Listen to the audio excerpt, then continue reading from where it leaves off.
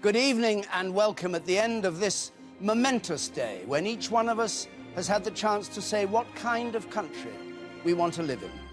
At 10 o'clock, the polling stations close after weeks, months, years of argument, and we'll have the answer to the question that's haunted British politics for so long. Do we want to be in or out of the EU? As at every election, there's been the usual round of main players casting their votes. Prime Minister David Cameron out early this morning in Westminster to cast his ballot, and so too other leading figures on both sides of the debate. There's not been for many years a choice that's aroused such passion, splitting families, dividing friends, for this is a vote with a difference. No constituencies, no first past the post. Every vote will count as equal as this country defines itself. Jeremy Vine's going to be watching for the first sign of a trend, one way or t'other. I will be making my way along Downing Street through the night and watching the votes pile up.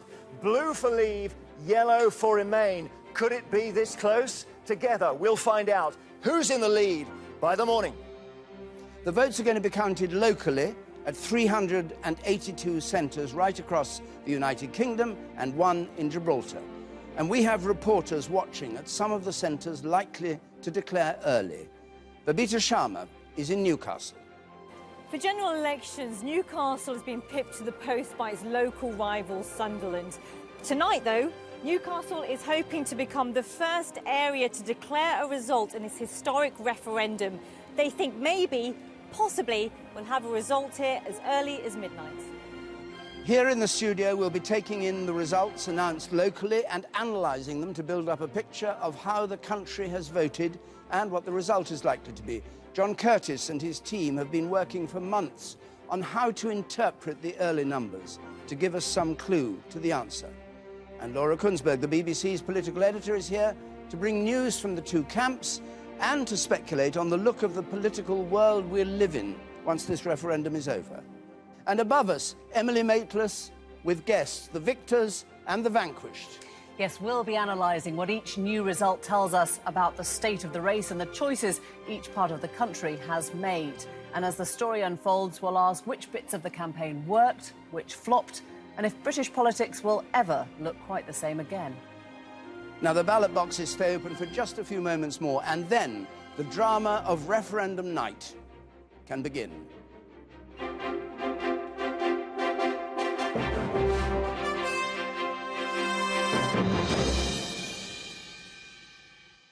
Now, when Big Ben strikes 10 in a general election, of course, we release our exit poll to give the first indication of who's won. For the referendum, it's not going to be possible. Exit polls work, if they do, by comparing one election with another and measuring the change. It'd be crazy to compare this European referendum with the one that was held 41 years ago. It wouldn't work. So patience is our watchword tonight as we wait for the first actual declarations to come through.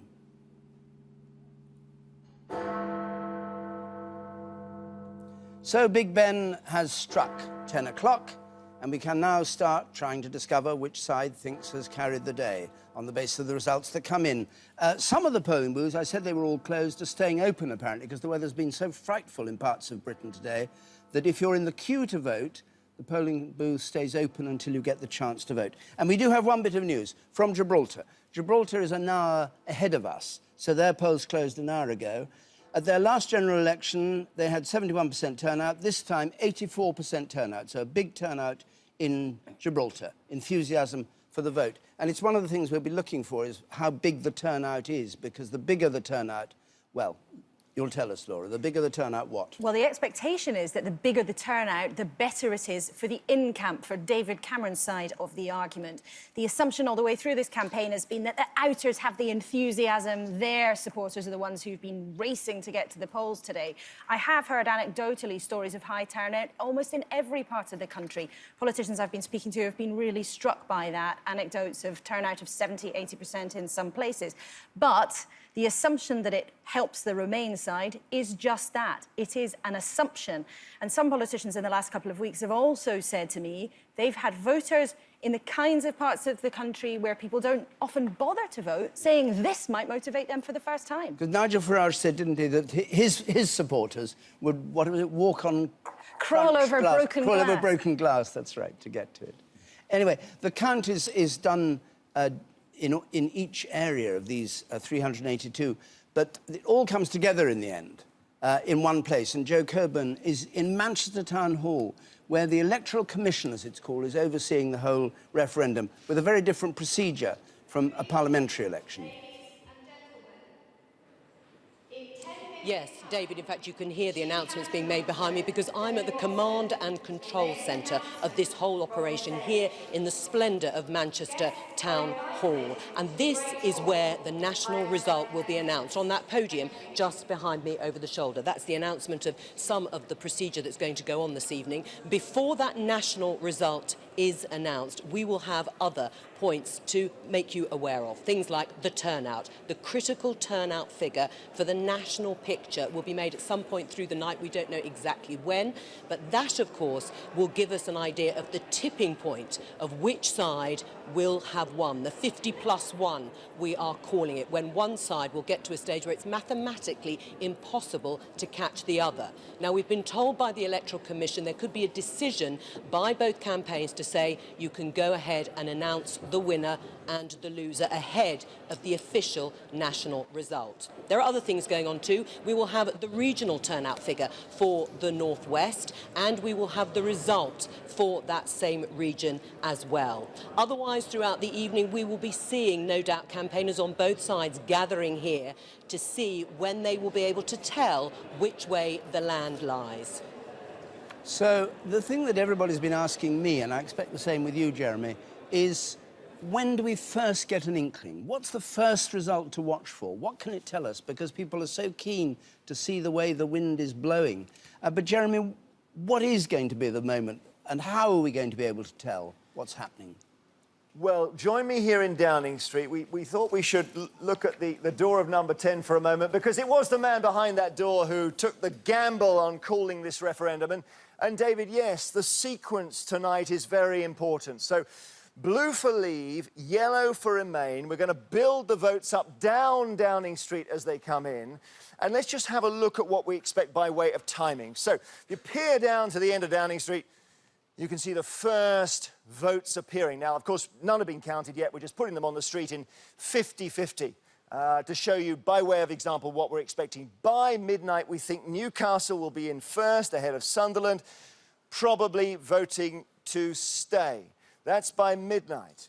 Now, after that, by 1 o'clock in the morning, we're then expecting rather interesting collection. We're expecting Swindon, which is thought to be voting out if previous polls are anything to go by. Bury is 50-50. We should have that by that time of night. And also, let's just see, we probably will have Orkney as well by 1 o'clock in the morning. Then we move forward, 2 o'clock in the morning. We start to hear from London. We hear from places like Barking. Barking could vote out, but most of London thought to be voting to remain, expected to be voting to remain. Lots of votes in London. Westminster and Ealing by, we think, 2 in the morning. And by 3 o'clock in the morning, then some of the big city results come in. So the big numbers coming from the cities. The city's very powerful in this because every vote is equal everywhere around the country. We hear, for example, by 3, we think, from Glasgow, from Sheffield, and from Edinburgh. Now, if it starts to be looking very tight around this time of night, 3 o'clock, 4 o'clock in the morning, that could favour Leave because it's thought that the later results will go that way. But let's see.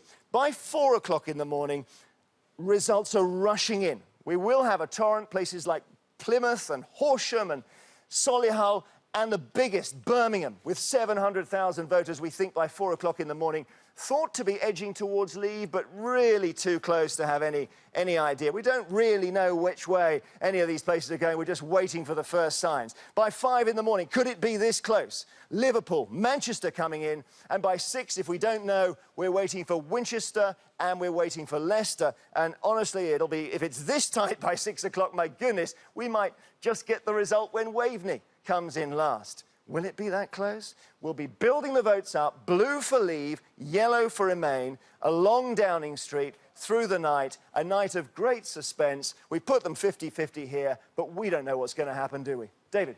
Thanks very much, Jeremy. We were joined by Nicky Morgan, the Education Secretary, from down at Westminster. Nicky Morgan, thanks very much for coming in. Now, we don't know anything, but you obviously do, because you're at the heart of all this. What do you think's happened? Well, good evening. Obviously, we've got a long night ahead of us. We are confident and hopeful that there will be a victory for the Remain campaign, but we'll obviously have to see. And I think I would agree from my anecdotal evidence that there has been a high turnout, certainly in my own area. We think there was an 85% turnout of postal votes in the Charnwood Council area, but we're going to obviously have to see how things transpire as the night unfolds. Had you heard, as I've just heard, that Nigel Farage has apparently said that Remain might just edge it, in his words, might just squeak in? Have you heard that? Well, I've just been told that. I think, as I say, we'll see what happens. Certainly from the campaigning that I was doing, listening to colleagues across the country, there was a lot of support for the Remain campaign. There were a lot of people who were contacting me in the last couple of days, constituents saying they had made up their minds to decide to support the Remain campaign. And this has obviously been a hard-fought contest, great passions on both sides, people very committed to the arguments. Let's see what happens. And then I think, obviously, if I think Remain have won, then we'll be able to go back to our domestic agenda on Monday as a government and get on with delivering other important manifesto commitments. But we shouldn't forget... Will that apply even if it's a very narrow victory for Remain? Or won't the whole world have changed if you only just squeak in? No, I think that if there's been a clear win, then that's sending a message. I mean, one of the things, obviously, is going to be implementing the reform deal that the Prime Minister secured back in February. What I was going to say is the other thing we shouldn't forget is that it is this Conservative government, this Conservative Prime Minister, that has delivered an in-out referendum, something that was promised. It's only just over a year after the general election. That has been delivered. We've now got lots of other things to get on with. The campaign's over. You're a loyal supporter of the Prime Minister. What do you think of the tone of the campaign, which many people say has, on both sides, been fought in a particularly vicious, rather bitter way that people didn't expect when it began? Well, as I said just now, I think passions run high on both sides. People feel very strongly about this issue.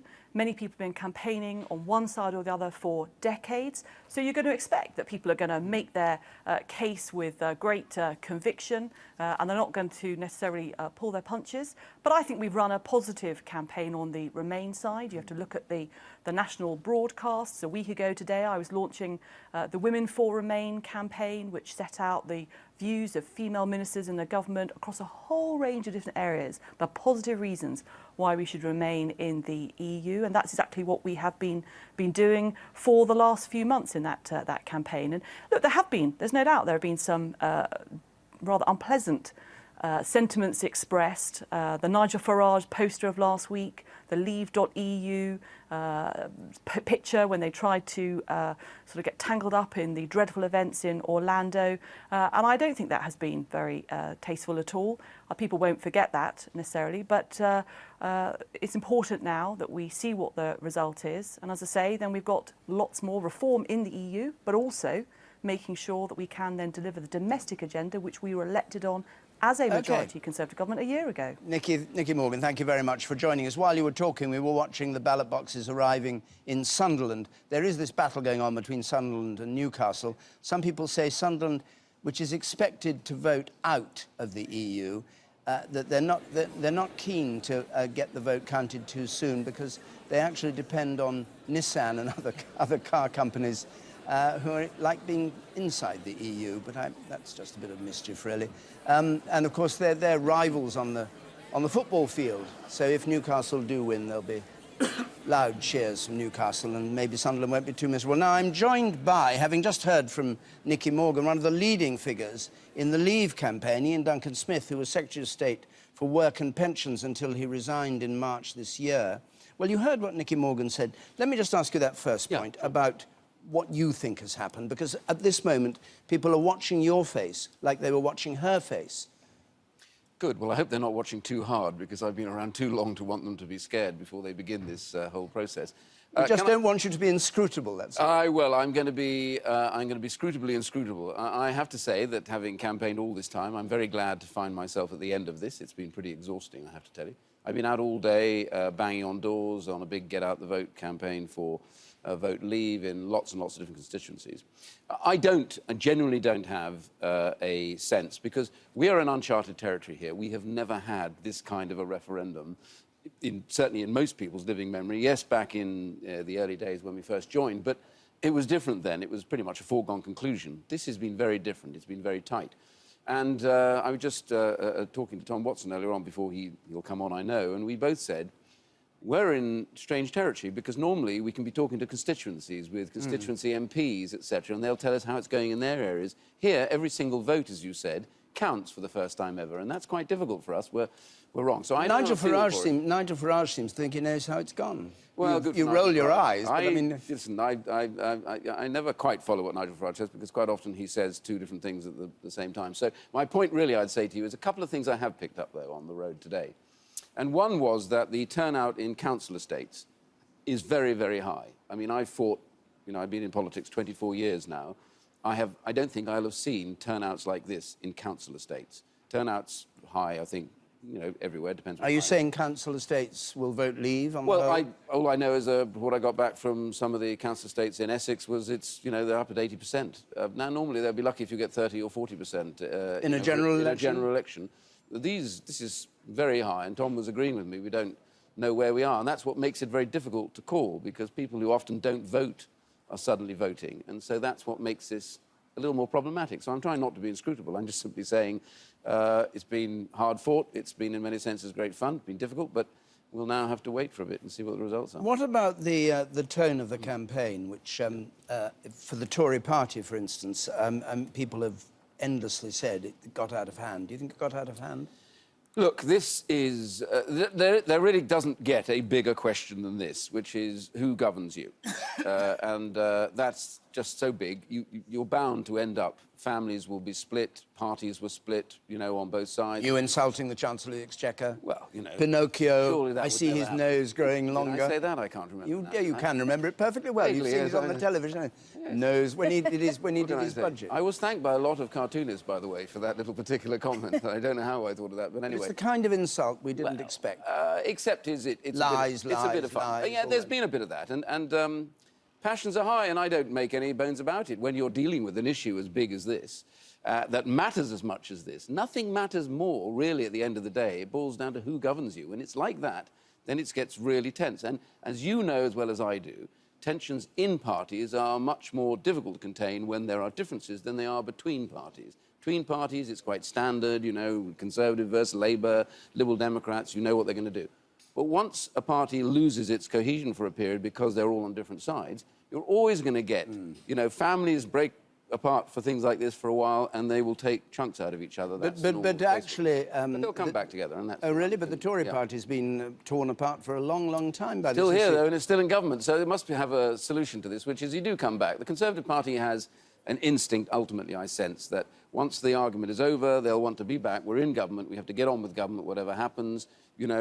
As Churchill once said, when asked by a young MP first arrived in after the war, he said, this is wonderful, Mr. Churchill. On the other side are the enemy, and all around are our friends. He said, no. On the other side of the opposition, all around you are the enemy. Well, you know that as well as I do. People disagree in parties more passionately than they often disagree with people on the other side. Will there but be they settle it. All right. If it's a narrow victory for Remain, will there be a price the Prime Minister has to pay in terms of people who... I mean, for instance, the Chancellor of the Exchequer has been particularly insulted, reviled by people on your side for his budget, the punishment budget he was going to have. Do you think a head will roll and it might be his? Well, to bring people like you, well, I'm not saying you're going back into government, but to bring the party back together? I don't make any suggestions on this one. I have been very clear about the Prime Minister. I've said that whatever happens, the Prime Minister got a mandate. We want him to continue. Clearly, he has to make decisions about who governs with him and who doesn't. That's his decision, either remain or leave. But my simple point is there were lots of disagreements. I mean, I did fundamentally disagree with the Chancellor's position with regards to the emergency budget. Lots of us did. But, that may well be gone, and that's the end of it, really. So, I think you're going to stick around for a bit, aren't you? well, if you'd like me to stick well, around, well, I'm very I'd like happy you to. to. You know, Well, you're the only person we've got here at I the know. moment, Thank so you you for better that little stay. compliment. Well, OK, on that very high ticket, I'll stick around if you Stick don't. around, and we might have, within the hour, we might have something more substantial to talk about. Thank you very much, Ian Duncan-Smith. We're going over to Brussels now, to our Europe editor, Katja Adler. Katja, good evening. We know Brussels has been watching this all very, very closely. What's the mood there tonight? Are they all sort of watching the telly and trying to interpret what's happened? Oh, yes. Well, of course, this was a referendum held in Britain, but whether the UK stays in or leaves the EU, that has huge implications for the rest of Europe. So this is being watched very closely, not just here in Brussels, but in Warsaw, Paris, Berlin, across Europe. And also across Europe today, town halls flew the Union flag in a sign of solidarity. But at the same time, there are plenty of Europeans who looked on at the referendum today in the UK with a big dose of envy. They share a lot of those criticisms of the EU that were highlighted by the Leave campaign. And so their worried leaders have started talking loudly about reform, because our referendum is seen as a warning, even by bigwigs here in Brussels, a warning that the EU in its current form isn't working and needs to change. But the big question then in Europe tonight is, can leaders push for reform in the EU alongside Britain if it votes to remain, or will tomorrow be the start of more awkward, frosty relations if the UK chooses to leave? I don't want to be a sort of sceptic about this, but hasn't the EU constantly said it's got to work to change, it's got to be more democratic, got to be more open, got to do this, got to do that, and actually very rarely does anything? Yes, got to be closer to the people. I've been following European politics for a very long time. They've constantly said it, and they've never managed it.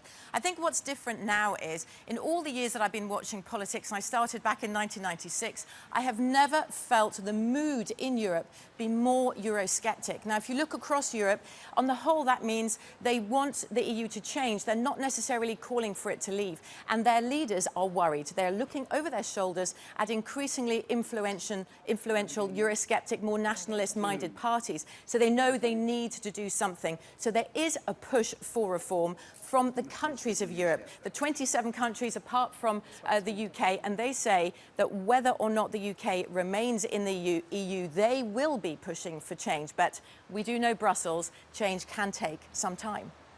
Thanks very much, Katja. We'll be back with you later on when we get some more, well, some results in, I should say. Thanks for joining us. But there is news. Several Conservative Vote Leave MPs have this evening sent a letter to David Cameron saying he has, I quote, a duty to stay on regardless of the outcome of the referendum. Signatories include Boris Johnson and Michael Gove. Do they include Ian Duncan-Smith? Actually, I wasn't asked to sign the letter, but I've been very public all along to say that I think he has a duty to stay. So these are all cabinet ministers, are they? I'm not in government any longer, so I assume that that's why I wasn't asked. I'm just a backbencher. What do you make It's of interesting, this? So this has been an operation that has been brewing for a couple of weeks. Now, it does tell you that there's a significant chunk of out Conservative MPs who feel very passionately about this, but who do want just to get on with it after the result, whatever way it goes. But it also tells you that people who are loyal to the Prime Minister are worried enough about the outcome that they have felt the need very strongly to put in place a sort of scaffolding around him to try to protect him, whether or not it's an outvote, but even if it's a very close remain. Because there's no question that bad feeling that you were just discussing with Ian during this campaign among Conservative MPs has damaged the Prime Minister's reputation in the party as well as the Chancellor's. Let's go up to Newcastle, join Babita, and see if we're anywhere near getting this first result in. Babita. Well, we've just had some pretty dramatic scenes here within the last 15 minutes or so, because the several ballot boxes have just arrived in the hall here. In fact, the first one came in just a few minutes after the polls closed here at 10 o'clock. So it's fascinating to see that the system that they've got in place here in Newcastle, because what they want to do is two things tonight. They want to beat their long-standing rivals, Sunderland, to declare a result before them, but they also want to be the first area in this historic referendum to declare a result. Now, what they've got is a system of runners, the students, around about 30 of them, getting in the boxes from the drivers in the car park, running them into the tables that you can see here. Their aim is to make sure that not a single table that you can see is without counting taking place. Now, There are 129 polling stations in the city of Newcastle. That means 129 ballot boxes need to make their way here. And from what we've been hearing, from the estimation of delivery to allocation to counting, that can take between 20 and 25 minutes. Now, some people here are particularly optimistic that they may be able to get a result by 11:30 tonight. Others, a bit more cautiously optimistic, are saying around about midnight. But it's interesting to note that whatever happens here in terms of the timing, 11:30, midnight, 12:30, is all about the voter turnout, because, of course, that equates to more ballot papers. And from what we've been hearing, the turnout has been very high here today, probably in the region of about 68 to 70%, could be even higher than that. But Newcastle is one of the 30 areas in the UK where the Remain camp are expected to do particularly well. And this city has benefited from EU investment to the tune of around £90 million within the last 7 years or so. So for a lot of the people that we've been speaking to, it's very much about the economy and job creation in the city that they want to make sure is secure, whatever the result is tonight. But like I say, the activity continues to flow here in the hall. And yeah, we think, if we're optimistic, possibly, let's hedge our bets, ahead of Sunderland, around about 11:45. Babita, thank you very much indeed. And it will be very important, because it will be the first thing that we can really chew over, though Emily has with her two people who are already prepared to say something about all this. Emily? We're going to talk about the markets in a second and their reaction to what they think is happening overnight. But first, we're going to talk to our polling god here, John Curtis. David mentioned there was no exit poll, and you'll explain to us why not. We have had, though, what we might call a last on-the-day poll from YouGov. John, just talk us through. That's right. There isn't any exit poll. There isn't a poll where people have been asked outside the polling station what they've done. But YouGov have done what they did at the time of the Scottish independence referendum, and indeed also last year's general election, which is to get hold of people whom they've been interviewing during the campaign and ask them, what have you done? And on the basis of that, YouGov are saying that Remain have got 52% of the vote and Leave have got 48% of the vote. So this is the first bit of public intelligence we've got about the outcome of this referendum. I'm sorry, but there isn't an exit poll, but as David has already explained, the methodology of that, which of course got it right, and unfortunately YouGov's poll, by the way, didn't get it right last year, the methodology of that relies on us being able to compare the results this time with the results last time, and of course there is no last time, so it's therefore much more difficult to do. Kamal Ahmed is here, our economics editor, and on the strength partly of this and partly of what they think has been the sentiment of the week, we've seen a very strong pound. Absolutely. I mean, Emily, if the markets were deciding this referendum, they would have already called it for Remain. The pound is absolutely surging on the markets post 10 p.m, post that poll that put Remain ahead. It's nearly at 150 to the dollar. That's a record high for this year. And actually, the pound has had its strongest week, one of its strongest weeks, for nearly 30 years. So clearly, investors think, from all the evidence they're seeing from the polls, we think that some hedge funds have taken their own private polling and have probably been having a look at that. They certainly think Remain has had a very good day. Now, clearly, they know not a lot more than we know here, but certainly in terms of the data there, and also FTSE 100, the shares on the FTSE 100 have also had a strong day on the market. So certainly the signals are that Remain has won. Now, markets aren't political particularly. They're not saying Remain has won. That's very, very good news. All they mean is that, therefore, the uncertainty of what Leave could have brought, they believed, won't now happen. And so, therefore, we can start focusing on the other type of issues, the other problems that Europe has, but one of them won't be that Britain has actually left. And, John, in terms of early indicators, some people are already saying Gibraltar's the new Sunderland. Now, Sunderland won't like that very much, but when you're looking, for example, at that narrow gap from YouGov, 48-52, what does that suggest to you that are the factors that might be at play there? Gibraltar, to be honest, we expect to vote very strongly for Remain, and indeed the turnout in Gibraltar at 84% is extraordinarily high. But of course, for Gibraltar, the implications of the UK leaving the European Union for its relationship with Spain is obviously pretty fundamental.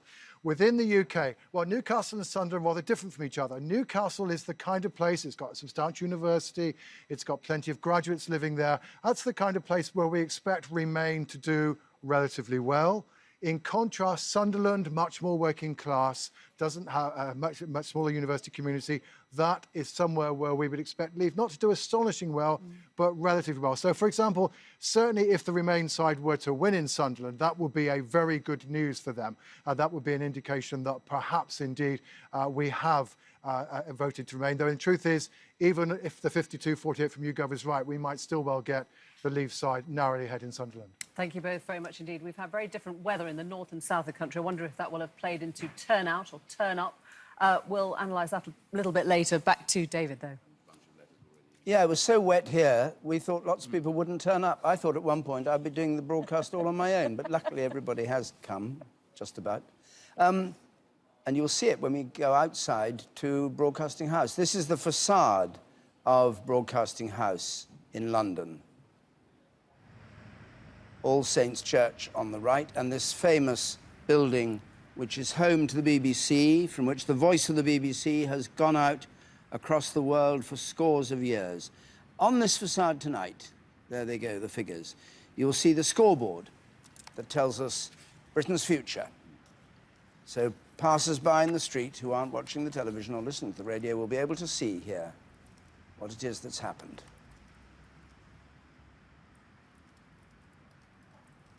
So, we'll have more back here, but let's just first of all have, important as always, a full roundup of all today's other news.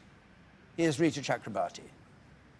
Thank you, David, and good evening. The counting has begun of millions of votes cast across the UK in the EU referendum. A record 46 million people were entitled to vote on whether to remain in or to leave the European Union. The first results are likely to be announced in the early hours of tomorrow morning, with the final outcome expected around breakfast time. In the southeast, flooding caused by heavy rain led to several polling stations having to be relocated. Here's our political correspondent Ian Watson, and his report does contain some flashing images. After an intense 4-month-long campaign, it was perhaps hardly surprising that David Cameron and his wife Samantha were keen to vote not long after the polls opened this morning. And tonight, some Conservative MPs have sent a letter of support, urging him to stay on no matter what the result. At the other end of the day, Boris Johnson was amongst the last to vote to leave, declaring that democracy has been served. He was also a signatory to the letter urging David Cameron to stay in post. The last referendum on EU membership was 4 decades ago, in 1975. Some voters will remember it well, others were having their say for the first time. And yes, that even includes Nigel Farage. He's made this referendum the mission of his entire political career. I've wanted this vote, all my adult life. But it's now reported that he thinks Remain might have the edge. The SNP had warned that Brexit could lead to another referendum on Scottish independence. But in Glasgow, the party's pro-EU leader Nicola Sturgeon voted to Remain and sounded confident of the result. The Electoral Commission said voting had been busy and brisk, and some voters had to demonstrate greater determination than the politicians to cast their ballots. Some refused to be put off by a little bit of rain, but one polling station in southwest London had to be swiftly relocated. In this referendum, every vote counted. There were no safe seats, there were no marginal constituencies. So decisions taken by each of us in polling stations like this up and down the country will now reverberate not just at Westminster, not just in Brussels, but in major capitals around the world. The official UK-wide result will be delivered here in Manchester, possibly a little after 7 a.m.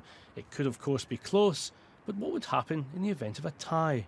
If it's a dead heat, then it's a dead heat. There is no casting vote. It's an advisory referendum, and that's what I would declare. Whatever the voters' verdict, this referendum will have far-reaching consequences. It's not clear yet whether there will be an outpouring of peace and love between former opponents, or whether divisions will continue to grow. Ian Watson, BBC News.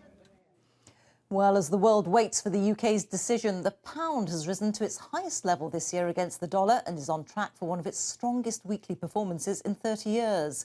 When the New York Stock Exchange closed a short while ago, the pound was trading at just under $1.49. The FTSE 100 share index also closed up over 1 percentage point today.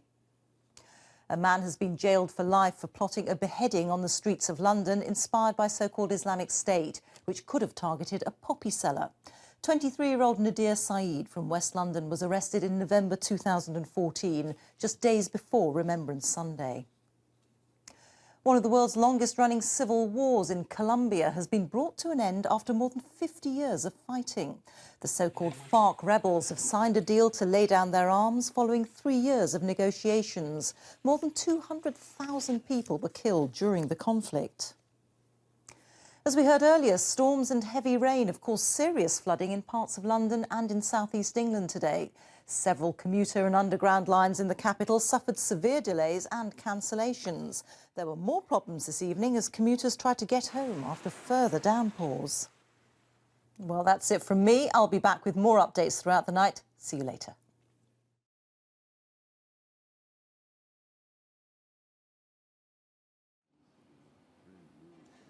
The battle of the tweets has dominated this referendum campaign, and the Prime Minister's got off the marks quick this evening. This is his tweet. Thank you, everyone who voted to keep Britain stronger, safer and better off in Europe, and thousands of @StrongerIn campaigners around the UK. Getting his message in, but it's early days. We don't know yet anything very much, except we've had one poll that's been carried saying there's a gap of 4 points, 52 for Remain, 48 for Leave. But it's far too early. And it could close, it could widen, anything could happen. It's only 25 to 11, and we haven't the slightest clue. So let's carry on like that. What we do know is that a letter's been signed by 84 MPs to the Prime Minister urging him to stay. And there's a copy of the letter, and there are the signatories. Laura, just tell us about this. Is this particularly significant, or is this just what was expected? Well, I think this has been expected. We've known about this letter was doing the rounds among backbenchers for some weeks now. It was gathered by a backbencher called Robert Sims among his colleagues who favoured out. So the point of this is to say all of those people who've been going hammer and tongs against the David Cameron's position, arguing forcibly for out, we still want him to stay on. Why? Well, there is a whole range of opinion in the Tory party about what happens to David Cameron after this poll. There's no question about that. There is a small, hardy group of people who, frankly, have had enough of David Cameron's leadership a long time ago. It's not necessarily about the EU. There are people who've never really warmed to him, and he's been the leader of the Conservative Party for 11 years now. You know, that's a long time in politics. That's a long time for grudges to develop. I think the move behind this letter is that because probably the bulk of Brexit MPs don't want the party to descend into chaos and infighting in the wake of this result. Yeah. They do want to get on with it. They did win a general election only last year. That said, there is a significant group of people also who quite might be up for the chaos, who do want to see change in the party. Would the Prime Minister take any notice of a letter like that, or would he just say, oh, God, there they go? I think by the morning, that is going to feel like something that is not necessarily a big development not overnight. on our agenda. And it's also worth saying, just very briefly, other letters, I don't know how many, but other letters that say something rather different about David Cameron's future are very likely to have gone to the chair of the 1922 committee, Graham Brady, who can press the button on a leadership contest. You'll discover that by the end of this. But even in the closing days, one senior MP said to me a few days ago, they think absolutely that there ought to be a leadership contest, if just to clear the air after a campaign that's been so bruising. I would say that's a minority view, but that is what some people think. Emily. Discuss already, isn't there? Let's talk to Tim Montgomery and Alistair Campbell. We'll come to that letter in a second, but first, Tim, have you heard or talked to Nigel Farage this evening? There were reports that he was suggesting a sort of concession to Remain. I haven't spoken to anyone in UKIP today, but you're right, Nigel Farage does seem to think that the referendum is lost as far as Brexit is concerned. But just to give an indication of the divisions within UKIP at the same time, the Leave EU campaign, which is the sort of more feisty side of the Leave campaign, they've issued a poll which says that Brexit could still win. So UKIP not exactly singing with one voice tonight. And it's very narrow, this YouGov poll, which, as we know, is not an exit poll. Do you think we've jumped on this quite quickly? I do, actually, yeah. I mean, I'm very, very, very passionately for Remain, but I'm still a little bit nervous, to be honest, because I've spent all day, mainly in London, which is very, very positively for Remain. But I have met an awful lot of people. Ian Duncan Smith was talking about the estates. I was going around the estate this evening, and there were an awful lot of people telling me either they were going to vote Leave or they had voted Leave. And I don't believe the bookies and the markets always get it right. I still think, I think it's probably going to be a Remain win, but I don't think we should start talking about the outcomes yet. And as you say, we haven't had a single result. And as John Curtis was saying, it's very, very hard to poll in a referendum. Every single vote counts the same.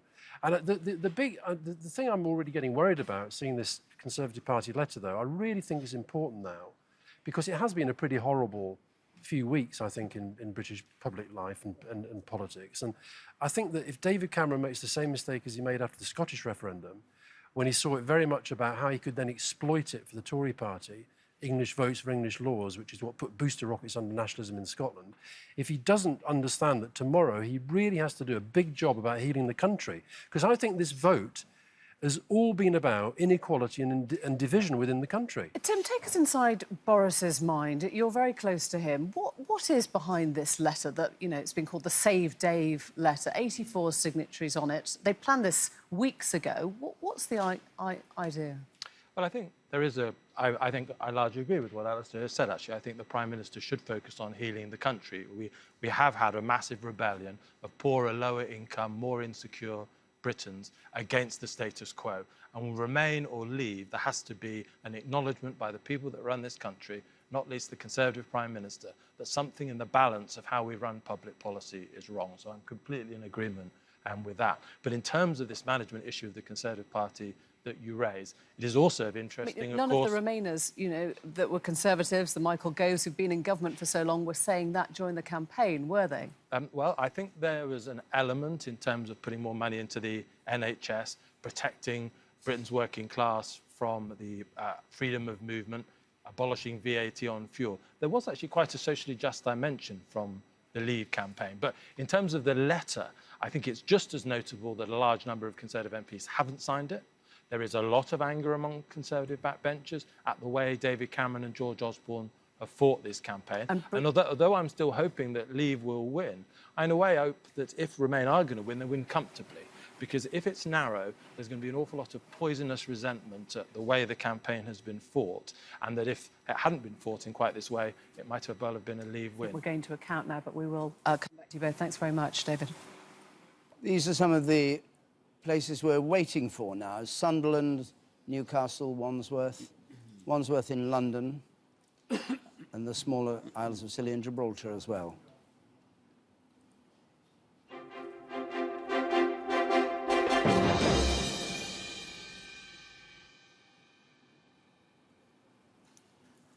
Tom Watson has joined us, the Labour MP for West Bromwich East and the Deputy Leader of the Labour Party. Good evening. Do you know something that we don't know? No. I haven't got a clue who's going to win, David, I'm afraid. I'd love to know, but I don't. What do you make about what Ian was saying, that he's seen on council estates, as he put it, 80% turnout? Do you, and obviously the Leave campaign are hoping that that is the Brexit vote coming out. Do you think that is a likely interpretation? I don't know how anyone can say that. What I do know is that all around the country, our teams tell us there's a very high turnout. But whether that's people turning out to vote Remain or vote to Leave, David, I just don't know, I'm afraid. What about this campaign? Because during it, you were quite critical in a sort of polite, in your famously gentle and polite way, about the way Labour was perceived by the voters. I mean, a very large number you said don't know our position, we've got to redouble our efforts and all that. What was the problem? Well, I think that was certainly in the mid part of the campaign. I think we've improved on that in the last sort of 10 days of the campaign. We just had it was very difficult for us to get airtime. You know, when you've got these kind of big figures in the government slugging it out, we found it very difficult to get our distinct message over. And we took a very early decision that we wanted a separate Labour in campaign because we thought we had things that we had to say that David Cameron couldn't or wouldn't say, particularly about workers' rights, but particularly about the kind of social Europe, a workers' Europe that we wanted to see in the future. But your leader, Jeremy Corbyn, famously said, when asked, you know, on a scale of 1 to 10, are you in favour of the EU? He said 7.5. He did. So yeah. it's not that and he also kind of great cry of battle cry for the Labour Party. He said it in fantastic style in a white fur coat as well, which deeply impressed me, David. Yeah. But what I think it showed was, I mean, I think he's actually in touch where the British people are. You know, he has consistently said that he wanted us to remain in the European Union, but to reform the European Union. You know, he sees it as an imperfect institution that needs reform, but you can only do that if you're around the negotiating. But on one of the key issues, immigration, you remember he was asked whether there was any upper limit, and he said no.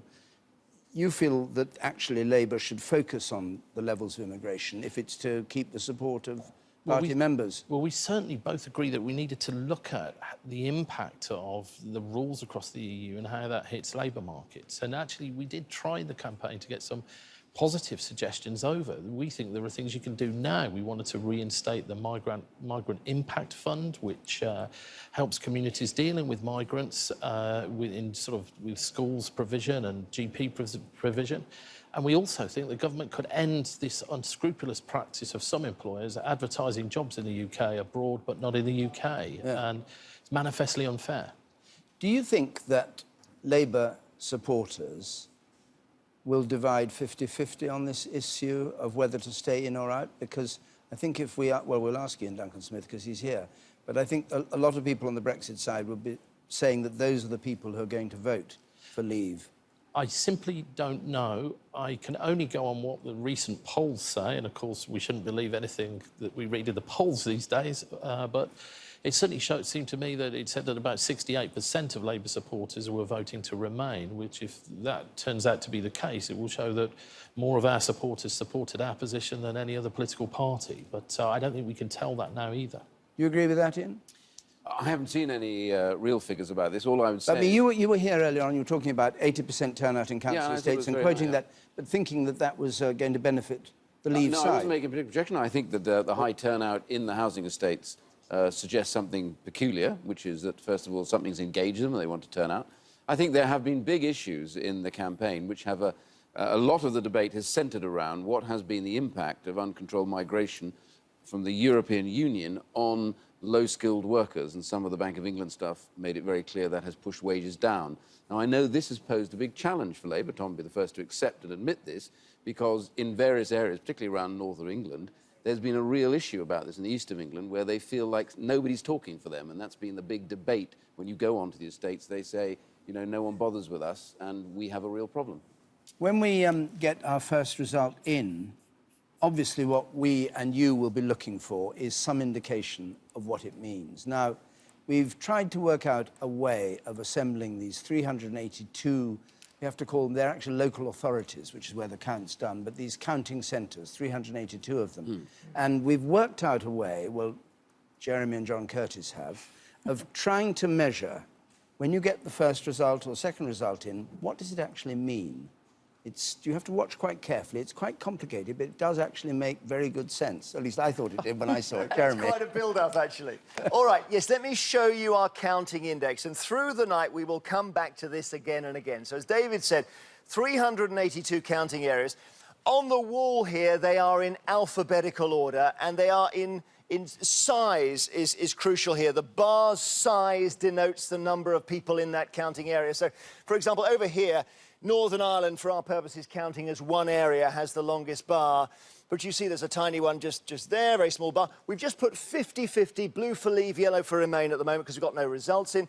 So it's just a way of showing you the counting areas laid out in an index.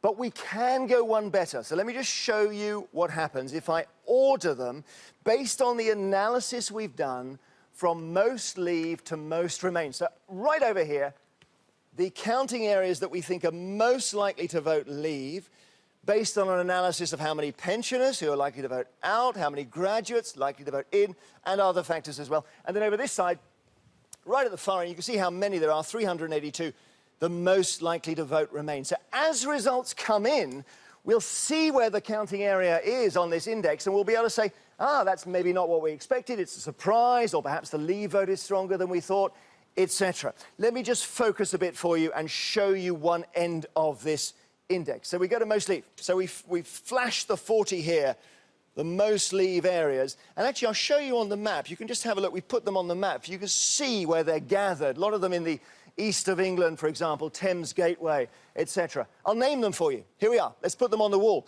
The most leave area, according to our analysis in the country, the place most likely to vote out is Boston in Lincolnshire.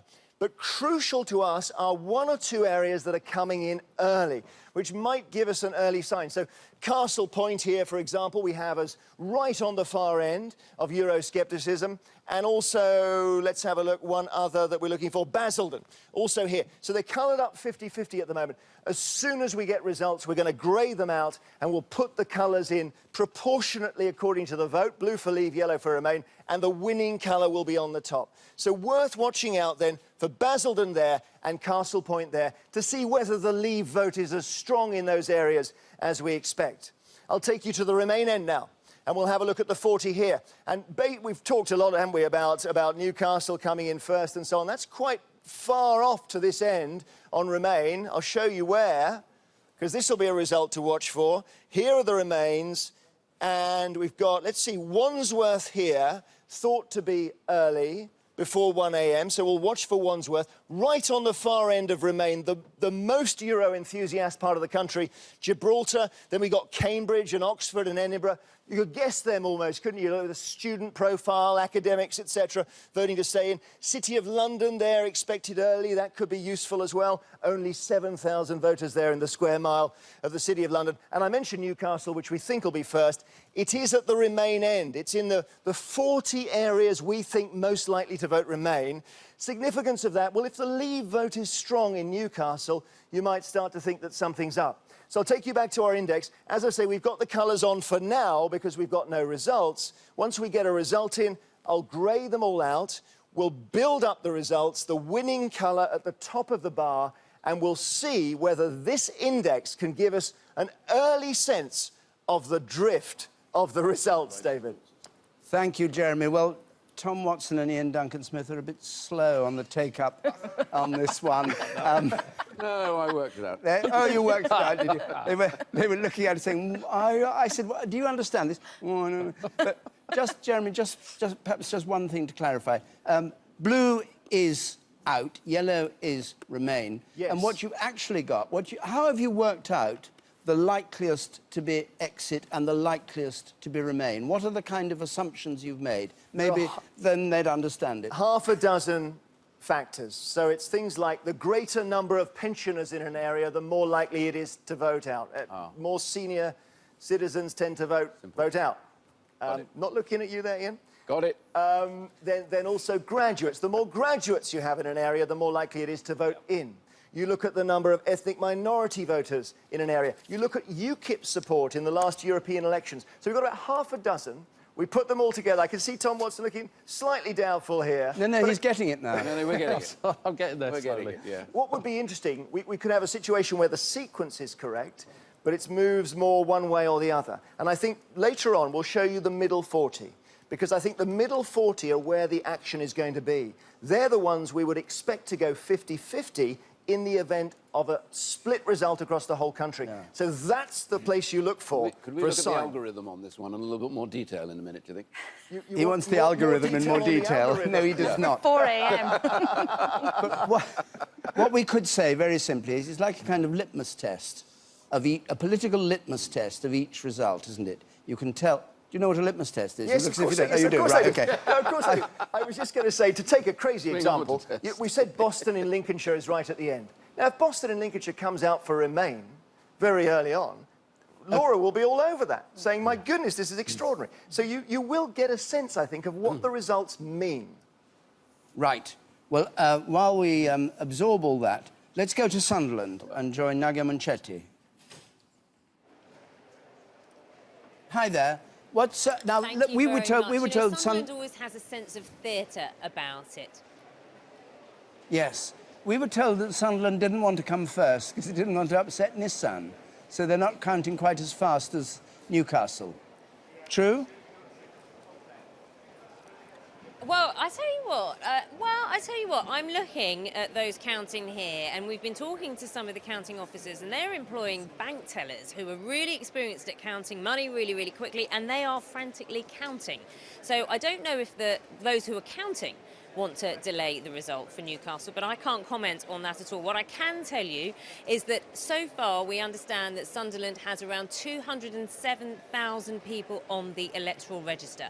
Interestingly, 89,000 of those registered for postal votes, and that may delay some of the counting and some of the time that we get back when we're expecting to return. We're expecting to hear, or we were told to expect a result around midnight. That might slip back to 1 o'clock. We've also heard some interesting comments from those in the Remain camp. They've been speaking, some sources from the Remain camp speaking to the BBC, saying that they were taking a look or trying to gauge the postal votes and saying there was 60-40 towards the Leave campaign, but the effort that they've been putting in from the Labour camp, the Labour Remain campaign, remember there are 26 Labour MPs in this region, 25 of those for the Remain camp, they've been making a concerted effort on the doorsteps, and they think that they've made a difference to the Remain call, or for people to back them in the Remain camp. So that's the picture here so far. I'm expecting a result around midnight to 1 o'clock. Likely that it's going to be after Newcastle. Remember, Sunderland came first in the general election. 9 minutes to 11, we had Horton and Sunderland South declare.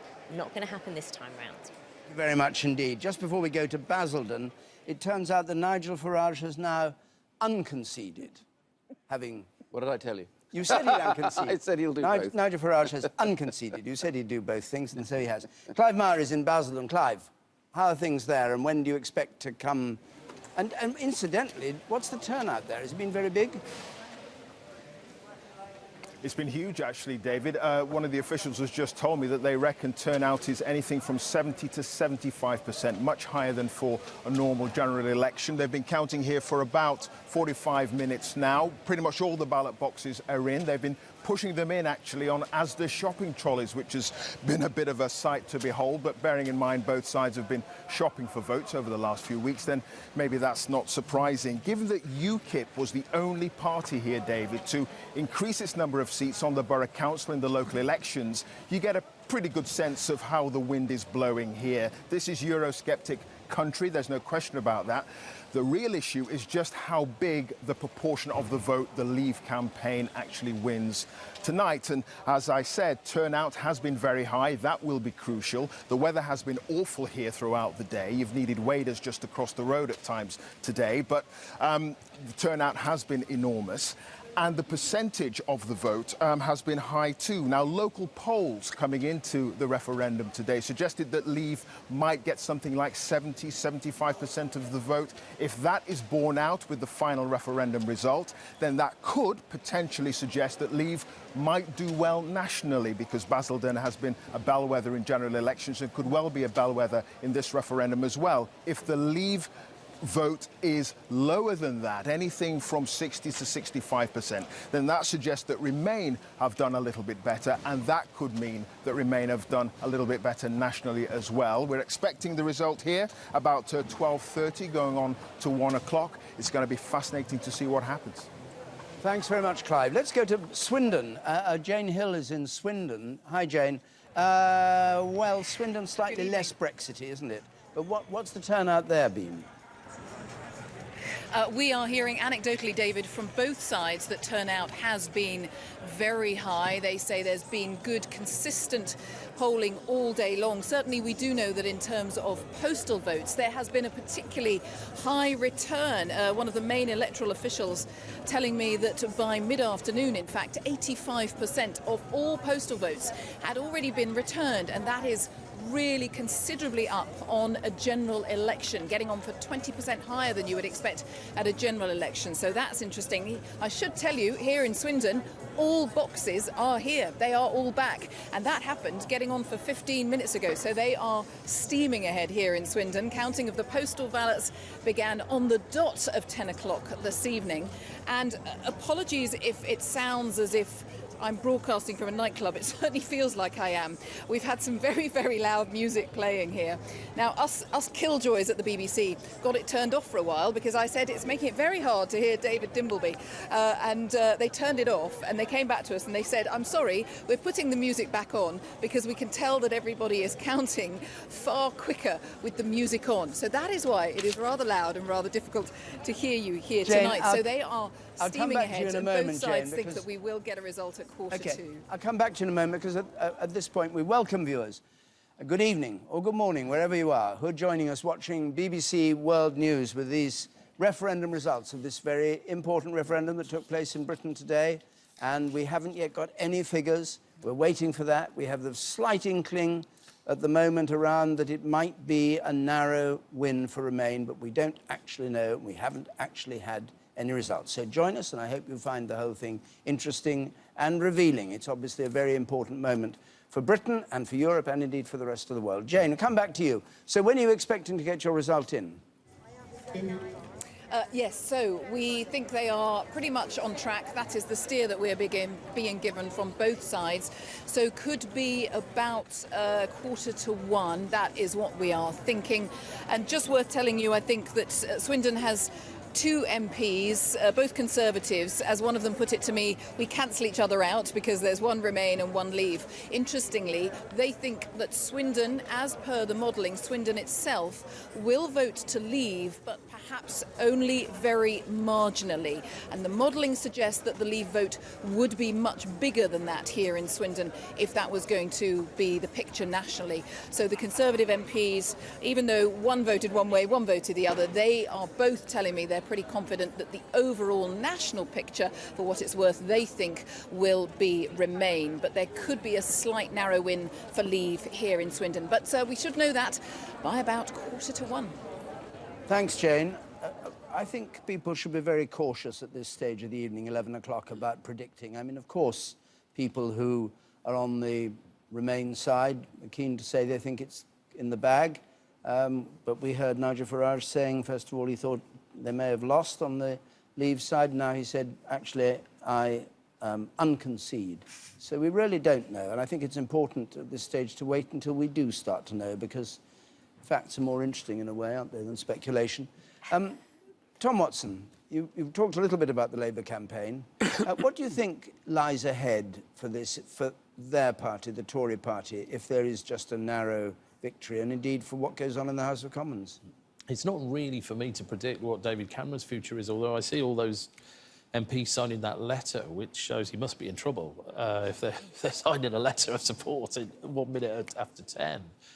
And it does seem to me that there's a challenge for David Cameron or whoever leads the Conservative Party, because, let's face it, we end this referendum with the country more divided than it was at the start of the referendum. It seems like at some points we've been slipping into intolerance. And I think it's incumbent on David Cameron to try and bridge that divide, try and heal some of the wounds that the referendum campaign has brought about in the country. And that means his leadership over the next 4 to 6 weeks is really important. But how can he do that if these divisions, which, I mean, Ian has been talking about, and you know perfectly well that people, we said earlier on, families divided, people divided. It is really a very, what can I call it, abrupt sort of breaking point for Britain. They've got one side saying this, because they've been presented with just one question. Well, we need to hear what people were telling us. I mean, you know, the Labour Party have got to do that. We've got to understand what people were saying. What can you do about it if it's a... Well, for me, I think that there were many people who didn't hear or wouldn't listen to the argument that the EU has made as a more prosperous country. And I think there's a reason for that, because over the last 30 years, all the evidence shows that actually that prosperity has been shared with only very rich people, and they've not had their fair share. But one way or another, half the country is going to be disaffected with the politicians, or with the other half of the country, whichever side has won. There's going to be disaffection, isn't there? Well, of course there will be. You know, these things will take a little time to heal, both out in the country, by the way, and also in politics. Isn't that rather optimistic? You've asked people to make up their mind what kind of country they want Britain to be, and half the people who voted are going to find that the other half doesn't want what they want. Yeah, but I do think that... I'm leaving aside party politics. I'm talking about that, you know, we've told 80% of people been answering this question. But actually, I think within this referendum, and I agree with Tom on this, I think there have been some real things that political parties have now got to stop and think about. And the distancing of Westminster and politics from communities out far away from Westminster has been quite revealing.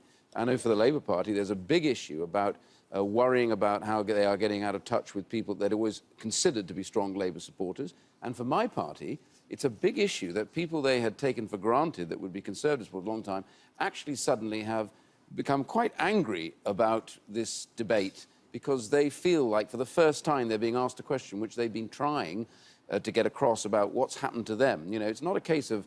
Tom's right, by the way, that many people out there on low incomes and low earnings do not feel like at any stage over the last 10 years they've at all been benefited by anything. In fact, they've actually seen some of their incomes fall. And this has caused quite a lot of turmoil. So there's a huge moment here for the first time. We don't rely on safe and unsafe constituencies and marginals. All of a sudden, every place in Britain has a voice now, and many places in our present system have never been able to tell us anything because nobody was asking them because they didn't matter in a general election. They do now. I think, David, this is, of course, a huge reason why David Cameron's handling of this in the next few weeks will be absolutely critical. He, of course, ended up calling this referendum, conceding having to hold a referendum, really, to try to settle a problem on the right of British politics inside his own party and to try to hold off UKIP.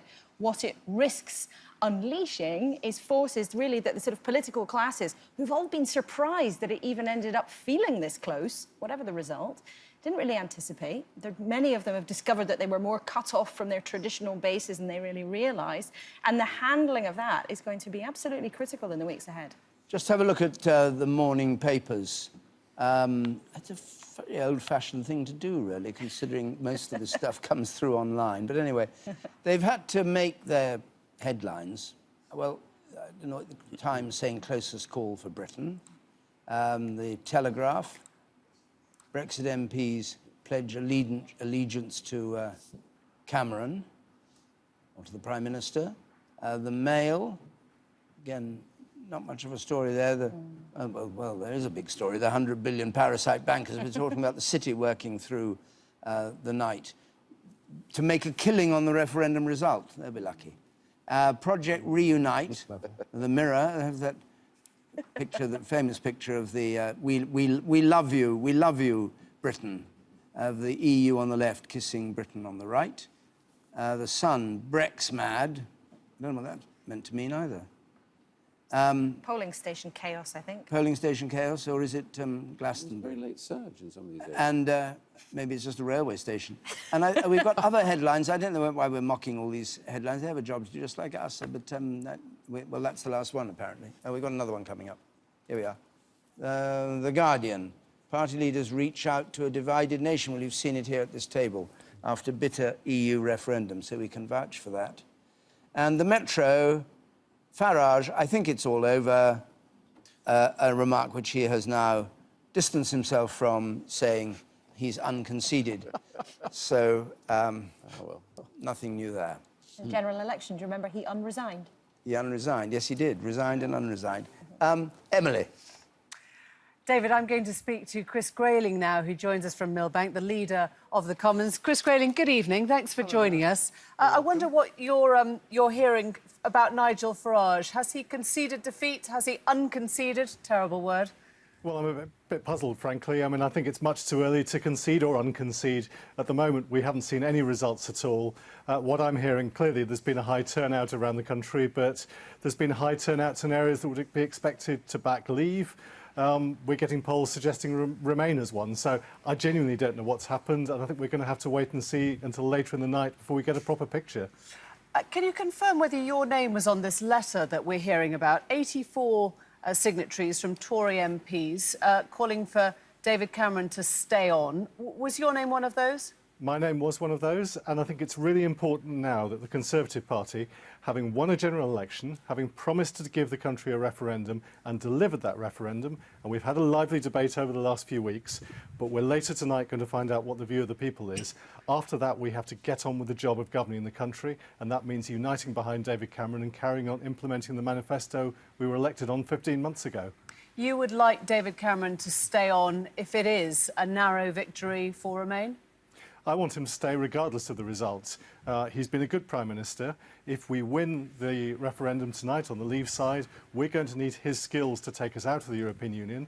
If we're not successful, we need him to carry on delivering the change to the country that he's been doing for the past 6 years. So I'm very clear that we now all need to get back together again behind David Cameron and do the job we've got to do for the country, as well as keeping what is a very left-wing Labour opposition at bay. And do you feel the same degree of warmth towards the Chancellor at this point? Were you one of the signatories saying they would stand against his austerity budget? No, I wasn't. I always took that with a bit of a pinch of salt. I don't think that budget would ever have happened.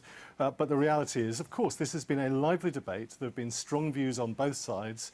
But now is the moment to say the polls have closed. It's now down to the counting of the votes of the British people. We have to accept that verdict and get on with governing as good friends and colleagues and people with a mission across this Parliament to make a difference to this country. How easy do you think that's going to be? I mean, you have, what, 65 or so MPs signing the letter against the Chancellor. It's a mammoth task now to unite a party that has really seen divisions right through its heart.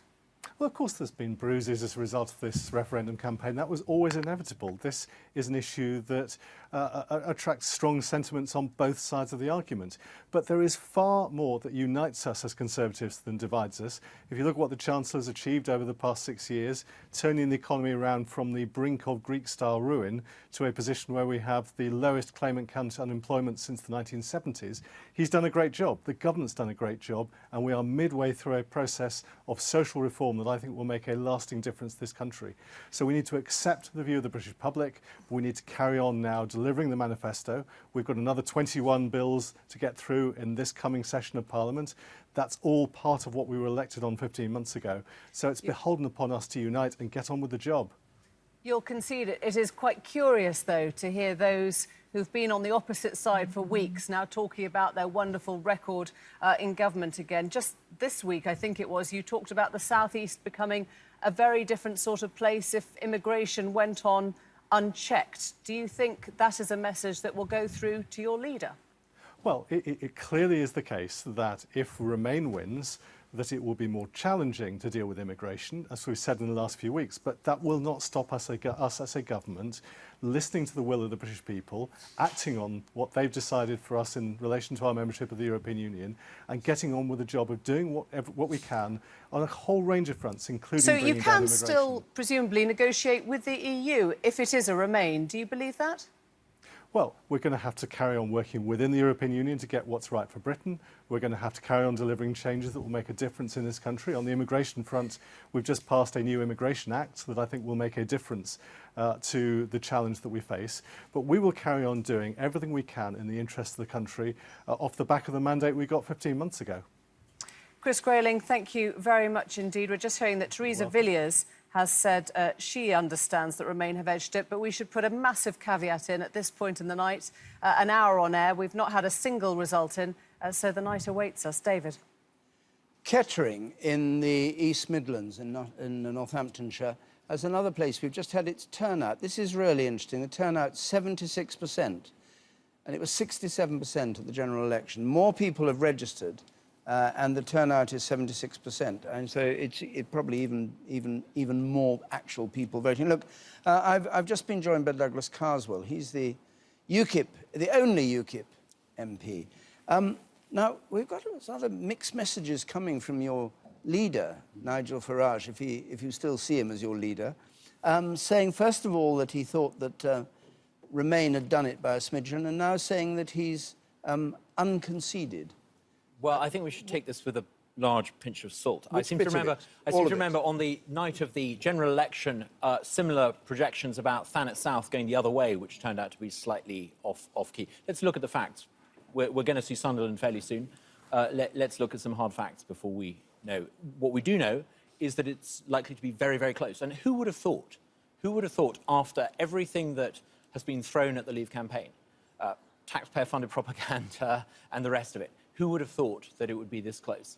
I think it's been an extraordinary campaign, and I think Vote Leave has done incredibly well to narrow the gap and reduce the lead perhaps not quite enough, but perhaps they have done it quite enough. Let's What's the future of UKIP and UKIP supporters as a party if, in fact, it's not a victory for Leave? I think there'll be many people after this campaign in all parties who perhaps feel that the leaders of their parties on the issue of Europe and many other things have more in common with one another in Westminster than they do with ordinary folk across the country.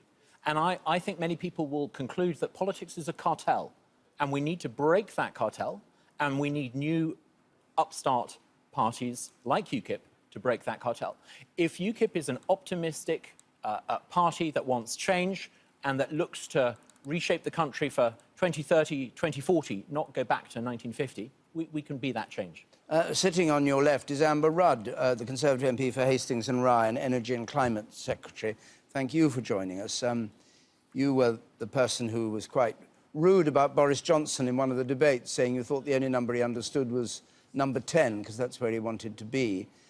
The mood of the campaign, the style of it, was very vicious within the Tory party. Oh, David, I'd like to think I made some interesting points about climate change and women's equality as well. But actually, they may have got lost in the insults perhaps that just you levelled at Boris Johnson. Really insults. I mean, Boris is not made of porcelain, and he's perfectly content. We have a very good relationship. He's not the man you want to drive you home at the end of the evening. What was that meant to mean? Yes, that was mean we shouldn't get in the car with him and let us drive us out of the European Union. It was perfectly clear. I thought it was rather a double entendre. No, absolutely not. No. You mistake me completely. But actually, there's been a lot of talk about people having disagreements within the Tory party, and as Chris Grayling said earlier, there's been some fairly robust discussions. But there's also, I feel already coming together this evening, people who've had very strong views on different parts of the Conservative Party, already reaching out to each other and saying, whatever the outcome, and as Douglas said, it is too early to say, but we are very hopeful that we will unite again afterwards. No, but the Conservative Party united is one thing. I think what Douglas Carswell was referring to is large numbers of voters being disaffected by that. But that's assume for a moment, no, we make no assumptions about who's won, who's lost. But the country was asked to make a decision between black and white. Are you for or against? Which is a difficult decision. I mean, countless people have been saying, I don't know how, I can't make up my mind. Once they've made up their minds, and they then find the other half of the country's gone the other way, they're bound, aren't they, to look for another... and somebody else, something other, some ideas to represent. Well, there may be people. There may be people who think. Well, I was out campaigning in Hastings today, and what I had is quite a lot of enthusiasm from people coming up to me and saying, actually, we've rather enjoyed this period of thinking about why the European Union works for us and how Britain is stronger because of being in it. And they've enjoyed the campaign. It's brought them together. They've wanted to get together and talk about it. And actually, I think it's had quite a binding effect on people as well. What, whether they're yes or no? Yes. Whether they're in or out? Well, thinking about the politics of where Britain's place is in the world and whether we are better served buying in the European or not. Whichever way it goes, it's going to be close. That means there's going to be a sizable chunk of the electorate who are going to feel that they haven't got their way. And I want to see a new consensus. I don't want to spend the next 20 years having the sort of divisions over Europe that we've had over the past 20 years. If it's the case that Leave nudges it, I would like us to reach out to those who have genuine, legitimate concerns and, with a new consensus, take into account those concerns. Similarly, if it's Remain, we need to make sure that that considerable number of people who voted to leave the European Union are represented and some of their views are taken on board. But how can they be taken on board? The campaign you've run is that the EU doesn't listen and that it won't alter. That's why you want people to leave. After the Scottish result, there was a consensus that even the most ardent unionists agreed that there would need to be some devolution of powers to Scotland. And I think even if it is a narrow Remain, we need to recognise that considerable, significant proportion of the electorate who voted to leave need to have some representation. Are you saying that the EU, after all, the arbiter of these things, will listen to the voice of people who've said they wish to leave and change their policy and their way of doing business? I mean, Rudd, do you think that would happen? I just want to... I think it might happen, but can I just pick up something that Douglas said, which is that the Prime Minister's never said he's fighting for the status quo. What we're fighting for is making sure that the UK has a stronger role within Europe and that it's good for Europe to be able to... good for the UK to be able to do that. We don't want things to stay still. We want to make sure that we can influence the European Union so it's in our interest and is stronger. But what I do agree with Douglas about is that there have been issues that have come out of this campaign campaign, which no government would ignore. We need to engage with them more, listen to people more about it and address them. But Amber Rudd, how on earth do you do that, though? It was part of David Cameron's campaign that if you stayed in, you were voting for a reformed Europe, something that would continue to change. But just this week, the president of the EU Commission, Jean-Claude Juncker, was plain as plain could be. He said there would be no more change after the February deal.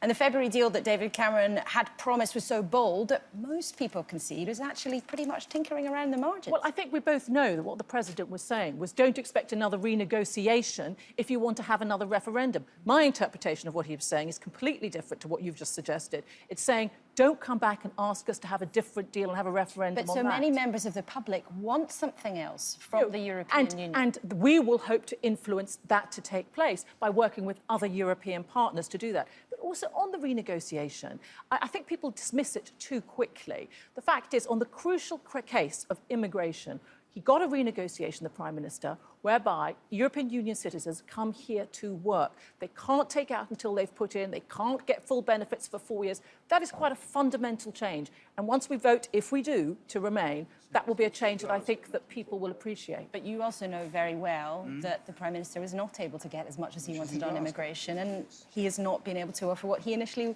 went into on that negotiation. But you underestimate what he did achieve. I don't think anyone should be under the impression that because of the way people voted on Thursday, the fundamental problems that affect the European Union are magically going to disappear. It is a fundamentally flawed project, and the failures within it and existential to it are going to become ever more pronounced. I think we need to recognise that. The European Union, whether we voted to leave or to stay, is fundamentally flawed in its current form. But Douglas, I hope if we vote to stay, you'll try to work within Parliament to make sure that we get the best for the country by working with the European Union, not always taking the position that we should leave the European Union if that's the outcome of the British people. Well, let's see what the result is. Indeed. I think it's going to be neck and neck. Let's hear a bit more about the result from Jeremy, who had his beautiful explanation a moment ago about the size of constituencies now, the size of the counts, I should say. A bit of the mechanics, I think, David. Yeah, I wish I could give you a result. But so just the way it's working. We're used, aren't we, to Westminster elections and parliamentary constituencies. We have 650 in Westminster, roughly the same size. It's not like that for this referendum. Let me show you what I mean. We have here a proportionate map. So each counting area is different. Some are much bigger than others. I'll show you the smallest here, the Isles of Scilly. There we are, just down off the southeast coast. Very, very small indeed. And then actually next to it, quite a big stalk here, which is Cornwall. Cornwall counts as one county. The height of the stalk represents the number of people in the counting areas. Later we'll turn them blue and yellow according to who came first, but we can't do that yet, obviously. The biggest stalk you can see here in the Midlands is Birmingham, just there. And we'll focus in a minute on London, where there's an awful lot of votes, but 33 different boroughs all reporting singly. Have a look at Scotland as well. A lot of votes in Glasgow and Edinburgh, not so many elsewhere, but Scotland thought to be going much more for Remain than any other part of the whole of the UK, and therefore Scotland may well be a crucial part of all of this. And if I take you down towards London, you'll see there's this forest of stalks, which represents really the density of population in the south east of England. So let's zoom in on London here and see those 33 boroughs, including the City of London, which is tiny, just 7,000 electorate there. Here they are. The height of the stalk represents the number of people who can vote. And it's quite possible, with Remain sentiment high in London, that all of these turn yellow by the end of the night. If they don't, if some of them go blue, blue for leave, you might expect them, based on the analysis we've done so far of the counting areas, to be on this side, the east side of London, places like Barking and Dagenham, Havering, Bexley, and so on. So there we are, our proportional map. We clear it down. Once we start getting results, we'll show you the margin of victory for Leave or Remain in each particular area. But just a bit more there about the mechanics of it all, David. Thanks very much, Jeremy. Let's go north to Scotland, which is a country still recovering from its independence referendum under 2 years ago. So it's had its second referendum in 2 years. A Leave vote by the UK, many people have said, could have Scotland wanting to change its mind on independence and leave the UK to stick with the EU. Well, now, in Falkirk this evening is our Scotland editor, Sarah Smith. Sarah, good evening. Good evening, David. So what's the story that you can see there? Everybody said it was going to be very much pro-Remain. Is that what seems to be the feeling? That's what we're largely expecting. We'll get the first result in here. This is the central count, where every result for each of the 32 local authority areas across Scotland will be announced. First one probably about 1 o'clock in the morning from Orkney. First mainline result about 1:30 from Stirling. The big areas, Glasgow, Edinburgh, Aberdeen, we won't get until about 2 or 3. And frankly, if you see any of them voting to leave, David Cameron should be very, very worried, because we are expecting a Remain result in most of Scotland, everywhere, probably apart from maybe the Scottish Borders or Dumfries and Galloway. They might vote to leave. Edinburgh, in fact, could deliver the highest proportion of Remain voters of any district across the whole of the UK.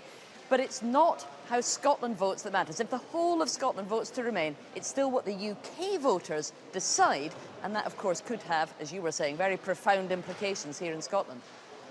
And perhaps we should go now to Wales. James Williams is in Deeside this evening. What's the story in North Wales as far as you can discern it? Everybody's guessing at the moment, of course. Well, David, we expect the turnout to be very high here. I've spoken to sources from all parties and from both campaigns right across the country. We're expecting turnout to be anywhere between 70 and 75%. But all the sources I've spoken to aren't willing to guess which way the result is going to go. What's been fascinating about this Welsh referendum campaign is that the long-held assumption that Wales is a massively pro-EU country has been challenged robustly, time and time again. Despite the vast majority of Welsh politicians wanting us to remain, despite the fact that Wales, unlike the UK, receives more cash from the EU than we pay in, we're a net beneficiary, despite the fact that migration as a proportion is lower here than in any other UK country, it seems that the result here is precariously balanced on a knife edge. And that could be very significant because, as one lead Brexit campaigner was telling me just a few days ago, look, if there's a narrow Brexit result right across the UK, then it's important that it isn't just England that pulls the UK out of the EU. And given that we expect Scotland and Northern Ireland to vote to remain, what happens in Wales in that context could be very significant indeed. Of course, over the last few years, the emergence of UKIP has been a big political story here in Wales. They broke new electoral ground back in May, winning seats in the Welsh Assembly for the very first time. But it's those Labour strongholds where we're going to be keeping an eye tonight. Places like here, Flintshire in the industrial northeast, which, according to John Curtis's analysis, is the most Eurosceptic place in Wales. But the local Labour MP is telling me that he's heartened by what he's seen so far. In this context, that means a narrow victory for Brexit. We'll also, of course, be looking at the council areas in the South Wales valleys, places like Torfaen, like Blaenau Gwent, Merthyr Tydfil, Caerphilly. According to Labour sources I've spoken to down there, they're a bit more confident that they've pulled some of their supporters back to the Remain campaign, but it could be just a case of damage limitation in some of those areas. As for the Remain camp, well, they're hoping to record big victories in some of the Welsh-speaking heartlands, Ceredigion, Gwynedd, and they're hoping for a big result in the capital city, Cardiff. So we're expecting the results to start trickling in from around about 1:30 in the morning, and we're expecting to be able to give you the all-Wales picture around about 4 or 5, but we'll keep you updated. Thank you very in the much. meantime. Thanks, James. Thanks for that. And we'll go now to Northern Ireland, to Belfast. Now, they have a different way of counting here, which Chris Buckler, who is there, good evening, Chris, will explain to us. Yeah, well, actually, it's being counted in 8 different centres, but a Northern Ireland result will be announced here. It is the same way of voting right across the UK, here in Northern Ireland too. It's a simple case of leave or remain, make your X. What has different here, though, is the polling has indicated that there is a big difference between how nationalists will vote and how unionists will vote. It has seemed very clear throughout this campaign that nationalists were very likely to vote Remain, perhaps 80, some people even said 90%. As for unionists, it was a lot more split, 50-50. And the key thing for unionists was to try and get the vote out from some of those in the Leave side, because the Democratic Unionist Party, which is the biggest party in Northern Ireland, is the party that's been really campaigning for the Leave side here. It has been arguing against the other big Stormont parties for a Leave vote. Now, talking to both Remain and Leave campaigners tonight, they say that they believe that they have got a big turnout tonight, probably double figures up of what the Assembly election was just a matter of 6 weeks ago. And they say in the polling stations they've seen people voting today who didn't vote in the Assembly election, who didn't vote in the general election. There are different people there. Now, from the Unionist side, whenever you're talking to Leave campaigners, they say that they have seen people from working class Unionist areas who have been out very motivated.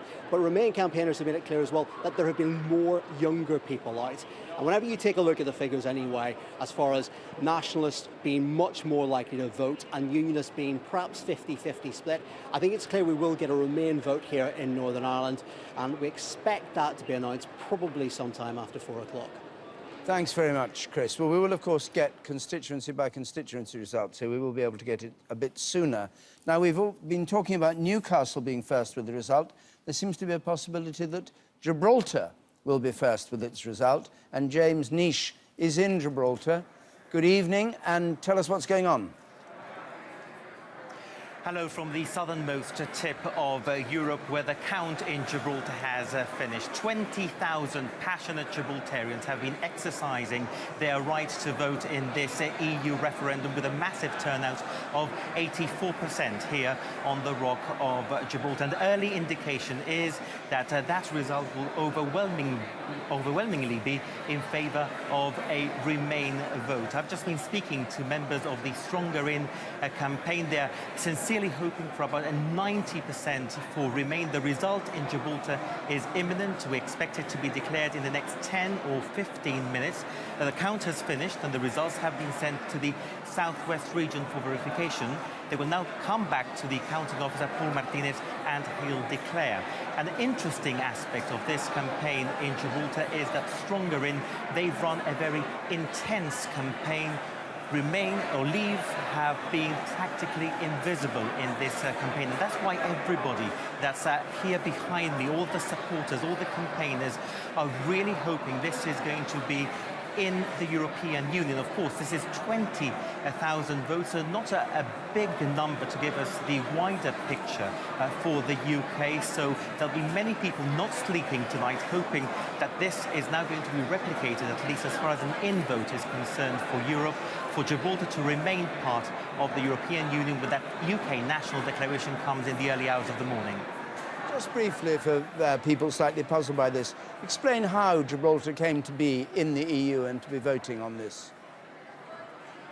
I was speaking to Gibraltar's chief minister earlier today, and he was telling me that this is British Gibraltarians being part of the British family, and that they stand united as one. The links between the UK and Gibraltar go far for more than 300 years, and it was the Prime Minister, David Cameron himself, who gave Gibraltar the guarantee, because how Gibraltar would be affected by a Brexit. The guarantee was given by the Prime Minister when he called this referendum that the people of Gibraltar will have a right to exercise their say, and that is why everybody here is hoping that the UK and Gibraltar will remain in the European Union. They say that a Brexit would severely damage the high quality of life that Gibraltarians enjoy today.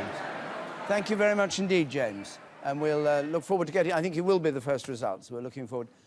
This is Kirklees. There's counting stopped for a moment. It's just resumed. They had a minute's silence for the MP Joe Cox, killed last week.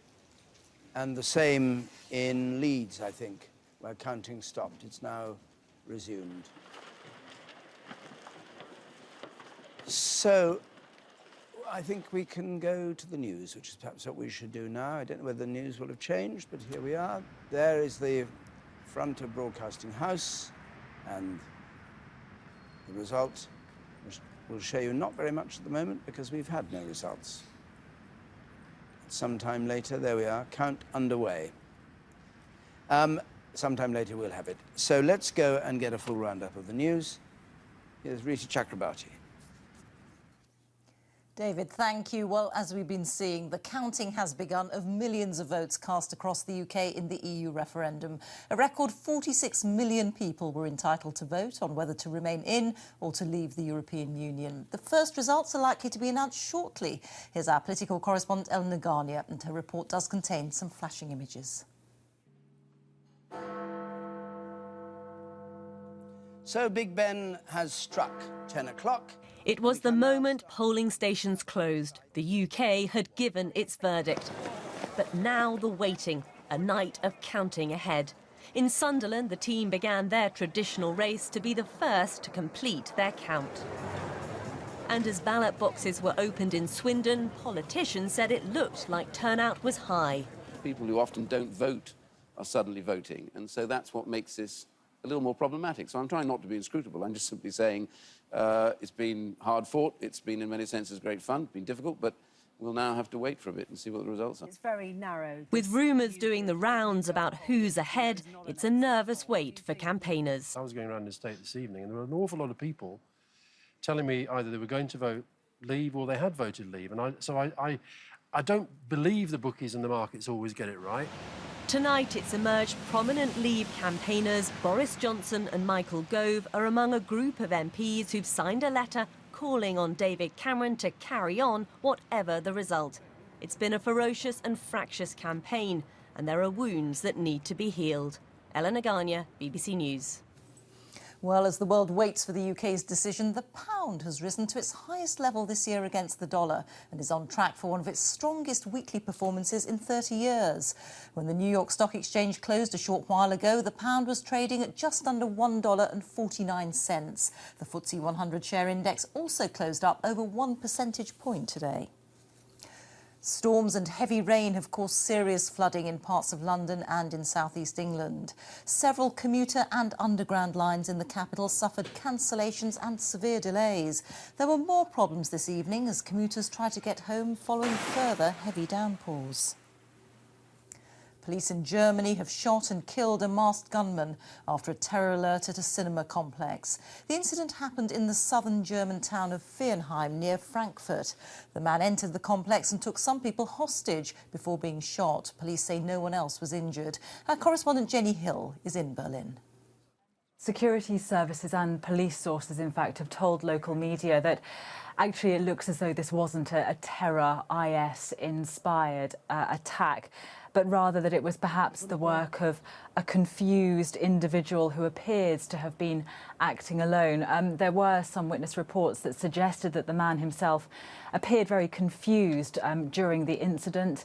Police have yet actually to disclose whether the weapon that he was carrying was a real or a fake, but just before 3 o'clock this afternoon, of course, they were called to the scene, as you saw there, and a very dramatic scene it was too.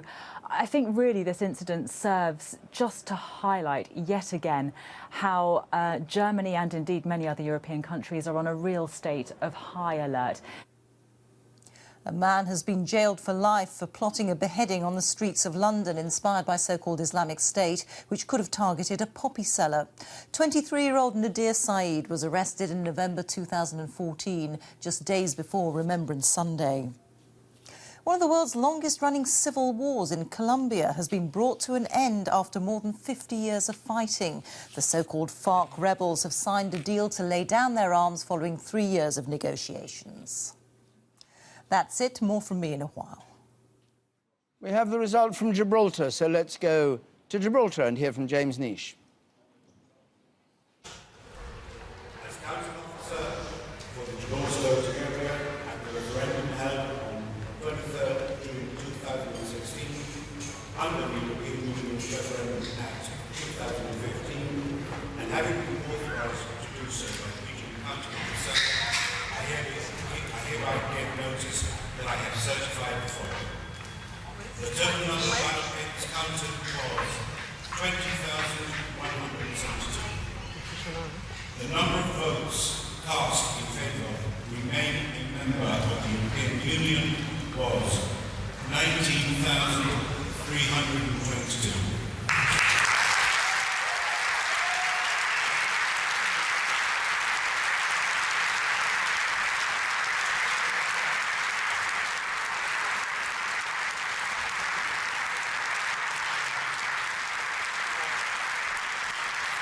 Well, you can barely hear it from Gibraltar, but you can see it on the screen, the result in Gibraltar.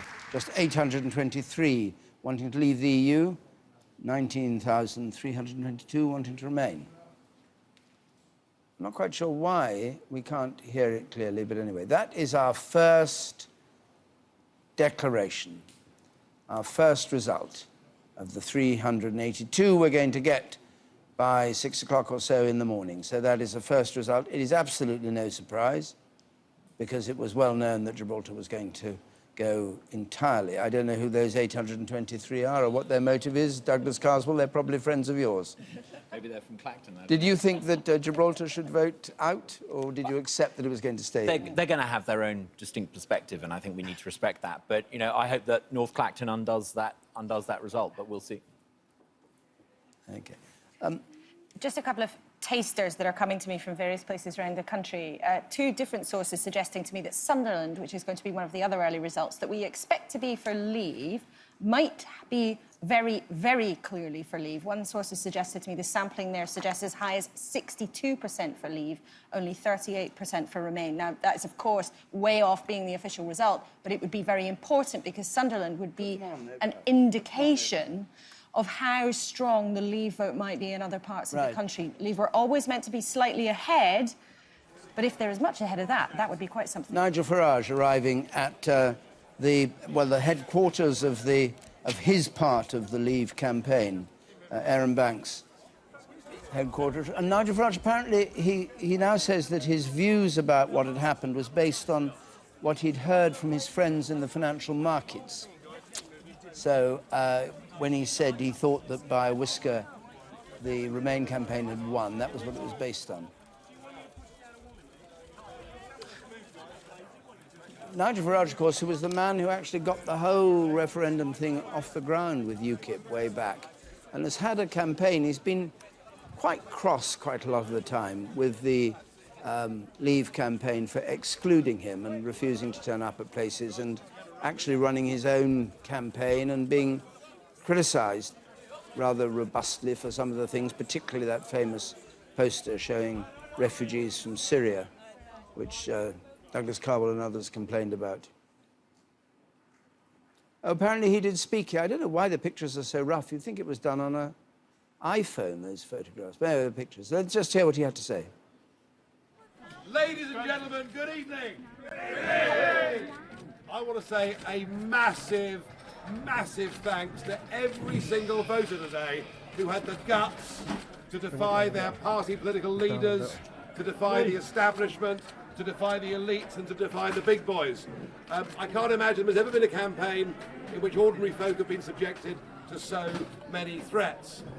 I have to say that it's been a long campaign. In my case, 25 years. And whatever happens tonight, whoever wins this battle, one thing I'm completely certain of is we are winning this war. Euroscepticism was considered to be fringy, fruitcakey, to quote the Prime Minister. Pretty odd. And now it looks like tonight, maybe just under half, maybe just over half the country is going to vote for us to leave the European Union. I promise you this, if the result is that we vote to leave, we must make sure the government carries out the will of the people.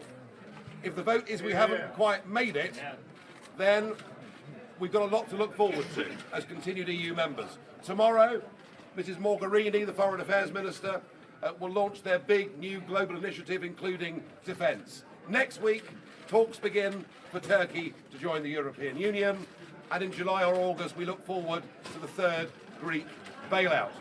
And what has dominated this campaign has been an issue that Westminster finds very difficult to talk about. An issue for which I have been demonised for much of the last 10 years, but an issue, and I shall never remember going to Bolton and a lady grabbing my hands with tears in her eyes and saying, why doesn't the Prime Minister come and see what he's done to our lives, how he's changed our community, what he's done to the prospects of our kids getting jobs or school places or houses. And that issue, if we do vote to remain, is one that is not going to go away. The Eurosceptic genie is out of the bottle, and it will now not be put back. But perhaps even more remarkably, The biggest change from this referendum is not what's happened in the United Kingdom, it's what's happened across the rest of the European Union. We now see in Denmark, in the Netherlands, and even in Italy, up to and around 50% of those populations want to leave the European Union. I hope and pray that my sense of this tonight is wrong. And my sense of this, and no, I'm not conceding, but my sense of this is that the government's registration scheme, getting 2 million voters on, the 48-hour extension, may be what tips the balance. I hope I'm wrong. I hope I'm made a fool of, believing that to be the case.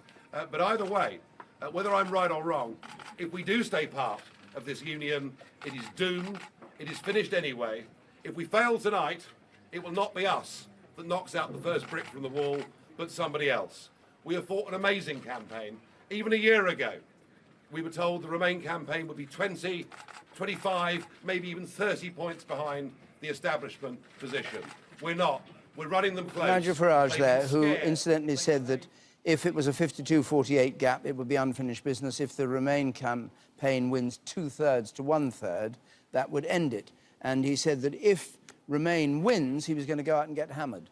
So he's obviously not going to be able, he thinks himself, to go out and get hammered tonight because he doesn't think they have one, but we'll wait and see. He also, incidentally, was already calling foul and saying that the government's extension of the time for registering may have swung things by getting 2 million more people onto the ballot. Let's join Babita up in Newcastle and see how close we are now. What is it, 11:45? We're about to get a result?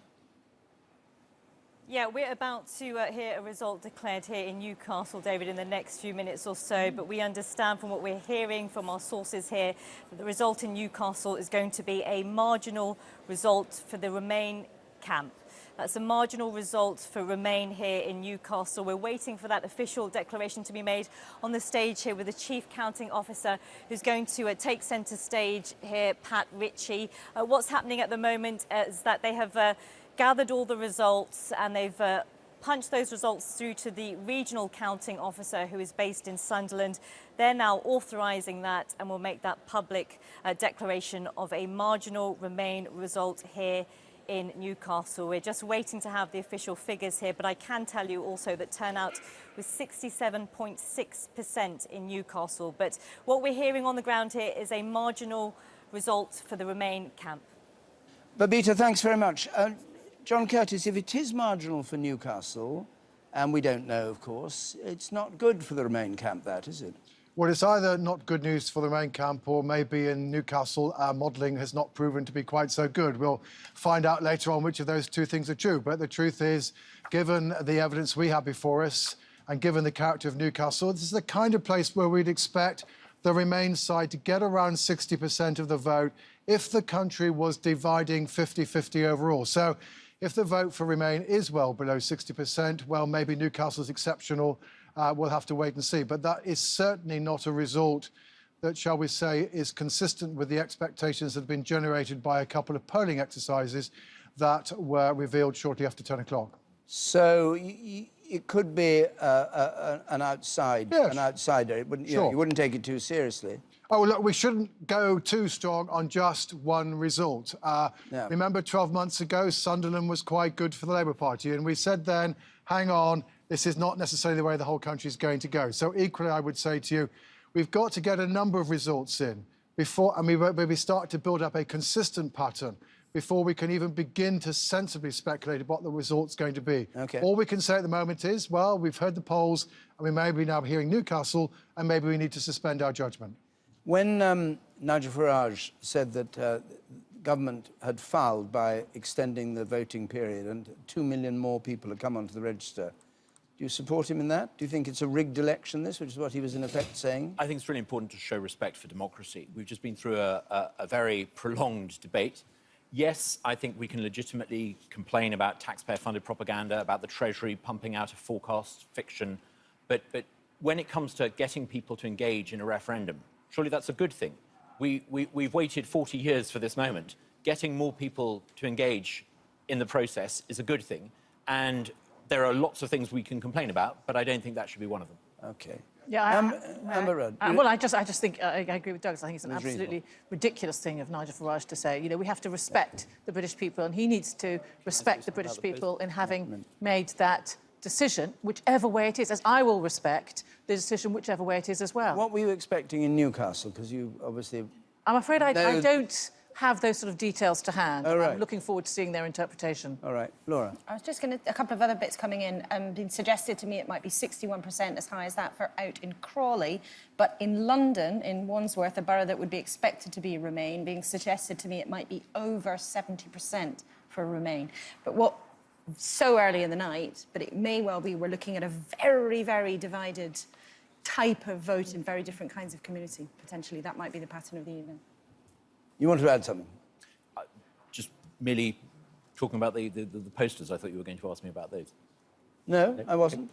Should we? What would you say? No. Would you associate yourself with the posters that Nigel Farage put out during the campaign? Thank you for the opportunity. And I think it was a fundamentally wrong thing to do. And let me say why. I think it was morally the wrong thing to do. Using a picture of people who had fled from a war in Syria, going to Slovakia, had nothing to do with the United Kingdom. Secondly, I think it was wrong because it gave ammunition to the other side who wanted to cast aspersions on our motives and our values. But thirdly, angry nativism doesn't win elections in this country. And I know that because in the Clacton constituency at the last general election, I made sure that the nativist posters were taken down. And it's the one seat that we won in that general election. What's going to happen to UKIP? Here you are, rubbishing your leader yet again. Who's going to lead this party? We need... It's only you as the only MP. We need change, but the way to appeal to decent-minded people who want change is not by whipping up some sense of the other. Would you like to lead UKIP? Absolutely official... not. Why? I couldn't be a constituency MP, a dad, and leader of a party. I just couldn't do it. It would be bad for me, and incidentally, it would be pretty disastrous for UKIP. Prime Minister seems to do it quite effectively. He leads the Conservative Party and he's a dad. And you'll never say you're going to be Prime Minister yet. I certainly wouldn't want to lead the Conservative Party. That really would be difficult. I think that's out of the question, Douglas. We can agree on that. We're joined by Paddy Ashdown. Lord Ashdown, I could perhaps just warn you that we may have to go to Newcastle while we're talking for a result. So if I interrupt you and we go off to Newcastle, I hope you'll, for once, forgive me. I always forgive you, David. I always forgive you. Just come to this campaign itself. Do you think it's been damaging or cathartic? I don't think the political class has covered itself in very much glory, I'm bound to say. Too much hyperbole on one side and a lot of, well, it's a heavyweight word, but I don't think there's any other word for it, lying on the other.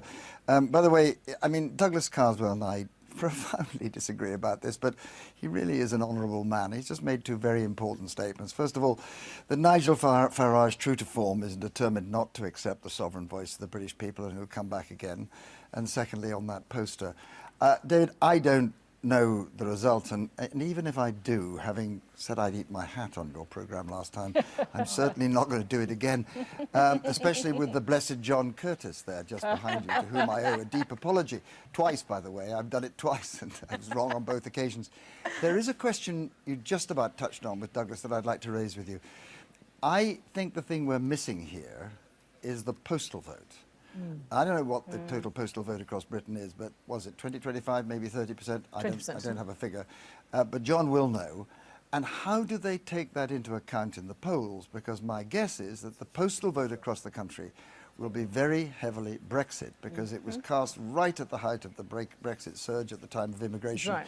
And frankly, a 4-point lead for the Remain, which is what you have, margin of error stuff, would be is not enough to counter that. So I just wanted to ask the blessed John Curtis, how do we take into account the postal vote? OK, well, St John is here, so let's ask him. Well, the answer to you, David, is, of course, is that those people who've cast a postal vote can be interviewed by pollsters just as well as anybody else. The one thing the pollsters aren't allowed to do is to tell you how the postal voters in their samples have actually voted, because that would be against the law. But they can be included in the mix, and so long as they're not separately identifiable, they can be included in the polls. The one group, of course, that the pollsters couldn't get at are the overseas voters who were registered. And we reckon on a little bit of telephoning of local authorities. Maybe there were around 250,000 of those.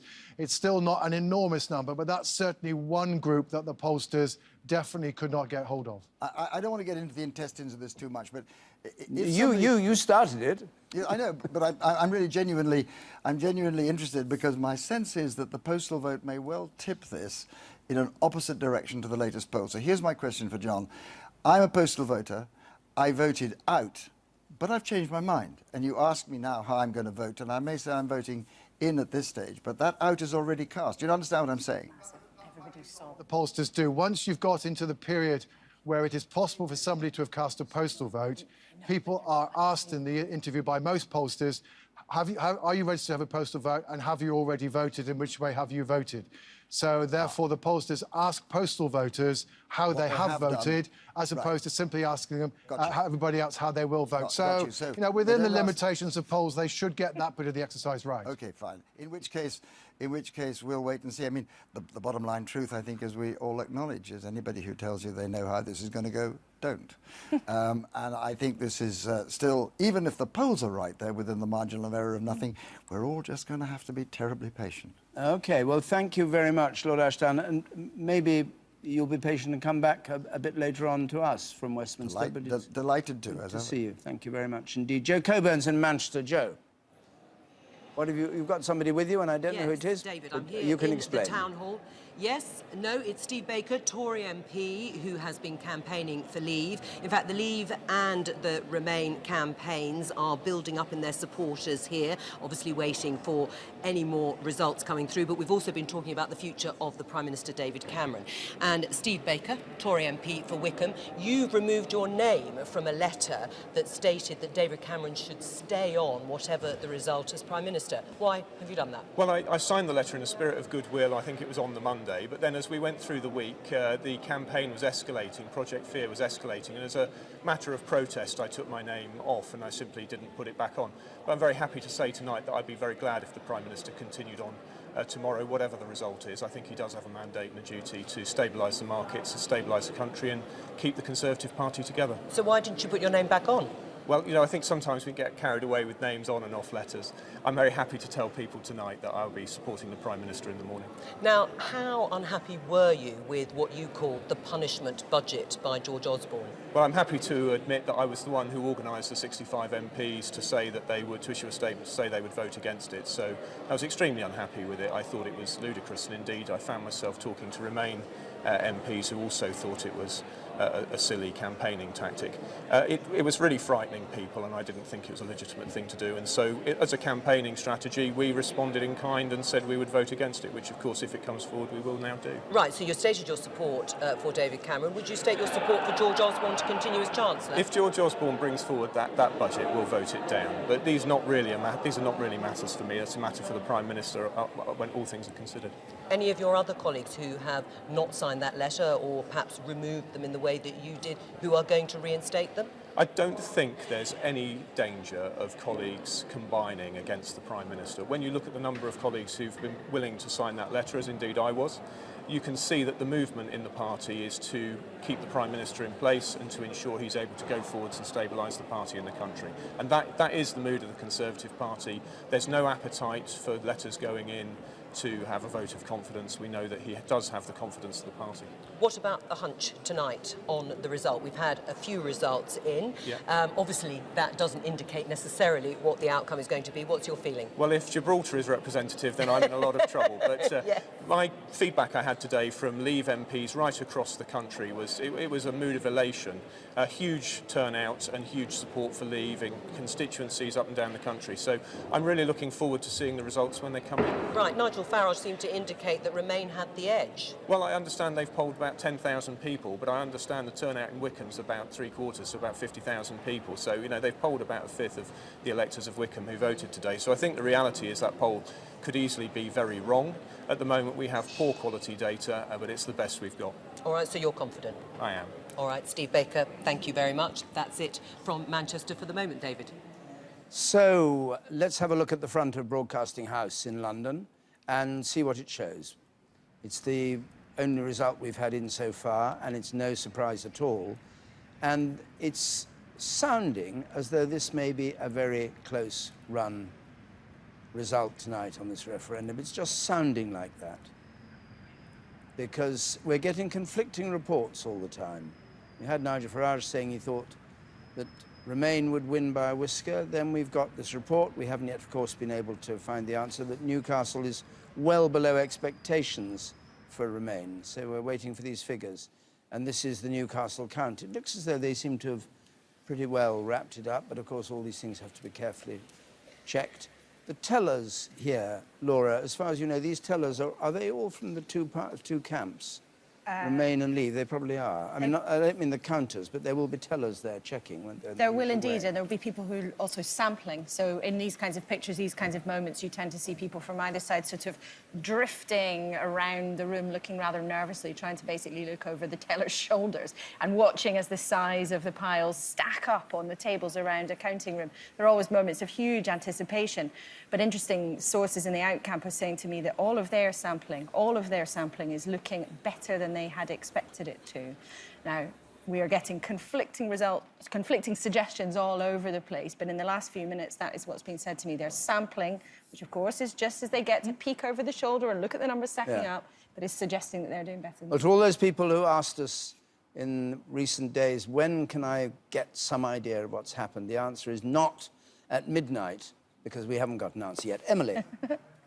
David, yes, I'm joined by Tasmina Ahmed Sheikh, who's an MP for the Scottish Nationalists. Very nice of you to join us. And with all these whispers, a very complex picture is now starting to emerge. Just one result in Tasmina, that's Gibraltar.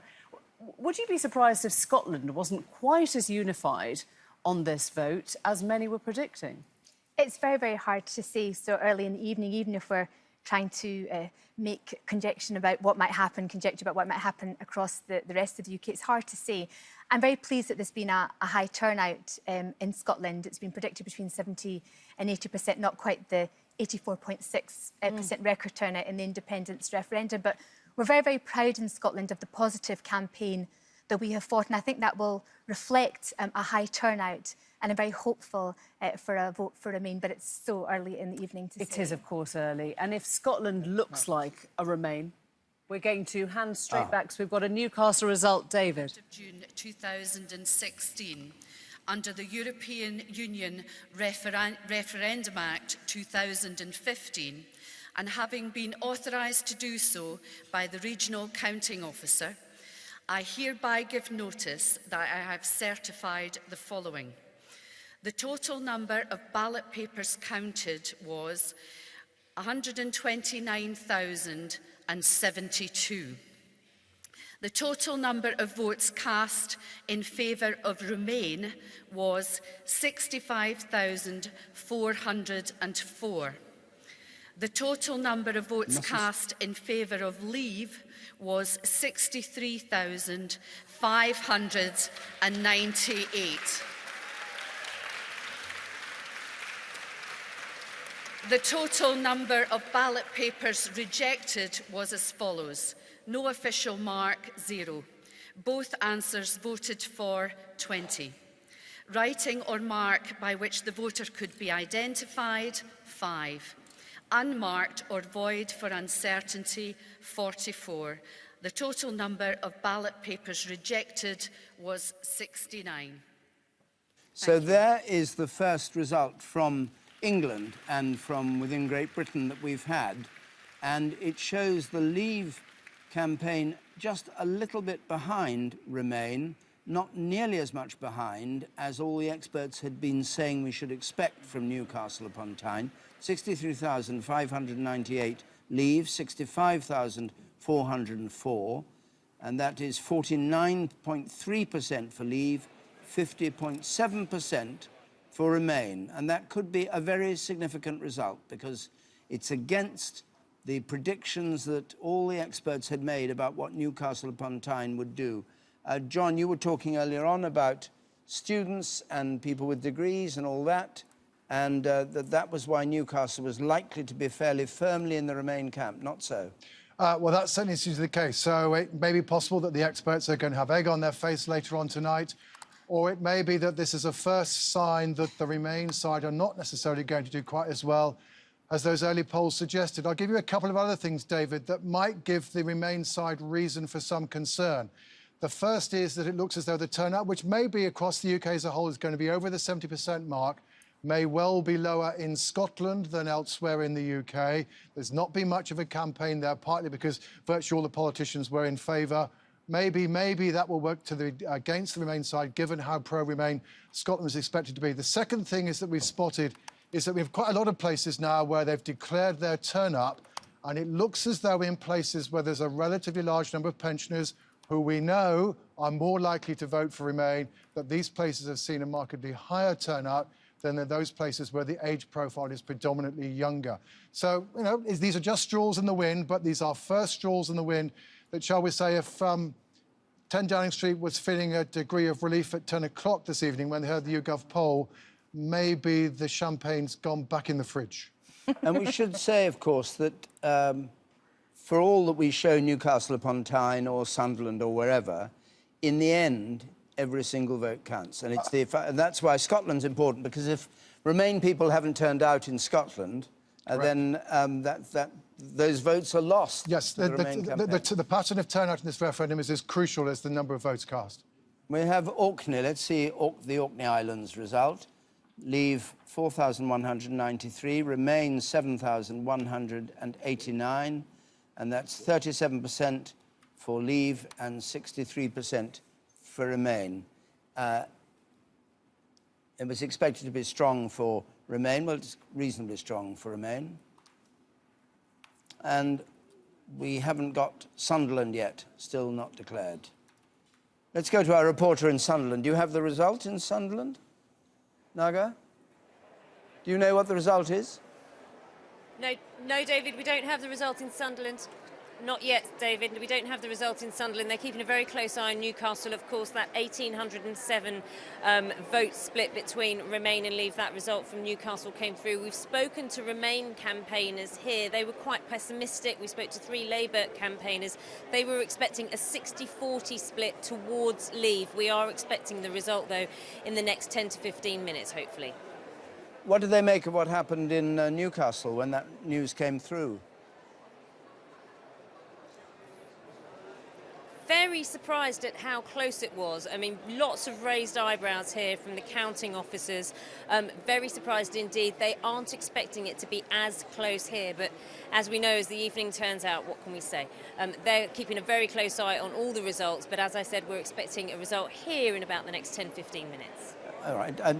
We go to James Landale at the Remain headquarters. James, good evening. What's the reaction to that first result from Newcastle?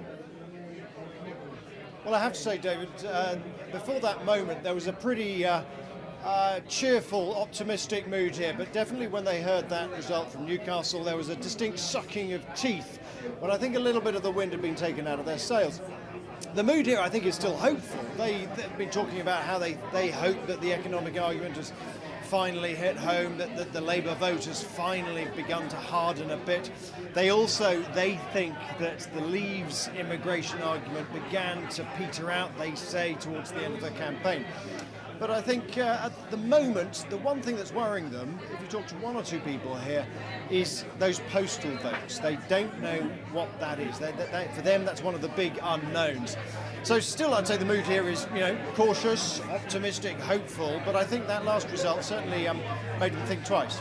It's interesting because we were talking about the postal votes here, and I think, Laura, your view was the postal votes people thought were largely to Leave. Absolutely. All the chatter, all the expectation over the last couple of weeks, postal votes coming in very heavily for Leave. Do we have an idea how many postal votes, what the numbers are? I don't have an exact number, but again, as we're seeing in the turnout reporting back from today, very high turnout on postal votes. Huge numbers coming in was reported, much higher than people would have expected. 25% or something, they Something say. like that. Somebody said in their area it had been as high as 40%, but I don't have an indication what the actual... Maybe John Curtis does. John, do you know how many postal votes we're talking about, if we're talking about them tending towards Leave? 2, 4, 3, 5, 6 million? How many? Well, we're talking, I think, about 20% or so now of the electorate is being registered to vote by post. We expect them to be disproportionately older people So I don't think we should be surprised that they're relatively strong for Remain. No, but how many votes, how many people cast postal votes? That's what I'm asking. Oh, well, the level of turnout amongst postal voters is always higher than the turnout amongst the country as a whole. How many people cast a postal vote? Well, we have an electorate of, what, 45 million? It's 20% of that, so sorry. What's that? You're the mathematician. I'm not that quick, right? About 9 million. 10 million or so. As John Curtis couldn't do a sum. The nation falls over. No, he can do it. Anyway, 9 or 10 million. Let's join Nick Watts at Aaron Banks headquarters for the Leave campaign. Nick, are you there? Oh, hello. Yes, good. Yes. What was the reaction? Yes, we've just heard from Nigel Farage. Yes. Go on, far away. We've just heard from Nigel Farage in rather chaotic scenes here. Nigel Farage conceded, unconceded. I think we'd now say that he's semi-conceded, though obviously that might change when he sees that result from Newcastle. What Nigel Farage is doing is really setting up a battle on two fronts. A battle if Leave have lost against Vote Leave, saying they were too cautious, but also a battle against the Conservative leadership, saying that he will still continue this battle, he's not going to give up, and will be almost looking to Scotland and hoping that you'd be in a never-ending referendum territory. But I was also talking to Kate Hoey, who's one of the leading figures on the Labour Leave side, and she is saying, when we look at that Newcastle result, that is perhaps telling us the story of this campaign that people really only woke up to at the latter stages, which is this disconnect between the leadership of the Labour Party, who are overwhelmingly in favour of EU membership, and the grassroots members who do not share that view of the European Union. Nick, thank you very much. Just to clarify, by the way, in case you're confused by these headquarters, this is where we were talking to Nick Watts, is Aaron Banks' Leave EU. That wasn't the one that was recognised as the official Leave campaign, which is Vote Leave, who aren't having a party for some reason. I don't know why. Why aren't they having a party? Until 10 p.m, I kid you not, until 10 p.m, we were focused on getting out the vote. Dominic Cummings and Matthew Elliott have quietly and efficiently been putting together the most amazing campaign. They don't have time for champagne. They've been too hard-working. Ah. Nigel Farage should put the champagne on ice ready, you see. I prefer tea. Forethought. Emily. David, I'm going to pick up with Tasmina Ahmed Sheikh again, our MP from the Scottish Nationalists. And that point that John Curtis was making about turnout being absolutely central in Scotland and in London. Orkneys, I think we've had in at 68%, which was lower than many would expect. Is it possible that the turnout was depressed because of this uniformity, if you like, of message that was coming through, all the leaders saying the same thing in Scotland? Well, it's very difficult to say. I think it's important, though, and a great positive point, that the leaders were united in their view that it's best for Scotland and best for the UK to remain within the EU. And if you contrast that with the campaign that we've seen across the UK, which unfortunately has been very much based on internal Tory party fighting, exacerbated further, as we can see now, by a letter that Tory MPs have found themselves requiring to sign, asking Cameron to remain. And we've heard from Chris Grayling earlier on in the programme when he was talking about having been a signatory to this letter. But let's remember, there are government ministers that did not trust David Cameron, their leader, the Prime Minister's judgment on the issue of the EU referendum. And therefore, I think there's a lot of work that requires to be done within the Tory party, whatever happens as a result of the referendum this evening. There may yet be work for the Remain camp. What you saw, we watched that result come in from Newcastle. A win for Remain, yes, but on a very slight margin. Does that start to put the panic into your camp? Well, indeed, all of the results we've heard so far have been wins for Remain. So I think we've got such a long way to go. And I think, as everybody is agreeing, it would be impossible to predict the result. And let's hope that it's one that will benefit Scotland and the whole of the United Kingdom. Nicola Sturgeon suggested during the campaign that if there was a Leave vote, Scotland might decide it was time for a second referendum. It was a big enough, momentous enough event to trigger a second referendum on Scottish independence. If it is a Remain vote, and as you say, we're at the very beginning of the night, would the SNP then put any thought of a referendum behind it? It will come as no surprise to you that the SNP wants independence for Scotland. We, of course, respect the results of the referendum we had in 2014, but it is absolutely a matter for the people of Scotland whether we were to have a second independence referendum. But the calling of it, isn't it? Well, it's not for any politician, not me or anybody else, to dictate to the people of Scotland when that should But would happen. that go off the table, do you think? If it was a safe Remain vote, would that second referendum of independence for Scotland then just be off the table completely? Independence for Scotland should never be off the table. It's a reason for being for the SNP, and we would love for Scotland to be an independent country within the EU with our own voice and seat at the table, batting on behalf of Scotland at every juncture. Tasmina, thank you very much. David? Murad, just before you leave us to make way for another guest, I know you're going to, at this stage, are you just a little bit uneasy about what's come through? David, I'm going to be uneasy until we've got a final result. It's all to play for. It is going to be quite a long night, but we remain very hopeful that we've made a good case that the people will vote to stay in. I know you hope that, but I asked you whether you're feeling uneasy, not whether you're going to be cautious, but are you feeling uneasy about that Newcastle result? It's the only result we've had, and it's, according to John Curtis, who's been working this out, leaving aside Gibraltar, he's been working this out for months. It should have been a much bigger gap between Leave and Remain. As you say, there's over 380, there's 380 of these results to come in. So, yes, I am uneasy, but I've been uneasy from the moment the polls closed. I'm unchanged in that feeling until we get the result. I don't judge anything from that particular result because there's so many more to come. So you don't think your campaign has been as effective as you would have liked? It's not going to be a walkover? It was never going to be a walkover. We always knew it was going to be tight. When David Cameron made his Bloomberg speech and there were sort of polls taken after that, there were more people thinking that they wanted to leave than stay. It was always going to be tight. This is an important issue to air and have a debate over. OK, thank you very much. I should say we had 3 results in, of course. We've had Orkney as well. Voting to Remain, 63%. We've had Newcastle upon Tyne, Remain down to 50.7, just over the 50%. And Gibraltar, 95.9%. So that's how things stand. Just an interesting thing, I think we're hearing from tasters of results coming elsewhere. Broxburn, Stoke, Sunderland, Crawley, all, I'm being told, looking very, very good for Leave. Now, as we came on air, first discussions, of course, were cautious optimism from people like Amber and other people about Remain looking slightly safer than they thought they might be. But just around the country in various different places, suggestions coming to me, not confirmed, that Leave is looking like very big wins in some areas.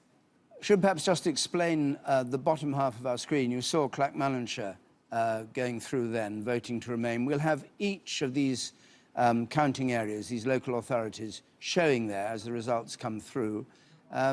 Top right, or bottom right rather, Remain lead by 27,256. That at this stage is not a figure that you can attach much importance to. It changes, obviously, as the votes come in. And also, at some point in the evening or in the early morning, when we get an idea of how many people have voted, we'll be able to give an indication of how many votes are needed to win one way or t'other. But at this stage, it's just a figure you can keep an eye on. The votes for Leave in blue and Remain in yellow. Don't ask me why those colours. They're the colours of the European Union flag. And they're just colours that have been chosen for tonight. Because obviously we have the cross-party. We can't use blue for the Conservatives. We can't use yellow for the Liberals. And on the right of that, declared 4 out of the 382. So that's how it's working out. Now, we're joined by Ruth Davidson, the hero of the debate at Wembley, it seems, Ruth, with people saying you should stand for the Westminster Parliament on the strength of that and fight for the leadership of the Conservative Party in the UK as a whole, not just in Scotland. Well, I think people are maybe forgetting that with the devolution settlement that we have in Scotland, that the job I'm doing in Holyrood is a pretty big job. I get to slay nationalists every day and stand up to Nicola Sturgeon. So that's a pretty big job in itself. So I'm pretty happy where I am. Thank you very much. What do you make of the argument that we were hearing just now, that Scotland may have a slightly low turnout? People may not have been excited by the campaign in Scotland. And because of this is... Oh, I'll come back to you if I may. We've got a result from Sunderland. I'll come back to you in just a second. So let's go straight to Sunderland. Counting officer for the Sunderland voting area at the referendum held on the 23rd of June 2016 under the European Union Referendum Act 2015, and having been authorised to do so by the regional counting officer, I hereby give notice that I have certified the following. The total number of ballot papers counted was 134,400. The total number of votes cast in favour of Remain was 51,930. The total number of votes cast in favour of Leave was 82,000.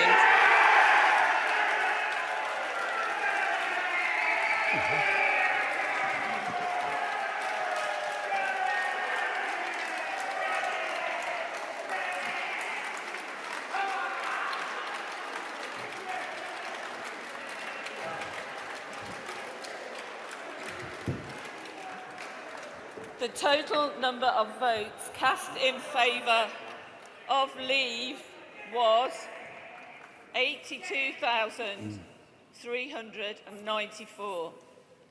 The number of ballot papers rejected was as follows. No official mark, 0. Both answers voted for 13. Right, let's just, we've now had this second result in. Let's just go to Jeremy Vine and see where, and I'll come back to you, Ruth, in just a second, if I may. But let's just go to Jeremy Vine and see where these two results fit in with the pattern that you fixed there, where they go on your slide rule, as I think of it. Yeah, well, to say these results are interesting is an understatement. Let's just quickly go through what we know so far. If you look at the map here, we've had results from the very north of the country in Orkney to right at the foot of the map here, Gibraltar, with that very strong Remain result. 90% margin for Remain in Gibraltar. That's what places it right down the end of our index. Now, remember, our index was built to show us how Eurosceptical the 382 counting areas were. We've now had those two results from Newcastle and Sunderland. I should say, not glossing over Orkney and Gibraltar, but there are very few voters there. Newcastle and Sunderland came back with an awful lot of votes. Let's try and work out how they fit into our index and what they mean. So we start with Newcastle, and that's a strong Remain. According to our index here, it's one of the 40 most likely to vote for Remain. So you see beside it, you can see Orkney, for example, and Gibraltar at the end here, but we're focusing on Newcastle. Looking at that, you'd expect a good, sizable margin to Remain in Newcastle. Now, let's have a look at what happened in that Newcastle result. Here we go. Look at how close that is. See, it's nothing like what our index suggested there. It's barely 1% in it, 49.3 to 50.7. Now, it could be, as John Curtis was saying, that when we analysed Newcastle, we missed something. That actually there was a strong latent Leave vote in Newcastle, which the data didn't suggest. But I'm pointing that out as quite a dramatic outlier based on our index. It looked like a Remainy kind of a place, and it's not. It's split almost 50-50. Now to Sunderland. Now, Sunderland is in a different position on the board. It's actually a little way into Leave. Remember, there's 382 areas, so it's not a long way into Leave, but you'd expect a solid margin for Leave in Sunderland. Let's have a look at what we actually saw in Sunderland.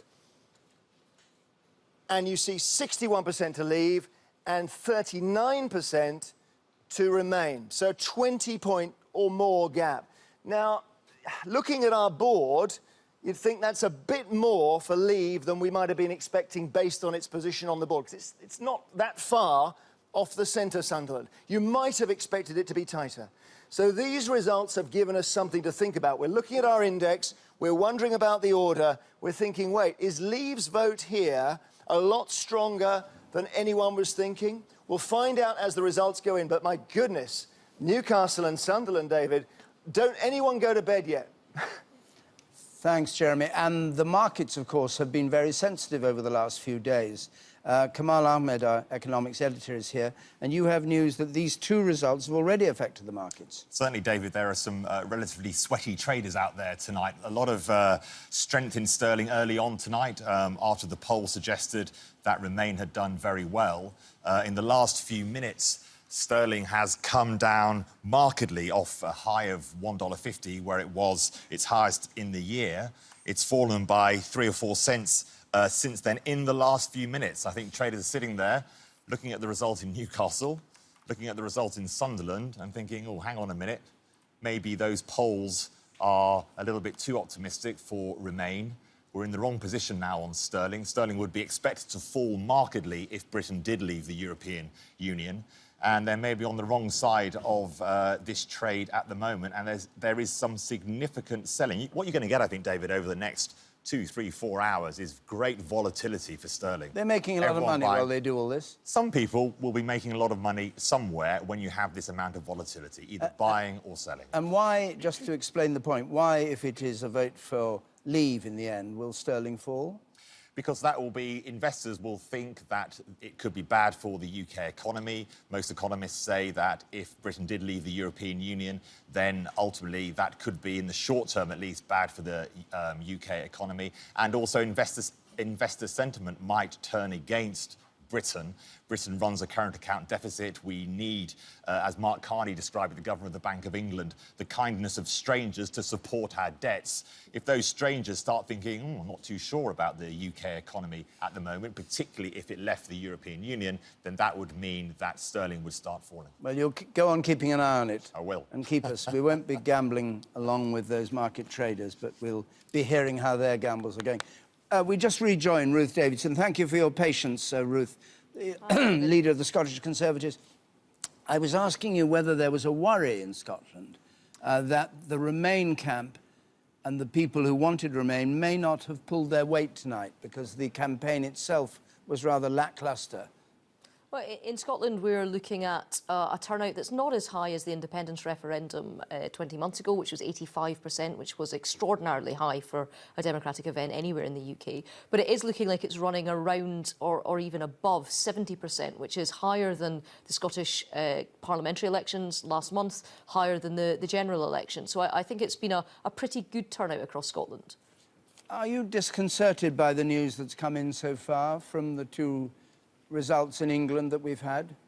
Well, I think it's just a little bit early to tell. I mean, 5 out of 382 declared. 2 of them are in Scotland, Clackmannanshire and Orkney. 1 right in the middle of the Central Belt in that urban corridor. One of the Northern Isles. Is not enough to tell us about Scotland, and I don't think 2 seats from the northeast is really enough to tell us about all of England. Well, so, they aren't seats, of course. They're numbers, aren't they? Just numbers of votes. Yes. Local authority areas. That's the spirit. Sorry, I'm in an election mode. What can I say? But in those local authority areas, I don't think that's enough for us really to say. I think in terms of what I can tell you about Scotland, you will find patchiness across the country. I think in Dumfries and Galloway in the southwest and Murray in the northeast, which is a former RAF area, lots of fishing up there, you will find it very close to 50-50. You may get a surprise result in the Western Isles, which, if you remember, in 1975 voted to come out, voted against. The rest of the country, places like my constituency in Edinburgh, you're seeing votes that look as if it's going to come out about 3-1. It looks as if it could be more than 70% for in. So it's going to be a very mixed picture across Scotland this evening. Just a word about the Conservative Party. Do you see the Conservative Party as something in Scotland, as something very separate from Westminster? If the Conservative Party in Westminster goes into turmoil, they only got 1 MP from north of the border. If it goes into turmoil over this, would you distance the Scottish Conservative Party and say, well, look, we're really involved in politics in Scotland, and you can have chaos in the south if you want, but we will go our own way and work out our own policies and our own election stance? Well, I fought my leadership election to become leader of the party in Scotland on a platform of keeping our party together. And while we're devolved in Scotland and I have responsibility for candidates and policy in lots of other areas, it is to be a part of the UK Conservative Party, and we'll continue with that. But I don't accept the premise of your question, David, because we as a party know we have much more that keeps us together than that divides us. And it has been a passionate debate. But remember, just a year ago, my colleagues in London were elected on a manifesto to govern, a manifesto that would have a referendum on the European Union. We've carried out that, and that we would respect the result, whichever it is, and it's far too early to tell so far this evening. And then after that, we would all, as Democrats, respect the will of the people of this country, come back together and govern to the manifesto on which we were elected. But judging by what you said on Wembley Arena, you don't have much respect for Boris Johnson, and it's unlikely that... What? I don't think you could take that from my performance at Wembley Arena at all. You know, there was absolutely no personal invective there. It was a really passionate debate on the issues, and they've been proper, you know, good, hearty issues to talk about. The economy, immigration, security, this country's place in the world. These are pointing big, at him, big you've issues. lied about Europe, you've lied about Turkey, you've lied about the European army. It's not good enough. Not Boris Johnson. No, that's what I said. him. The campaign. All I right. pointed directly to the leaflet that was there. So you know, the campaign had absolutely made, I think, contestable claims, and I think that you know, when all of the dust settles, that we should be able to look at a passionate campaign that was carried out in a way to bring those arguments to the people of the country, but then come back together as a party and govern to the manifesto to which my colleagues down south were elected. Are you a bit alarmed about the state of the Conservative Party after this, though? No, I mean, I think particularly in some of the younger elements. So myself, you know, I don't remember the Maastricht years and all the rest of it. I know plenty of colleagues from the 2010, 2015 intakes that, you know, haven't seen a previous issue regarding Europe within our party, that I know broadcasters with a longer track record like yourself always point to, David, who have a real wish to get on and do the job that we were all elected to do. And actually, European politics isn't what drives us. You know, it's about social mobility, it's about helping people, it's about reform of public services, it's about managing the economy, it's about giving people opportunities and helping, particularly with education, for people to be able to advance themselves and bring the country up and bring themselves up as well. So these are what drives us. It's not carrying out some sort of European feud. Ruth, thank you very much indeed. We're joined by Leanne Wood, from the leader of Plaid Cymru in Wales. Let me go to her. Leanne Wood, what's the story, as far as you can tell, what's happening in Wales? I mean, there's been a lot of talk about Wales. First of all, it was going to be absolutely Remain. Then people started saying it might be Leave. Then UKIP did well in your local assembly elections. What do you think is happening? Well, I think it's going to be close here, and it looks as though those areas that are suffering from deprivation and poverty the most are the ones who are strongest in favour of the Leave position. And I think that, you know, we just had a Welsh Assembly election and there was a strong feeling there that people wanted change. And I think that this referendum has given an opportunity for that voice to carry on being put. But it's a wake-up call, I think, for the entire political class. It's clear that things can't just carry on as they are. The status quo cannot just continue. Something needs to give, and what we need to do from Plaid Cymru's perspective is strengthen the Welsh Assembly now and make sure that we've got an institution there that can deliver for people in a way that politics isn't delivering at the moment. Leanne, thank you very much indeed. We've got more news about the pound, Kamal. Well, David, it's absolutely taken a hammering since that Sunderland result, which seemed to suggest that Leave might be doing a lot better tonight. It's down 6% in the last few minutes. I mean, that's a hammering that we will not have seen on the market since 2008 in the financial crisis. I mean, that is a very, very significant move. I blogged early on this evening. I said, if the markets have got this wrong with their positive sense that Remain was doing very well, that their internal polls were showing that, there would be an almighty correction in the value of sterling into the markets this morning and into Friday. And boy, are we seeing that. I mean, everyone's going to be watching the next few results to see if that Sunderland result was an outlier. But certainly a lot of traders who thought that Remain had had a very, very good night are now selling out of sterling as quickly as they can. And the graphs are remarkable, just almost vertically down at the moment, sterling on the markets. Thank you very much. Well, we're joined here by Angela Eagle, Shadow Business Secretary, Labour MP for Wallasey, and Diane James, of course, UKIP MEP for South East England. But I guess I'm going to have to wait to talk to you until we've heard the latest news, which we'll cover, and then I'll come back to you if that's all right. So, we go back to Broadcasting House and to the results as we have them at the moment. Unfortunately, the result you see is on the right-hand side of the building, and we can't exactly see it from here. Here it comes.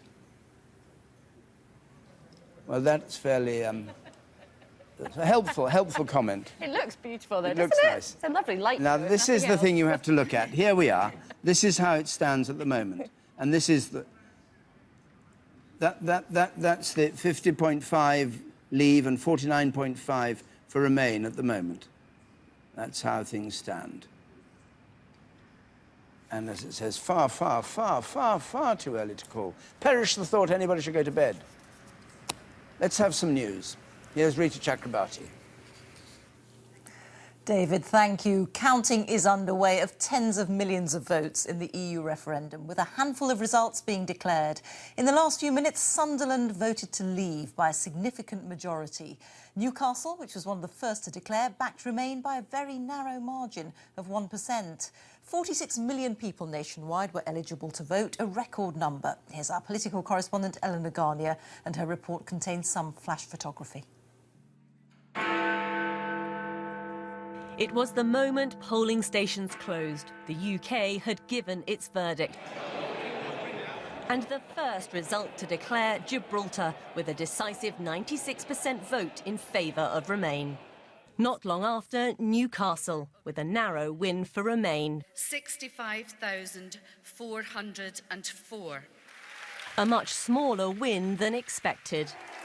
But in Sunderland, a huge win for Leave, with 61%. At a Leave campaign party, the UKIP leader remained defensive.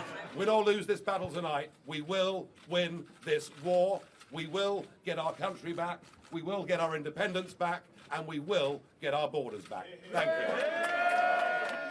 With only a trickle of results in, politicians are keeping their fingers crossed. We're very, very proud in Scotland of the positive campaign that we have fought, and I think that will reflect a high turnout, and I'm very hopeful for a vote for Remain. Tonight it's emerged prominent Leave campaigners Boris Johnson and Michael Gove are among a group of MPs who've signed a letter calling on David Cameron to carry on whatever the result.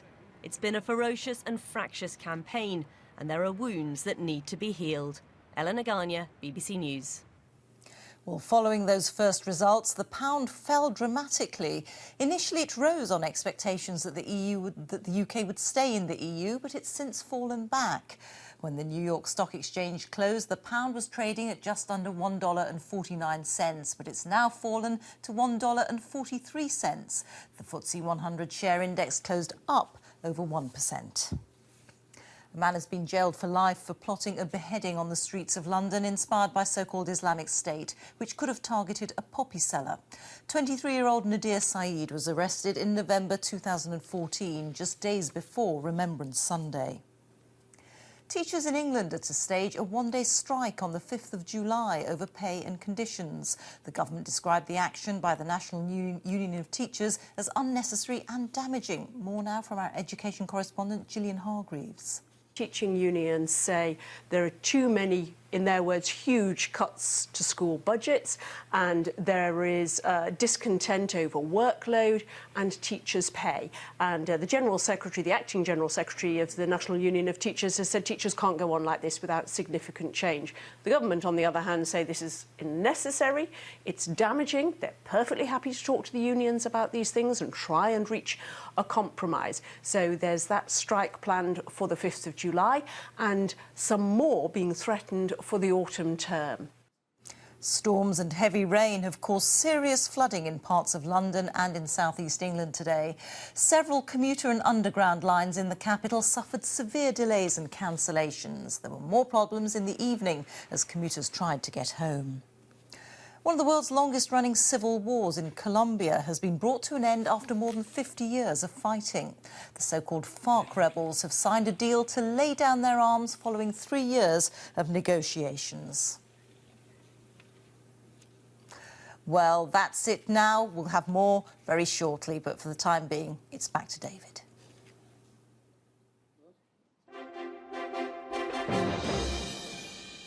Well, as I said earlier, a moment ago, I'm joined by Diane James and Angela Eagle, and Vernon Bognor, Professor of Government at King's College in London, is with us too. So, this is a very dramatic story that seems to be unfolding here. Angela, what do you make of it?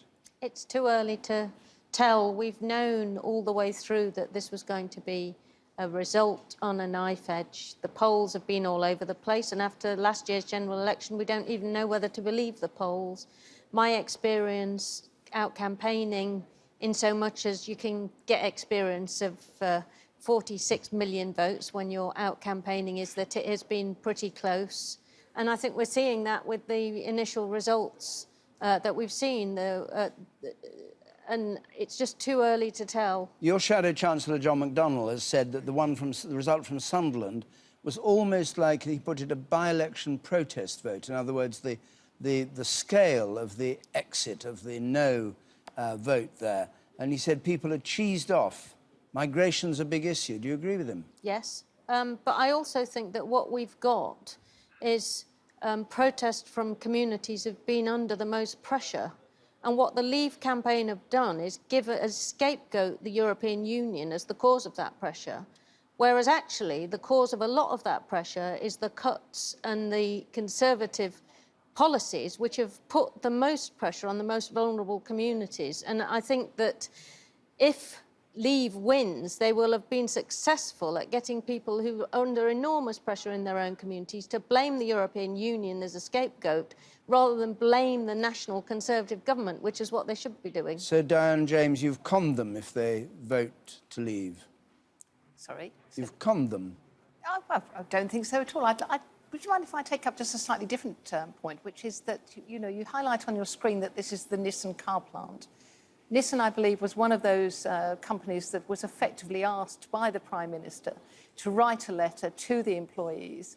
And I think what you're seeing here is the reaction to that, which I understand has been quite widespread across the country, where people have actually taken, shall we say, offence at being directed to do something, and then seemingly that whole message has been undermined in the later stage. And I think there's a classic here, which is in terms of the German, let's call it almost CBI equivalent, today saying there won't be any tariffs, there won't be any reaction, negative reaction in terms of trade between the two countries.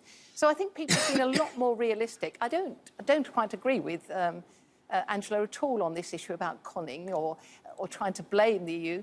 When it comes down to it, the Leave campaign has presented quite accurately what the issue is in terms of immigration and linking it to the freedom of movement. I'm sorry, the bus wasn't accurate. The fact that Turkey's going to join any minute wasn't accurate. There were Leave leaflets put out which hinted very strongly that Syria and Iraq were going to join the European Union. This is a post-truth kind of campaign, and I think it's played on people's fears and it's divided the country. And I think what the Prime Minister needs to do, whatever the result is try to realise that he cannot keep imposing the worst burdens of cuts on the communities that are least able to cope with them. Vernon Bogdanor, just watching the results as they've come in, do you think this is going to be a very tight run thing tonight? It looks as though it is, doesn't it? The indications from the early results are that Leave is doing much better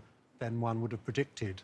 The tight result in Newcastle, where Remain could have hoped for a very large victory, because we're told that university towns and university graduates are very strongly in favour of Remain. The very large victory for Leave in Sunderland, and also the predicted low turnout in Scotland, are all good indications for the Leave camp. And I think we do have to face the possibility, no more than a possibility, that Leave will win this referendum and that Britain will leave the European Union. I think that is a possibility. Whether that happens or not, it's obviously a very close result. And I think one can't deny it's a real kick to the British establishment, because all three party leaders have favoured a Remain vote. Business is on the whole favoured a Remain vote. The financial leaders have favoured a Remain vote. The people have not taken their advice, so it appears. The latest results we've had in are there on the screen. Sunderland, Clackmannanshire, Orkney, Newcastle upon Tyne.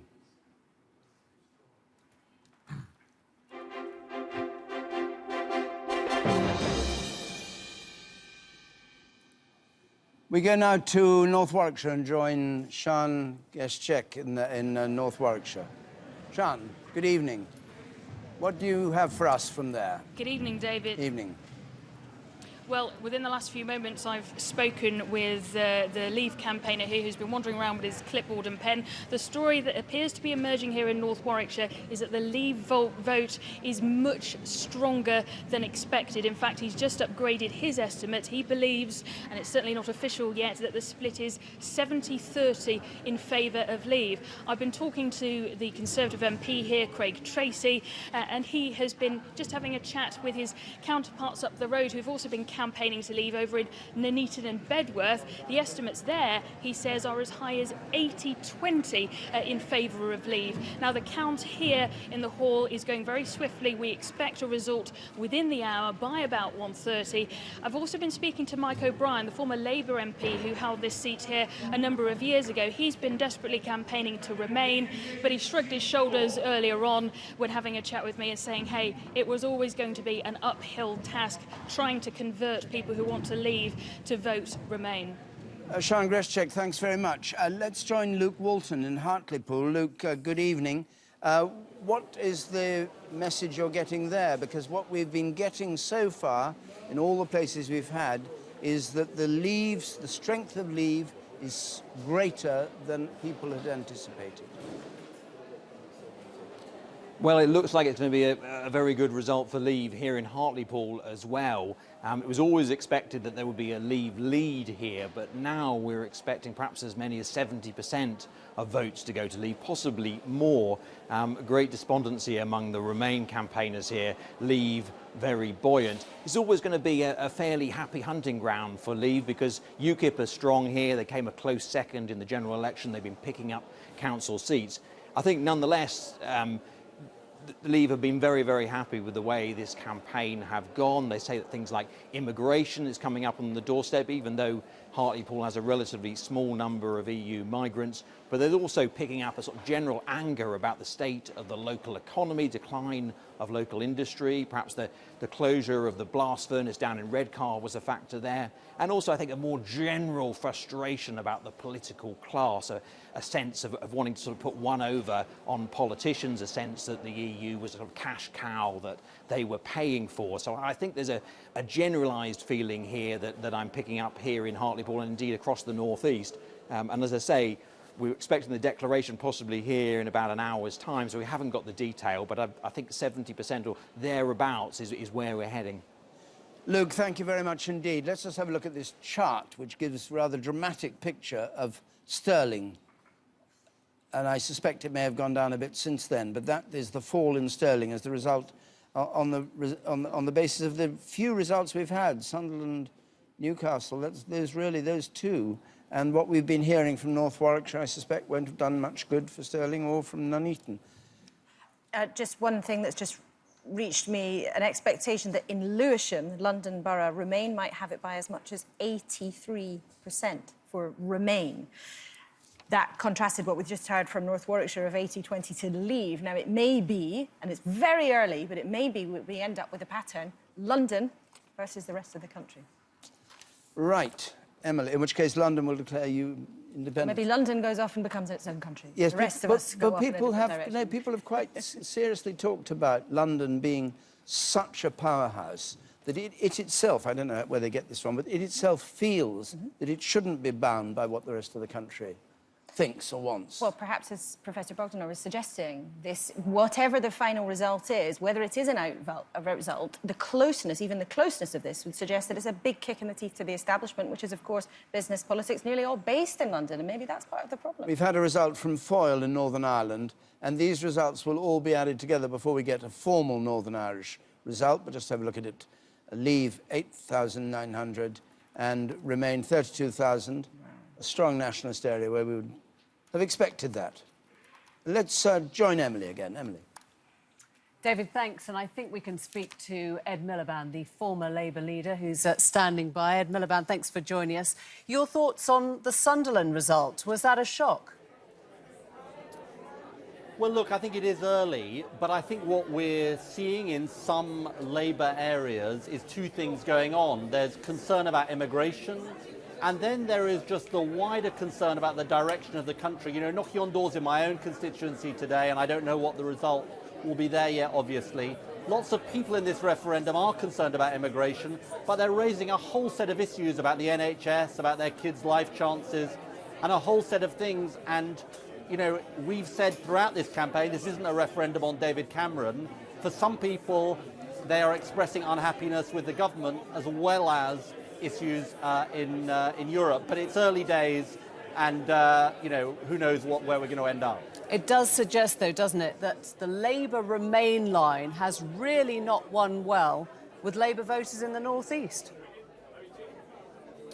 Well, as you say, that we've got results from some parts of the North East, and it's early. I think all of the polls, and who knows whether the polls are right, but all of the polls indicate that Labour voters will vote, perhaps by a substantial margin, for us to remain in the European Union, while Conservative voters will vote for us to leave. So I think we have to remember the context for this. But look, there are, of course, lessons, whatever the result of this, there'll be lessons that have to be learned by the Labour Party, but not just on the issue of immigration, a whole wider set of things for the Labour Party, but also for the government, you know, about what people are saying about the state of the country, about their unhappiness about some of the things that are happening in the country, about the sense of pain and anger that there is out there, some of which is being expressed in this referendum.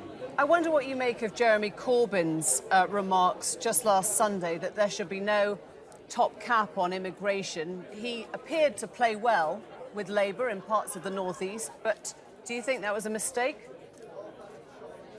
No, I think you can't start saying it's because of one individual remark. Look, I think Jeremy's centre of gravity on Europe, which is to have kind of scepticism about some parts of the European project and the way it's been executed, but overall to be for Remain, I think that's where a lot of people are, actually. So I don't think it's to do with that. I think there are a deep set of issues here that have been building for a long time. And as I say, a lot of this is about people thinking we're unhappy with the state of the country, we're unhappy with the direction it's going in, and inevitably a referendum becomes about the specific issue, and of course it is about that, but also about a much wider set of things. If your own backyard, if Doncaster votes for Leave, what will that tell you? That there is a lot of listening, a lot of work that needs to be done, that it will be an expression, as I say, of people's concerns. Look, lots of people feel this is an unequal country, a divided country. They're angry at the state of the country. Now, I happen to agree with them, but I don't think the answer is to vote Leave in this referendum. But I think, never mind for the Labour Party, of course for the Labour Party, but for all of politics, in particular for the government, if this is a Remain vote, I really hope David Cameron recognises the anger and the division and the pain that there is in lots of parts of our country about what is happening, and I hope he tries to address that, because inequality and the division there is a big part of this result, whichever way it goes. But what about the tone of the campaign? There were people that our reporters were speaking to saying they were very much for Remain until they heard the bullying sense from, for example, the Chancellor and his threats of an austerity budget. Would you have wished those parts of the campaign hadn't been run the way they were? Look, I think it's too easy to be a critic of campaigns. I think inevitably, when you're arguing for the status quo, as the Remain side were, at least that part of it led by the Conservatives, inevitably there ends up being kind of warnings about leaving, and I think a lot of those warnings were right. I think, you know, a positive message, more of a positive message, was always something the Labour Party was trying to get across, not just remaining in the EU, but also reforming the EU in various ways. But I think it's too easy to criticise campaigns. There's deep anger out there, and some of that is being expressed in the way people have voted. Ed Miliband, thank you very much indeed, the former Labour leader. Back to you, David. Isles of Scilly, the result has been declared. Not very many votes here, but nevertheless, 621,803, the smallest of all the counting areas, the Isles of Scilly, and 44% Leave, 56% Remain. And we're waiting for Swindon, which I think we may get. And again, I stress, these are not constituencies, obviously. We're just gradually accumulating numbers. But Diane James, if it goes the way that it may go now, towards a narrow victory for Leave, what would the next steps be, in your view? Well, I would hope that David Cameron, given that he's already had this letter from a number of his MPs, will continue as the Prime Minister. Now, that might surprise some people for me to say that, but he has at least undertaken this referendum, something that the country's wanted for a long, long time.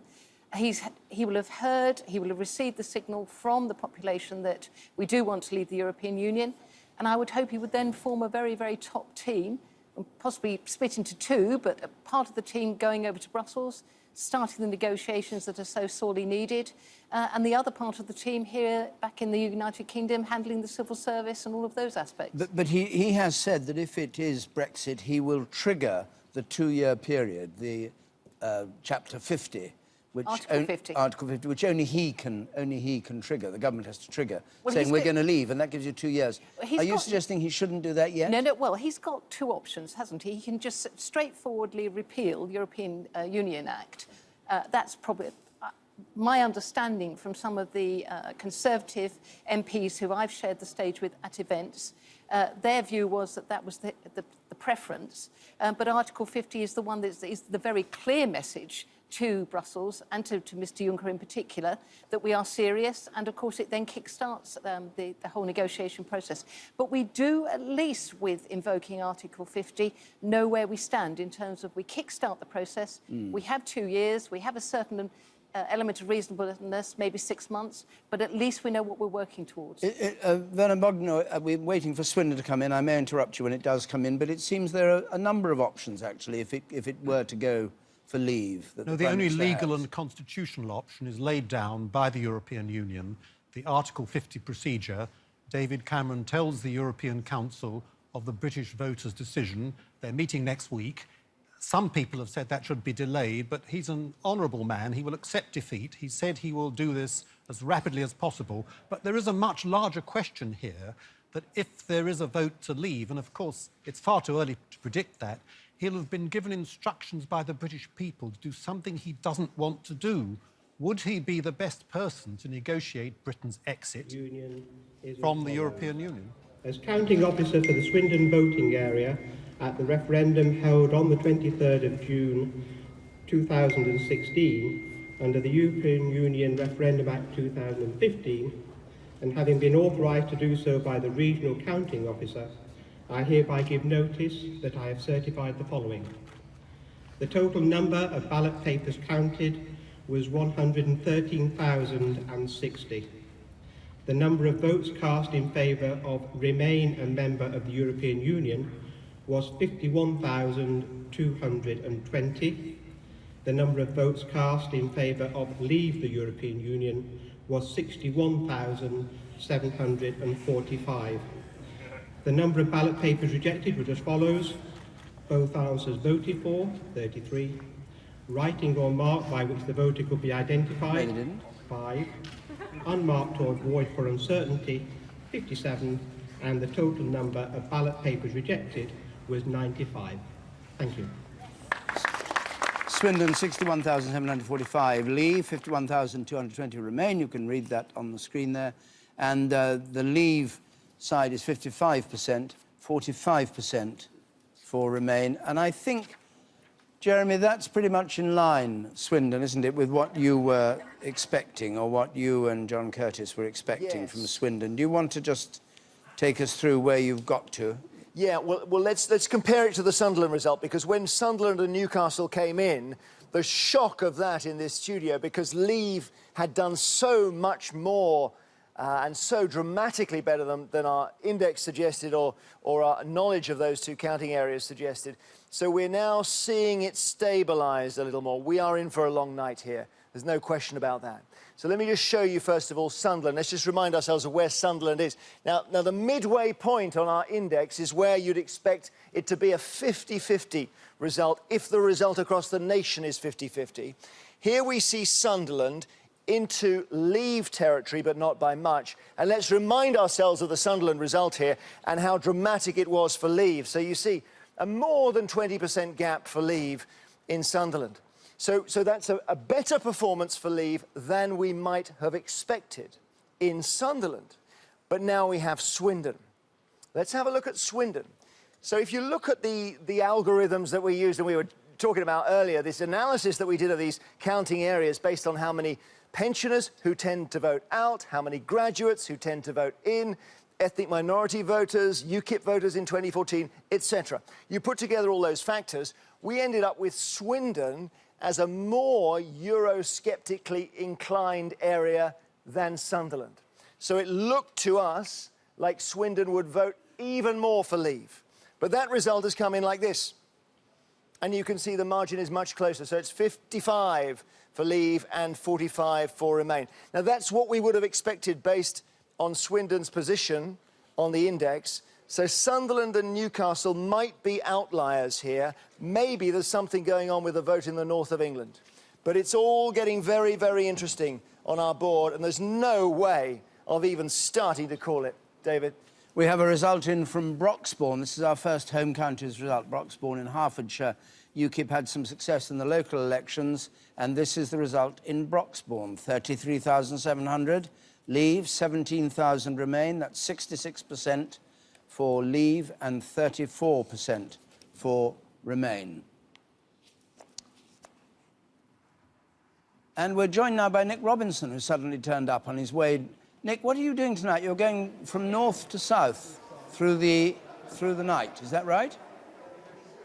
We started in Edinburgh, David, at the polling station there in the middle of the evening, been to Newcastle, here in Sunderland, on my way to Leeds any second, then to Peterborough, trying to see and to paint a picture of a divided nation, because I think what is so striking about what we're seeing tonight is a divided nation, divided by nations themselves, Scotland v England, of course, divided by region, divided by class, divided by educational background. I think these results suggest, as Jeremy was just saying, that that is what's going on here in Sunderland, and may help explain a little bit of what Jeremy was saying about the difference between results here in the northeast and in Swindon there in the south, is that I was hearing from people on the Leave and the Remain camps here. There are people in this town who have not voted, in this city, not voted since 1983, not voted, in other words, since the days of Margaret Thatcher, who came out, as they put it, and this was people on both sides, to kick the establishment. People who left their houses for the first time to vote. They wanted to kick not just Brussels, they wanted to kick David Cameron, they wanted to kick the establishment, I was told, they wanted to kick the bankers, they pretty much wanted to kick anybody they could, and they believed that voting Leave was the way to do that. What's your view of the way that it's gone so far? Well, what intrigues me is whether this becomes a pattern, or what we actually see is the mounting up of votes in working class areas where there's a revolt against the establishment for Leave, but equally a mounting up of votes for Remain in urban metropolitan areas with a younger demographic. That's why I think it's much too early to tell whether this Sunderland result, that early sign in Newcastle as well, is giving us a national picture, or merely suggesting that this great gulf between the different voters is even greater than we realised. That, in other words, I was hearing from a whole series of senior Labour figures that in recent days votes had hardened up amongst what you might call rather patronisingly Guardian readers. Metropolitan, liberal, younger, professional classes, people in the public sector, had hardened up for Remain. Now, we may not see that until we see the vote in those urban areas later on. Okay. But when you're seeing votes in the smaller towns, the towns that are often described by psephologists, as the left behind, people with high working class populations, what you're seeing there instead is in fact a mounting up of votes for Leave, because they want to kick someone, and the opportunity to do it was to vote against the establishment and to vote for Leave. Where are you going to pop up next, Nick? Leeds is my next stop. Look forward to seeing you. A couple of hours from now. Thank you very much. See you there. There's something interesting about the London turnout. There was vile weather in London today. The roads were flooded, the trains weren't working, the underground wasn't working, there was all hell let loose.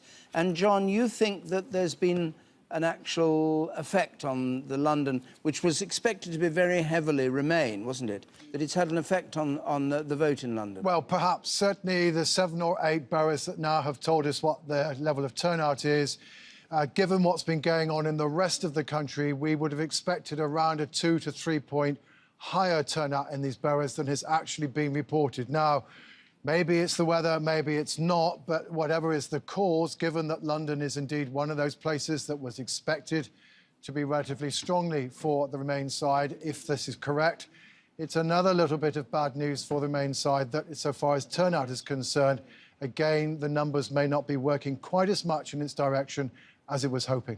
I mean, the truth is there hasn't been any good news for the Remain side yet, has there, this evening? Well, that's a slight exaggeration. I think the truth is, for example, that in Orkney and in Clackmannanshire, the result was pretty much in line with what we were expecting. It wasn't too far off in Broxbourne. So we've had some places where the outcome has been much closer to what we might think expect a 50-50 result. Newcastle and Sunderland so far really stand out.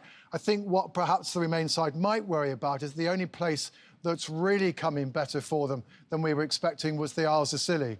And, of course, the Isles of Scilly is the smallest of all of the counting units that we've got tonight. Not to forget Gibraltar. Thanks, John. Well, I think only 800 people voted to leave. Emily. We're here with Tim Montgomery and Alistair Campbell again. Tim, what are your team captains saying after results in Sunderland and Swindon, all looking very positive for leave? Certainly those results are looking positive for leave, but perhaps the most interesting thing is the turnout. You're seeing, just as John Curtis was explaining, in London, in Northern Ireland, in Scotland, lower turnouts, whereas in the leave areas, like some of the places we've seen in the North East and the home counties, the turnout is much greater. It seems to be the case that, as a lot of people expected, those that want to leave the European Union have always been more enthusiastic. And despite the weather, despite obstacles, they've turned out. So if this is true, and we should still be very cautious, but this could be a much better night for leave than many of us were expecting a couple of hours ago. So Kate Hoey said in the last few moments that Labour could end up losing thousands of voters over issues like immigration. I wonder if you think that the EU has become a proxy, if you like, for everything broken in a lot of people's lives, that divided country that Nick was talking about. I certainly think, and this is the danger with referendums, I don't think this referendum has just been about Europe and the European Union. I think that a lot of the people who've been turning against in this debate, particularly in a lot of what are seen as traditionally Labour areas, are people who just feel that the financial crisis happened and the people who caused it got away with it and they didn't. They feel that there's too much division, there's too much inequality, that all they've had from this government who talk about this great economic miracle is actually austerity, austerity, austerity. And they're basically saying two fingers to a lot of you. But Labour and if we knew don't all listen that, to that, didn't they? I mean, Labour's known this for years now. No, you saw the vote disappearing in the North East to UKIP. And I also think that the Labour Party has to understand that we can't just sort of keep on with banging on the same old messages that have come out through this campaign. I think this is about the Labour Party has to be really careful about this because, and I said to you earlier, two things I said to you earlier. One is this is not over, and secondly, I'm really worried about this just becoming about the Tory Party and the Tory Party leadership. There's a real danger for Labour here as well, and we have to face up to the fact that large parts of the country are actually turning away from both of the main parties, and I think this referendum has unleashed all sorts of stuff. It's why I always thought it was a bad idea to have it. And that sounds arrogant. Don't let the people decide. Yeah. Wait a minute. But more than sound arrogant. No, I don't think it is arrogant. No, I not don't. consult the people on such a fundamental issue like this. I've met so many people. Years. I've met so many people around the place in the last few weeks saying, you've seen them in agony, having to make decisions that ultimately I think democracy. No, I want politicians to be elected and then lead. And we're in this position because of a lack of leadership and a lack of strategy. Well, when you look at the leadership, every single leader except one has been on the Remain side. Yeah, and I think Jeremy Corbyn gave a gift to the Leave campaign on Sunday when he said there was no upper limit on immigration from the European Union. And Alistair is right about the austerity factor, the fact there is a global revolt against the existing capitalist system. But I think Labour have underestimated how concerned the working class vote is about the lack of control over immigration. More concerned than that, Tim, I mean, you and I have looked at that graph of the pound literally falling off a cliff. Yeah. Not literally, but falling off a cliff. Factoring in a 40% leave tomorrow. But people look at that and they think this is just markets making money. So you know, we've given this kind of... The bookies and the markets have been telling us what's going to happen. So the economic argument actually never got through? No, the economic argument, I think, did get through. But for a lot of these people, they heard everybody talking about we're going to lose this great economic success that we've got, but they're not feeling that economic success now. And also, you know, these are the same people who... Remember the Queen's famous question to the economists? Why didn't you see the crash happen? You know, we've had the economists and the establishment wrong about Iraq war, wrong about regulation of Wall Street, wrong about immigration, wrong about... right to say the British public don't need experts. Well, there is a problem. They need political leaders. There is a problem we have at the moment, is that those powers that be, those established authorities, aren't trusted by at least half of the country. Thank you both very much. David. Angela Eagle, you were listening to what was being said up there, and we've got John MacDonald saying about Sunderland that people are cheesed off. Migration is a big issue. Has Labour lost touch with its core voters? Well, clearly there are people for who life is really tough, and they're your people. Yes, yes, and life has been made tougher by the decisions that the Conservative government nationally has made. So they should turn to you. Particularly the austerity decisions, particularly the huge cuts that have been focused quite unfairly on the areas that are least able to cope. And our country is divided now. We don't have a government that seems to care about the opportunities and the future prospects for communities like that. So why hasn't Jeremy Corbyn and Mr MacDonald, why haven't they been able to get this vote out and get it to vote for Remain? Well, I think a lot of that vote, and I've talked to some of it in my travels, they wanted to kick the government. But and kick you. They didn't like Margaret. They didn't like what the government are doing. They wanted to get rid of the Prime Minister, and they saw this as a way of doing it. And we've had discussions all the way through this campaign about whether kicking the government in this way was the right thing to do, because it's more likely to cause a recession.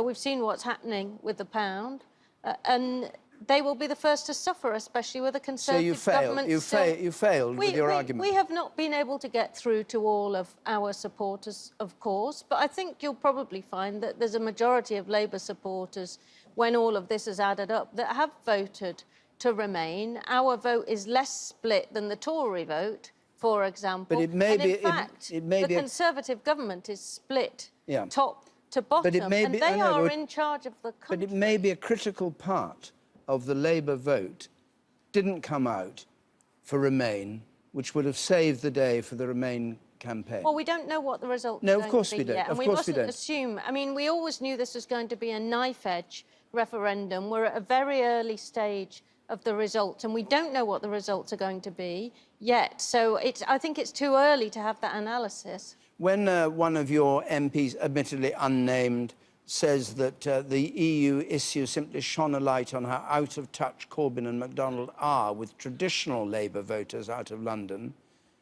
do you think he has, or she has, sense on her side, or is that nonsense? Well, look, I think there's a divide between those that live in cities and those that live in deindustrialised areas of the north. We have a Chancellor that thinks that having a press release about the Northern Powerhouse is good enough. It's not good enough. We have to make certain that the government of our country takes account of the proper interests and looks after people up and down the country. I have a feeling you aren't answering the question that I asked. I'm not sure. I may be mishearing you. I mean, I've not come on this programme to have a go at my own leader. I think we've got a government that is split down the middle. They've had to issue a Save Dave letter tonight, and a third of the Brexiteers in the Tory party haven't signed it. And so there's no need for a Save Corbyn, Save MacDonald letter? I think we ought to wait and see what happens in this referendum to see whether we still have a functioning government. All right. Thank you very much, Angela Eagle. We've got a result from Kettering. Let's have that. Kettering voting to leave, and 32,800, 21,030. That's 61% leave and 39% yellow for Remain. It was expected result that Kettering in the East Midlands would go that way. How many are we now? We've got a leave lead of 18,778. Let's join Clive Mowry. Clive, what have you got from Basildon? Yeah, I mean, we're expecting the final result here in the next 20 minutes or so. They're a little bit behind, but I was talking to the leader of the Borough Council here, who's from the Conservative Party, and they're looking pretty forlorn, it has to be said. It looks like a pretty resounding win for the Leave campaign. We did expect that. The polls leading up to the referendum today suggested that it could be anything from 70 to 80%. The feeling seems to be around about 70%. We haven't got confirmation of that yet, but certainly from talking to some of the UKIP members of the council here and some of the Vote Leave activists, they're saying that when they've been canvassing over the last few days and weeks, they've been hearing people talking about immigration, they've been talking about the issue of sovereignty, and they've been also talking about this being a protest vote, an attempt to sort of give the political elites a kick.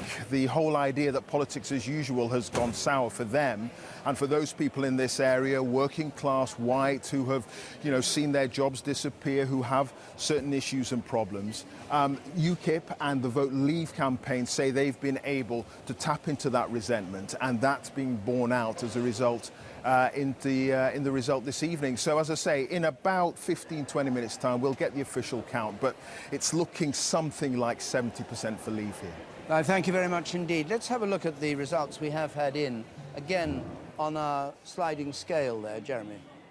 Yes, here we are with our index, 382 counting areas. We've ordered them based on our analysis from the most inclined to Leave, we think, to right over here, the most inclined to Remain. And we've already had the surprises from Newcastle and Sunderland, which didn't really fit in with our index, but over time, it may well even out. Let's see. Let's look first of all at Kettering here. Let's find Kettering on our polling index, and you can see it's quite a way towards most Leave. You would expect quite a substantial vote for Leave in Kettering, and now we'll see the actual result here. Let's have a look. And it's 61% to Leave and 39% to Remain. It's maybe Leave's vote a tiny bit stronger in Kettering than we might have expected based on its position on our index, but nothing like the surprise of the strength of the Leave vote in Newcastle and Sunderland that we saw earlier. Still, substantial margin there for Leave in Kettering. Now, if we go to Broxbourne, I'll show you Broxbourne on the map here. Just come with me. And you can see just here in Hertfordshire, north of London, that flashing blue. Blue meaning, of course, that Leave have taken Broxbourne, taken a kind of parliamentary language, isn't it? Leave have come first in Broxbourne. Let's see by how much. Here they are. So this is Broxbourne on our index. Looks very Leavey, doesn't it? It looks very Eurosceptical. It's in the top 15 most inclined to Leave, according to our own analysis before the night began. What's actually happened? And here we have, what, a 32% gap, 66 to Leave, 34% to Remain. Again, that's just a bit more for Leave than we were expecting based on our own analysis, but not a sensation, not a shock there, pretty much where it stands on the board. Now, the key thing to remember here is that unlike a Westminster election where you have all those constituencies that are roughly the same size in terms of numbers of voters, here, constituencies of vastly different sizes. So just take a look. This is our proportional map here, and I'll bring up the stalks in the floor. Where the stalk is in a colour, it's the colour of the side that has won in that particular area. But the important thing really is the height of the stalks. So up here in Orkney, you've got a really, really short stalk because not many voters. These are the Newcastle and Sunderland results, and you can see just how many thousands of voters were involved. So when we hear from Birmingham at 3 or 4 in the morning, 700,000 eligible voters in Birmingham, that'll be the biggest stalk on the map throughout. So just worth remembering that when a counting area has a lot of voters in it, it really packs a punch. David, back to you. Thank you very much. We've got a result in from Shetland, the Shetland Islands, 5,300. Leave, 6,900 Remain. Small numbers here. 43% Leave, 57% Remain, but slightly less for Remain than we had anticipated. And West Dunbartonshire, 16,400, 26,794, And this is slightly better for Remain. The share 38% and 62% there for Remain. So I'm joined now by Alex Salmond, the Scottish National Party MP for Gordon in the House of Commons, formerly the leader. David Davis, former Shadow Home Secretary, who's been fighting for leave all this time. All right, here we are at 1:15. Alex Salmond, what do you make of it? Well, it's going to be nip and tuck. I'm astonished what you said about Shetland, incidentally, because Shetland was one of only 2 areas in Scotland way back in 1975 which voted 2-1 not to come out of the European community as it was then. The fact that Shetland's voted pretty decisively to remain actually is a very, very good result, as indeed the other results from Scotland have been. Can I just add one wee corrective to the programme? This talk about a low turnout in Scotland. Clackmannan, which is declared... I don't think anybody said low turnout. Well, they said slightly lower than expected. Okay, well, give me an example. Clackmannan, 67.5%. Good result for Remain in Scotland. Sunderland, a very good result for Leave in England, 65%. It doesn't stand up to much examination. Well, let me just explain. What we're talking about is general election turnout. And in Sunderland, it's comparing the general election turnout with this turnout, where there is a spectacular increase. But so it's not like with like. Yeah, it's not apples and pears. It's still a very strong turnout in Scotland and a very strong vote so far for Remain. But clearly this is going to go right down to the wire. Indeed. And the constitutional implications are fascinating. Well, that I'll come to you. But let's just hear from David Davis on the results so far. We heard at the very beginning of this that Nigel Farage said his friends in the city had said it wasn't, where the game's up, and now he says he's changed his mind on that. Well, what's your view? For Nigel, it's not unusual. He does change his mind from time to time. But look, this is less scientific than a normal general election, as I'm sure you've explained already to your viewers. Not at all scientific. It's a matter of just counting the votes. But your comparisons, even the comparisons you're doing, are judgments. Yes, yes, so yes. And one of the and they're not massively off, but they're not entirely reliable either. What I can see happening here, or the beginnings of what's happening here, is that Scotland is pretty much voting as one would expect. Northern Ireland, as we've seen, broadly as one would expect. The north of England, the industrial areas of England, erstwhile Labour voting working class voters seem to me to be going very heavily towards Leave. Now, it's not a big fraction of the population, but nevertheless they're going heavily towards Leave. And that's all to do with the fact they haven't had pay increases for several years, that they blame immigration for that sort of thing. So my hunch at the end of this, I agree with Alex, that it's going to be nip and tuck, but I think it's been nip and tuck with the odds on Leave. If it is Leave, what's your view about David Cameron and George Osborne? What should happen? Well, you didn't sign that letter, did you? No, I didn't, but I said... asking for him to remain. I never sign letters, either positive or negative ones. I always think they're... You never sign letters at all? Not that sort of letter, not that sort of... No, not in groups of other people. If I send a letter, it's from me. As I said on your programme, I think, your Question Time programme, it seems to me that so long as David does something sensible about putting somebody in charge of the negotiations, then and then what the country's going to need is stability at home. We're not going to be wanting to have a leadership election in the middle of all that. So I think the next couple of years, which is what he's saying, is 2 or 3 years he's saying he's staying for anyway, is perfectly reasonable. And George Osborne? You say the kindest thing for Dave to do to George would be to move him on and give him a bit of time away from the dangerous front of the country. Stand by that, do you? Well, that was said to be in George's interest. You were just giving him a helping hand. Yeah. So, Alex Salmond, if it does go this way, I mean, you've always said that if England or if the rest of the UK voted to remain, to leave, and Scotland voted to remain, it would trigger another independence referendum, and Scotland would want to remain in the EU. Yeah. Even if it was just that close, that would happen, you think? If England, let's put it like that, started pulling out of the EU, you think it would trigger? Well, yes, I do, but there are actually 2 fascinating constitutional possibilities. One, you've just mentioned, Scotland looks like it's going to vote solidly Remain. If there was a Leave vote in England, dragging us out of the EU, then I'm quite certain Nicola Sturgeon would implement the SNP manifesto, in which she received 47% of the vote last month. But then there's the other possibility, which is just emerging, that it's possible that Scotland, Northern Ireland, might tip the balance overall, England having voted to leave. Another constitutional conundrum.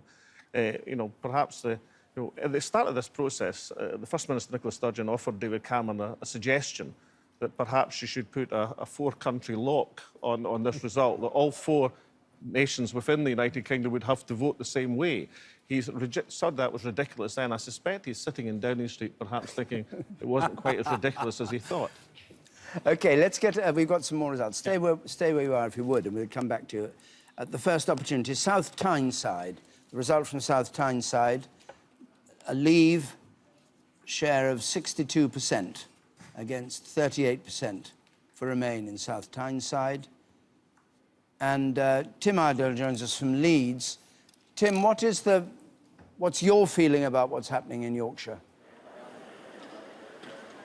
Well, we haven't had any results here in the Yorkshire and Humber region so far. All we've had are turnout figures, which are very high, much higher in most areas than last year's general election. But already the Vote Leave campaign here believes they are well ahead in the Yorkshire and Humber region. One senior Vote Leave source said a moment ago they believe they've won Yorkshire by a country mile. And they say they're picking up votes for Leave in solid working-class Labour areas, parts of South Yorkshire and West Yorkshire, where Labour has been the dominant party for many, many years. And the feeling on the ground here is that the Labour Remain message just hasn't been hitting home in those areas. Tim, thank you very much. We're just talking about betting here. You're a famous betting man. Did you bet on this whole thing? The market I trust most of all is not your parade of first-class psephologists like John Curtis. It's the exchange betting market, which is people have exchanged now £82 million in real money. And on that exchange market, it's come in. I mean, Leave has come in from 14-1 to about 7-4 in the course of the last 2 hours. But it's still staying as the favourite in that market. So David, if he absolutely believes it's going to be a Leave, he can now finance his leadership campaign for the Conservative Party. And are you still putting money on? Well, no, but I've always said I never bet on things I set my heart on because it clouds your judgment. So I'm very for Remain. So I think horses are much more reliable than betting. You can set your heart on a horse, surely. Well, let's get back to serious. Let's get back to serious. But he's right. It's an emotional bit. I put 200 on this afternoon, but mostly, I must admit, because I was so irritated by my colleagues in the Leave campaign saying, we're going to lose, we're going to lose. No, they had to get somebody to tell them how to write a betting slip. I know, yes, I'm hopeless at it. Yeah. David Davis, what process would you imagine following in the next few days from, if it happens, a Leave vote? Well, I think the first thing is the Prime Minister has to decide who's going to take that control of that, what team he appoints. They're going to have to do quite a lot of consultation. It's going to be quite a long time before either we do what they trigger Article 50, as they call it, start the process, the process of negotiation. They've got to do a lot of preparation, and that'll start in the next few days. Do you think he'd trigger it immediately, as he said? Because, no. I mean, there are all sorts of things you can do. You can talk till the cows come home and never trigger it. It's only an advisory. Yeah. It will be unwise to trigger it straight away because you've got a lot of preparation to do. I mean, you've seen in this campaign, with the Leave campaign talking about the various things that might happen, that there is not a unanimity of view as to how to play this. There are a variety of ways to play it to Britain's advantage, but it will take some time. And it's not up to the Leave campaign, is it? It's up to the Prime Minister. It's up to the government. Yeah. And nobody should pretend it's simple. There's quite a lot to be done. I think it's absolutely incredible. I mean, if the Prime Minister loses this, then I don't see how he can survive as Prime Minister. I mean, I just speak from personal experience. If you stake your career on a referendum and the people vote against you, then it's time to get... I mean, talk about lame ducks. I mean, this would be a duck with no legs and no stability whatsoever. Alex, your referendum was existential to your party. I mean, you know, it was, you know, what it's all about. This is not. This is a promise that actually David Cameron made to give the British people their right of say. And he's conducted a campaign of bullying and intimidation, and half his cabinet have said you can't believe a word he says. And he's going to continue as Prime Minister? Yeah, right. That chance. Right. Now, everybody says that one of the reasons that people are voting Leave is because they've had enough of politicians. So for the moment, just for the moment, we've had enough of you. And we've been nice to each other. We joined Dan Johnson in the Cap and Gown pub in Worcester and go back to a quite different world. Dan, I mean. Indeed, this is a pub that takes its politics seriously. They are having an all-night party here, taking in the results with a few pints as well. Let's grab a quick word with Neil, one of the regulars here. How are you voting today, Neil? I voted Remain. And how do you think it's going so far? Well, it's clearly far too close to call. I think the result in Sunderland was quite significant, and just got to wait and see how it pans out. I think London's going to be significant as well now. Have you been confident? I was to start with. I'm not quite so confident now. And how have you found the campaign? I found it quite disappointing, really. I think the positive case for being involved in Europe just hasn't been made. It's all been very negative. So I think it's been a bit disappointment overall.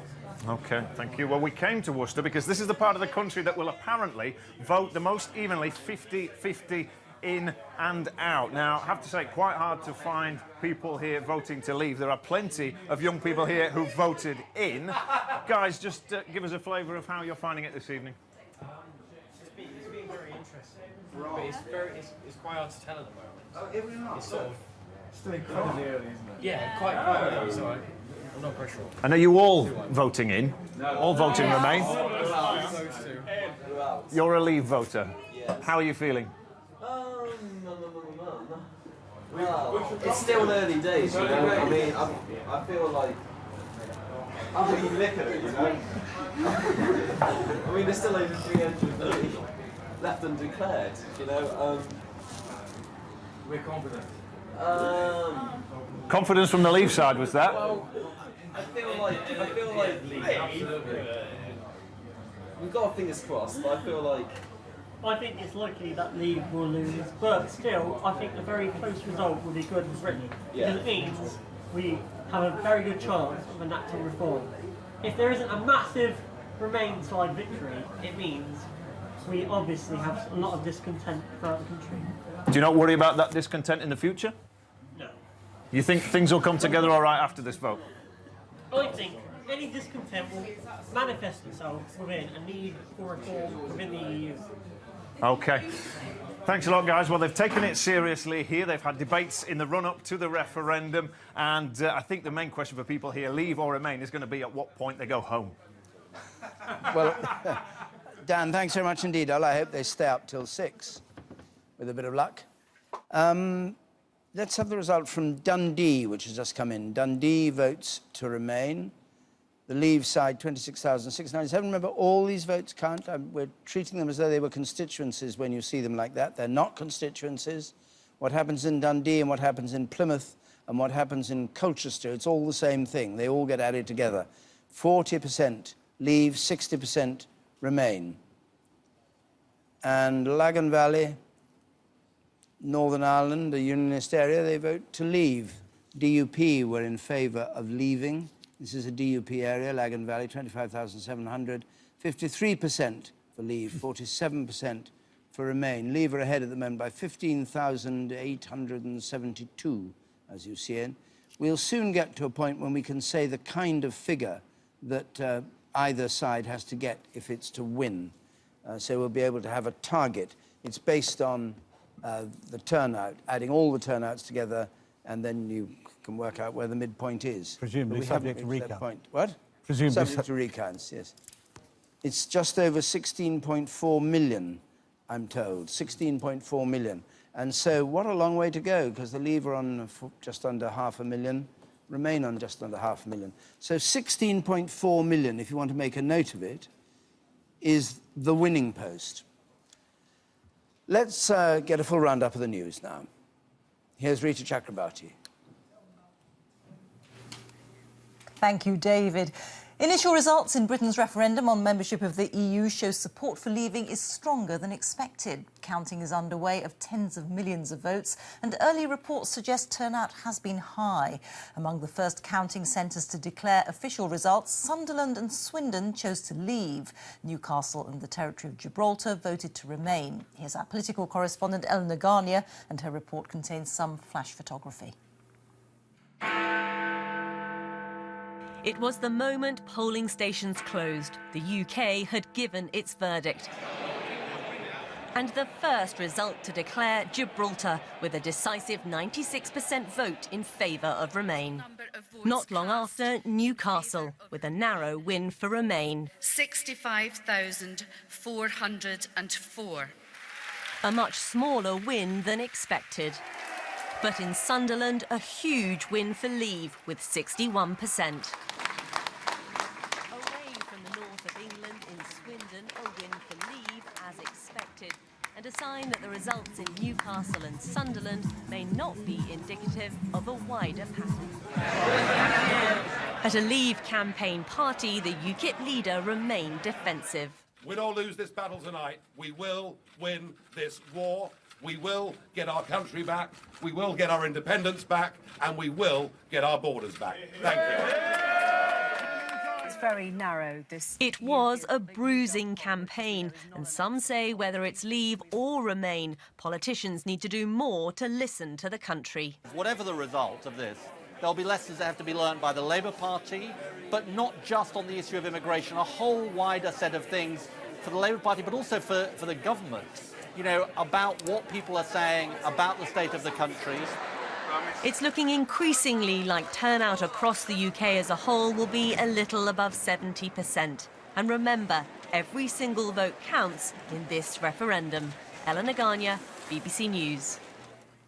Well, following the first results, the pound has fallen dramatically. Initially, it rose on expectations that the UK would stay in the EU, but it's since fallen back. When the New York Stock Exchange closed, the pound was trading at just under $1.49. It fell at one point to $1.43, but has since recovered slightly. One currency analyst said traders are very jittery. A man has been jailed for life for plotting a beheading on the streets of London inspired by so-called Islamic State, which could have targeted a poppy seller. 23-year-old Nadir Saeed was arrested in November 2014, just days before Remembrance Sunday. One of the world's longest-running civil wars in Colombia has been brought to an end after more than 50 years of fighting. The so-called FARC rebels have signed a deal to lay down their arms following 3 years of negotiations. More than 200,000 people were killed during the conflict.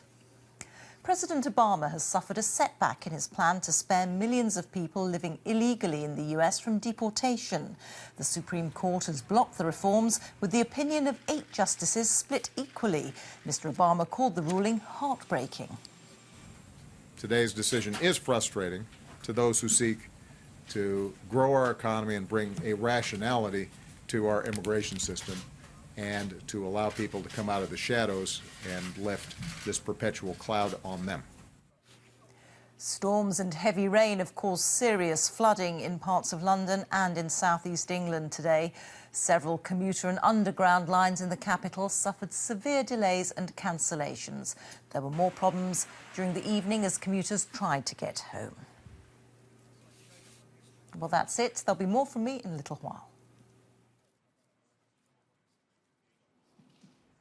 Broadcasting House in London, showing the state of play at the moment with, it has to be said, not very much in. We've only had, well, we've got a long way to go. 34 out of 14 out of 382. We've got a long way to go. The yellow and blue, the Remain side in yellow, 49, Leave on 50.7%, and a slight modification to the figure I gave earlier of 16.4 needed to win. 16.4 million, it's now estimated at 16.8 million. We have a result in from Western Isles, let's just see that. Ilan Shear, my grandson who speaks Gaelic will be complaining about my pronunciation, but Ilan Shear, the Western Isles, 6,600 Leave, 8,200 Remain, 45% Leave, 55% Remain. So that's how things are at the moment. Emily. David, a lot of people have been asking for international reaction to the results so far. So it's an awful lot to put on the Polish ambassador's shoulders. But Witold Sobkow, your sense of how the race is going so far tonight as we watch? Let me just say at the beginning that I'm just an observer, because, of course, we will respect any decision that will be made by the citizens of the United Kingdom, and Britain will always remain our friend an ally, independently of the result. But of course we are very nervous because if you speak about the national interest of Poland, we would like to see the United Kingdom as an active member of the European Union shaping policies of the Because they have been a big supporter of Poland, a non-Euro country. Do you feel that your position would be weaker if the UK left? There are several reasons. One reason is that we have more than 800,000 Poles living here. And of course, whatever happens, we would like to ensure their rights are respected, acquired rights are respected. Another reason is that the European Union needs unity and strength. And with the United Kingdom, we have a huge country that can influence our global policies in security, defense, foreign policy. So this is about our global strength as a bloc, and this is very important. And the third reason is that we are afraid of a chain reaction in the European Union. We don't want this. We want to be a coherent global bloc that could face new challenges as we have had, like a wave of refugees and wars in Syria, Ukraine. Let me ask you something, though, because Britain is one of your largest trading partners. We are past the campaign, we are past the threats and the language. Do you actually think that EU member countries would choose not to trade in the same way now with Britain if it is a leave vote? I think there are basically three models that can be adopted in the negotiations, or by Britain.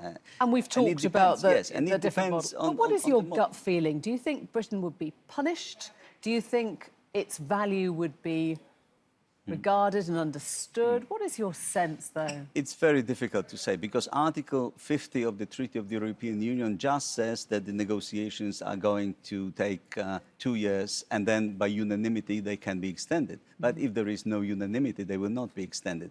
So within 2 years, Britain can achieve whatever it can achieve, and then we will be left with the result of the negotiations.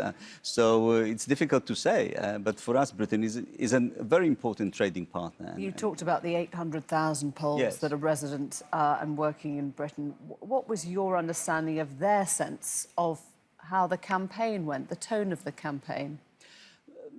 More than 80% of Poles here supported Remain for obvious reasons. In the campaign, we had a mixture of different sentiments and feelings, and some hope and optimism, but also you didn't hear some rejection or fear and rejection and misconception. Yes, especially about immigration. Yes, I would say so. That this subject perhaps was not treated with a lot of objectivity. Ambassador Sobkov, thank you very much for joining us. We have another result. David. Thank you. Just a reminder of the latest results we've had, and we've had East Ayrshire in. East Ayrshire votes to remain, 58.6, and 41.4 for leave in East Ayrshire. So we'll have more in just a moment and see how we can, whether it's too soon to give a kind of picture of the overall pattern.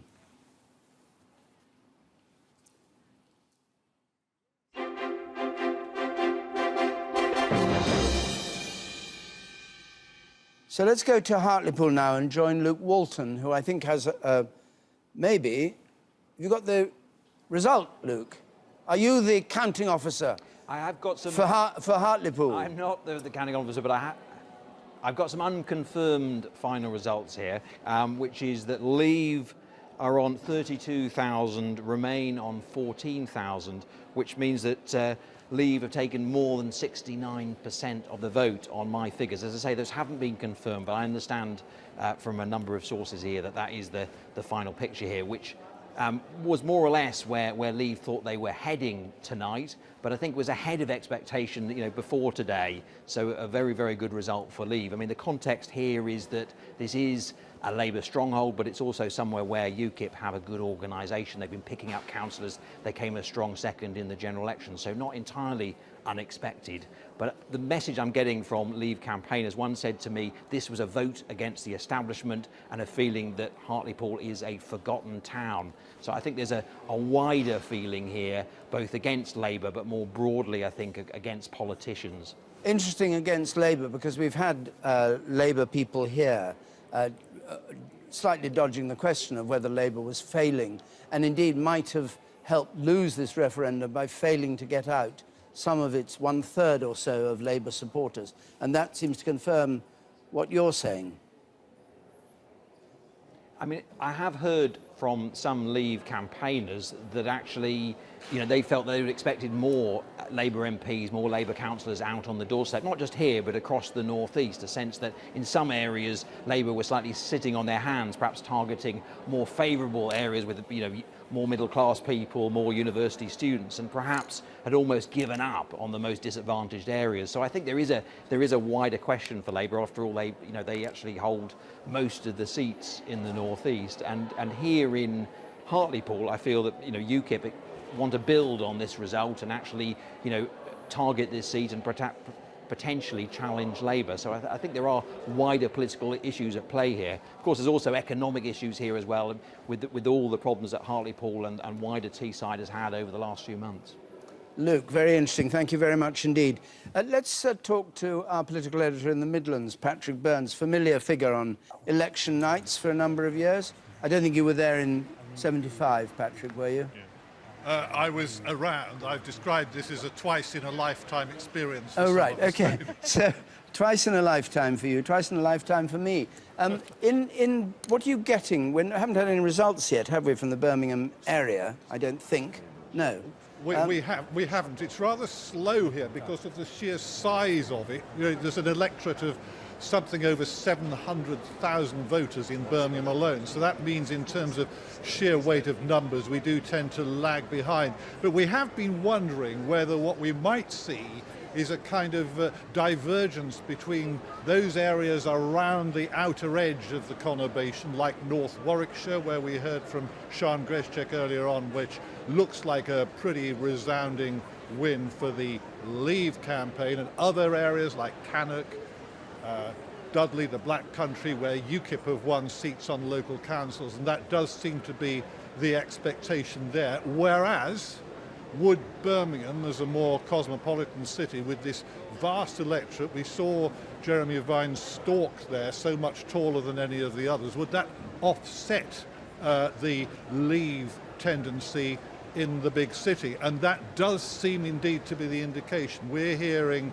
that early indications in Birmingham are that Remain has something between 55, maybe 60% of the vote. So that's cause for a certain amount more optimism for the Remain side of this than we were seeing earlier on in the evening, David. One other place to look out for during the course of the evening, we've heard of Jeremy talking about the algorithms. Well, Worcester, apparently, according to this great calculation, is about as typical as it's possible to be. So if a little bit later on we see a close result from Worcester just down the road from here, that could be an indication, could be with all the usual safeguards, that we would have a very close overall result for the UK. But still really quite early days here. It's also worth pointing out, David, there's two issues here at the same time. There's one big local count, the biggest in Britain, but also this is the regional centre where the whole pan-West Midlands regional figure will eventually be collated, but we're a way off that yet, of course. Patrick, thanks very much indeed. We'll be hearing from you again later, I hope. Confirmation of Hartlepool, which Luke Walton gave. Here are the actual figures: 32,000, 14,000 for Remain, 70% for Leave, and 30% for Remain. Laura, what are you hearing now? What is the feel among the political class about what's going on? Well, I think the people who've been on the side for Leaving are very happy with the scale of their victories. On the inside, they're certainly more nervous than they were a couple of hours ago. But they are holding out very much for the results from the big cities. Interesting hearing Patrick talking there about expectations in Birmingham of 55 to 60% for Remain. A couple of London boroughs, I've been told that they're expecting more than 80% of voters to cast their votes to stay in the European Union. And that is what the in-campaign are more nervous than they were, but they're still looking for and expecting good things to come, particularly from the London vote.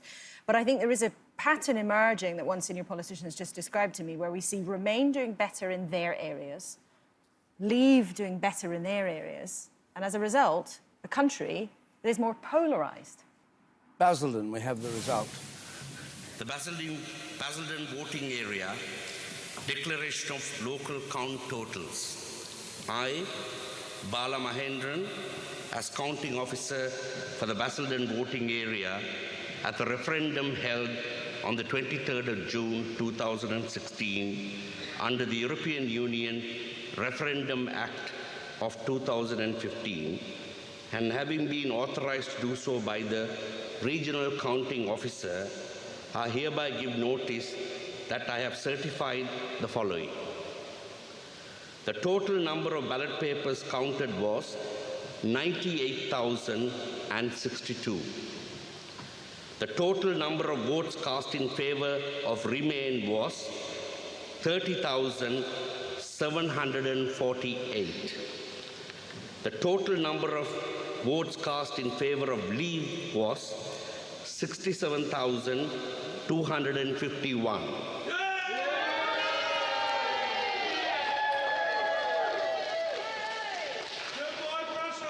The total number of ballot papers rejected was 63. And can I now take the opportunity of thanking everybody who has assisted in this process. So there's the percentage. Let's just see that 69-31 for Basildon. 69-31. We started the programme, the evening, looking with Jeremy Vine at a kind of way of seeing these results so we could judge whether it looked as though it was going to end up as Leave or Remain, anticipating where various places would lie along a line of probability. Just one way of assessing as we went along what's going on. Jeremy, can you take us through that again with the results we've now had in? Yes. And tell us how well it's doing. Yeah, well, it's extremely interesting and dramatic, and there's something going on in the northeast, no question. Let me just explain here. We have the 382 counting areas. We've grayed them out where we don't have results yet, which obviously is nearly everywhere still. But on the basis of a 50-50 result, if it was absolutely even between the two sides, we'd expect the ones in the middle to be evenly split. So we're looking at expectations based on a tight result, and I can tell you what's happening against that expectation. So we're going to the northeast here. I'll just actually flash the councils in the northeast. There are a dozen of them. You'll see some of the bars flashing. The longer the bar, the more the voters in that area. Most of them on the Leave side. Now, we had, didn't we, that extraordinary result from Newcastle, which is actually one of the few on the Remain side, quite dramatically for Remain, it seemed, until the result came in, when actually it was almost neck and neck, almost 50-50. We've now had another northeast result, Hartlepool. Let's find them on our index so you can see they're down the Leave end. So the expectation would be in Hartlepool that Leave would win. Let's see the actual percentage here and have a look at what Leave actually did. So in Hartlepool, it's really storming victory for Leave by 40%, and that goes way beyond what we would have expected in the event of a tight result between the two sides. You're looking more 10 or 20% Leave. So 70-30 is an extraordinary result for Leave, even though Hartlepool are on the Leave end of our spectrum. We'll have a look at another one now. South Tyneside we saw coming in. Let's find it now. It's not so much towards the Leave end. It's about midway between the halfway point on the index and the very end. There's South Tyneside. Let's have a look. So you wouldn't expect such a powerful vote for Leave. Let's see what actually happened here. And you can see it's 62% to 38%. And the margin there, again, is much bigger than we expected. And Sunderland, we started the night with, didn't we? Just one of the very first results. We pointed out that actually, based on our analysis of all the factors in Sunderland, they were Leave, but they're not deep into Leave territory, so we weren't expecting anything but quite a tight result from Sunderland, and actually we ended up getting this, 61 to 39, so it was the Leave side really showing a clean pair of heels to Remain in Sunderland. So we're gathering some intelligence here on these northeast councils, the 12 councils I mentioned in the northeast, and just making the point here that Leave is really storming it in the northeast of England, in the councils we've seen so far. And if I just bring back the index for you, here it is. You can see the results on the map that we got so far, but of course there is an awfully long way to go.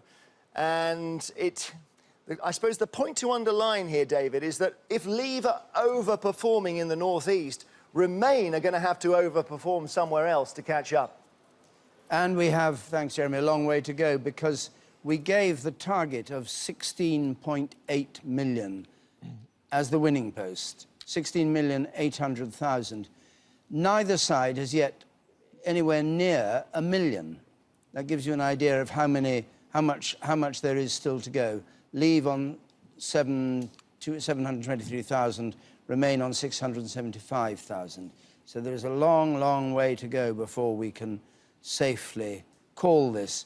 We've got more results in Merthyr Tydfil in Wales, 16,291 for Leave, 12,500 for Remain. That's 56% for Leave there, 44% for Remain.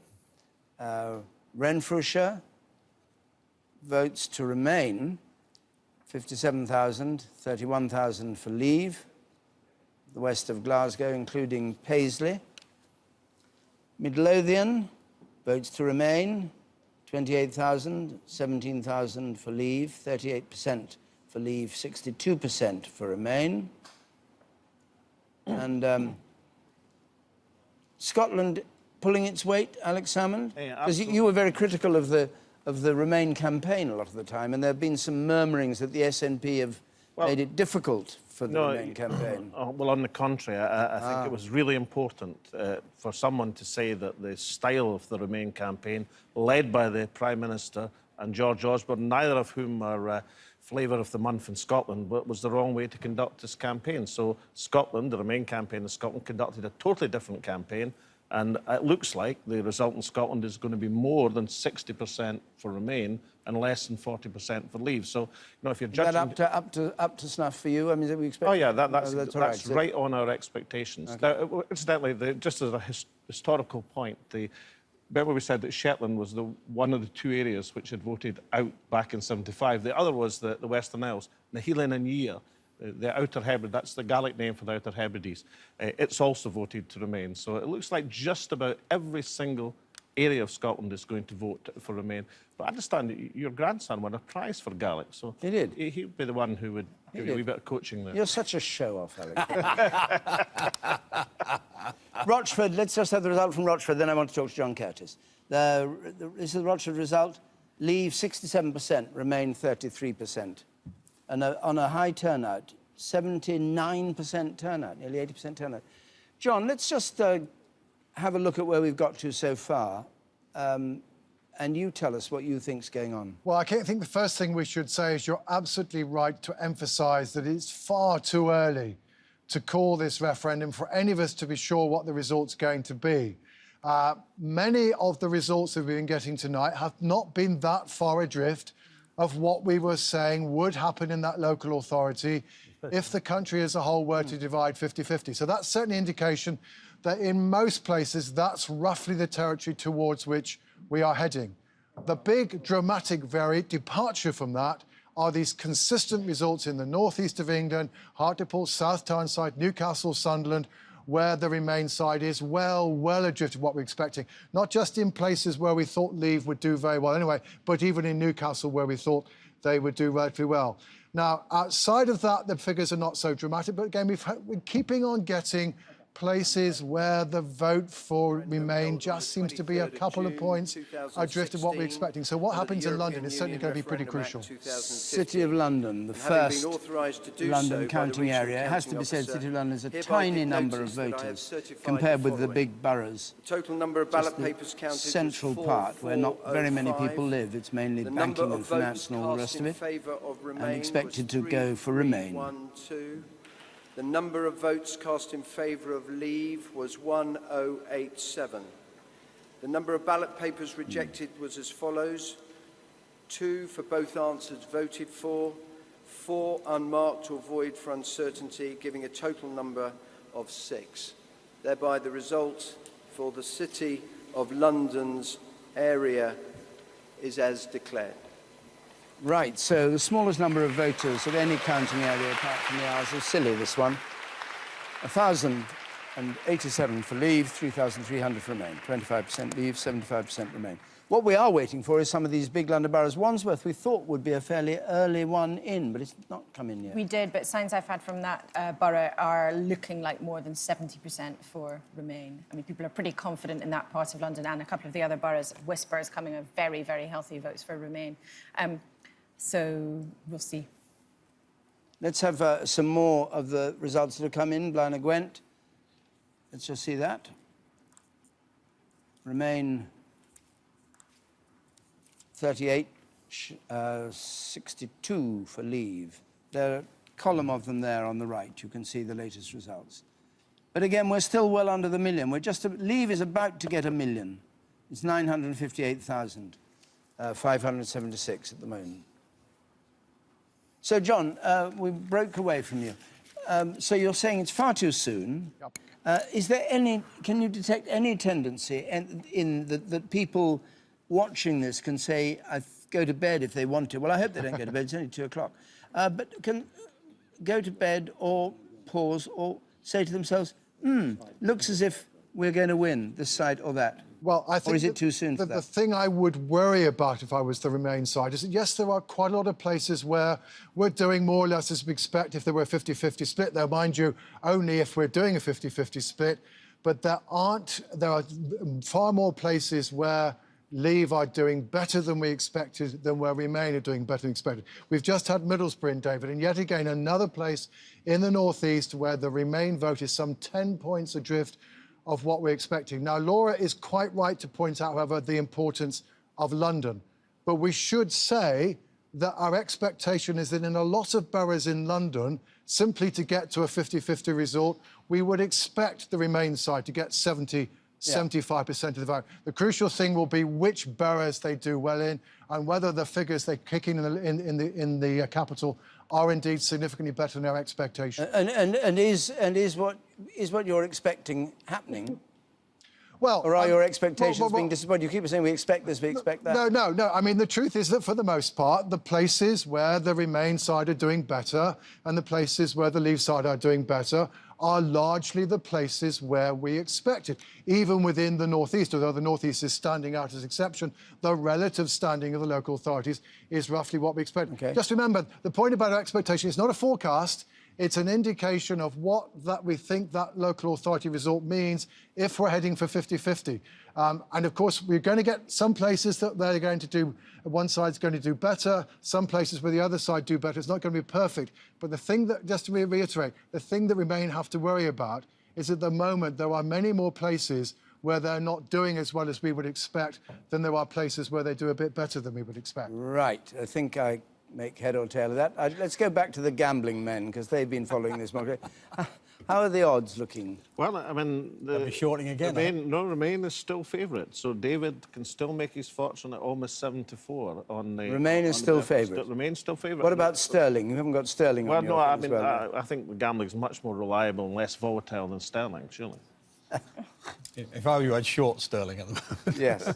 Well, no, you shouldn't say you'll never be Chancellor now. No, I know that. You shouldn't have said that. Good. You shouldn't have said anything, yes. You're not allowed to speak about Sterling. Can I just make a point about the run? I mean, I don't argue at all with what my betters in the form of John Curtis say, but I was expecting to be sitting here with those numbers reversed. With, at the moment, Leave a 53.6%, Remain a 46.4%. This time of the evening, I expected Remain to be in the lead, given who's been counting in Scotland and London and so on. Now, partly it may be down to who came in, but this looks to me like a very good result for yes. Leave. We're way behind on London. We've only had the City of London. But it's worth saying that Leave have now gone over the million mark. Gone over the million, and total votes cast of nearly 2 million. Yes. So it's quite a big sample. Yes, right. Wellingborough voting to Leave, where Peter Bone is long-standing, Peter Bone and Mrs. Bone. Those of you who follow the House of Commons will know she's just as important as Mr. Bone. Long-standing campaigner against the EU in Northamptonshire. There is the Wellingborough figure, 25,679 for Leave, 1,462 for Remain, 62% for Leave, 38% for Remain. Laura. As David Davis and Alex Salmond are sitting there, I just can't help but put a conundrum to the two of them And I'm sure they wouldn't agree on the answer, but if it does become the case that Scottish They never agree on votes- anything much. But if Scottish votes keep the UK in the European Union, where English votes have pointed out, what are the implications? I mean, David Davis, how would you and your backbench colleagues feel about that as a constitutional Not at all. We're a settlement? United Kingdom. I mean, virtually every pro-Leave MP is a strong unionist. So we accept the judgment of the whole kingdom. Do you think all of your colleagues who fought so hard in this campaign would accept the result if Scottish votes Yes. keep the UK Yes, inside they the have European to. Union? They have to. I mean, the simple truth is you have a referendum. You know, you can hardly say this is a low turnout referendum. You can hardly say this is not a representative view of the people. You know, if it had been 30%, it might be a different argument. You can't say that. And if you believe in the kingdom, you must believe in the result for the whole kingdom. And Alex, just a Labour source is already blaming the SNP for a lacklustre campaign in the referendum. What do you say to that? Well, Given you say the percentages all look very healthy for Remain, but turnout does appear in Scotland to be lower than the rest of the UK. Well, our campaign in Scotland has yielded a very positive result. In industrial areas where we represent, Remain is winning 60-40. In the industrial areas that Labour represent in England, they're getting absolutely hammered. So I think the Labour Party are casting about for responsibility. They should look to themselves. If they'd fought the campaign that we've fought in Scotland, perhaps they'd be in a happier position this evening. Just before we go to look at Wales in a moment, do you think referendum's a good way of conducting political business? For big constitutional issues only. Because we don't own the Constitution. We don't own the future of the country. And so if you decide whether or not Scotland's independent, that's a decision for the whole people. If you want to decide whether we're in or outside the kingdom, that's a decision for the whole people. Do you agree with that? Was it a wise decision to have a referendum? Well, it's the only way to decide big constitutional issues. But with this proviso, if you're proposing a referendum, you should want to change something, establish an independent country. David Cameron fought a referendum basically not wanting to change anything. That was a fundamental mistake. And then maybe to find he has to change things. Well, it's very difficult to fight an inspiring campaign saying, follow me, I don't really want to change very much. Right, thank you very much. Wales, let's just have a look at the latest results we've had in from Wales. Blue for Leave, Swansea, Flintshire, Blaenau Gwent and Merthyr Tydfil. And we're joined from Wales by James Williams. How is Wales turning out, James, in your view?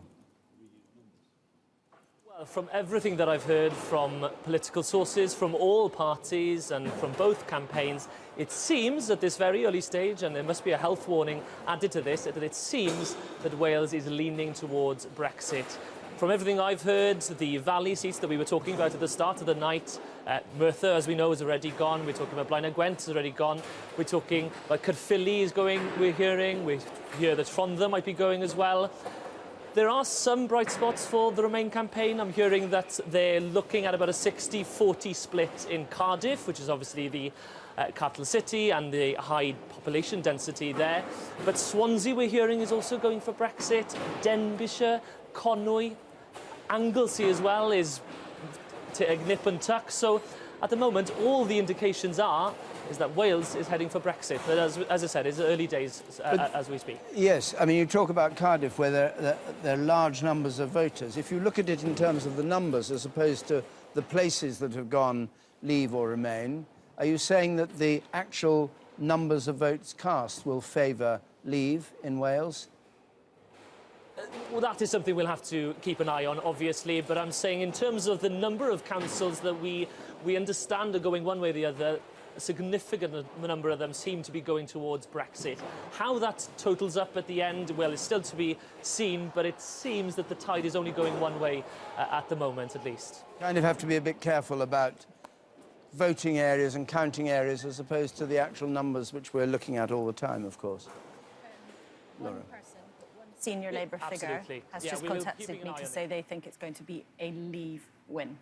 One figure, very, very early in the night. We keep saying it, but a senior figure in the Labour Party has just contacted me to say that they believe that Leave is actually going to win. And we've been talking about London a lot. Also important to make a distinction there. Inner London sounds like it looks very good for Remain.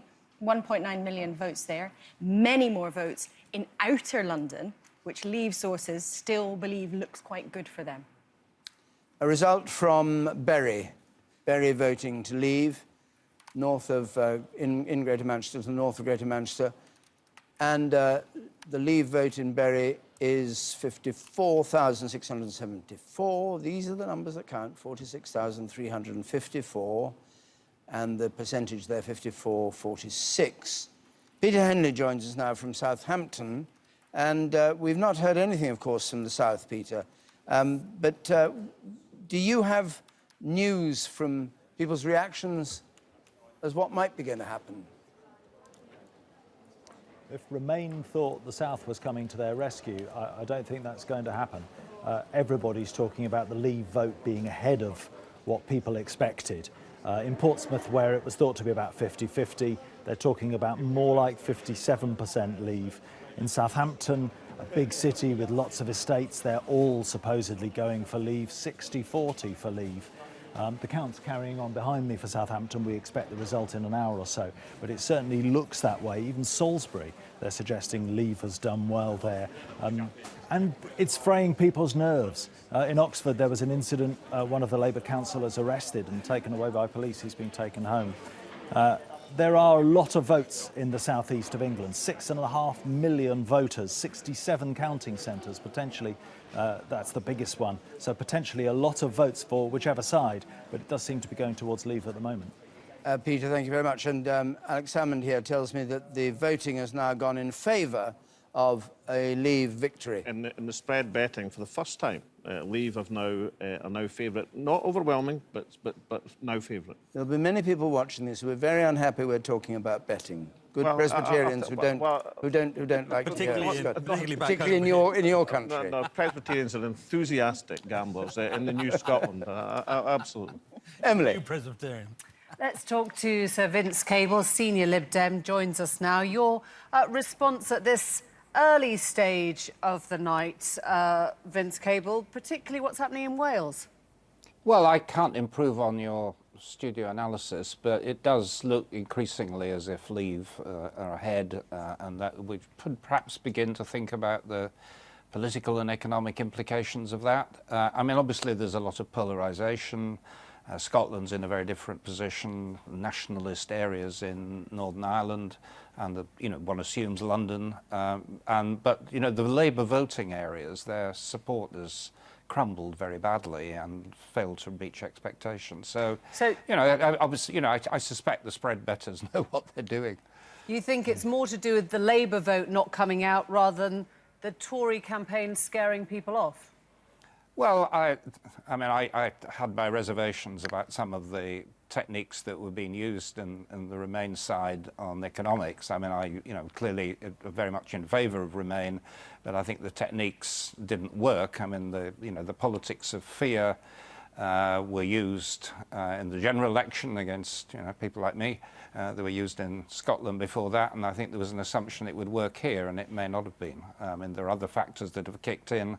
People in highly deprived areas of the northeast expressing their frustration in this way. How do you think the Remain camp will have to deal with this if it does emerge as a vote to Leave? Well, there are some concrete issues which have emerged, and immigration is the most obvious one, and I think the question which David Cameron wasn't able to deal with in his renegotiation, which is some kind of break to provide some kind of reassurance that things are not controlled, I think that issue might well have to be reopened because if Remain does squeak in, and the figures may change with London, there will be a lot of deep heart searching is going to take place. I mean, I suspect that if Remain does win with the majority of 1 or 2%, it could conceivably happen. I mean, the authority of the government is going to nonetheless be considerably weaker than it was before the referendum. I think we're in a period of relatively unstable, weak government. I want to ask you to reflect for a moment on the nature of the referendum. I guess in an ideal Cameron world, this was never meant to happen. The Lib Dems were expected to be in government with him, and you would have presumably stopped this referendum ever going ahead. Was it a mistake to call it? Well, we certainly argued it was, and I think for the reasons which Alex Salmond made a few moments ago, I think his analysis was actually spot on. I mean, clearly there are circumstances in which you do need a referendum when you have major constitutional change. We've always accepted that. But this wasn't such an issue. It was a way of resolving an impasse within the Conservative Party. I think there was just a chronic failure to understand what happens when you just throw the cards in the air in that kind of way, all kind of unpredictable things happening, all people's grievances find an outlet, whether it's got anything to do with Europe or not. And it was just a very bad call, a very bad judgment, and I think it will do David Cameron enormous harm. Enormous harm in the sense that he will have to leave straight away if it is leave? Well, I mean, you know, my former cabinet colleagues like Ken Clarke have said, well, you know, he's not going to survive 10 seconds if we lose this. I mean, he may. Let's assume that the scenario that it is a leave win. I mean, we don't know that, but let's take that scenario. I mean, if his party do persuade him to stay on, I mean, his authority is completely gone, and I'd have thought that any sense of self-respect would make him want to go. So if we are talking about a leave win, even if it's a very small one, I fear that his day is now gone. What do you think the response, the real response, shall we say, from European leaders would be towards Britain if it is a leave? I mean, the days of campaigning, the threats are over. Do you think they would come back, try and woo us back in, trading deals and all the rest of it, or do you think the door is slamming shut? Well, I think that Europe is governed by kind of legal processes to a very significant extent, and they will play out. Obviously, politics forms part of that. I don't think there's any sense of vindictiveness or a kind of anti-British feeling. I don't think that will play in. But nonetheless, they will be desperately anxious to avoid some kind of contagion. So I think any sense that the UK would be rewarded by being given, you know, full access to the single market without paying the costs in terms of accepting free movement or financial contribution, a Norwegian-type outcome, I don't think that's likely to be on offer. Do you think it could trigger... Sorry to interrupt. Do you think it could trigger more referendums around Europe? Well, some populist politicians in Europe are making that case. I mean, most of the people I've talked to in some of the peripheral countries, I mean, you know, Sweden's an example, they take the view that even if they did have a referendum, they would stay. I don't think you're going to have rapid fragmentation, but nonetheless, it would be a severe blow to the cohesion of the European Union. I think their instincts would be to stand firm, to make sure that, you know, Britain isn't rewarded from this, and I think that's what what I've worried about all along, that we're now potentially, again, assuming that leave win, entered a very prolonged period of unsettled, unresolved disputes. The whole problem of translating European law back into some kind of British alternative is a very, very difficult process. And I'll be listening carefully to Alex Salmond's comments about Scotland, because the issues with Scotland are not simply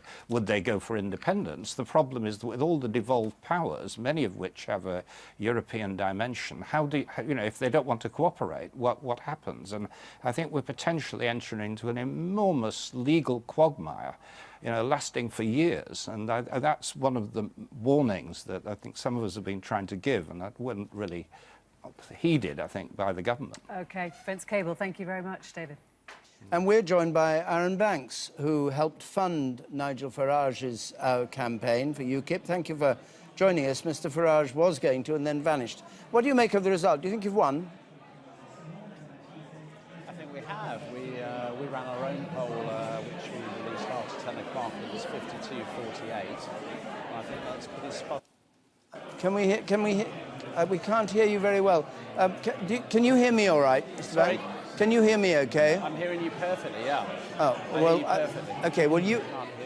No, I will be able to. Just, I don't know what's... where's your microphone? Anyway, OK. Just, so you think it's in the bag, do you?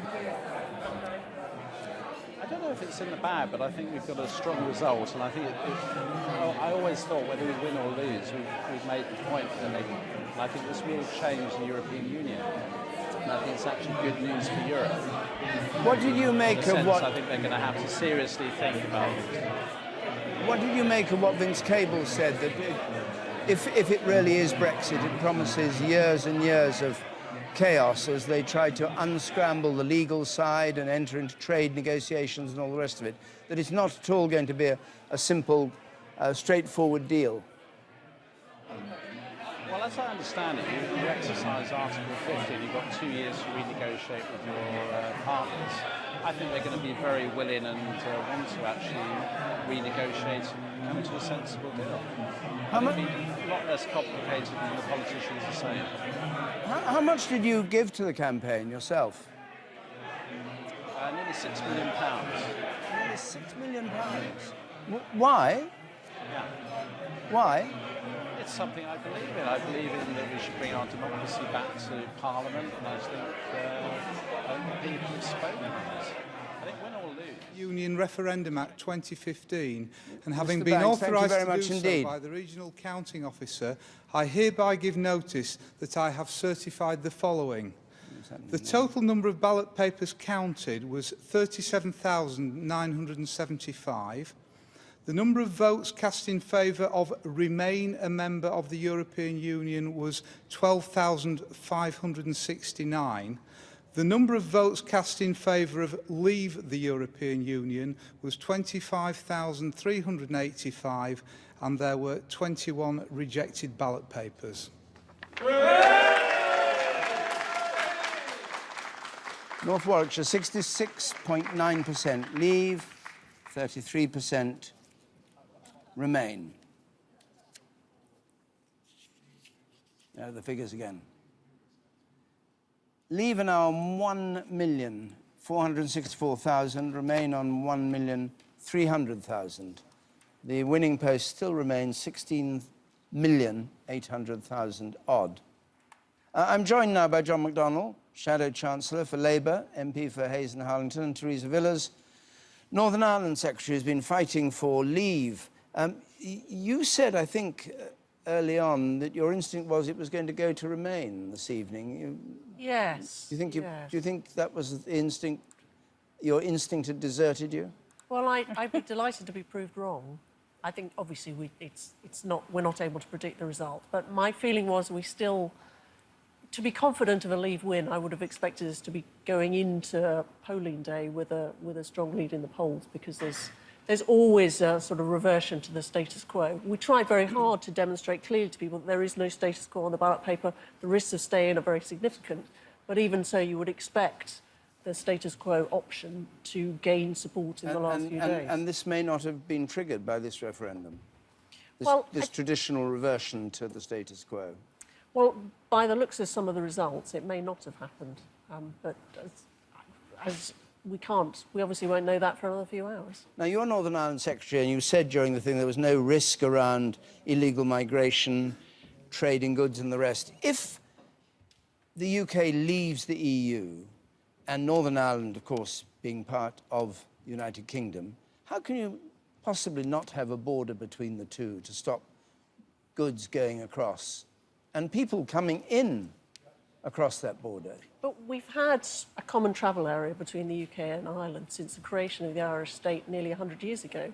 It served both countries well. Yeah, but we joined the EU together. I'm talking about trade. We joined the EU together, so there'd never been tariffs between us. But now there would be tariff barriers. The reality is, if you look around the EU's external borders, thousands of lorries and goods pass every day without any restrictions. Modern technology means it is possible to deal with these issues, and it would be manifestly in the interest of both the UK and Ireland that we find a way to do that. And after all, the Irish ambassador to London himself has been very clear the common travel area is not affected by a Brexit vote. There's the Northern Ireland, just have a look, there's the Northern Ireland figure, of course, Remain, and this is the other thing about Northern Ireland, it's likely to be a Remain part of Britain. 165, 278, 131, 342, Leave. The DUP, of course, were in favour of leaving, the Nationalists in favour of remaining. John McDonnell is also with us here. I have to cut to the chase with you. There's been a lot of talk about whether Labour was pulling its weight in this campaign, hasn't there? And that in some senses you may have lost a crucial part of this working class vote who've been disaffected and gone for Leave. and that you've failed somehow to tap into that. Well, I've toured around the country, and the result that's coming out now is, to be frank, is exactly as I thought. I think it's going to be extremely close. And there is a disaffected vote, and it's disaffected with politics overall, disaffected with Westminster politics in particular. Some of that is our Labour supporters too, and we've done our best to try and turn that round, but it's been tough. And it gets to feel like a by-election at the moment, where people's grievances are being aired as well as a result of this vote. People are concerned about how they've been treated with austerity and wages being frozen for the last 7 years. So a lot of people's grievances are coming out, and we've got to start listening to them. London is thought to be one place where the Remain campaign will do well. We've had our first big result, and we had the City of London earlier. Here is Lambeth in South London. 30,340 for Leave, 111,584 for Remain. That's 21 to 79% Remain. And then we go to Exeter. We've got Exeter in the West Country, in Devon, and that's a Remain vote again, 55% for Remain, 45% for Leave. We'll just check on how Sterling's doing with Kamal. What's happened in the markets? David, it's still going down pretty rapidly. Sterling's still falling? Sterling's still falling. It's down now at around $1.40. Got as high as 150 when there was a lot of confidence in the markets that Remain were going to win. There's another very important indicator, though, called the FTSE Futures, which is a judgment on where the FTSE 100 will open when it opens in London later on this morning, and that is down 5%. Both those indicators, these percentages sound quite small, but both those indicators, those are huge moves in the markets. The type of moves possibly for the pound not seen before, or certainly not since the 2008 financial crisis, and also for the FTSE 100.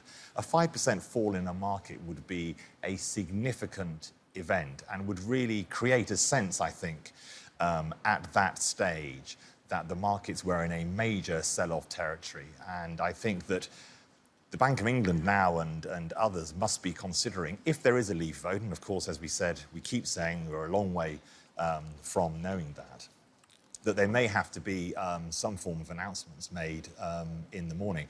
Just to make one point clear, at the moment in sterling, the market is very thin on volumes. There aren't actually many traders trading the pound at the moment. So that means the volatility is very marked, because people moving can make very volatile spikes. So just to put that sort of slight warning and caveat into these numbers, but certainly the volatility is huge in market terms. And the city is open all night tonight? Trading. Forex is trading all night, trades 24 hours a day all around the world. On the Asian markets, the pound is down 5%. So it's down between 5 and 6%. And what's called these intraday moves within 1 day's trading, these are figures not seen, as I say, since the 2008 financial crisis, which I think just does show the level of market concern, I think more to do with uncertainty than to do with whether Britain is in or out of the European Union. As I said, I think at the opening of this programme, it's not political, this issue. It's not a judgment on whether Leave or Remain should or shouldn't win. It's about that uncertainty issue. It's about the notion of how will we trade with the European Union, which, of course, is our biggest market for export. John McDonnell, you're the Shadow Chancellor. Of course, you're not allowed to talk about sterling, because Chancellors and Shadow Chancellors can't discuss sterling. He can. You can't.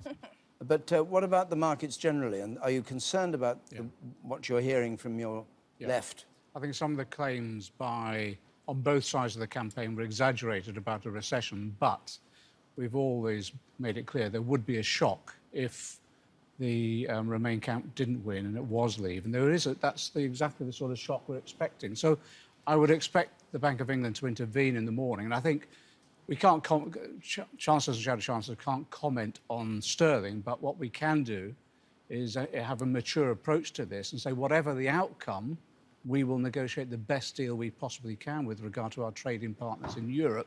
And in that way, we might give some assurances to the market. Glasgow has come in, the first large city in Scotland to come in, indeed the largest in numbers, 84,000 for Leave and 168,335 for Remain. So that's 67% share for Remain, 33% for Leave, boosting the number in Scotland, and Falkirk also came in, where the count is being conducted. 34,271 for Leave, 44,987 Remain. That's 43% for Leave and 57% for Remain. And this is how Scotland overall is looking, with 17 of its counting areas declared, 38% Leave and 62% Remain. So, Jeremy, do you want on your slidometer to show us how things are going? Well, I tell you what's happened. It's not a swingometer, is it? You Well, see, it's, a we slidometer. have got a kind of swingometer for you later, which we'll bring out when the figures settle down. For now, we're calling it an index. You could, by all means, call it a slidometer. That's fine. It shows the 382 counting areas by size here. That's the length of the bar, but crucially, by the order of which they're arranged in terms of their Euroscepticism. Over this side, here we are, look, just at this end. Let's see it, where it says most Leave. See how many there are. And just come around here, and right at the other end, we have most Remain. Now, two things have happened just in the last few minutes, which we wanted to mention. The first thing is some very good news for Leave, with this one particular result from Swansea. And here's why. If I bring you Swansea out on our polling index, you will see it is this side of the centre. So it's on the Remain side. It's come in for Leave. So it's the first council we've seen, or counting area we've seen, where you've actually got blue in a yellow area. Let's see the percentage now. And this is the kind of thing the winning side needs to do, is to paint the opposing area blue or yellow. 52% for Leave and 48% for Remain. So that's very good for Leave. They're winning in a place where Remain were expected to win. But a different result from Lambeth, and I want to show you this now. If we go to the most Remain end, we've got a lot of London and Scotland, actually, on the Remain end for all the reasons discussed. London and Scotland will be likely the highest votes for Remain. Lambeth is right there. An awful lot of voters in Lambeth. Look at the length of the bar. But also look at the proportion of yellow on that bar. That is the margin of the Remain win. Now, this result from Lambeth is pretty much the first really good piece of good news for Remain tonight, because 79% is beyond what was expected, even with them on that far end of the bar. 79% Remain, 21% Leave. If Remain are going to pull this back, they're going to do it through building up majorities like that in dense urban centres. So Lambeth, suddenly, Remain have a moment with Lambeth where they think, if that happens all over London, there are an awful lot of votes coming their way. We've just had Wandsworth in, Jeremy, as you speak, so in southwest London, including Tooting, where Sadiq Khan, the new mayor of London, came from. They're the raw figures: 118,000 for Remain, 39,000 for Leave, 25% for Leave, 75% for Remain. I don't know whether, John Curtis, that is good news for Remain, whether they expected to do better in both Lambeth and Wandsworth. Those are both good results for Remain. In both cases, we're looking at figures for Remain that are about some 10 points above what we're expecting. So it's beginning to look as though London will indeed, even though we were expecting Remain to do well, may well do even better there. Contrarily, however, some of the first results from the northwest, places like St Helens, we are seeing the Remain side being well adrift. So it may be, we were long talking about in this referendum campaign about the potential difference between Scotland and England. We may also be talking about a major difference between London and the rest of England. And that at the end of the day, if indeed the United Kingdom does vote to leave, and we're not saying that's what's going to happen yet by any means, but if it does, it will be provincial England that will have determined the UK's fate. You were talking earlier about turnout in London. Has turnout in London affected these raw figures? Has it had the effect you thought, or were the turnout figures accurate? Well, I mean, what does seem to be true is that the increase in turnout in London above what we got in last year's general election seems to be somewhat less than it is in most other parts of the UK. It's rising by about 4 points or so in London. It's 6 points across the country as a whole. We should say, by the way, we've not really said this so far. I mean, at the beginning of the night, we were talking about very high turnouts. Well, that's a bit of an exaggeration. But it does look as though we've got something like a 72% turnout for this referendum, which will be the first time since 1997 in a UK-wide vote that we've got more of a 70% turnout. So the truth is, whoever does win this referendum, we still don't know who it's going to be, and those London results have added to the uncertainty. It will be very difficult to argue that they don't have a mandate and the country has not made a clear decision. Voters have been engaged by this referendum in a way that, frankly, recent general elections have rather failed to interest them. And of course, the percentage is not a reflection of the actual numbers, because there have been a lot of people who've put their names on the register to vote who weren't there before. Indeed, so the as a fact that result of this campaign. Indeed, so the fact that we've got 72% of the vote, even though about 1.7 million added their names to the register since last December, is an indication of, as it were, an even greater democratic success than it otherwise would be. We've had a leave from London, Barking and Dagenham, in East London, and 46,000, 27,000, 62%, 38%. Yeah, that isn't surprising, David, but actually here now we get out of, as it were, the inner metropolitan core of London to an area where historically the far right's done rather well, and the Remain vote is actually quite well adrift of what we were expecting. So as Laura was suggesting earlier, it may be parts of London, maybe the inner core of London where there are a lot of young, mobile people, lots of them living in the city, etc., etc.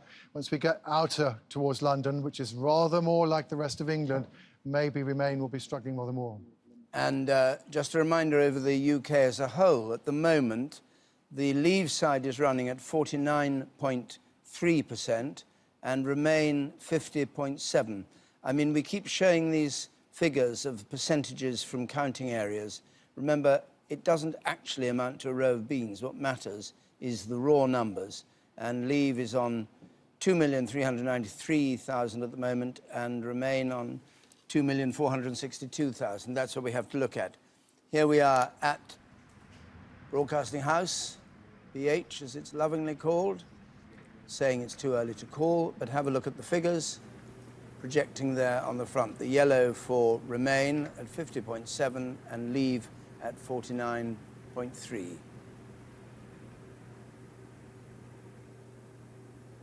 And I think it still has to do something for us. Oh, it doesn't. I thought it emerged in some strange way. Anyway, there we are. There is Broadcasting House on the left and the new Broadcasting House on the right, all bright blue where the piazza is, added recently to the old building. Well, it's just after 2:30. We ought to get some news now. So let's have the news right now. Here's Rita Chakrabarti again. Rita. Thank you, David.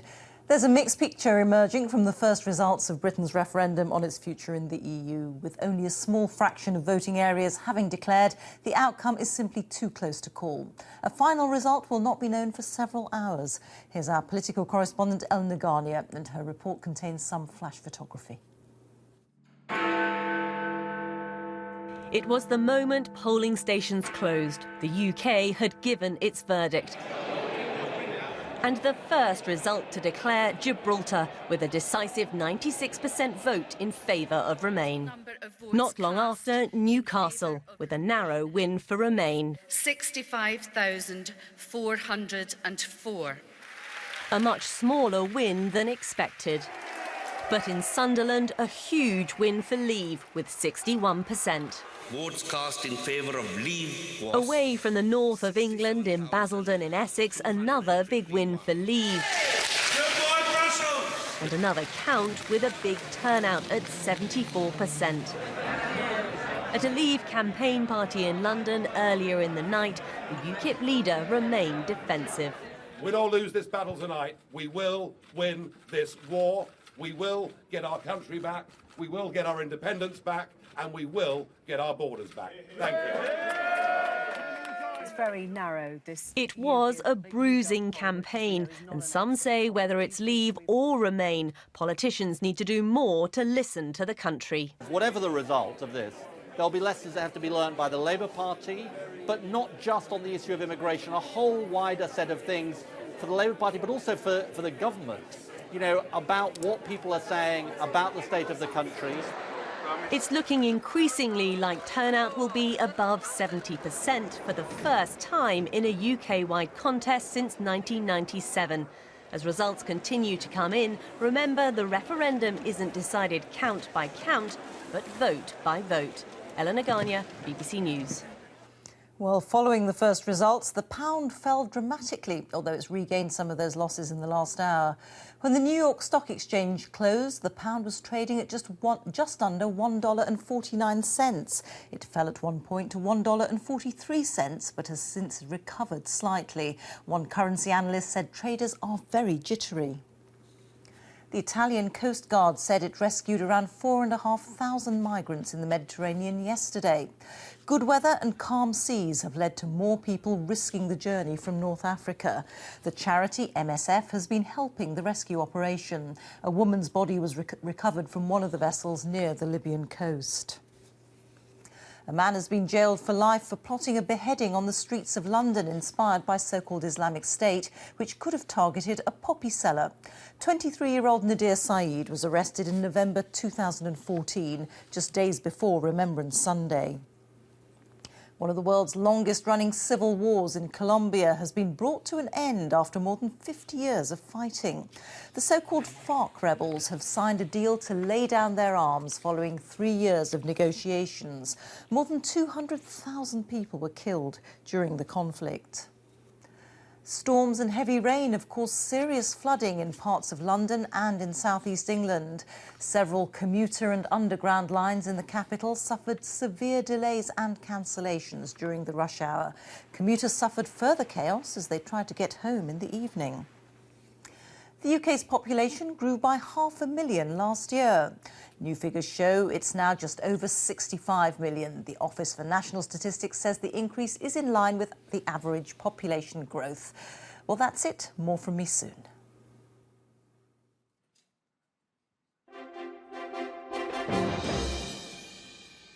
Good. Well, welcome back to our coverage here of a very fascinating, complex, difficult to predict race on the referendum on Leave and Remain. The figures you saw a moment ago, 2.6 million for Leave, 2.7 million for Remain, but it absolutely means nothing at this stage because we've so much more to come in. We've only had 74 out of 382 counting areas in.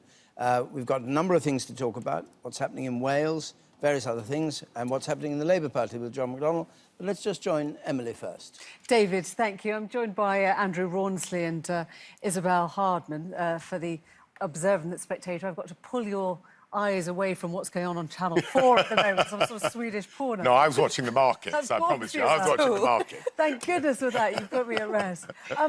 This is tantalisingly close at the moment. What do you think is going on in Downing Street, Isabel? Well, I think there's quite a lot of panic in Downing Street, and I suspect there's also quite a lot of panic in a lot of Labour constituencies in the north, as well as they see their voters who they thought they were in step with turning away from them and voting out.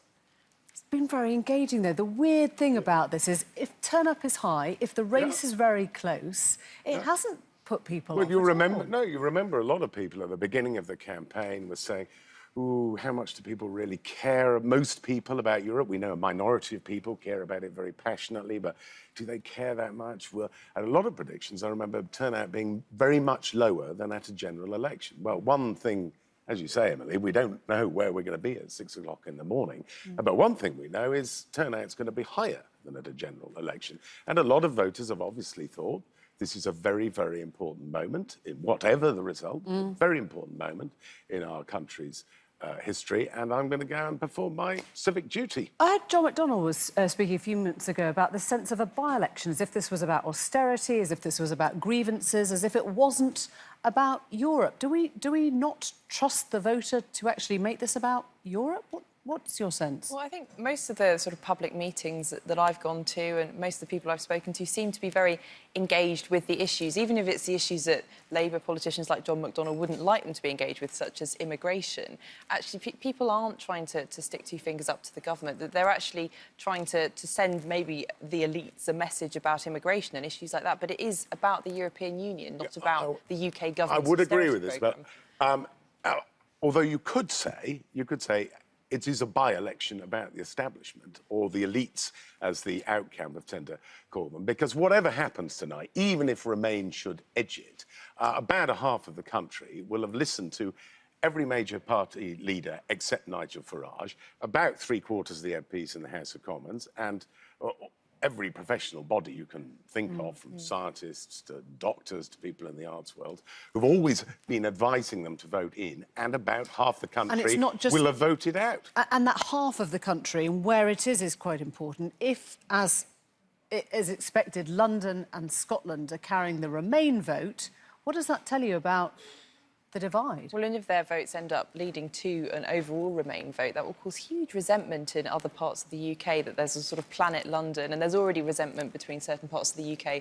and Scotland, that actually the UK is already quite divided, and this will really add to that sense of grievance. Although that would be true if it goes the other way, remember. I mean, you know, Scots, who are clearly going to, most of them to vote to stay, will be resentful, and it may lead in due course to another referendum on independence. We know, I mean, I think we're pretty clear, a lot of London is going to be majority in. I mean, London would have as much right, probably, to be resentful back towards England if the rest of England had forced us out, saying, well, you're cutting our throats and you're cutting your own, actually. So it could go both ways, that resentment. How many party leaders do you think will have left their job by the end of this week?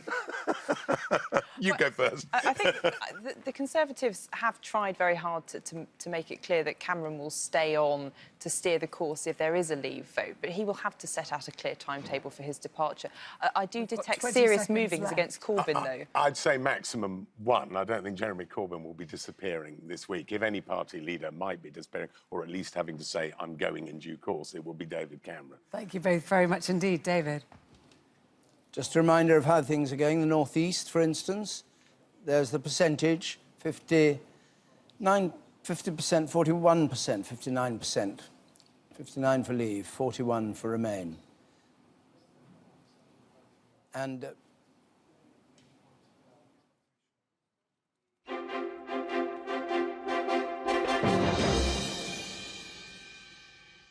but nice to have the percentages for, let's just go on a bit, Northwest. I'm mentioning the Northeast, the Northwest, 59%, 41% Remain. London so far, let's leave the raw figures and just see the percentage if we can. 31% Leave, it's running at 69% Remain. We've had Hammersmith and Fulham in.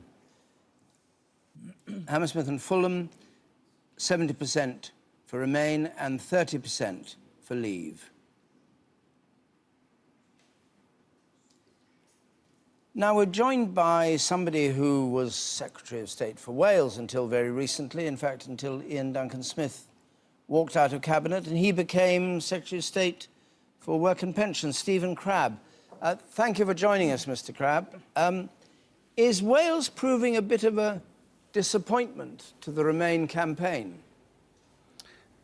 Well, I mean, it is early days, and we'll see what the rest of the night holds for us, but I'm not in any way surprised by these early results that we've seen for Wales. I felt for a number of years that the politics of Wales were being reshaped quite profoundly, and what you're seeing in the South Wales valleys and also in some of the North Wales Labour seats is the same phenomenon you're seeing in the northeast of England and in some of the other old industrial white working class areas of England. A large number of voters saying, sorry, we just don't believe the Labour Party or the government in the way they tell us that Europe and the European Union is good for us. And I think that's going to be one of the strong themes of tonight, is the way that the white working class Britain, certainly England and Wales, just haven't trusted the messages that we've been trying very hard to communicate about why staying part of the single market is so important for their jobs and for manufacturing and for revitalising these old industrial areas. If at the end of the night we turn out to have a Brexit vote, the Chancellor of the Exchequer has said there's going to be an emergency budget. David Cameron said he's going to carry on with getting out of the EU. Do you think that both those things will happen? Will there be an emergency budget, or was that just a threat? And one of the things that may have put people off voting for Remain. I think it's far too early to speculate what the outcome of of the vote tonight will be. Other than that, we just know it's going to be very, very close. And clearly there's some quite deep divisions within the country in terms of the voting patterns. I spent most of today outside of London, actually in Wales. And when I arrived in London this evening, I'm afraid I didn't share the same buoyant feeling that some of my Remain colleagues did, who had spent the day in London campaigning and were reporting a very strong and positive message for Remain. So we've got to listen to what the messages are that are coming through from this referendum. But it's too early to speculate on what the outcomes and implications will be in terms of government actions to respond to what the scenario will look like tomorrow and the day after. But in terms of the leadership, I think it's absolutely essential that David Cameron stays on as Prime Minister. He has a clear mandate to be Prime Minister and to lead a government that provides stable governance for the country, and I think it's essential that he does that. What about your failure to persuade Tory supporters in Wales to vote Remain? Yeah, that's part of the similar picture. Don't forget, Wales is one of those parts of the UK that probably gets more European money than elsewhere, where a number of large manufacturers have located their plants and provided jobs, partly on the back of the European single market and certainly European assistance. But clearly, people up and down Wales haven't recognised the benefit of that for their own individual lives, and there isn't any kind of emotional attachment from the people of Wales towards the European Union. And you know, we'll spend the coming weeks and months asking questions about why that is. But clearly, politics in Wales has shifted. It looks a lot more like politics of the rest of England outside London, rather than the politics of Scotland, which people were comparing it to just a few years ago. Well, thank you very much for that. John McDonnell, you're listening to that. I want to ask you a question about Labour. And Andy Burnham, who was a candidate for the leadership, has said the message to Labour from voters for Leave was, it should be, we've heard you, we understand what you're saying, we've got to change. Do you agree with that? Yes, we've got to listen to our own... Well, why haven't you been listening? Well, we have been, I think... Well, hang on, you can't say we've got to listen... But they're telling it that we have been listening, but clearly people don't think we've listened enough, and we haven't come back on those issues that they've confronted us with. So how would you come back on immigration? I think what we have to do now is look at free movement of labour. We've been saying this through the campaign, but I don't think that message has got across. The issues that are on the doorstep with regard to immigration is the feelings that people are having their wages undercut, that there's pressure on public services, and there's a deep feeling of insecurity. Now, so what would you propose? Well, in terms of free movement of labour, we've been arguing, and I don't think we've got the message across effectively, that we need to protect people from having their wages undercut. That means more employment rights. It means changes in some of the European Union directives, posted worker directive, for example. It does mean preventing agencies just recruiting outside of the UK, particularly types of workers. So that sort of, I think, employment rights approach is the one that would be protected. In terms of pressure on public services, we've said time and time again that the government was wrong to scrap the migration fund that was assisting areas where it came under particular pressure. And it does reflect, though, the austerity measures that the government have introduced. And a lot of the grievances that have come up with regard to immigration, I have to say, a reflection of what's happened in terms of austerity under this government. It is this government that's been cutting the NHS. It's this government that hasn't provided enough school places. So I think there's a whole debate to be had now, and we've got to say, yes, we are listening to what people are telling us. It'll be a bit late, because you'll be out of the EU anyway, so all these things you're talking about, the posted workers directive and all the rest of it, will be irrelevant. Whatever happens to the decision today, we have to have a new relationship with the European Union. Whether we're in or out, that relationship has to be negotiated. And some of these issues will be on the table. John Mann, the Labour MP, is just joining us from Westminster in favour of leaving the EU. John, what would you say to Mr McDonnell about the way Labour handled this campaign? Well, Labour was somewhat out of touch. And I'm surprised, David, you're not calling it for a Leave victory, because every single result that's come through was predictable. In the coalfields, where there are no results out yet, I predict it's going to be 2-1 for Leave. In my constituency, turnout was up 10% on the general election. And if you look at, even in Scotland, Dundee, the Scottish heartland for the SNP, every party in the Scottish Parliament voting for Remain, 40% voted to Leave. Wales is going to vote a majority Leave. Northern Ireland's going to vote a majority for Leave. It leaves London, but if we take that Dagenham result, even in London, there's huge disparity. And Labour voters have decisively voted to leave the European Union. Where have Labour got it wrong, then? I mean, let's not go into speculating whether, you know, you're right about all those places, Northern Ireland, the rest of it, and we'll have to wait and see what happens. But where has Labour gone wrong? Well, Labour's gone wrong by not being in touch with its voters. I've been saying this for the last 10 years in relation to immigration and free movement of labour. I've been saying it in relation to what the offer is to working class people. It's not something new in this campaign. I'm not the only one, but it's a small number who've been saying it at the national level in Labour. I've said it for the last 10 years repeatedly. And what we're offering working class people is 0-hour contracts. What the country's offering, 0-hour contracts, agency work, insecurity, and people are sick to death of it. They've had enough. And that's why, in my area and elsewhere, Labour voters have voted in huge numbers to leave the European Union. John McDonnell, do you think he's right in this critique of Labour? I think John's right on a number of the policy issues, but on 0-hours contracts, we've already said we're going to scrap them altogether. In terms of insecurity at work, we've said we'll tackle the issue of the undermining of trade union rights in this country, and that means opposing the government's Trade Union Act. In addition to that, in terms of security, we want to have the workforce more involved in the planning of their company, represented on their company boards. So all of those issues that John has raised, we've actually got policies to deal with them. The issue for us now is how do we get those policies across? What's interesting is if you look at the shape of the vote tonight, is those areas that are not gaining in any way from the supposed recovery in the economy and have suffered economically over the last decade that are voting for Leave. And I think that is, yes, it's a reflection of what they think about the European Union not assisting them, but I also think it's a reflection of a condemnation of the government's policies over the last 7 years when it comes to austerity. So there's real grievances out there which we think we've got the policies to address, and we need to get those across. Theresa Villas, as a Brexiter, do you think he's right, that that's what you're winning, if you are winning, because of the failings of the Conservative government?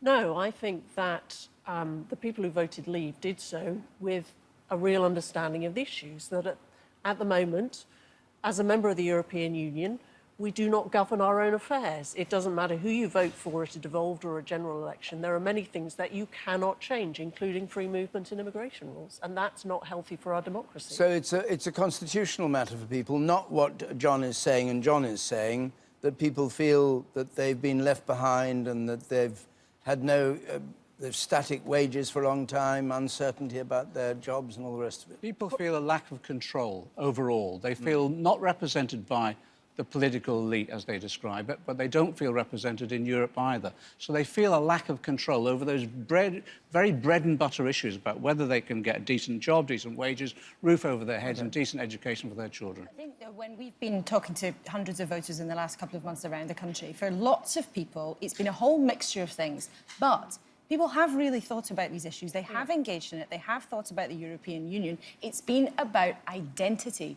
And, of course, that is a complex thing. So whenever we're going to hear politicians say all sorts of things over the coming days, voters have thought deeply about this, many of them. You can't just dismiss it and say it's one thing here or it's one reason. There's a whole conglomeration of reasons. All right. Many of them are about the European Union. It can't be dismissed just as something else. We've got Liverpool in. Let's see the Liverpool figures. 85,000 leave and 118,000 remain. A much lower turnout, 64%, than we were getting from some other parts of the country. 42% leave, 58% remain. There we are. And the United Kingdom as a whole at the moment, it was there, but it's gone. Can we have that? Yes, there we are. This is how things are looking at the moment. Pretty well even. 3.7 million either side. 49.8, 50.2. We've had 103 of 382 of our counting areas in. Islington has just come in. Jeremy Corbyn's part of the world. 25,000 leave, 76,000 remain. 25 and 75%. So, John Mann, thank you very much for joining us. Let's go to you, Jeremy, and What have you got for us? Well, I think we'll just collate some of the results and have a look at the map here. It's the time where we've got enough results that we can actually show you the map of the UK, and it's worth just taking in what the pattern is here. So here we see where Remain have come first in a counting area, they get yellow. Where Leave have come first, they get their area coloured blue. And you see the immediate story here, a lot of yellow in Scotland. So if it does go at the end of the night to Remain, Scotland going powerfully for Remain, and London as well, will be the reasons. But of course, too early to talk like that, and it may well be going the other way. I can show you a heat map which just displays how powerful the support for Leave is. Now, on this map, to explain, where it is dark blue, Leave have had more votes. Where it is light blue, they've got much softer support.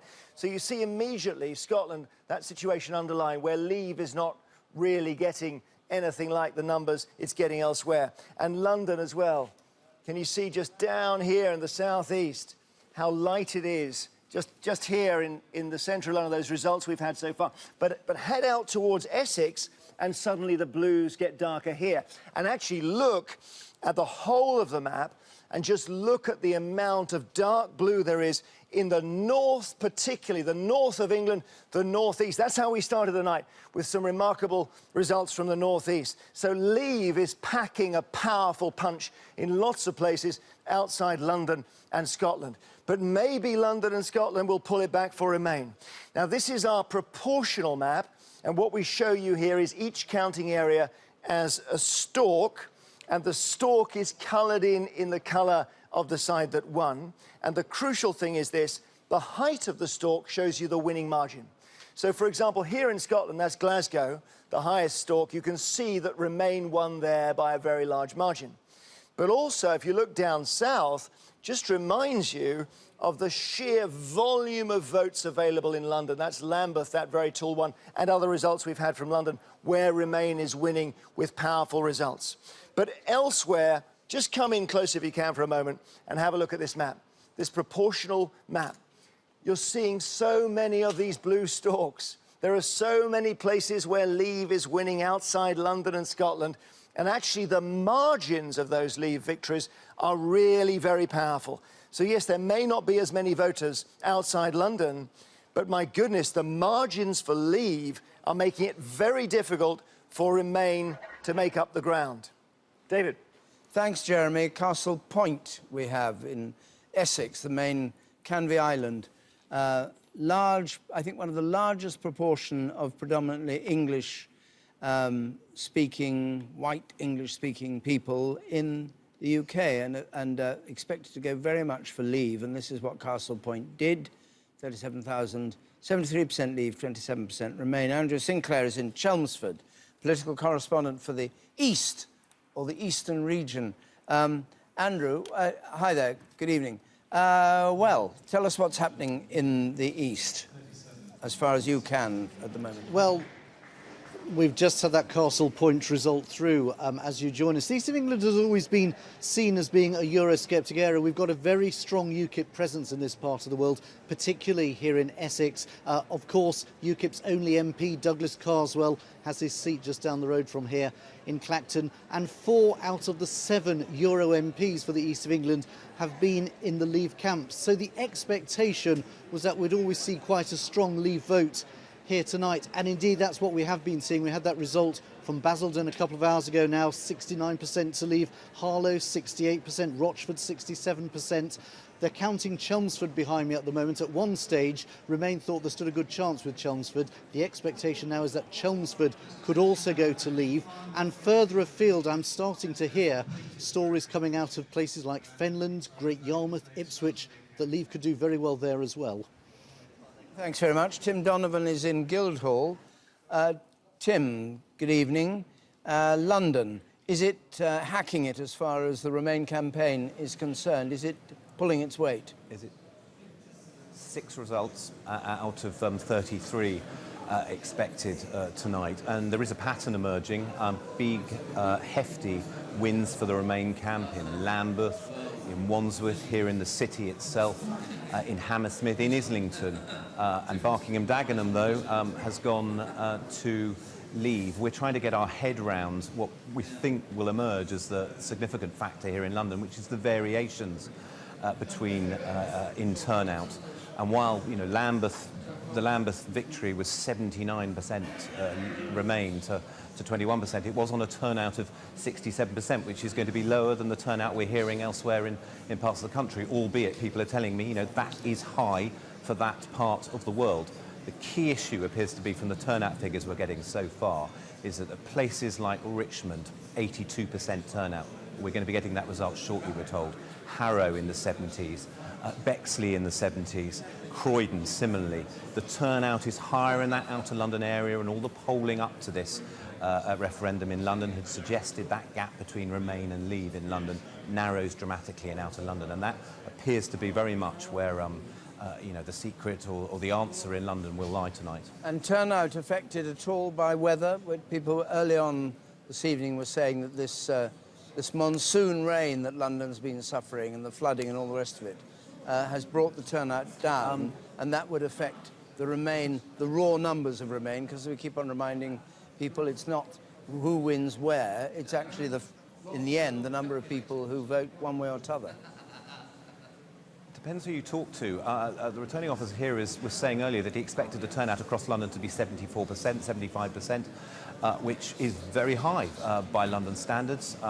It got into the early 80s back in 1950. There was a certain amount of disruption first thing this morning, but only 7 polling stations out of those 3,700 there are in London were actually disrupted, and very briefly. And it's not automatically clear that the weather has made a difference, and it may well be that actually people being delayed in London, as they were in Waterloo Station and whatever late this afternoon, that might have affected the turnout and the vote in areas outside of London, but it's not being blamed at this come in while you're talking. We've had Richmond upon Thames. We have come in 31% Leave, 69% Remain. Prosperous area, very high proportion of people, I'm told, with degrees. Apparently, people with degrees tend to vote Remain. Do you agree with that rather snobbish view, Teresa Villas sitting here, that people with degrees vote Remain? Well, I think that's do you have a degree? I do have. You do have a degree. Good for you. I think that's what some of the pundits are saying. But do you believe it? I mean, do you believe this? It's almost a kind of class division that has been established, isn't it, in the minds of psephologists? People with degrees better off vote Remain. Well, I was in no doubt that there's a strong support for Leave amongst the working classes. I think they have, in many ways, been at the sharp end of the depression of wages, which has come from mass migration from Europe. So they have felt directly some of the difficulties that come with our EU membership. And I think that's one of the reasons why many of them are voting. Could Labour have done any better, do you think, to get them out for their side? Well, I don't know, because the trouble was that in the renegotiation, Europe's leaders were fundamentally opposed to significant changes to free movement. And once that decision was made, it's difficult for people to convince those who are concerned about immigration that it's possible to get things changed. Laura. But I think, Teresa Villas, you sound slightly hesitant about endorsing that theory that people who don't have degrees or who are less educated were more on your side. But in fact, the Out campaign absolutely went for that narrative. You built a whole narrative on this idea of David versus Goliath, the elites versus the working class, the gilded cage of London versus the rest of the country. And it appears so far the pattern of results suggests that narrative really appealed to a lot of voters, and maybe they were onto something. They tried to make it a battle between the haves and the have-nots, and it appears still only halfway through the night. Are we halfway through the night yet? Maybe almost there. It appears that people are responding to that, and they didn't respond as strongly to the other side of the argument, which was trying to frighten the life out of people on the economy. We're less than 1/3 through in terms of the count. You may feel it's halfway through the night because it's 3:05. We're only just getting down to business, aren't we, really? But of course, it also goes along with this contempt for, I mean, the thing Boris Johnson said, this contempt for experts. Indeed. Michael Where does Gove that said leave people us? have had enough of experts. We've had enough of the Governor of the Bank of England. We've had enough of the Institute for Fiscal Studies. We've had enough of the IMF. We've had enough of anybody who speaks we've had enough of economists. But a fascinating thing that Stephen Crabb said a short while ago, people don't believe us. He even used that phrase. He was talking about white working class voters, and he said in a general context, people don't believe us, which it strikes me that's rather an astonishing thing for a member of the cabinet to say. And how do you redress it? That's an extremely difficult challenge. And if we end up, whatever the result is, whichever side is jubilant, if we end up where basically London has sort of been an island and the rest of the country is pointing fingers at saying, you don't listen, you don't understand, for any government, for any political party, it's going to be very difficult to find a way forward from that. Patrick Burns is back, our political editor for the Midlands in Birmingham. Welcome back, Patrick. What more news have you got now? Well, I think interesting developments really in the sense that, all right, no great surprise that places like North Warwickshire, Tamworth, Cannock on the outer edge of the conurbation have voted emphatically to leave. I think that was expected. But Malvern Hills, that was much less, according to those algorithms we've been talking about all evening, much less likely to vote leave. It has done by a comfortable majority of 53% to 47%. I think that's the real anxiety for the Remain campaign. Add to that the Remain campaign is braced for really substantial defeats in and around the Black Country. And one example of what's bound to be interpreted as the relative failure, frankly, of Labour to bring out their Remain support in core areas. Look at Sandwell, which is, well, it's jokingly referred to as a one-party state,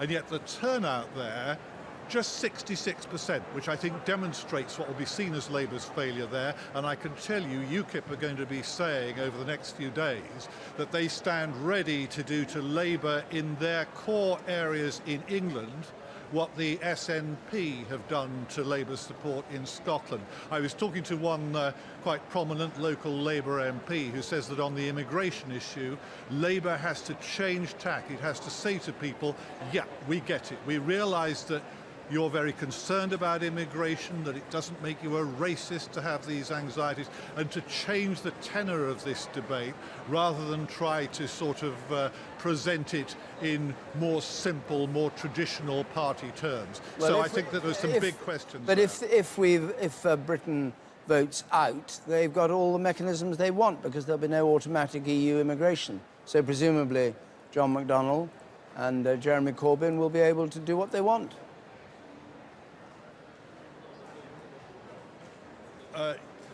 Yes, I think there is a debate here for the Labour Party. I think we're just at the beginnings of this. Interestingly, that turnouts, again, do seem to be lower in the traditional core Labour areas. That's, again, a big worry for the party's leadership, it seems to me. 4,389,000 for Leave, 4,354,000 for Remain at the moment. And we have 122 out of 382 declared, so it is only a third of the way through. Emily. Let's talk to the Conservative MP, Bill Cash. I suppose we might call you an early Eurosceptic, Bill Cash, and when you look at where we are tonight, a third of the votes in, but let's call it a high possibility that it could be a Brexit by the end of the night. What are your thoughts? Well, I'm watching it with enormous interest, and I'm being extremely cautious because at the moment things are going very steadily in the right direction. I actually believe this is about the common sense of the British people. They didn't buy the Armageddon arguments. And above all else, they want to govern themselves. And that's really the basis. Even when I set up the Maastricht referendum campaign all those years ago. That's what I said it was going to be about European government and whether or not the British people wanted to govern themselves. And I actually think that is coming through at the moment. But I'm not going to make any predictions. I'm not a John Curtis. I'm just going to wait and see. There's only one John Curtis, as we shout in the stalls. But in terms of what you think might happen in the event of a Brexit. Do you think that David Cameron should stay on? Would you like him to trigger Article 50 straight away? What do you see as the next step? Well, I certainly don't think that we should trigger Article 50 straight away. Actually, it ties us right into the question of the consent of the European Parliament to the deal, this majority voting.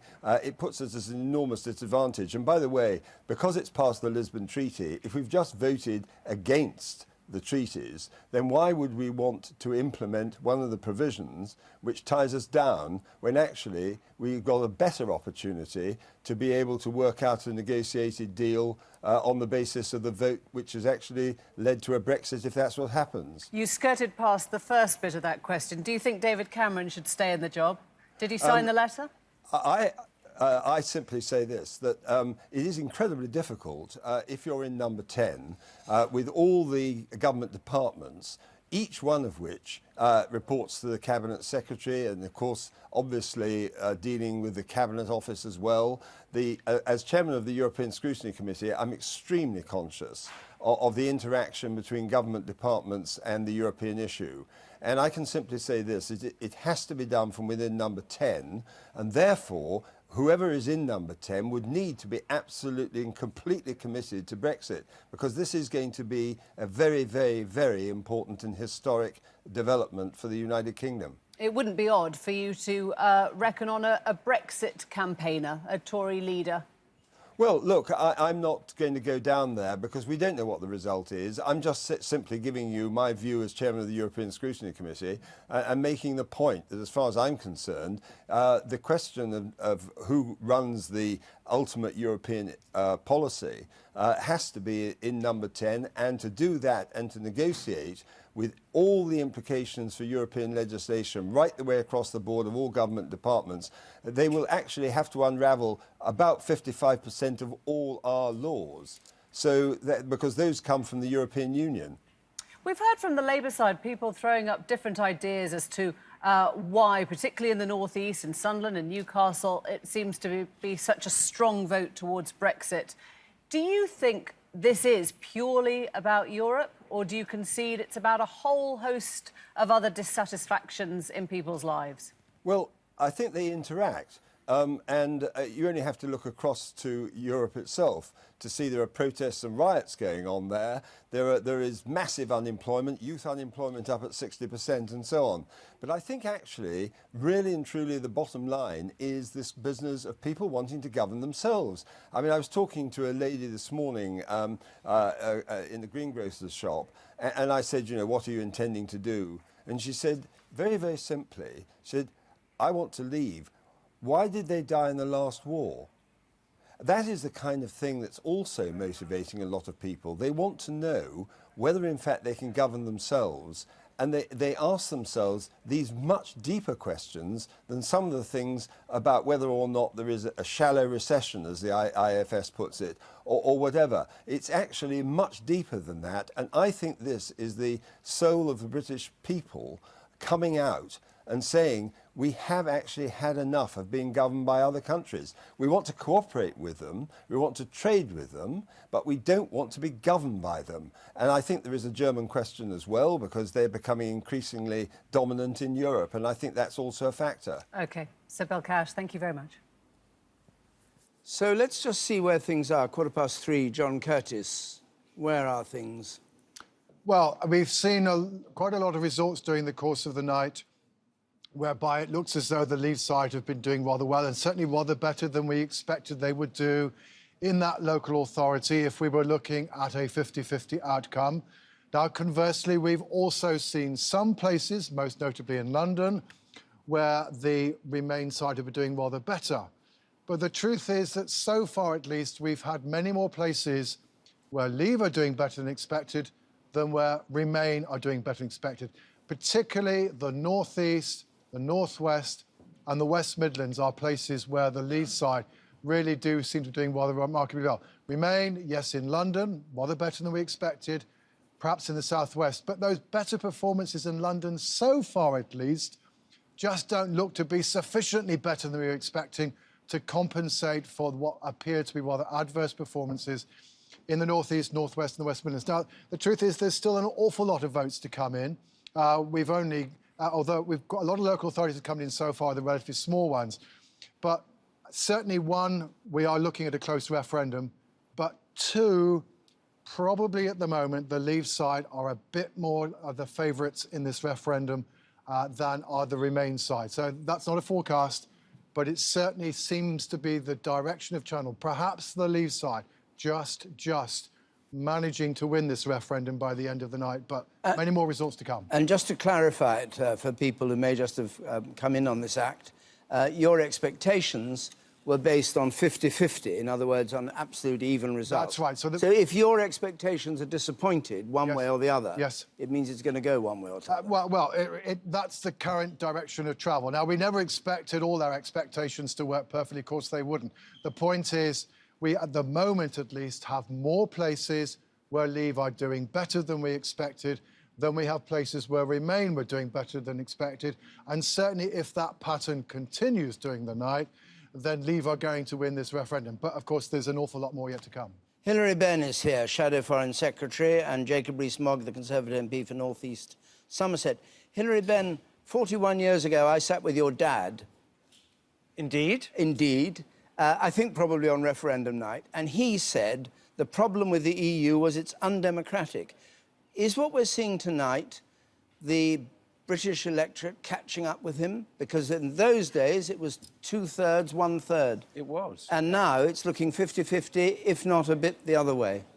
Well, I'm tempted to say it's not yet late enough to know, which is a different way of saying it's too early to say. But look, what is quite clear, watching the results come in this evening and this morning, is one leads and then the other. I think what's happening is the country is split absolutely down the middle on this.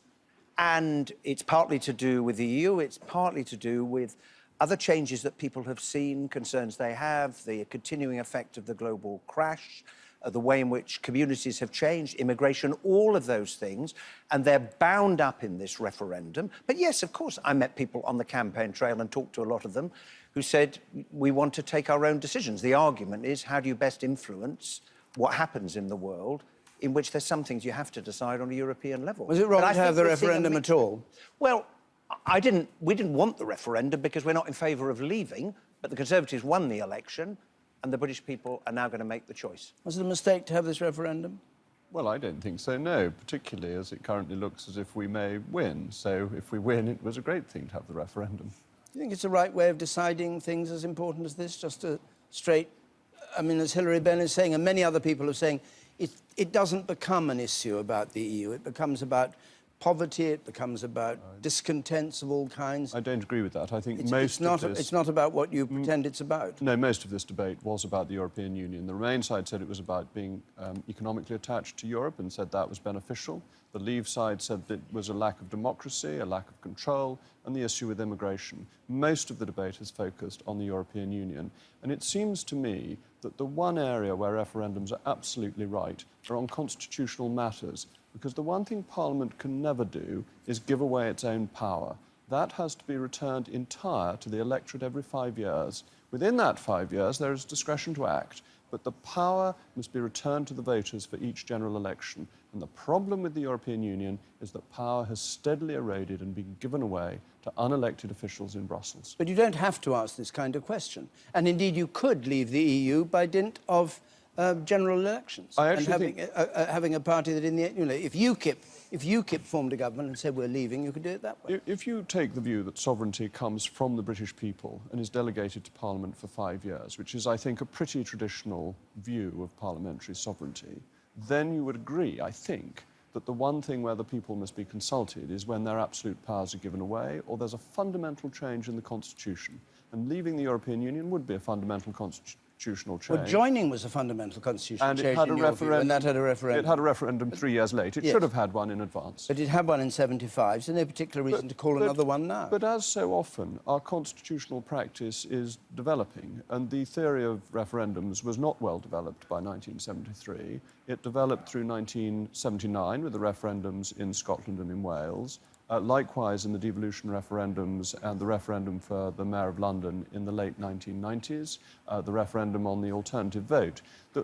the British Constitution over many centuries has evolved, and one of the evolutions over the last 40, 50 years is that the biggest constitutional issues are referred to the people. And I think that's a very sensible way to proceed. If you decide there's a need for a constitutional issue to be resolved. That's right. Which you don't necessarily decide. But you think it's a mistake, Hilary Benn, to have had this referendum. Do you think that one of the consequences is that what appeared to be, as Jacob Rees-Mogg puts it, a constitutional issue, has actually attracted all kinds of discontents and turned it probably not into a constitutional issue, but a view about, you know, we heard about experts being, we don't like the Governor of the Bank of England, we don't like the Institute for Fiscal Studies, we don't like the IMF, we don't like our wages, we don't like the insecurity, we don't like immigration. All these things got bundled together. So it's not actually about the Constitution, it's about all these other things. Well, look, let's be absolutely clear why we had this referendum. It's because David Cameron realised that he couldn't control his party. That's why we had this referendum.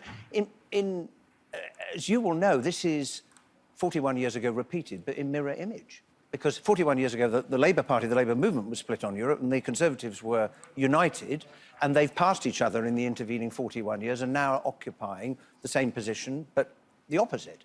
And David Cameron, who had resisted having a referendum, decided in the end, the only way I can manage my disputatious and divided party is to hold the referendum, and we will discover in the not-too-distant future what the British people have 3 hours, 3 hours from now, with a bit of luck. Something like that. Jacob Rees-Mogg, during the course of all this, you said about your Chancellor of the Exchequer, he needs to calm down and stop talking nonsense. Do you think he should go? What I was referring to was when he suggested that there should be an emergency budget, yes, which was an absolute panic measure. And George Osborne is a fine Chancellor. He has done a lot of good things as Chancellor. But that panic budget was a really very silly thing to say. And he did need to calm down. It was something that wouldn't happen, wouldn't get through Parliament, and wouldn't be the right economic response, even if a Chancellor tried to propose it. So I thought that was a foolish thing for him to have said. And all right to insult him in that way, like you insulted Heseltine and John Major, humbug and whatever it was, frightful humbug and vengeful men and all that. Well, I only responded to what they had said about people on my side. It was a fair old tit-for-tat, which you get in political campaigns. I don't think there's any great harm in that. If tomorrow morning we wake up, well, we will be awake tomorrow morning, so it's... we already are. I am awake pretty well. And Britain is to leave. Do you think all that stuff about emergency budgets will go by the board? Do you think none of the economic problems that the Chancellor foresaw will come to pass? I do not think they will come to pass. I think the emergency budget will not happen. There's some volatility in the foreign currency markets. They're on very thin trading in Australasia overnight. You would expect volatility in sterling, and sterling is one of the automatic stabilisers of the economy. I don't think that's a particular problem. No, the plague of frogs and the death of the firstborn that were being predicted during the campaign are not going to happen. No recession? There will be no recession because of Brexit, though there's fragile economic conditions in other parts of the world. So I can't say no recession ever, but not caused by Brexit specifically. Hilary Benn, do you agree with that? Well, look, all of the experts whom we're told now that we shouldn't pay much attention to seem to be of the view, and certainly we argued it during the referendum campaign, that the country will be worse off economically. One of a very strong argument for remaining in the European Union. Now, the extent of that, who knows? It depends on the result. But look, I think if there were to be a vote to leave, then as far as the Prime Minister is concerned, I don't see how he's going to remain in his job for very long at all. What does very long at all mean? Well, I think it's very hard for him in those circumstances, were that to be the outcome, for him to remain. John Mann, Labour MP, said that by the time the children were going to school in the morning, he'd have gone. Well, I don't know about that, but I think, look, if you are the Prime Minister, you have called this referendum, you've laid your reputation on the line and your arguments. I think it's going to be very hard, but I'm hoping very much that we get a Remain vote and it continues to ebb back and flow as we watch the results come in. Laura. Hilary Benn, are you frustrated as the Shadow Foreign Secretary, somebody who's passionately for the European Union, that Labour came rather late to the party, shall we say? Well, as Tom Watson, I think, was saying when he was on earlier, it was quite difficult to start with to break into the Conservative fight that was going on. It really was very, very tough. And we got more of a chance towards the end. But can I just say that all the indications thus far, we'll have to see the final result, is that a majority of Labour supporters we think, will have voted for Remain. The problem party is for the Conservatives. Will the Prime Minister be able to say that? I somehow doubt it. Well, there are lots of other problems. Will you stay with us, and we may be able to talk a bit more, but we have to move on to just see how things stand and how far we've got to go. Here is the House of Commons as dawn comes up, not quite, 3:25. And this is the vote. The centre there is the winning post, the red dotted line. And it's 6 million Leave at the moment and 5.8 million Remain. So Leave has the edge, and the grey bit is, of course, the bit that has got to be filled in. Let's go to some more of our reporters. We go back to Steve Godden in Falkirk. Steve. David, the local business here in Falkirk is finished. All that remains is for people to get up on that stage behind me and to announce the national result here in Scotland. Now, in Falkirk, it very much followed the pattern that it has across Scotland. It was a vote to Remain. Within that, some of the numbers, I think, came as a bit of a surprise to people, but we're expecting Edinburgh to announce imminently. Very much the expectation there is that Edinburgh will vote to Remain in large numbers. We also saw in Glasgow a vote almost 2-1 in favour of Remain.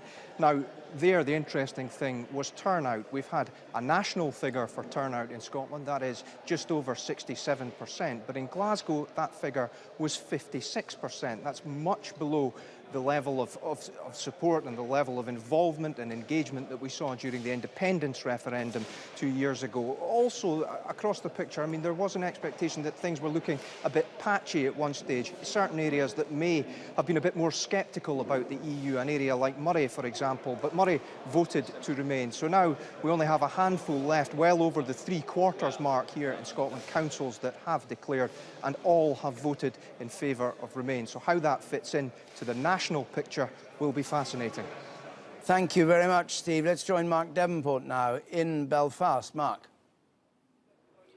David, the count here is being conducted according to the 18 parliamentary constituencies. We're well through the count with 14 constituencies declared. We're just waiting on 4 results. At the moment, Remain is in the lead in Northern Ireland. That was to be expected. We think it's a breakdown of about 54% to 46%. And because it's been unionists, by and large, who've been supporting the Leave camp and nationalists who've been supporting the Remain camp, we would predict that at least 3 of the 4 constituencies that are to come, which are nationalist constituencies, will probably vote for Remain, and therefore they will probably stretch that lead slightly.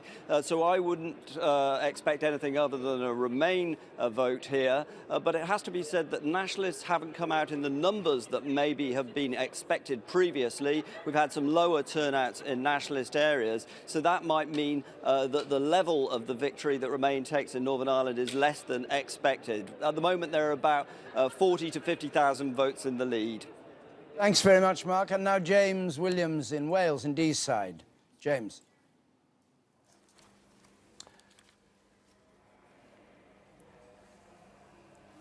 James, you have the conch. Hello, I hope you can hear me. Yes, Sorry, we can hear you fine. we're getting a lot of results coming through here in Wales, so we're trying to keep an eye on them. So far, we've had most of the declarations. We've just got some 4 left, 18 declarations out of 22, and so far we've had 3 for Remain. Surprisingly, Monmouthshire has just voted by the narrowest of margins for Remain. That is a very conservative area. David T.C. Davis, one of the more vociferous proponents for Brexit. He represents the seat in Parliament, and that is a surprise result. Vale of Glamorgan has also voted for Remain. That's Alan Cairns, the Welsh Secretary's seat, and Ceredigion is the other seat that has voted for Remain in West Wales, but very small population there. So 4 left to declare: Torfaen, Gwynedd, Cardiff and Powys. And of those, we're expecting Gwynedd and Cardiff to vote for Remain. And quite frankly, it seems at the moment, given the way things have been going, that it all comes down to how large the majority for Remain in Cardiff is. It seems at the moment, from the soundings I'm getting from people in Cardiff, that they don't think that they've done enough, that the margin isn't big enough to make up the shortfall that they currently have. But we just have to wait and see what happens in Cardiff, and it seems that it'll all hinge on that as to how Wales as a whole votes. Thanks very much indeed, James. The Leave campaign is now, if you look at the top right or the bottom right-hand corner there, is ahead by just over 300,000. Jeremy, should we see how things are settling, if they are? Yeah, it's quite volatile still, isn't it? Well, really? it is, and our index is actually proving very, very handy in working out what's going on. Yeah, that is a relief. So we put all these areas into the order of how Euro-sceptical they were, just to go back on this ordering from the most Leave all the way over there to come this way to the most Remain over here. And the calculation is done on this basis, and this is really important.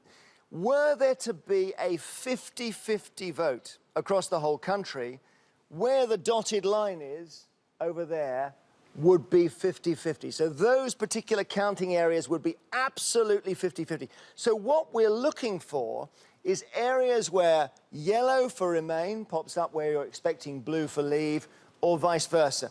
And so far, we've had some very interesting results up this end. Just come with me if you can, and I'll show you. So these are the areas that we would expect to be going Remain in a very, very even result. And most of them are.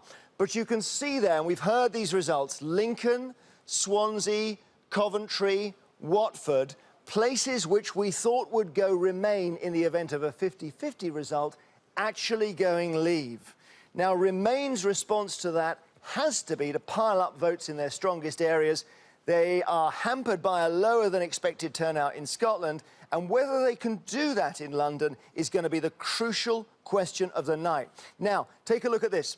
I'm showing you regions. Regions of the UK, nations and regions. We'll start from the right here, and the colour at the top is the winning colour. So in London, Remain have won. The proportion as well on the bar is important. In London, Remain won by a lot. In Scotland, Remain have won by even more proportionately. So far, this is just what we've got in so far. Northern Ireland, again, Remain in the lead, although by less. Now, in Wales and the rest of England, just look at this. So these are the regions. South West, you can see South East, North West, Yorkshire and the Humber, North East, West Midlands, East of England, East Midlands and Wales, all going for Leave. Now, if that isn't a portrait of a divided country on this one issue, I don't know what is. That is almost the most dramatic portrait you could have of what's going on tonight. And if Remain do win, it will be Scotland and London that keep the UK in the EU. But it looks at the moment as though the drift is towards blue. What have we got so far? Always worth emphasising, so many more votes to count. Let me just show you, if I can. We'll go back to our index for just a second, and I'll bring on the votes we've got so far. Let's bring the camera up to the ceiling. There we go. Look at the grey. That's all the counting that still has to be done. But you can see 6.4 million Leave, 6.1 million Remain. Bring it back down. And it's so poised, isn't it? I guess if you're watching at home on TV, you're not going to go to bed anytime soon. Wow, David. We've turned Broadcasting House into the equivalent of Times Square or Piccadilly Circus tonight. I don't know what the old building makes of it, but there we are. We've got the figures on the front of it showing how things stand at the moment, running through the night. And it's showing 51.3% for Leave, 48.7% at the moment for Remain. Still, we're saying it's too early to call, which is obvious from what we've been saying. There's no point in calling it until it's safe to call. So there are the figures. And it's time for a roundup of the news. So, once again, here's Rita Chakrabarti. Thank you, David. Well, the results emerging from the UK's referendum on the EU so far show a very close contest between the Leave and Remain votes. Leave is consistently doing better than predicted in vast swathes of the country. Remain is performing better in London and Scotland, suggesting potentially a very divided UK once all the votes are counted. Here's our political correspondent, Eleanor Garnier, and her report contains some flash photography. It was the moment polling stations closed. The UK had given its verdict. And the first result to declare Gibraltar with a decisive 96% vote in favour of Remain. Not long after, a flurry of good results for Leave in the north of England. In Newcastle, Remain only managed a narrow win. 65,404. a much smaller victory than expected.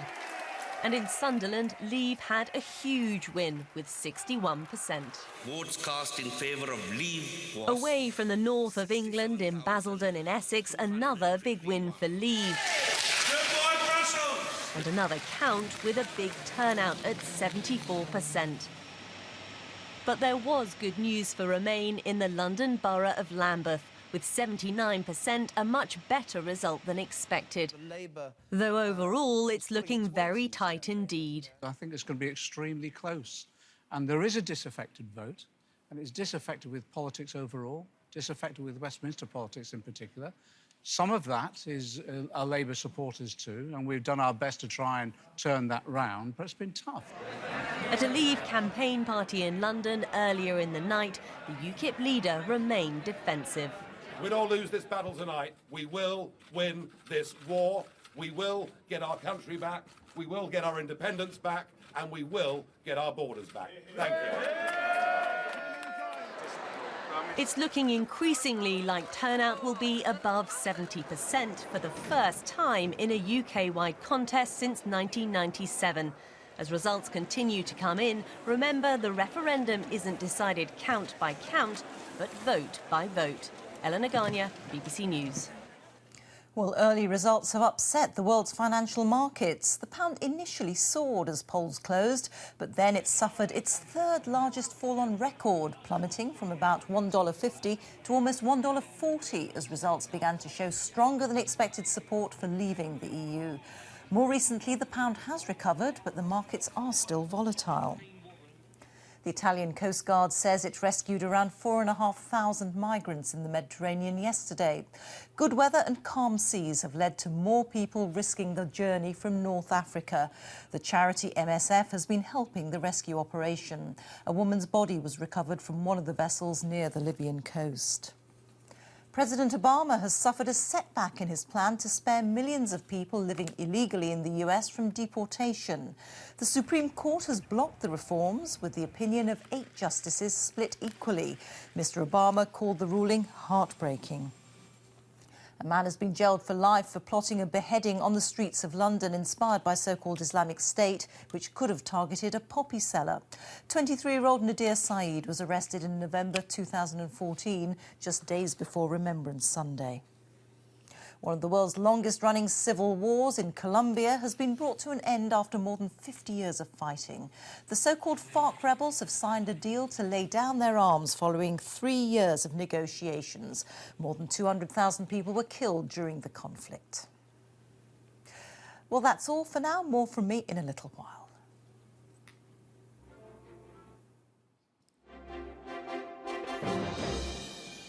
The result from Edinburgh, 64,498 leave, 187,796 remain, 26% to 74%.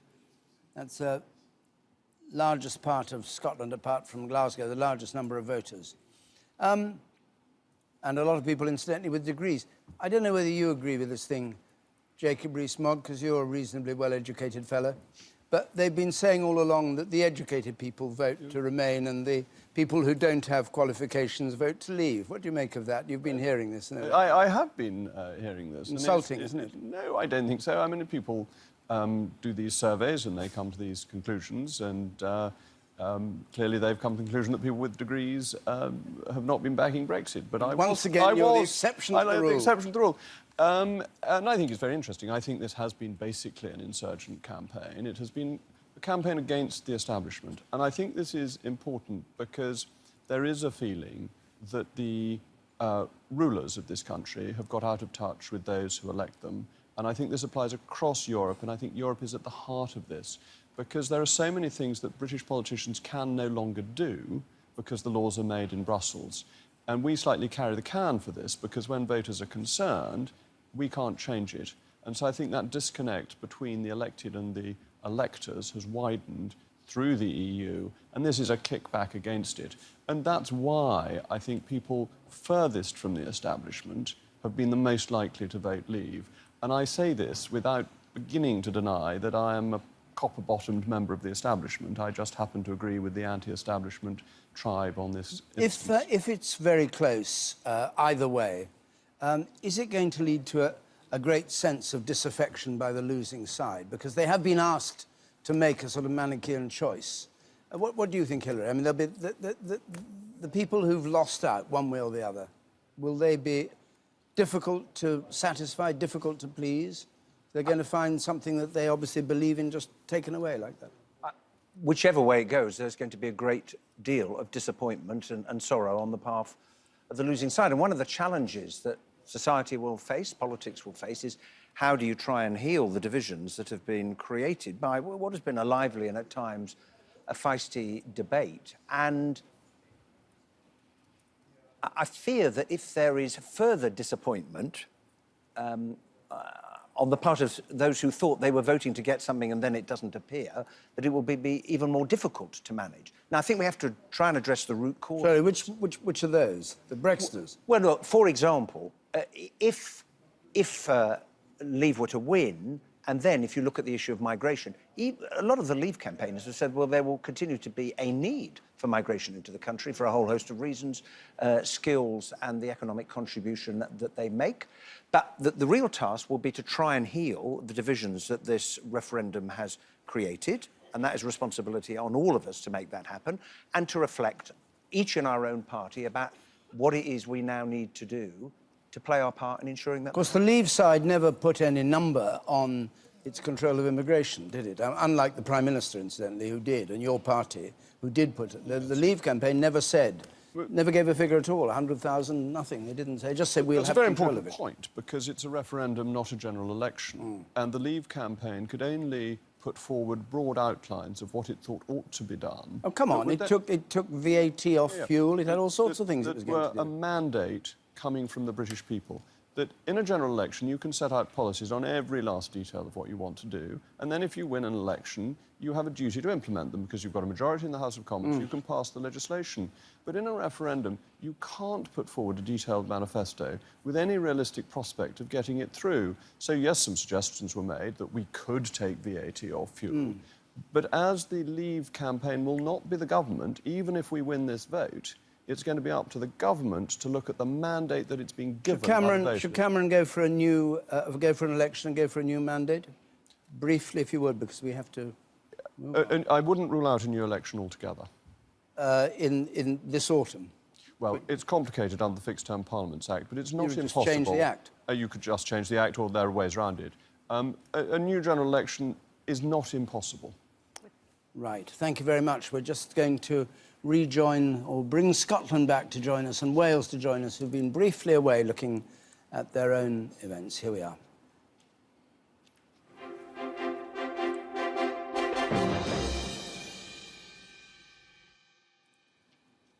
So we've had 200 out of 382 in. We've just had we've had Edinburgh in I gave, County Durham, 153,000 leave, 100,000 remain. Can we just see those two? Yes, thank you very much. 58% leave, 42% remain. And Jacob Rees-Mogg has just been saying he doesn't rule out an early election in order to get a mandate to get things moving again. Well, there will be a lot of policy changes that need to come about if we leave the European Union, that inevitably areas that have been controlled by the European Union will now be controlled by us, and they will be a matter for natural political debate. So I don't think it's impossible. It really depends on what the response is in Parliament and by the government to this. Hilary Benn, do you expect an election? Well, I mean, that depends on the result of the referendum and who is Prime Minister once we know what the result is. I mean, it would be in the hands of the government if they decided they wanted to do one. But I think the public might say, well, hang on, we had an election not all that long ago. Why are we having another one? Because we've made a decision about Europe in the referendum. It's government's job to get on and govern, and it's our job to hold the government to account. Although earlier, Hilary Benn, you said that David Cameron would be almost straight out on his ear if he lost the referendum, and that, for a lot of voters, might think... Sure, well, that may or may not result in a general election. Clearly, if he did leave as Prime Minister, well, then it would result in a new Prime Minister arriving. But that's a problem for the Conservative Party, not for me. John Curtis, Leave are now ahead by nearly 500,000. Is that significant? I mean, it's a lead of 500,000. statistically, from your point of view, would you expect that to fall, or is that going to grow? Well, I think the truth is, I mean, the crucial thing that I'm looking at, David, is that, you know, there are some places where the Remain side are doing better than we expect according to the index. But for every one of those that I can see, I've got between 2 and 3 places where the Leave side are doing better than we expect. So you can see that the balance is one, it certainly doesn't look like anything other than a close result. But certainly that tally that says that Leave are ahead is a tally which is telling you something. It is that indeed Leave do seem to be ahead, and that at the moment at least, though it's by no means definite, they are the favourites to be ahead at the end of the night. So yeah, that number is something you should look at, because actually that it seems to be the direction in which we are heading, unless the second half of this referendum night is very different indeed from the first half. You're being very cautious, John.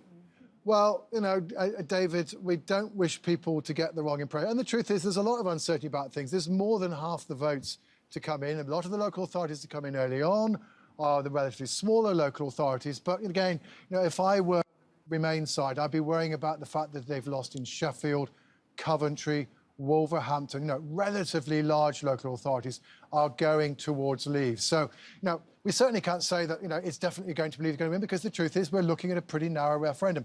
But just to reiterate, it does look as though the Leave side are favourites, and that the conversation you've just been having with your 2 politicians about what would happen in the event of a Leave vote, shall we say, I think is no longer a purely academic one. James Landale is at the Remain headquarters. James, we heard earlier that the Prime Minister's staff... Are you hearing me all right? I think you're not hearing me because you're looking for something. Oh, you're not attached. Oh, right. You're...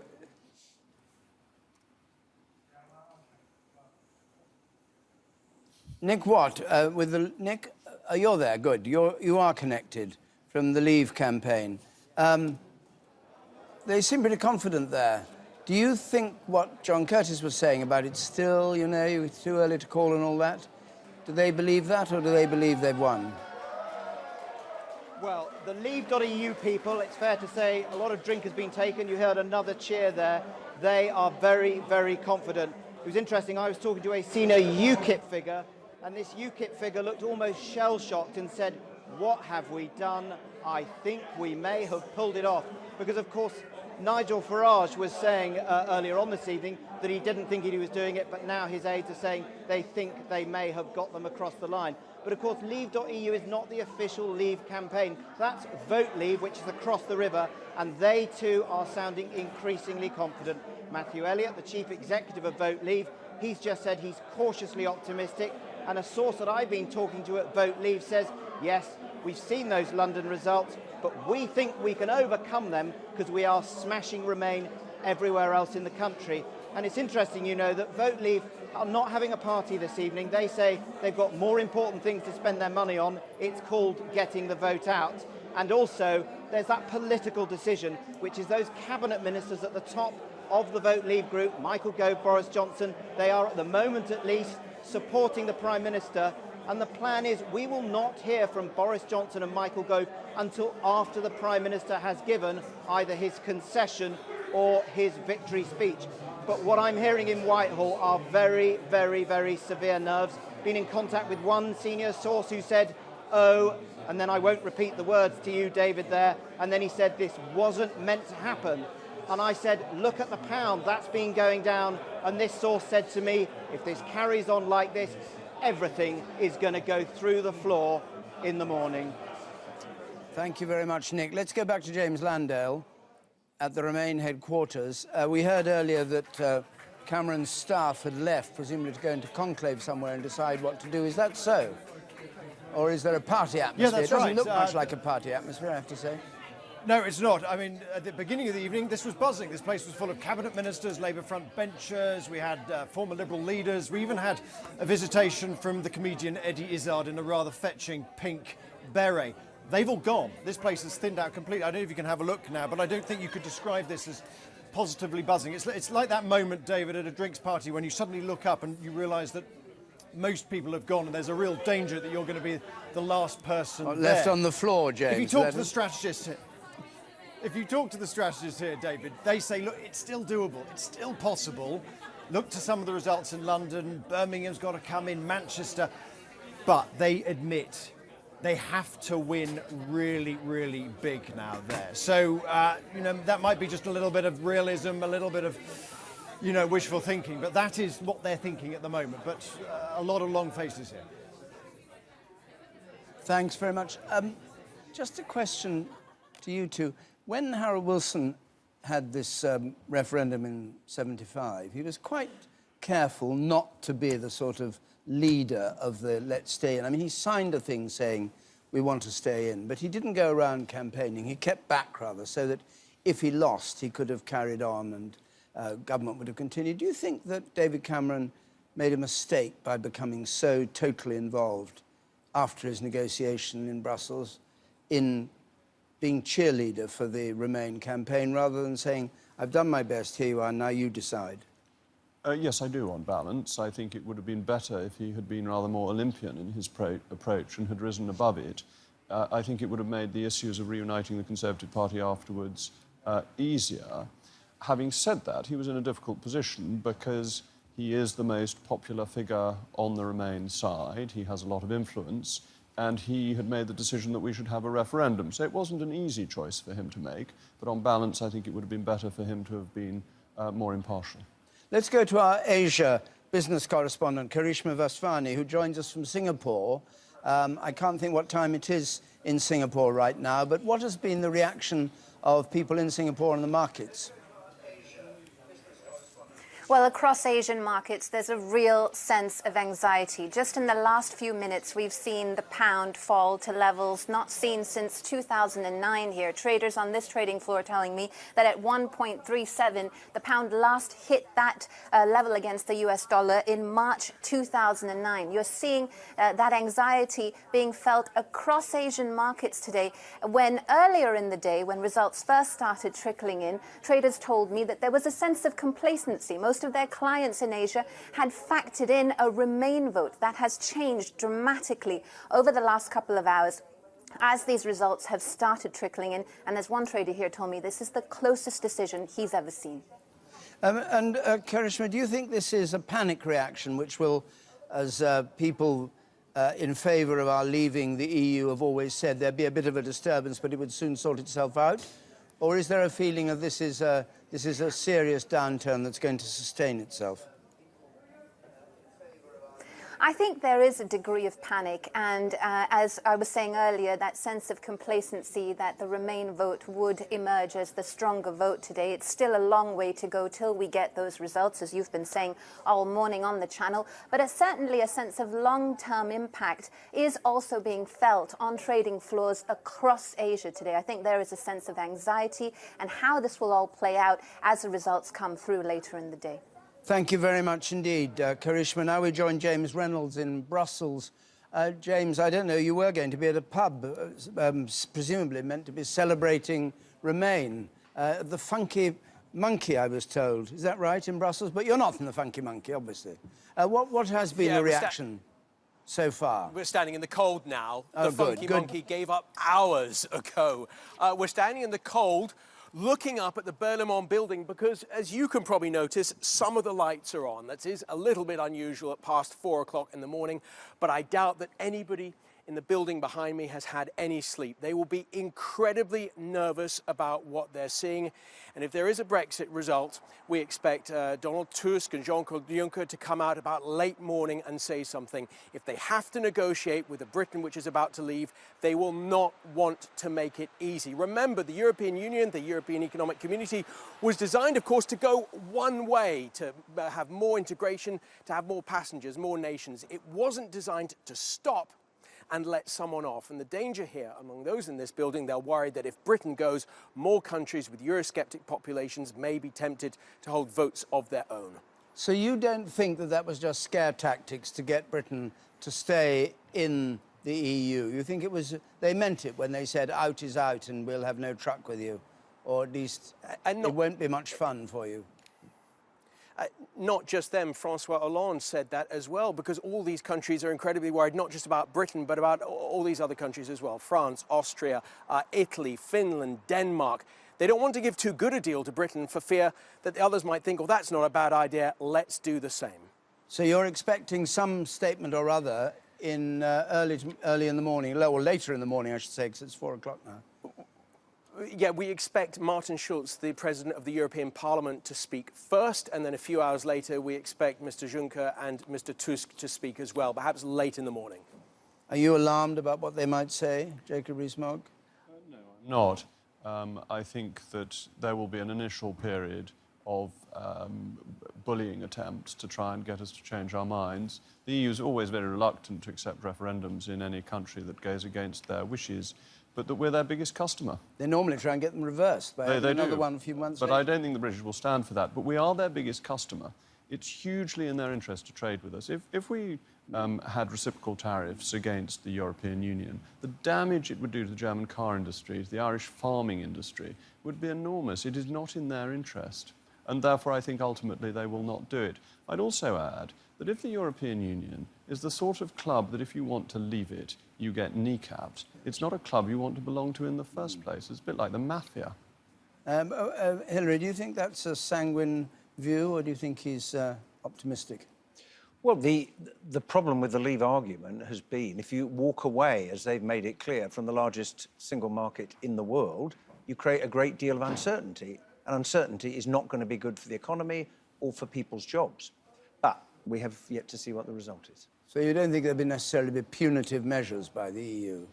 Well, it's very hard to see how they would give us as good, and certainly not a better deal if we were outside of the European Union than they give themselves remaining in. And it's the uncertainty that is the problem. Because business investment hates one thing above everything else, and that is uncertainty. And if they think they're not sure what our trading relationships were going to be, they'd invest elsewhere. And that's why we argued so passionately for Remain, and I still hope we might just dip it, but it's really, really close, of course. James, are you hearing all that going on here? Do you want to comment on it? They'll be listening to, and they'll be trying to count the votes themselves as well. If they do get through to Remain, you can imagine the biggest exhale of breath that could possibly move tides. But at the moment, if it goes to Brexit, they'll be tiptoeing out, trying to make sure they don't step upon the smithereens of the European project. I just wanted to add, there's an excellent report by the House of Lords European Committee setting out what happens if a country leaves under Article 50, and that the whole purpose of Article 50 is to make sure that the departure causes the fewest shocks to the EU economy as well as to the departing country's economy. It's a balanced report written mainly by a pro-European committee, and it just sets out the purpose of Article 50 and how it would operate. Well, we'll see how that transpires. Emily? To talk to a couple of young voters in their 20s, Generation 2016, Abby Awajobi, very nice to see you, for the Remain camp, and Darren Grimes from Leave. And Abby, you're representative in a way of London, you're for Remain, and you're County Durham, and you've gone with Brexit.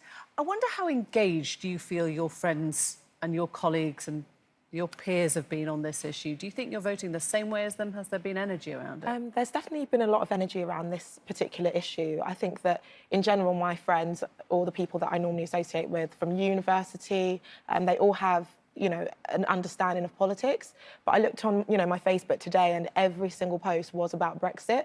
People that I went to school with, people I went to university with, and it's something people care about, even if they don't fully understand everything to do with it. And they've all voted. Do you think that vote has got out? Or? I wouldn't say they've all voted, but I think they've all engaged in the debate.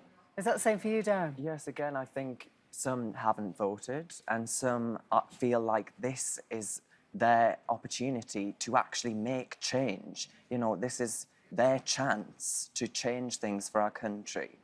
That whole idea that I can't remember what they called it, call a gran or call your nan or whatever it was. Did you talk to elderly relatives in your family? Did you find there was a difference, or did you find that whole idea horribly patronising? Yes, I did. Yeah. My grandmother, I was raised to respect my elders, not talk down to them. Yeah. Insinuate that they are racist or xenophobic, which is what I think that campaign implied. Right. Because it was all about young people being for Remain and old people being for Brexit. People ruin your future. I think that's probably a bit extreme. I mean, there were obviously surveys that were done, and it did show that young people are more in favour of remaining. And I think that that is an issue because at the end of the day, we'll have to live with the consequences of this referendum longer than someone like your gran, which is not to say that old people's opinions don't matter, but just that it might affect us for a longer period of time. Where did you get your information from for this? I mean, there have been so many TV debates, there's been so much campaigning, there's been so many airwave speeches, but I'm wondering if it was all online for you? Was it Twitter? Was it in the pub? I don't know what...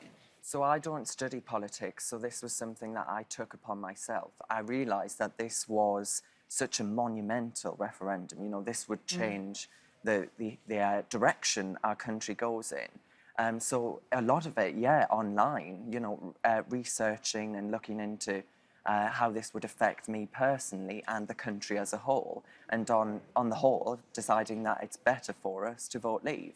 I'm a little bit different to Darren. I studied politics and international relations at Warwick University, and then I did an Erasmus in Berlin on an EU programme. So I studied the European Union in depth at university, so I had a lot of information in terms of theory. But what I found quite interesting was I learned a bit more about what people's feelings about the EU are versus what the facts are. And actually, I think this is going to be a referendum that's won on perception rather than facts. Right, because there was a lot of talk about the tone of the campaign putting people off, but actually, you could argue that a really vicious, or quite a nasty campaign is something that you can't miss, and the turnout has been pretty high, hasn't it? Yes, it has, but I mean, do you think that's a bad thing? Do you think it was a bad campaign? Do you think it was an energising campaign? How do you see it? I don't think it was a bad campaign. I think any campaign that gives power to individuals, this is decided by the people, for the people, is a really powerful thing. And I think we should all be incredibly proud of our democracy for, serving in action as it has over the past few months. Did you feel alone for your age group as a Brexiteer, or not at all? Is that a myth? Certainly an uphill battle, but we've had so many engaged young people realising that this is their once-in-a-generation chance to take back control and look forward to a brighter future. And you talked about the Erasmus scheme, obviously very much part of what the EU does. If this is Brexit, then that sort of stuff is probably behind us, right? I think it's a sad day if we do decide to leave the EU. I mean, I've talked about my experience going on Erasmus, but there's a wider debate, which is what kind of country we want to be seen as. Do we want to be seen as the kind of country that shies away from the decision-making, or do we want to be someone that takes part? We've got to leave it now because I think we're expecting Nigel Farage. David. Thank you very much. So I think we're joined by Nigel Farage. I hope we are. He's speaking. Ladies and gentlemen, let's hear him. Dare to dream that the dawn is breaking on an independent, United Kingdom.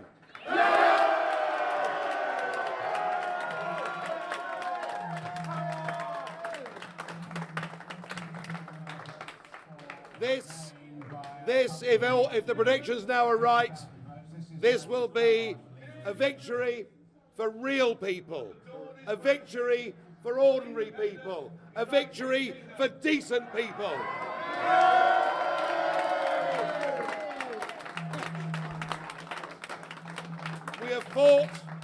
We have fought against the multinationals, we fought against the big merchant banks, we fought against big politics, we fought against lies, corruption and deceit, and today, honesty, decency and belief in nation, I think now is going to win.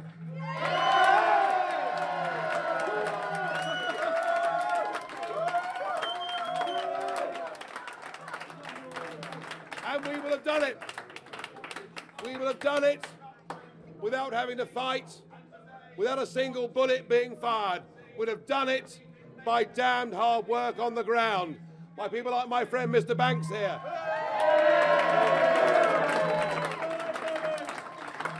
And by people in the Labour Party and the Conservative Party and UKIP and of no party who've taken part in this campaign. And we'll have done it not just for ourselves, will have done it for the whole of Europe. I hope this victory brings down this failed project and leads us to a Europe of sovereign nation states trading together, being friends together, cooperating together, and let's get rid of the flag, the anthem, Brussels, and all that has gone wrong.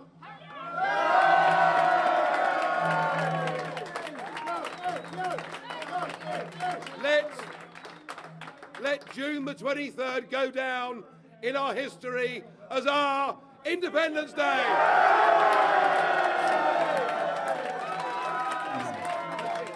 Interesting there. Nigel Farage, in effect, claiming victory for the campaign, even though he wasn't part of the official campaign. We haven't heard from the leaders of that campaign, from Michael Gove, or we haven't heard from Mr. Grayling. It's Nigel Farage actually just sort of taking command of the situation and saying that victory is theirs and all the rest of it. So, we join Justine Greening. What do you make? Did you hear Mr. Farage there, Justine Greening? I did, yes. Relishing his moment of glory. Why are things not going so well for your party and for the Remain campaign? I mean, we're making no assumptions about who's won. Yeah, and obviously this is still way too close to call. It's still comparatively early in the evening in terms of the results coming through. So I think Nigel Farage has really jumped the gun in what he's just said. But in the end, what we do know is this has been a very close-fought campaign and referendum, and it'll have a very close result. And so what we'll need to do is knit our country back together and recognise that whoever wins tonight, whichever side, probably 1 in 2 people watching this programme right now will have voted for the side that didn't come out on top. And it's really important that whatever path our country takes, first of all, that we respect the result of this referendum. This is respect for democracy as well. And I'm certainly committed to making whatever path we take work, but it has to work for the whole of our country. And I think it's way too early in the night to be calling it one way or another. What we do know is that it's incredibly tight, it's incredibly close. A lot of this is going to go down on turnout. And clearly, as we just heard from the 2 fantastic young people who were interviewed earlier on, the engagement of young people in this referendum has been absolutely critical. And we shouldn't forget that in the end, it's their future that we're very much deciding tonight. I have to say, yes, I think your optimism may be ill-founded, but anyway, we shall see in an hour or so's time. But if your optimism is ill-founded and if it's a vote Leave that wins, what should happen? Well, again, I think it's way too early to call this referendum result. What I do know is that whatever the result, we have to respect it. OK, fine, you said that. And we'll have to make the best right. of it for our country. OK, let me try you on another one. Why has it got so close? We had the referendum because this is a heated debate that many people around our country have had for many, many years. There would have been no point having a referendum on a topic where people largely agreed. Everyone knows that this has been a debate that has very much divided public opinion. And it was time to take this debate out of Westminster, away from MPs, and actually give it to people in Britain to decide.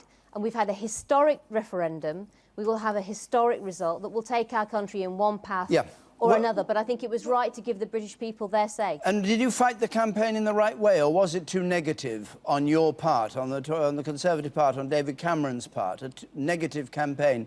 Things like George Osborne's budget threatening to put our income tax by 2 pence in the pound, to remove pensioners a triple lock on their pensions, all those things. Do you think people just turned away from it because it was trying by fear to force them to vote the way that David Cameron and you wanted them to vote? I think we did run a positive campaign. At the same time, though, it was important to talk to people about some of the clear risks that Britain faces with the decision of leaving the EU. And I think whoever you are interviewing now, whichever side they've been campaigning on, I think you could ask them the same question and they'd probably say, oh, the other side did Project Fear. So I think it was a hard-fought campaign. There were pros and cons of whatever choice people made, and I think both sides were very keen to obviously point those out. From my perspective, certainly within London, we ran a very positive campaign, and I think that's been responded to very well by lots of young people, and I met lots of people yesterday out campaigning, and and they were voting for the first time. So I think aside from this result, I hope that one of the legacies of this referendum will be a brand new generation of young people who've become electors in the election system that we have here in the UK, and I think will hopefully shout loudly and shout for their view for our country, not just today, but in coming elections. Thank you very much, Justin Greening. Thanks for joining us at dawn, as dawn breaks over Westminster. Jeremy, shall we just have a look at these key central 40 or so counts that are going to determine or will demonstrate to us which way this is going? Sure. In general elections, we call them bellwethers, don't we? And we wondered, can we find any bellwethers in this list of 382 counting areas? About 24 hours ago, a friend said to me, is there any one moment that I should stay up for that will tell me what the result is? And I said, well, try Durham. Now, I'm not suggesting that Durham does give you the result, but let's just see why I chose that particular area. So here we have 382 counting areas. They're arranged by Euroscepticism. The deal is this: if it's a 50-50 result, the ones in the middle, we'll call them the middle 40, would go 50-50, so would be evenly split. Once the result goes towards one side or the other, to remain or to leave, the middle 40, by definition, start to shift. So let's have a look in close-up at that middle 40 now and see what it tells us. By the way, take a glance at the map. The pretty random selection of places that we're looking at here, but that's in the nature of this. So here are the middle 40 for you. And just a glance will tell you that there's a bit more blue than yellow at the top of these bars. The colour that is in has won the area is at the top of the bar. So blue for leave at the top of more bars than yellow. Now, I mentioned Durham. Why Durham? Well, Durham is in here. Let's just see where it is. I'm just trying to find it. Left hand in. Oh, this way. OK, right. So now I mentioned Durham because quite a lot of voters in Durham. It's not just the city, it's the county council area. And it's one of these 50-50 areas which, if there is a national swing one way or the other, is going to paint this lot either blue or yellow. And Durham did go blue. But let's be a little bit more scientific. Let's take all of the 40, the middle 40, those 50-50 counting areas, and try and work out what percentage they're returning. We put them all together. Let's have a look here. So we bring on our graph. So the middle 40, those ones that would be 50-50 if the nation were to be evenly split, have come in like this. And isn't this fascinating? 52% leave, 48% to remain. So the ones that we've thought of as the bellwethers here have come in with a 4% lead to leave. So there we are. I mentioned Durham at the start. I don't know whether Durham will be borne out by events that follow. OK, hold on a second. Let's just get over these to down. you. Thanks very much. John, come on then, mark our card. Well, I think there you've got another indication of why we've been saying for quite a while now that A, this referendum looks close. 52% is not a big victory for either side. But that secondly, the balance of advantage in the results insofar, we've now got, getting close to 60% of the votes in, it does appear to lie with the Leave side. And that if things carry on as they have been for much longer, then I think the truth is it's going to be difficult to escape the conclusion that Leave have won. But as I say, there's still quite a lot to go. Maybe there's a few tricks up there later in the stage. But at the moment, at least, Leave are undoubtedly the favourites. And Jeremy's bellwethers shows you why. Thanks, John. Well, I'm joined here by Chuka Umuno, who's Shadow Business Secretary, and Steve Hilton, the former Prime Minister's Director of Strategy, thought to be, I won't say the Prime Minister. I think the former went in the wrong place. Yeah, I'm the former. The former Prime Minister. I'm a former Shadow Business Secretary. You're a former Business Secretary, Shadow Business Secretary, and you were the Prime Minister's former Director early in the of morning, Strategy. David. It's early. It's very early. It's very early in the morning, and we're at our best early in the morning. Steve Hilton, where do you stand now? Because you had an extraordinary role in this campaign. Two things you said. One is you said, if the Prime Minister were a Cabinet Minister, not Prime Minister, I know he'd have been for Leave anyway. That's his whole instinct. And the second thing you said, when they started producing government statistics showing how they'd have to change taxation, how the damage would be done, oh, these statistics, they're all made up, I know, because I used to do that stuff. Is that true? Did you mean that?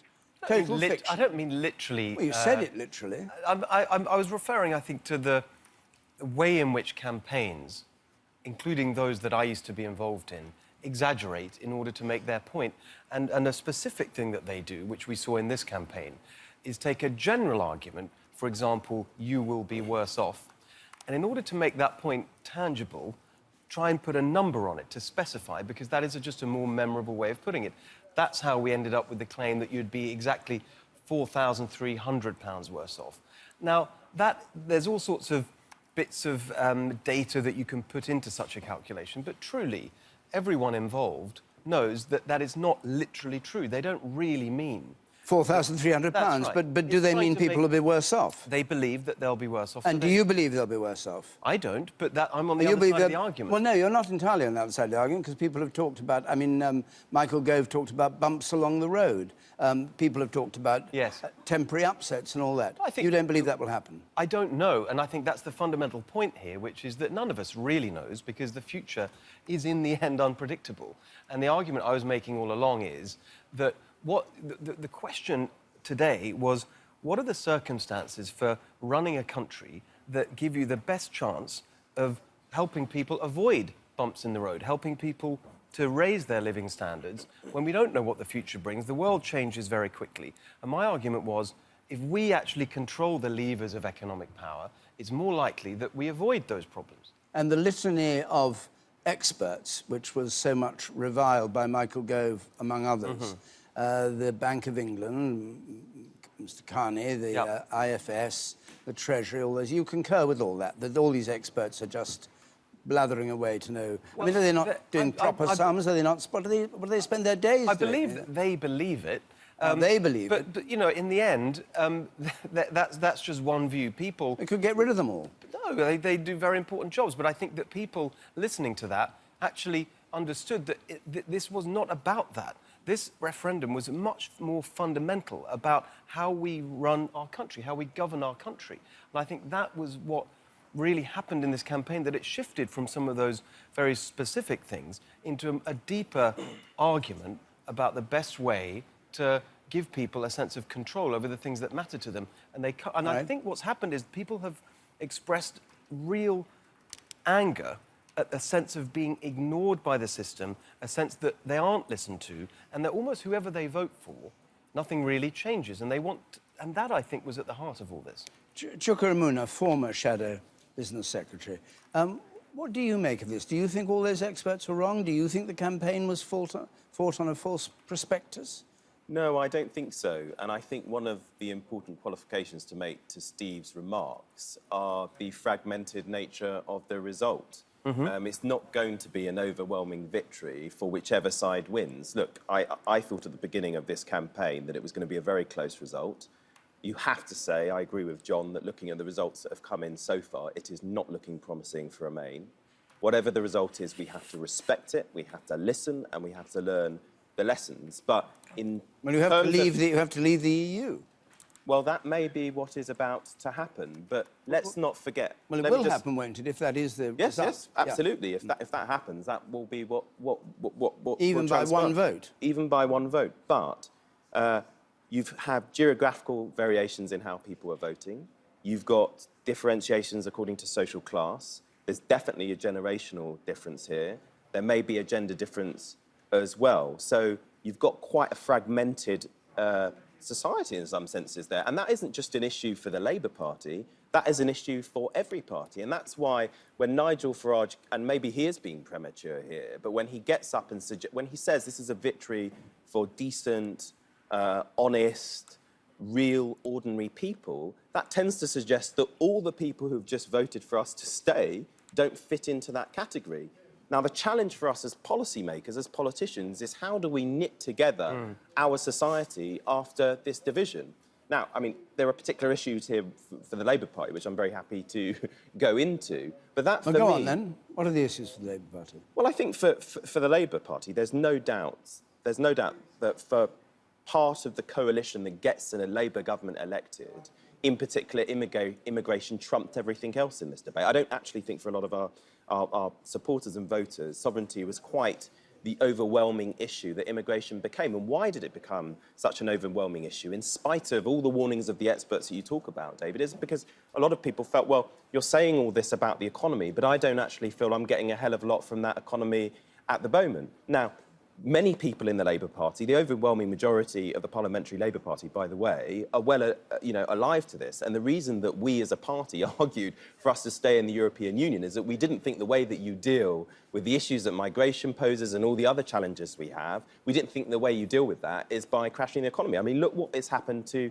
the pound sterling. $1.35 to the pound, the lowest rate since 1985. Another observation is also, I mean, it would be quite interesting to see what happens to UKIP following what people think may be the result now, because what you've kind of seen, if you like, is a takeover of the Conservative Party by UKIP. I mean, you have these big figures, Boris Johnson, Michael Gove, Ian Duncan-Smith and others, who've basically been parroting many of the same lines that Nigel Farage has been running for the last few years. But what about Jeremy Corbyn? What about the Labour Party? Why did it fail to galvanise people to vote Remain, which is what Labour Party's half-hearted policy was? I think three things. First of all, the economy argument didn't work when there are people who don't feel they have enough of a stake. But why use it? Well, you're asking why. I'm just giving you the. I mean, could Labour have done better? Is what I'm saying. Could Labour have done better? Yes, we could have done better, and we need a more credible policy, a Labour, that's true to our Labour values on immigration. And we've struggled with this. We got to a OK position going into the general election, but it didn't convince the public. And in many respects, it was an accountant's answer to a problem that isn't just economic and in the perception of our supporters, but is also a cultural issue too. And people were not clear enough about what the Labour Party's position was. We had polling evidence 2.5 to 3 weeks ago where many of our voters did not know what Labour's position was. And it'd be completely disingenuous for me to sit here and say that was not an issue and that may have compromised the Remain vote. All right, we'll come back here a moment. Let's just go to Emily and we'll come back down later on. Emily. I'm going to talk to Will Straw, who's the campaign chief for Britain Stronger in Europe. Will Straw, we heard what sounded rather like a victory speech from Nigel Farage a few moments ago. Do you concede defeat in your camp? Well, there's still, as I think John Curtis said, about 40% of results still to go. So we need to wait and see what the outcome of all of those are. But whatever the result this evening, it's clear that it's going to be very close. And it's also clear, I think, that we are in a very divided country.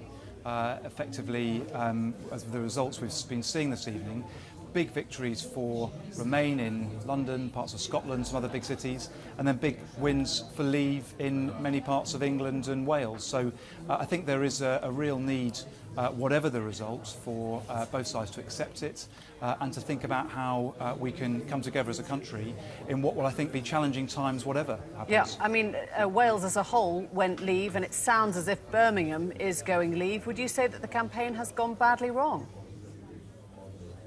Well, let's wait and see what the result is. I'm proud of the campaign we ran.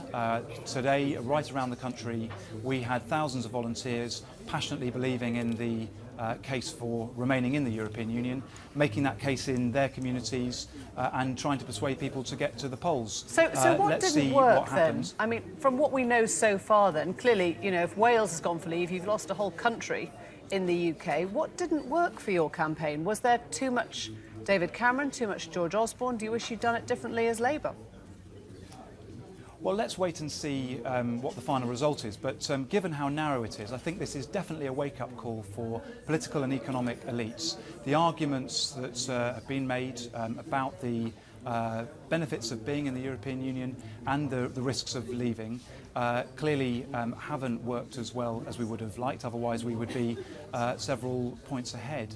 But I think we will find out in the days and weeks ahead, if indeed we have voted to leave, whether those warnings were true or not. It's funny though, isn't it, to talk of a wake-up call at this point. You've already seen UKIP doing well from 2013 onwards. Why is Labour still talking about a wake-up call 3 years after your voters have already told you what they feel on so many of these issues like immigration?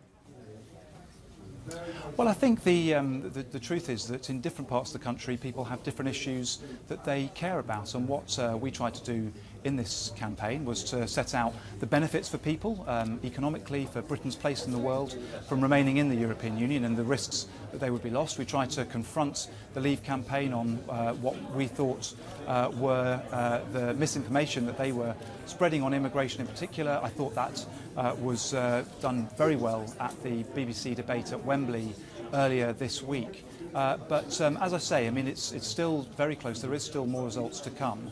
But the country is divided, and this is a very, very close result. So there's clearly going to be a lot of reflection that I think all sides of politics will have to do when the dust has settled tomorrow. If it does come down to a percentage point or so, do you see any possibility of a second referendum? Is that something that you would push for, or would you accept a result for Leave?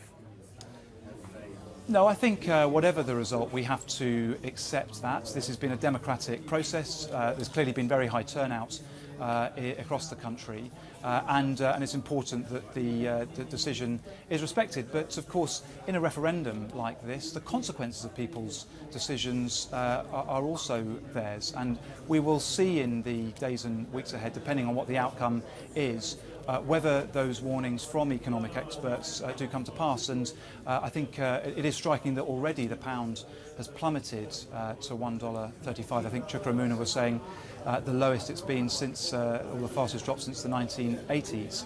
So there's clearly going to be a huge amount to unpack. But as I say, I mean, there are still a number of results still to come in. Just briefly, because Chukramuna said you have to be true to our Labour values on immigration, and many of your supporters would not know what that means. What are true Labour values on immigration?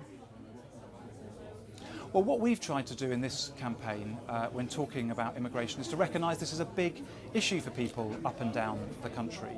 That, I think, is very clear, but that there are also a lot of positives that we get from having people come to this country from the EU and elsewhere, the benefits that it brings to the National Health Service. And indeed, if we do decide to leave the EU, that there will be consequences for Brits, and we'll find out if indeed we have voted to leave, what those consequences might be. So that's the argument that we've been making. It's now for the political parties to think about whether there are different policies they want to propose on immigration. But I think, again, if we have voted to leave, what we will spend our time doing over the next several years is working out how we unpick our relationship with the EU. This is not going to be something that happens overnight.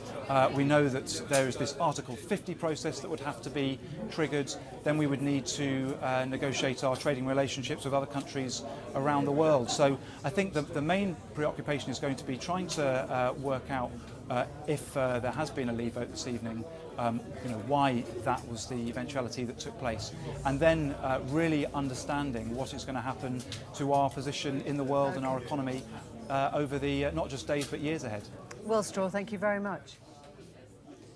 So Martin Oates joins us from Poole in the West Country, Dorset.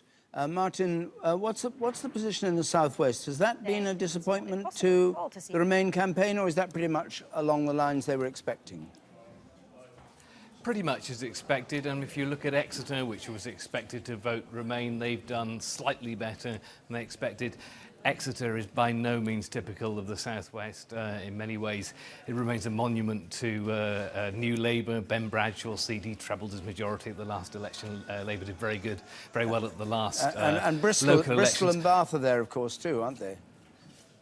Yes, indeed, and those were expected to be Remain strongholds. The South Hams was actually the bellwether, Sarah Wollaston's seat, the bellwether seat we were hearing from Jeremy about earlier on. There Remain did slightly better than expected, and of course an interesting background there with Sarah Wollaston having declared for Brexit initially, to the surprise of some of her colleagues, although if you looked at her Twitter feed since she'd been elected, you'd have seen lots of evidence for that, and then her sudden change of heart just before the the whole of the South Hams was influenced by Sarah Wollaston? I rather doubt that. No, I'm not saying that at all. There's a very interesting demographic there because you've got the enormous fishing port of Brixham, which I think you probably know well, and then the town of Totnes itself, which is the main urban centre, which has got a different profile, affluent, educated. We've been hearing about these potential differences in demographics, so an interesting seat. And what else have we got to come from the Southwest? Are we there now? Is it home and dry? Have we had everything in? We're waiting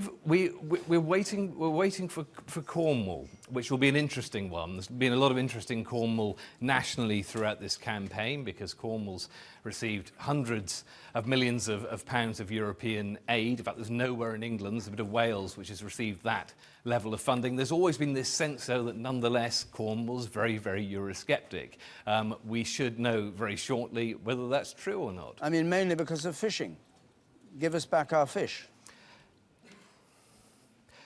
Fishing, I mean, clearly it's a very emotive issue, but on the other hand, if we look at the rest of the profile of the Southwest, I mean, Cornwall's got a strong sense of independence, as I think most people know, but on the other hand, in many ways, in terms of its Euroscepticism, the senses it shares that with the rest of the region. So given what we've seen through the rest of the Southwest, it probably won't be that surprising if it's finally confirmed, but it will mean that people like me can finally answer this question definitively, because there's always been this sense that it's very Eurosceptic. There's never really been any solid proof for that. Martin, thank you very much indeed. The turnout in the United Kingdom as a whole is 72%, which is the highest turnout in a nationwide ballot since 1992. So 1992, 72%. So it's not kind of wildly above what we get in general elections. No. Some places it's up to 80, but indeed, which is exceptional. Some places it's very, very high, but it is higher than where people expected. A few months ago, there was even a concern in Westminster about how much this would actually catch light at all. If you look back, say, to the AV referendum, where turnout was sort of the same as a local election, people were saying, gosh, I really hope that it gets to something like a general, because what we want is the result to feel like it is valid for whichever side to have a mandate. I think nobody is going to be able to cry foul with a level of turnout such as it is. And I think, given how divided the country appears to be, the fact that there is high turnout has got really to be a good thing. People will have to accept this and they'll have to move on. Patrick Burns, you're looking rather lonely there in Birmingham now. What's happened? Everybody's abandoned you. Well, all the drama is down in front of the stage, David, because clearly the result here in Birmingham is imminent, and it has all the makings of an absolute knife edge. One moment, Vote Leave supporters are preparing to raise their placards. I hear now that the Remainers maybe haven't given up the ghost, but the significant thing about this is exactly the sort of place that the Remain campaign have been pinning their hopes on, that the second part of the night's going to be better than the first part has been. This single biggest local area count anywhere in mainland Britain, 700,000 voters in the city of Birmingham. And the very fact that this is such a close-run thing speaks volumes, because at the beginning of the evening there was a sort of general expectation that there would be a very comfortable victory for the Remain campaign. I was talking to a Labour MEP who was very sort of jaunty and optimistic about it, and then a little bit later on she, without me even asking, told me that her earlier optimism had evaporated. Another local MP said that whatever the outcome of this in the end, it's exposed the tensions between one region and another, the tensions within the United Kingdom, and there's going to be a sense of real resentment, come what may, either way, given the outcome. Clearly this result in Birmingham is coming up any moment now. One thing I can absolutely assure you is going to be very, very close, David. Thank you. Well, we'll come back to you as soon as it comes through. Patrick Burns saying this feeling of resentment on one side or the other. Do you think that's true? I think that well, I think it's true. I think it's really important we try and avoid it in that sense. I was a little disappointed, probably more than a little, with what we heard from Nigel Farage earlier, because it felt to me not just that the timing of that was wrong, because I think it is too early to be so clear about things, but much more importantly, the tone of it. But what, are you surprised? Well, hang on a second. I just think that I'm very excited by what's happened. This is a great move forward, I think, for the country, and will have a really big impact around the world as well, in a positive direction, in terms of people feeling that they can assert their sovereignty. But it's also a really serious moment. It's not a time, I think, for shouting. and jumping up and down in that way. I think it's really important that we recognise this is a really big decision, something really momentous. Yes. Looks like it might be about to happen. Do you think your friend, or perhaps I should say former friend, David Cameron, can remain Prime Minister and carry through the consequences of this vote? And Definitely. go back to Europe Yeah. and negotiate on behalf of a... I really do. I'm not just saying that because I It's want a him to- humiliation for him.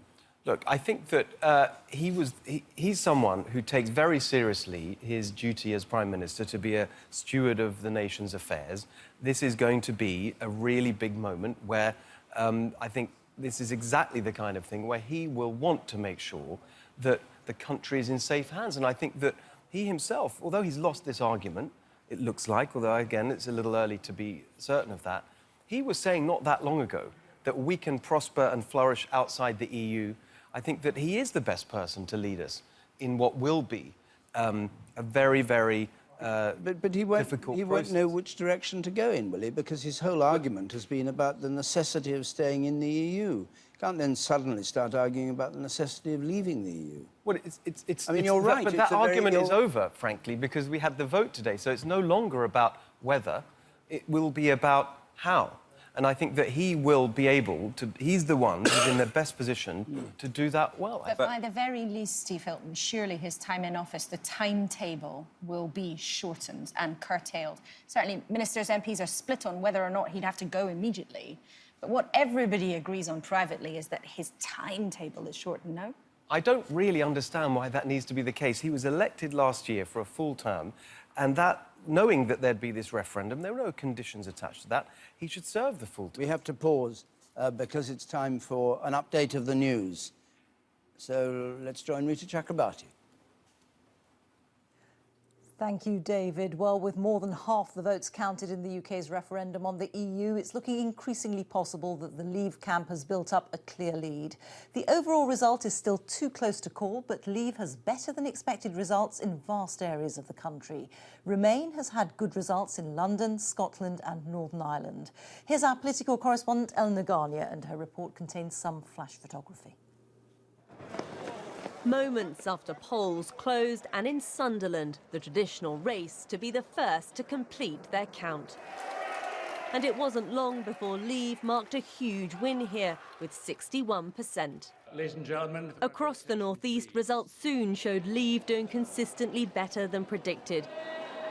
A big win in Hartlepool and pushing Remain into a narrow victory in Newcastle. 65,404. A much smaller win than expected. Votes cast in favour of Leave. Away from the north of England, in Basildon in Essex, another big win for Leave. And another count with a big turnout at 74%. And in Flintshire, just as across much of Wales, voters are backing Brexit. But in Edinburgh, the Remain campaign secured a big win. And there was good news for Remain in the London borough of Lambeth, with 79%, a much better result than expected. By 2 a.m, the result was still looking very tight indeed. I think it's going to be extremely close. And there is a disaffected vote, and it's disaffected with politics overall, disaffected with Westminster politics in particular. Some of that is our Labour supporters too, and we've done our best to try and turn that round, but it's been tough. But as more results came in, the UKIP leader started to smell victory. This, if the predictions now are right, this will be a victory for real people, a victory for ordinary people, a victory for decent people. It's becoming increasingly clear there is a north-south split in England, with Remain doing better than expected in London, fulfilling expectations across the south east and west, but doing far worse in the north and across the Midlands. Ellen Naganya, BBC News. Well, early results have upset the world's financial markets, with the pound falling again in the past hour to $1.34, its lowest point since 1985. When the polls closed, it soared to $1.50, but as they showed stronger than expected support for leaving the EU, it began to plummet. Markets in Asia are down nearly 3%. The Italian Coast Guard says it rescued around 4,500 migrants in the Mediterranean yesterday. Good weather and calm seas have led to more people risking the journey from North Africa. The charity MSF has been helping the rescue operation. A woman's body was recovered from one of the vessels near the Libyan coast. Rescue workers in the eastern Chinese city of Yancheng are searching for survivors of a tornado and heavy hailstorm. The state broadcaster says 98 people have been killed and more than 800 injured. A man has been jailed for life for plotting a beheading on the streets of London, inspired by so-called Islamic State, which could have targeted a poppy seller. 23-year-old Nadir Saeed was arrested in November 2014, just days before Remembrance Sunday. One of the world's longest-running civil wars in Colombia has been brought to an end after more than 50 years of fighting. The so-called FARC rebels have signed a deal to lay down their arms following 3 years of negotiations. Well, that's it. There's more from me in a little while. Well, at 20 minutes to 5, we can now say the decision taken in 1975 by this country to join the common market has been reversed by this referendum to leave the EU.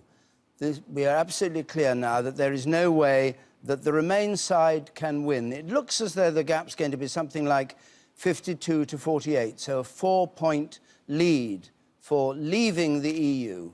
And that's the result of this referendum, which has been preceded by weeks and months of argument and dispute and all the rest of it. The British people have spoken, and the answer is, we're out. Laura. Well, so rare that a country, as individuals, we get the chance to take a decision as big as this. This was the most profound question we had been asked for decades as a nation of voters.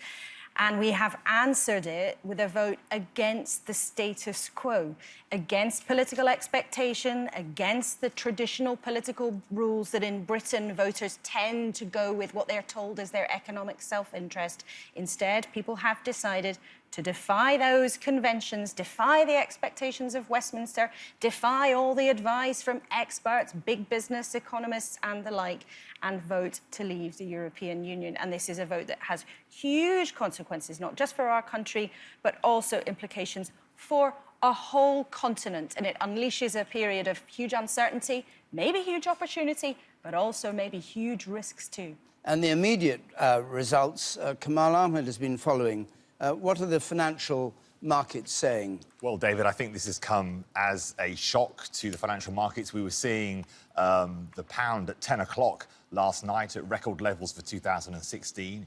It has now hit lows not seen since 1985.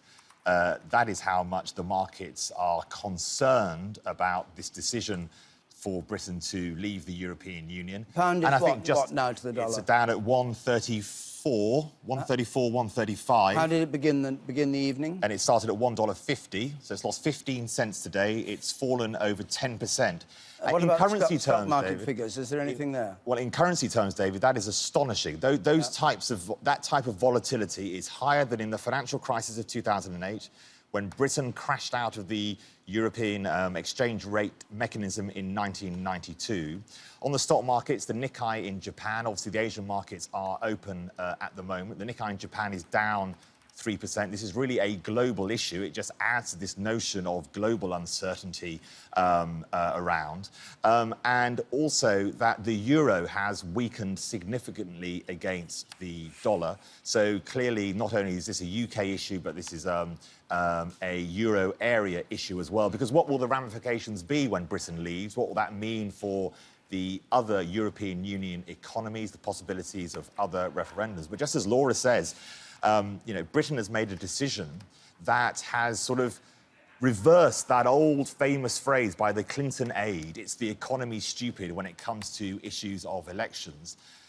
People have said they don't care what they've been told about the economy, what the reaction may or may not be. You may just have a different view on the economy from the experts. Or they may have a different view. And like I think, Steve frankly, as well, they may believe it's going to be better. Well, I think as well, David, I think a big point which I think has been underestimated by what might be described as the establishment. In 2008, nobody predicted, or very few people predicted, that people might not be able to go to their ATM and get out their own cash out of a bank.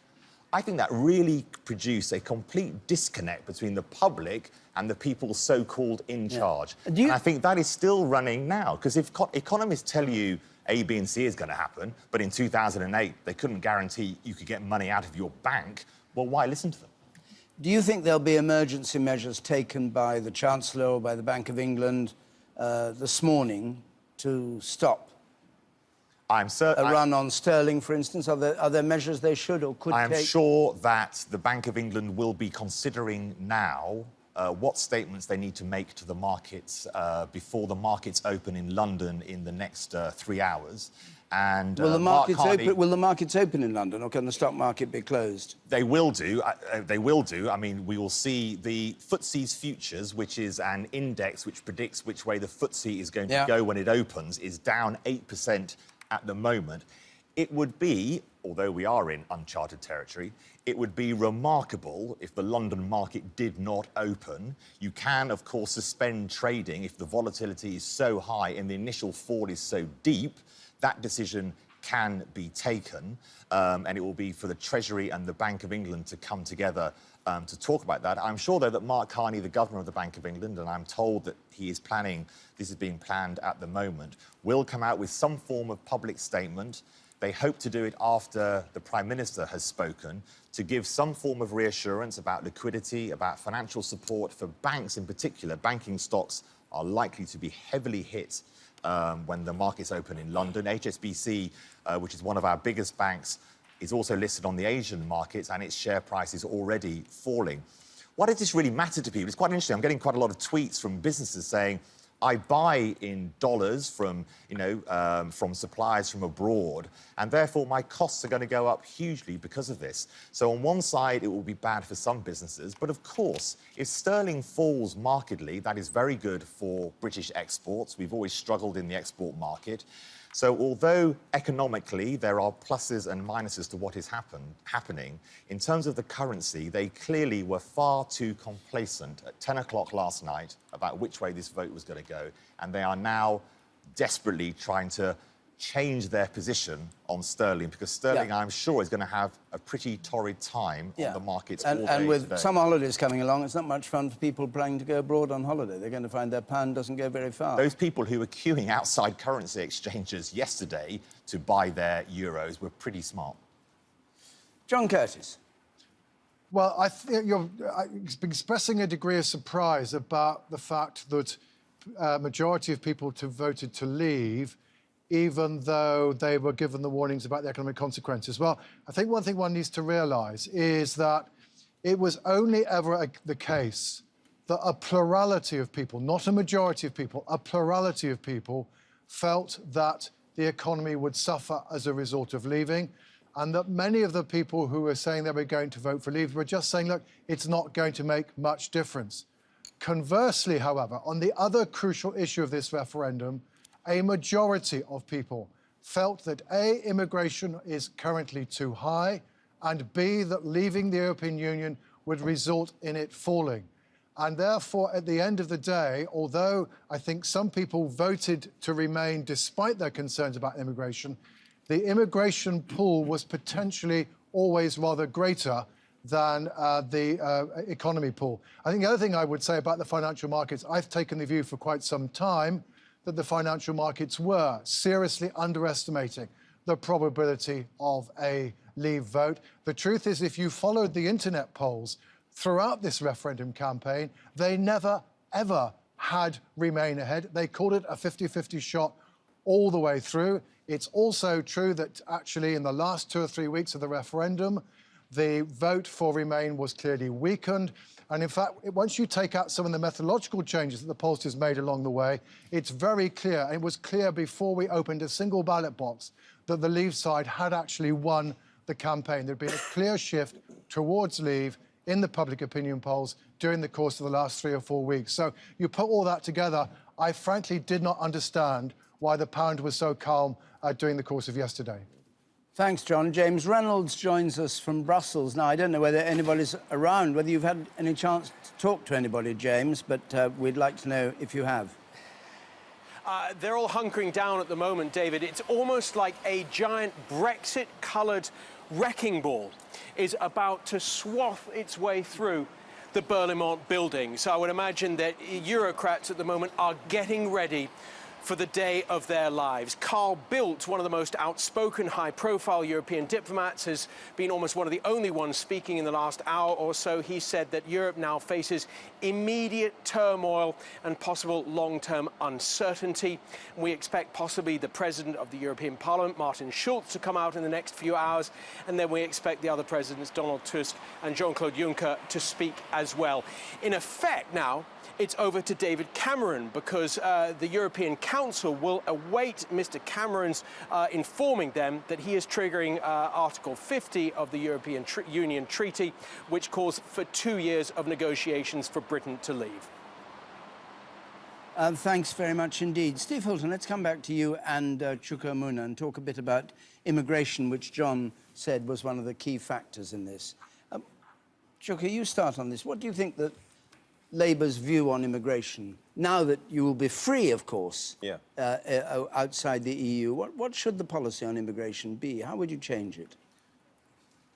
Well, the first observation to make is I think those who have argued for us to leave the European Union have a huge expectation to meet. Because what they have said is if we leave the European Union, you get back control, as it were, and you can bring immigration down to the tens of thousands. Now, personally, I don't think they're going to be able to deliver on that. If you just take non-EU immigration, it's running at 188,000 net at the moment. That's before you consider current immigration from the EU. And of course, the Vote Leave campaign's policy is to keep the current European citizens living here. So I don't see how they're going to be able to deliver on that. In fact, I don't see how they're going to be able to deliver on a lot of the things, because they've also, people have also been told, if we leave the European Union, that's going to lead to huge increases in public service investment. I don't see how that is going to happen, given the track record of many of the people who are saying this, is to cut our services. Now, our investment in our services. In terms of immigration, look, I think we need a much better debate about this. On the one hand, there is this kind of suggestion that still just get rid of the EU immigrants and all of our problems will be solved. And clearly, as I've just said, I don't think that is going to happen.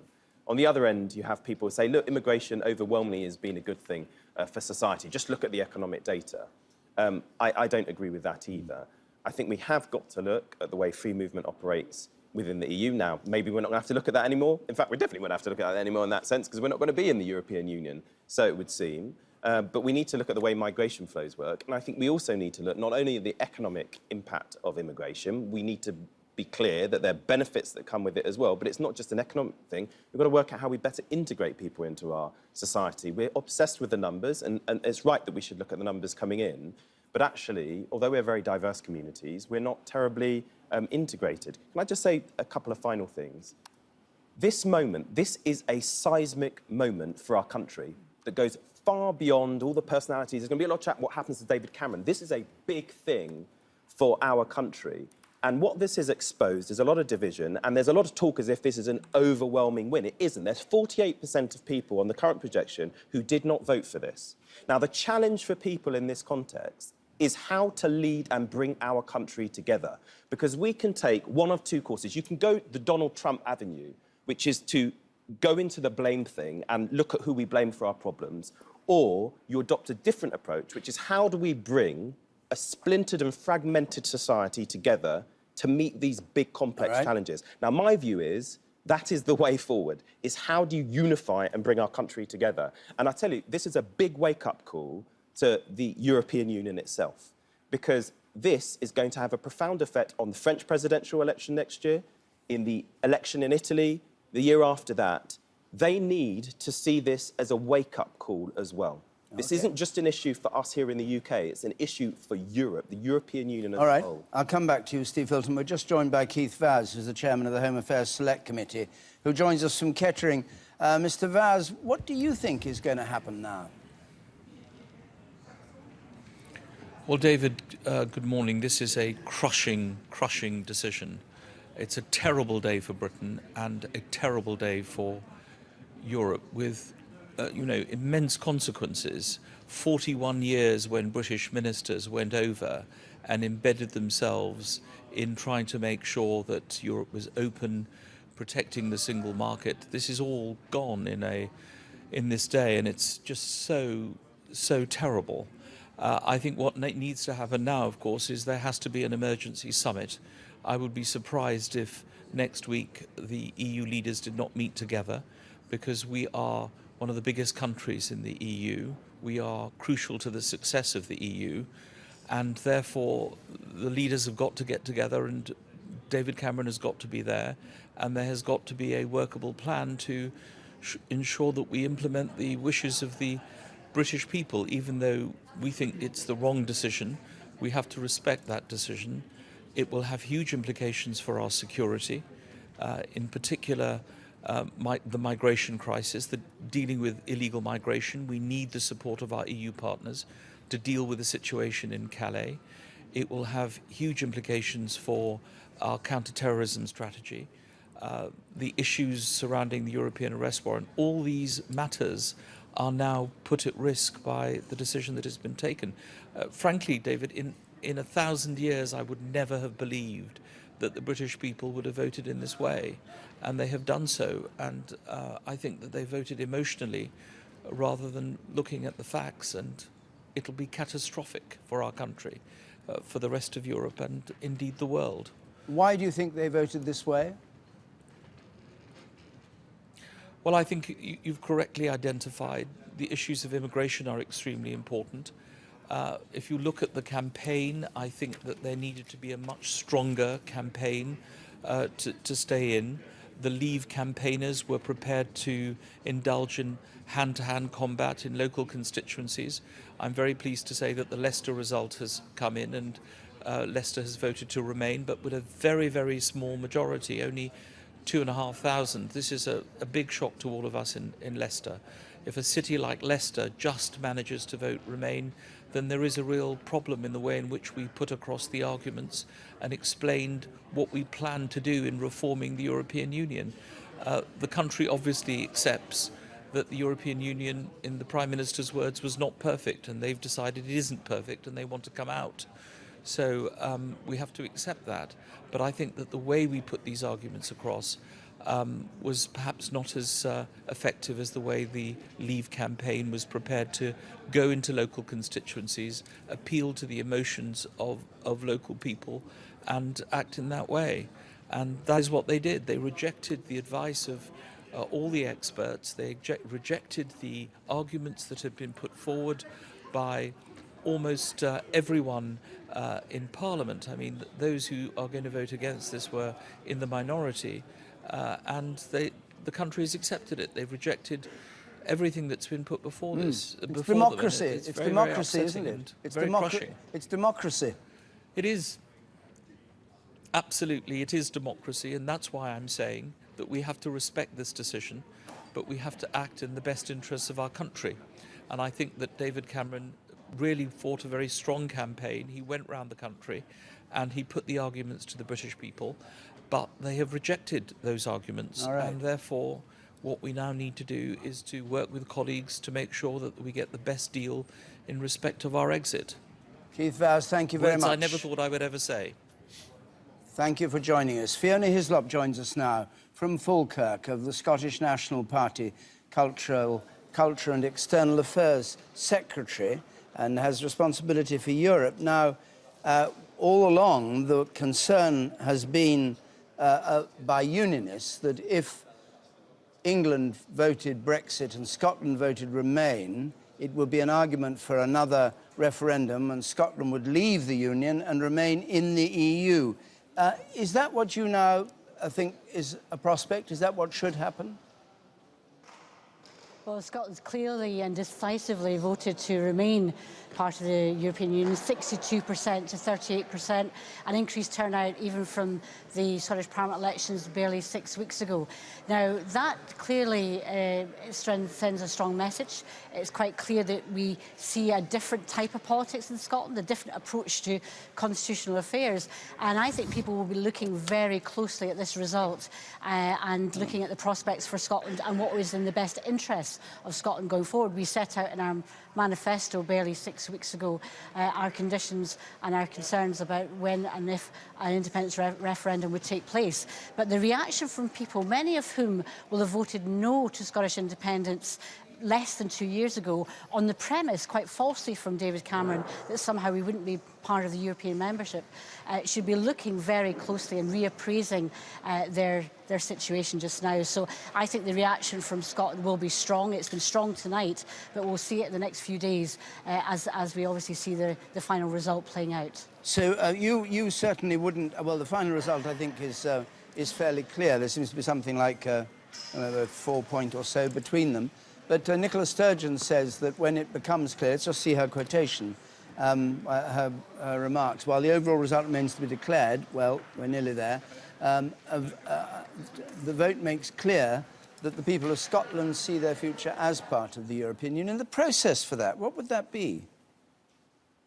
Well, we clearly have interests in our European Union membership, and clearly we want to make sure that our trading and our connections with our European neighbours and partners can continue. The basis of that will have to be negotiated, whatever the result finally as it comes through. But we're quite clear. The Scottish Government will protect Scotland's interests, whatever the circumstances, and we intend to do that. Now, how we do that will depend on exactly what the result is, but we're very, very clear. The Scottish people have spoken. Their interests are about maintaining that membership.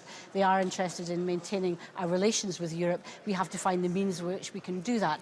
But clearly, there's some way to go in terms of determining the mechanism of doing that. But, you know, decisions have consequences. And if the United Kingdom has made a decision against the interests of the Scottish people, that will have consequences. Fiona Hislop, thank you very much. Laura, you're off to Downing Street, I gather. What are you going to do in Downing Street? Well, we're going to wait and see what the Prime Minister is going to come out and say, because this is What, such at 5 an in the morning, moment. you think he'll be well, out? we've predicted there's going to be a dawn raid. It was being called and predicted as his dawn raid statement. Now, we are not necessarily expecting anything very imminent, but we're out at Elstree, so it might take me a while to get there. And we certainly don't want to miss it. This is such a huge moment for our politics. This is certainly the biggest political decision we've taken in my lifetime, probably the biggest political decision we will take in my whole lifetime. This has implications for absolutely everything, for our economy, for immigration policy, for our place in the world, for good or for ill. This decision will define our politics for years to come. But of course, one of the most pressing immediate issues is what it means for David Cameron's time in office. There's a tension there between whether or not this huge defeat, a huge snub for his personal authority, drives him out of office, or whether or not he feels that pull that Steve Hilton was suggesting, that at a tumultuous time, it's his responsibility to fight to stay on, to try to give an impression of calm, at least, while this decision sinks in around the world and around the country. Well, you be off to Downing Street, and we'll hear from you talk there. very shortly from there, depending Yes. how quickly I can get there. OK. Thank you very much Pleasure. indeed. Laura. Talk to you soon. Kamal, just pick us up on the latest moves on markets and money and all the rest of it. Yeah, so the Nikkei, that's the Japanese stock market, has fallen sharply. It's down about 8%. We've seen the pound as being down now, flirting with levels not seen since 1985. As I said before, David, what's called FTSE Futures, so that's an index that predicts where the FTSE 100 in London will go once it opens in 3 hours' time. That's down 7%. I mean, just touches on this point, as Laura was saying, this is a global issue. The euro itself has fallen towards parity with the dollar, so the euro currency is also being sold. There's a real flight to safety, I think it's called. So people are moving towards the dollar. Gold has gone up by 7% today. I just think that the uncertainty that this creates will create this very volatile day on the markets and will mean that for the next 24 hours, certainly, and certainly for the next few days, as the markets try and digest something that, frankly, they didn't believe was going to happen, will be astonishingly volatile. And I'm sure that, well, of course, George Osborne, whilst he remains as Chancellor, Mark Carney, the Governor of the Bank of England, will be in discussion about how they can provide at least a degree of reassurance that volatility doesn't spiral into anything worse within the UK economy. OK. Steve Hilton, you heard Keith Vaz from the Home Affairs Committee really moved, Yeah. speaking as though the earth has dropped beneath his feet, that the whole world has changed in a trice, and worried about the effects of it. Do you think it's as seismic an event as that? I do. Yes. And you think I it's for the share good? the emotion, in a sense, but in the other direction. I think it's an absolutely stunning result, but one that has huge opportunity for our country and indeed the world. But I think we've got to make the most of it now. That's the most important thing. And I agree with absolutely everything Chuck said earlier about really using this as a wake-up call to address some of those problems that have been festering for so long and I think have led to this result. And it's not just the last few years. I think it goes back decades, actually. This sense of people losing control, about power going into fewer and fewer hands, not just in relation to government and politics, but in the economy too, with big businesses operating around the world and being callous about the impact of their decisions on real people's lives. I think that's what this vote is all about. It's a rejection of all of that, and I think we've got to really take it seriously. But Steve, I think the interesting thing about this take control argument that has been made by many who've advocated us leaving the European Union is the idea is to take back control to the UK state. But most of the people who've been making the argument do not believe in active government, in the economy, in terms of interventions to make and try and shape the global economy so it better delivers for people. And that's why I think there's a slight, I mean, there'll be lots of interpretation on this. You see it as a constitutional power thing. I think there's definitely that. But I think ultimately, why is it that immigration has prevailed and been such a potent issue? Is because you've got an economy that people don't think is working for them. And actually, this thing comes down to how do we make globalisation work for middle and lower income earners who frankly think that for a kind of internationally mobile 1%, it works, but for them, it doesn't. And I don't think necessarily the small state solution that many of the people in Vote Leave believe when it comes to domestic politics is necessarily what people are looking for. I don't think it's a small state solution either. I think it's a decentralised state. It's a state that understands and responds to the real lives of real people. If we're talking about making globalisation work for people, in the end, that's not to do with what happens in Brussels or institutions miles away. It's about human beings. Do they have the skills and the potential to actually flourish in an economy that's changing so quickly? That's got to be done at the human level, at the neighbourhood level, and I think that's why this should be a wake-up call to pass power back, not just from Brussels to the UK, but within the UK as well. I don't necessarily disagree with that. All right. Well, in terms of the need to decentralise power and give people more power, and that's not just going to the town hall, but going to people.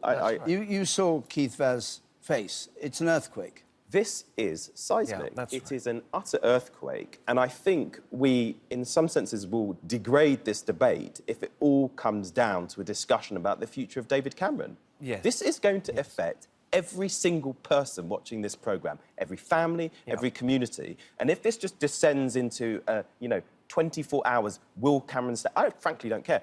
The priority in the short term has got to be to stabilise our economy, stabilise the markets. Sterling is dropping like you will not believe. This is a very, very serious situation. There is a question, of course, legitimate question about who can best stabilise things at this stage, isn't there? Well, I have to say, I mean, in the medium to short term, I don't see how Cameron can lead the negotiation. And I think it's very, very important that we get the best deal possible in terms of the negotiation of our exit for my constituents and every person watching this programme. I think he is slightly compromised because of what's happened in his ability to lead that. And I'm just saying, I'm not making a party political point here, but whoever is in charge, they've got to get the best deal now. The people have spoken. But we've got to remember in this debate, 48% of people did not want this to happen. And everybody must respect the result, but also respect the fact that this is a divided result. All right. Emily, go back to you. Yeah, let's talk to Andrew Rawnsley and Isabel Hardman. It's been called seismic, this moment, but it's also... Yeah, it's Richter 9 or 10. How high can you go on the Richter scale? I don't know. I think we're off 10, aren't we? Yeah. But it's also unprecedented. Nobody has ever left the EU before, and I don't think anyone has ever left an economic union Greenland before. did, but long ago, and that's a slightly non-comparable example. You're quite right, Emily. I mean, this is a major member of the European Union leaving, one of its most important economies. So we've this evening, obviously, and overnight, we've been concentrating on effects in Britain.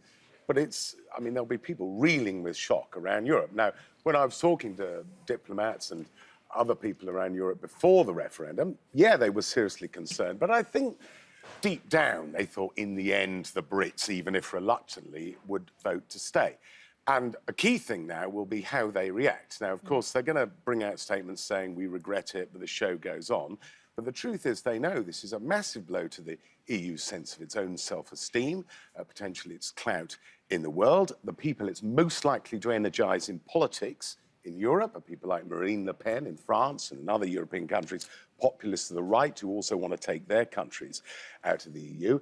And we'll see how they react, because obviously if things go really badly, because we're still going to have some relationship with our continent, the negotiations will become very poisoned. And will people in the European Union say, we've got to be punitive to Britain to deter anybody else from doing this? Or will others say, we still need a relationship with Britain? And of course, that will slightly depend on how Britain approaches it as well. And there will be real concerns about a domino effect in Europe, because it's not as though Britons are grouchier about the EU than other countries. Actually, the polling over the last few months has shown this in Italy, in France, in Holland. Voters are not fans of the European Union, and this could really inspire voters, at least in You think this is the beginning of the end of the EU as a whole? Well, I think it's going to have huge Some effects serious across the people have European worried Union. about that. I wouldn't go that far, but some serious people have worried. What happens now, in technical terms, David Cameron's made very clear on his optimistic way of thinking that there was no plan B. The civil service didn't have anything in mind for if this happened. So how prepared are we for this? Well, there's a debate about whether he should trigger Article 50 quickly or not, but also whether he should stay on as leader to do this. But what he has to do quite immediately is go back on some of the things that he said during the campaign. He claimed that Brexit would put a bomb under the economy. Now, things are already looking quite shaky. Yeah. For the Prime Minister to carry on leading, he needs to somehow say, oh, I didn't really mean that, everything's going to be OK, which is going to be quite difficult. But there's an additional problem, I'd say, which is partly what people have voted for. Yes, it appears now pretty clear they're voting, although by a fairly small margin, to leave the European Union. But of course, we're not going to tow off into the mid-Atlantic. It will still be our biggest trading partners, our closest neighbours. That's a fact of geography. And of course, what this vote, by its binary nature, couldn't be was, well, if you don't want to be a member of the European Union, what sort of relationship then do you want with the European Union? Do you want to be Norway, Switzerland, Turkey, Albania? And the Out campaign never really agreed on this. I mean, they slightly changed their account of what we would end up being. Before we get to that point, there is, of course, this question that's sort of been a shadowy figure of a second referendum, of going back to ask again, or another election which might trigger a second referendum. Are we now saying that cannot, in democratic circumstances, happen? Well, Jean-Claude Juncker did rule that out pretty clearly this week, saying... That was before, wasn't it? Yes, you might see some attempt, but I suspect that actually the European leaders will want to say to other countries, no, this is that, basically, that's it. You can't fiddle around, because actually if you have a second referendum, the chances are that Britain can vote to leave even more overwhelmingly, and you don't want that sort of dragging. Although Boris Johnson, leading light of the Out campaign, did flirt with this idea of a second record. I mean, I do think, because this process is at least 2 years, probably, if not longer, if Article 50 is triggered, when and if that's triggered, as Isabel says. Now, if what's happening in the markets now is a precursor to the really serious economic damage that the Prime Minister, the Remain campaign, said would be a result of this outvote, well, we'll see what public opinion does, and whether people say, we can't reverse this, but do we want a referendum on the eventual terms of the deal? Do you really I think would we're going to broadly get agree this... with Isabel. I think it's very hard to turn, when a country's voted as it has, to say, oh, we'll have a second go, to see if you do the right answer next time. The danger is you would get more resounding no, actually. What about the Brexit? Have a habit of doing that. Yes, they do. Saying you gave us the wrong answer. Until you get it right. What about the Brexit austerity budget? Do you think we'll actually see that enacted? I don't think so. I don't think George Osborne's going to survive for very long, but I don't think that a chancellor as political as him would... You think he'll be gone by the weekend? Not in his current job? I don't know whether it's by the weekend, but I don't think he's Well, going to be... I mean, there's just a practical thing. When there's so much economic volatility, whether you want to, whatever his medium to long-term future, and this goes for David Cameron as well, whether you want to lose your chancellor in the middle of what could be potentially extreme turbulence on world markets. But Brexit Tories were gunning for Osborne way before this, even when they thought that Remain might win, that they saw him as the sacrificial lamb. So the idea that he could survive for very long is... Does one character emerge for you to take on the Brexit negotiations? That's a good question. Who's going to be the Brexit negotiator? That was my question to you. Yes. Well, they never told us, did they? I don't think they know. I mean, because I think deep down they're quite surprised. I mean, remember, Nigel Farage was conceding earlier in the night. Yes, it's been a strange night if you're Nigel Farage, which is normally not what politicians do.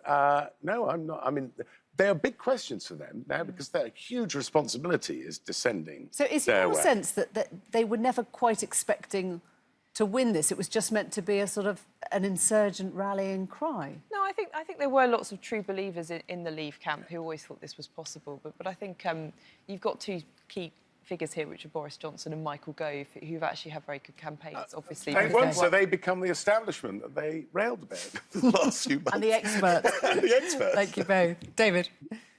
Thank you very much. Let's now look at how things stand and how this story is unfolded and where it is that the Leave campaign has won and where it is that the Remain campaign has won in this very close vote, which leaves 4 points at the moment between the two sides. Jeremy. Yes, let me actually take you inside the Queen Elizabeth Tower here. And what we thought we would do is a comparison with the first referendum in 1975, so we can see how the nation is divided. So let's just bring on a clock face here.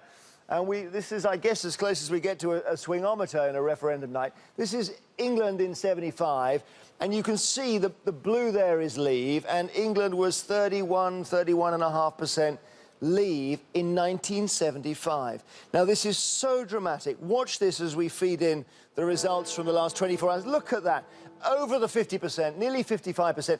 England actually more Eurosceptic on average than the country as a whole. So a massive change in England over those 4 decades. And actually in Wales, too. Have a look. We'll turn the tower, change the clock, go back to 75, and 35% in Wales saying no to the EU.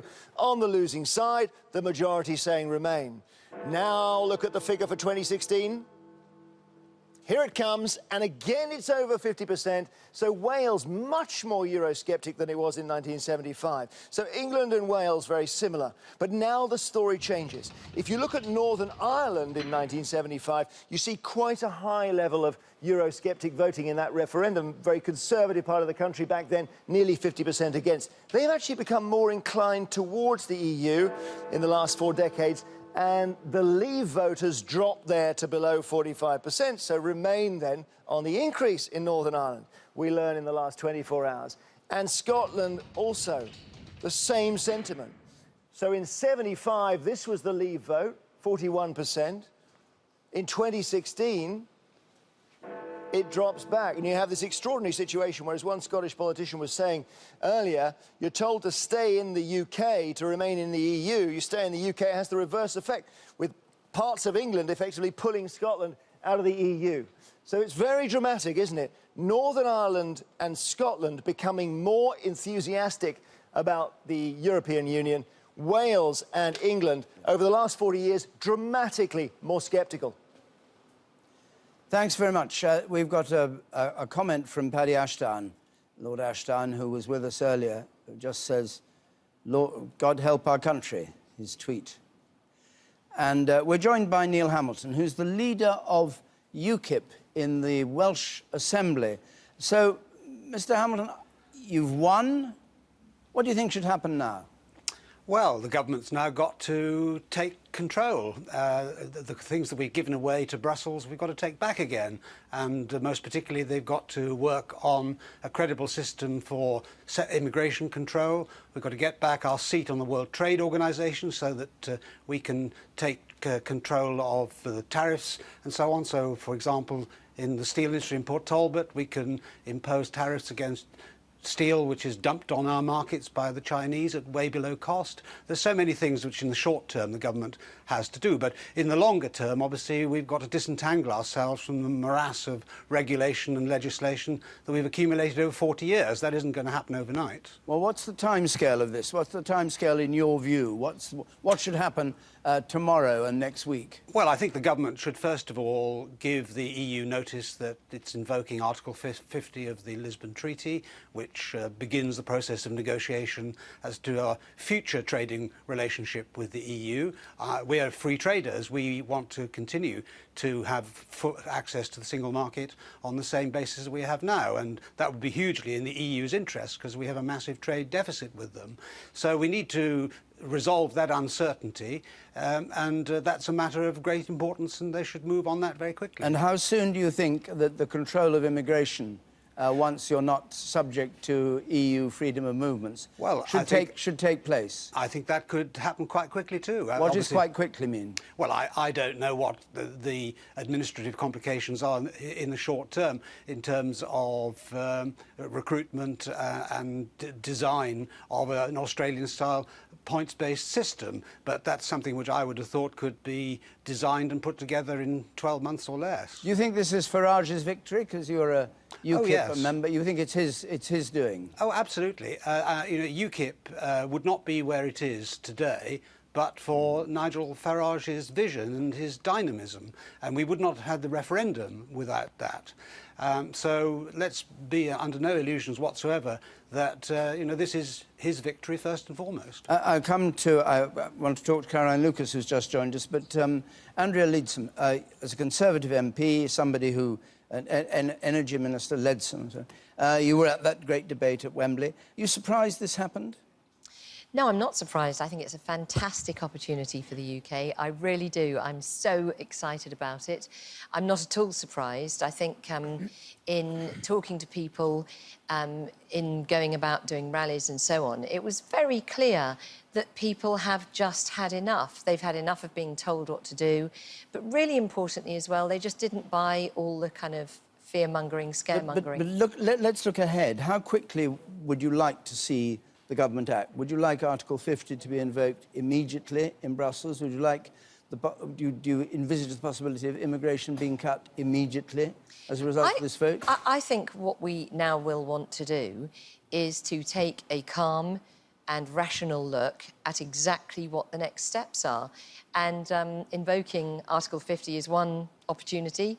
There are other alternatives. What are the alternatives? Well, as Bill Cash said, you could have a separate negotiation. It doesn't have to be through Article 50. When Greenland left the EU, Article 50 didn't exist, so they didn't use Article 50. It's perfectly possible to have a bilateral agreement with the European Union and to make different arrangements. So I think what we need to do is to calmly reflect on what the alternatives are, but at the same time to look at the possibilities of a presumption of continuity for the free trade agreements that we're already party to as a member of the EU, and all of the trade negotiations both with the EU and with other countries that at the moment we are unable to trade with directly. But all right, you're the Chancellor of the Exchequer. The markets are tumbling, sterling's falling. What do you do immediately? Well, we need to be, as I say, calm reflection. How can you have calm reflection when the world is falling about your... Because actually the world isn't falling about your feet. And actually, I really regret when people say those things. Markets are volatile. We've just had a period of extraordinary scaremongering, really quite extraordinarily, trying to up the ante on volatility in the market. And as we know, the market will always position itself to try and take profit from something like this. They got it wrong, and now there's a very big surprise. And so it's perfectly likely that there will be some volatility, but our fundamentals in our economy remain very strong.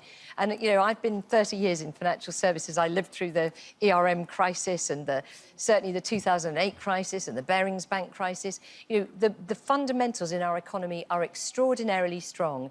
And if we keep calm and if we take measured decisions and don't rush into things, then it will be fine. And it's a superb opportunity for the UK. Okay, well, Andrew, what you thought should happen first thing in the morning, when the markets open here. I think you're absolutely right that the fundamentals haven't changed particularly from yesterday to today. But if the markets are absolutely in free fall and much more aggressively than 2008 financial crisis and the ERM, what should the Treasury actually do with the Bank of England? Well, the Bank of England has tools at its disposal, and I'm quite sure that the Bank of England will be looking to see what, if any, steps they need to take. But I do think that what we do need is calm, measured discussion. We haven't had that for the last few weeks. But the markets may not wait. The markets may not wait. Well, they're not going to wait for you. You've seen the volatility this morning, overnight. We need calm, measured discussion this morning. So, the markets, of course, will react with the uncertainty, as you've been saying throughout the night. But it's uncertainty. It doesn't mean that the economic fundamentals have changed. There are huge opportunities for the UK economy of leaving the EU, and it is a case of calm, measured reflection on the fact that this is fine and this is a very big decision, but there are easy steps that we can take to put ourselves back in control, that we can calm the markets and avoid that kind of destabilising effect. Well, listening to you is Caroline Lucas of the Green Party, MP for the Green Party. Caroline Lucas, how have you reacted to this news of the democratic will of the British people who've decided they want to leave the EU? Well, I think this is an absolutely devastating result. Personally, I feel pretty heartbroken. I think it has revealed massive divisions within our country. I feel like there is such levels of alienation and anger and frustration, which I think is a real wake-up call to Westminster. I mean, we've got here, basically people rebelling against the leaders of the 98% of MPs who are in Westminster. And my hope, I suppose, is that as we go forward and try to work out how to heal the country again and to heal some of these divisions, we can have a debate about wider constitutional issues, not just about what the people have now said about withdrawing from the EU, but how to make sure people have a voice in our democracy more broadly. And I think that will have to include looking at things like our voting system. We have a government that, as we know, was elected with just 24% of the eligible vote. I think part of the anger that we're hearing from around the country actually was less to do with the EU per se and more to do with a sense of just having been unheard, unlistened to for so many years. So are you saying it wasn't actually a vote about whether to remain or leave in the EU? It was a symbolic vote of defiance against MPs in the House of Commons, who, after all, in a majority were in favour of staying, and of this particular government? Is that what you mean?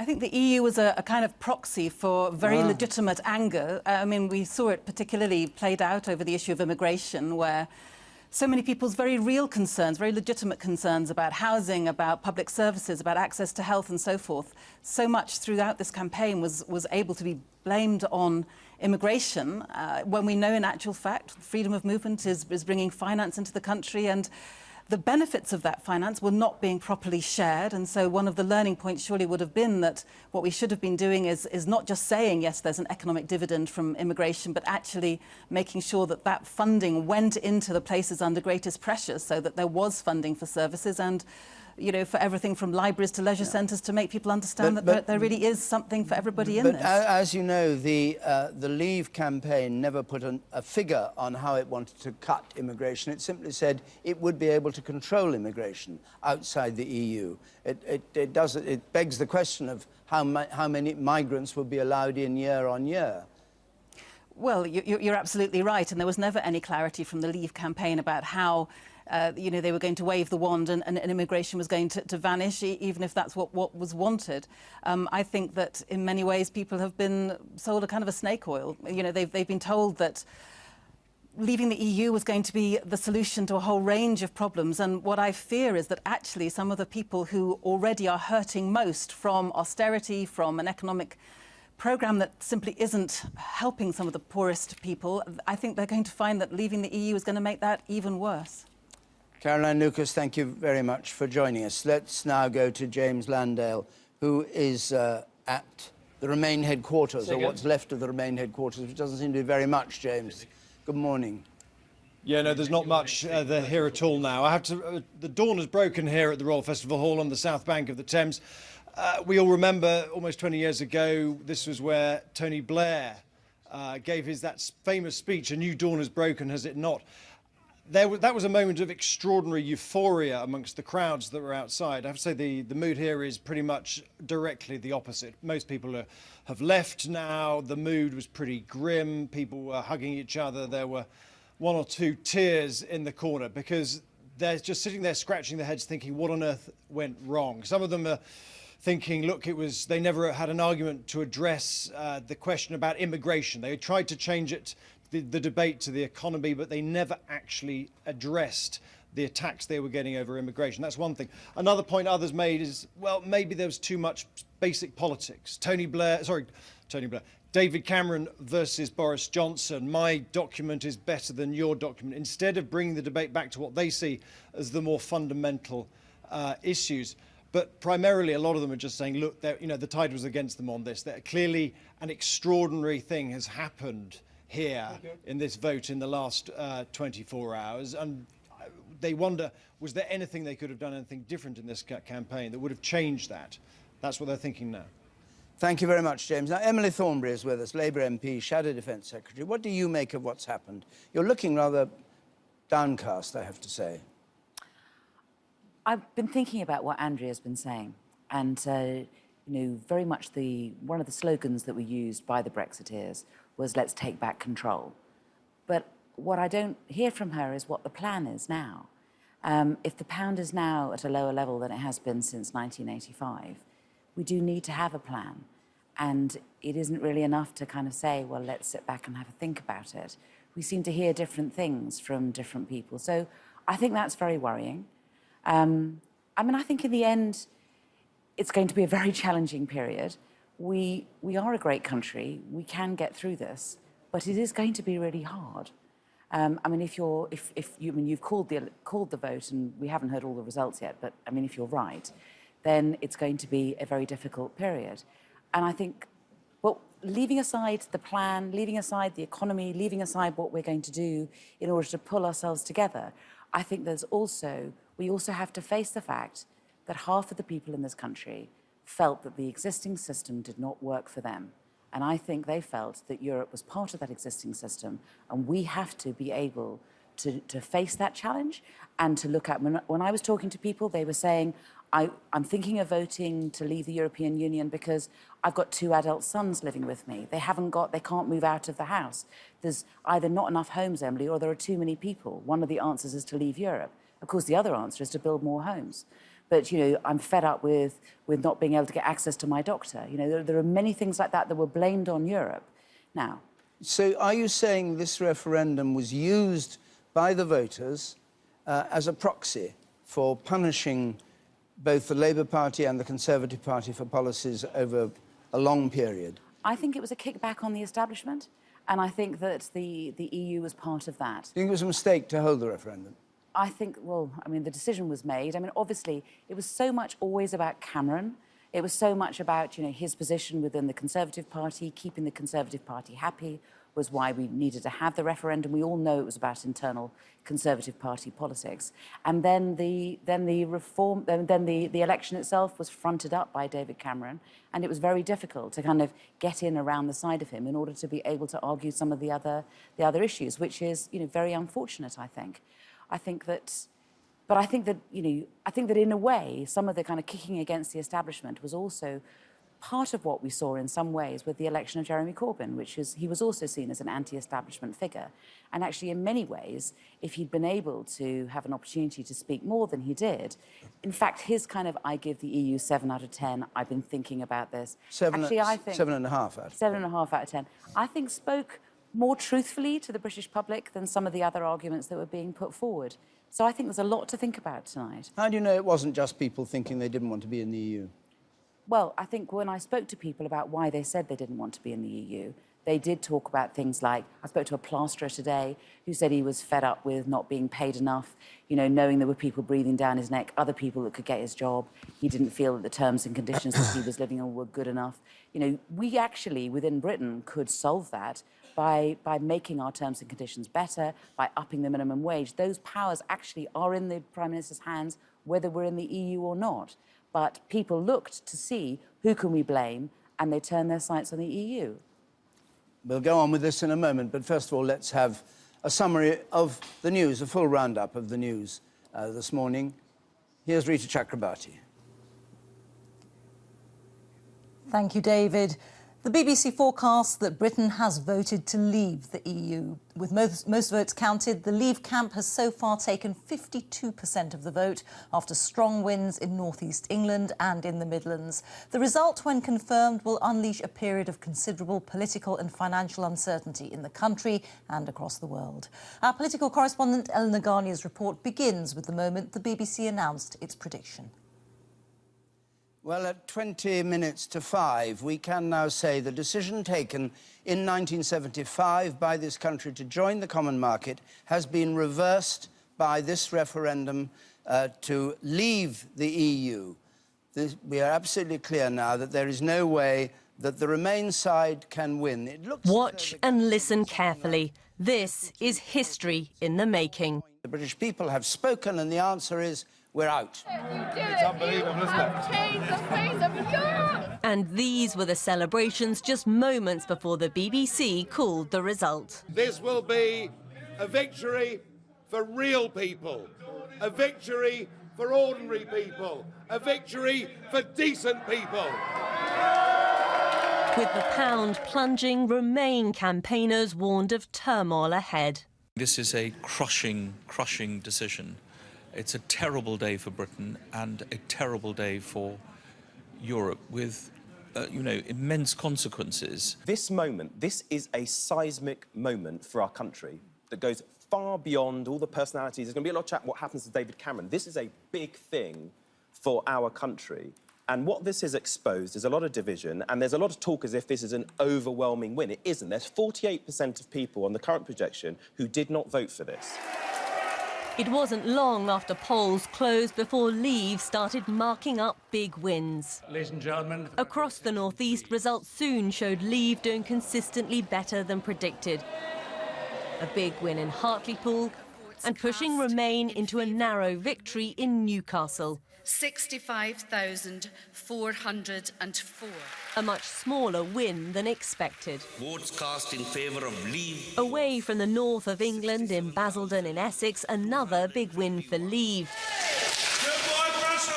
And another count with a big turnout at 74%.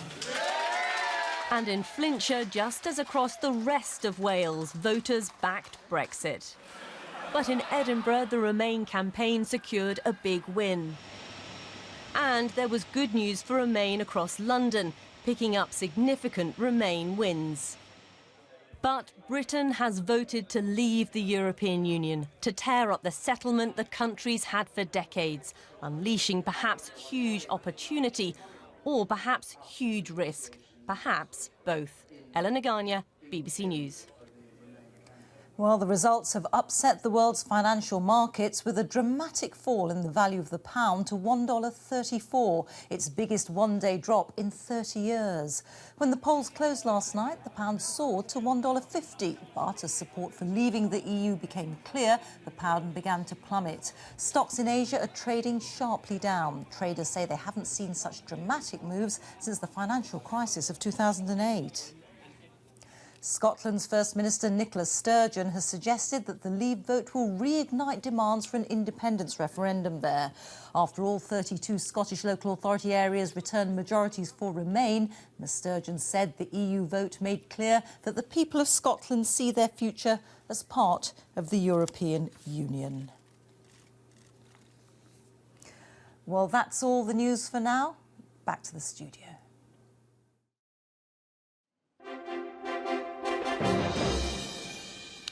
So let's look for a moment at Northern Ireland and the crucial border between Northern Ireland and the south of Ireland. Mark Devonport is our Northern Ireland editor. What do you think the consequences of Britain, the UK, leaving the EU will be for that border? We heard some early on in the campaign, people worrying about the border, saying it would cause terrible trouble in Northern Ireland, that for years they had an open border and now it would become a closed border. Is that what's going to happen? What do you think? Well, we're really in uncharted territory with this, David. We had, as you said, a number of visitors, high-profile visitors during the campaign, the Chancellor, two former Prime Ministers, Sir John Major and Tony Blair, all predicting that we could have a return to border checks and that this could be extremely disruptive in terms of the progress that has been made in Northern Ireland thus far. Now, the question is, what will happen, because Leave campaigners have been playing this down? The Secretary of State for Northern Ireland, Theresa Villas, who was a leading campaigner for the Leave camp, insisted that the free movement deal that we have here in Ireland would continue because it predates the EU.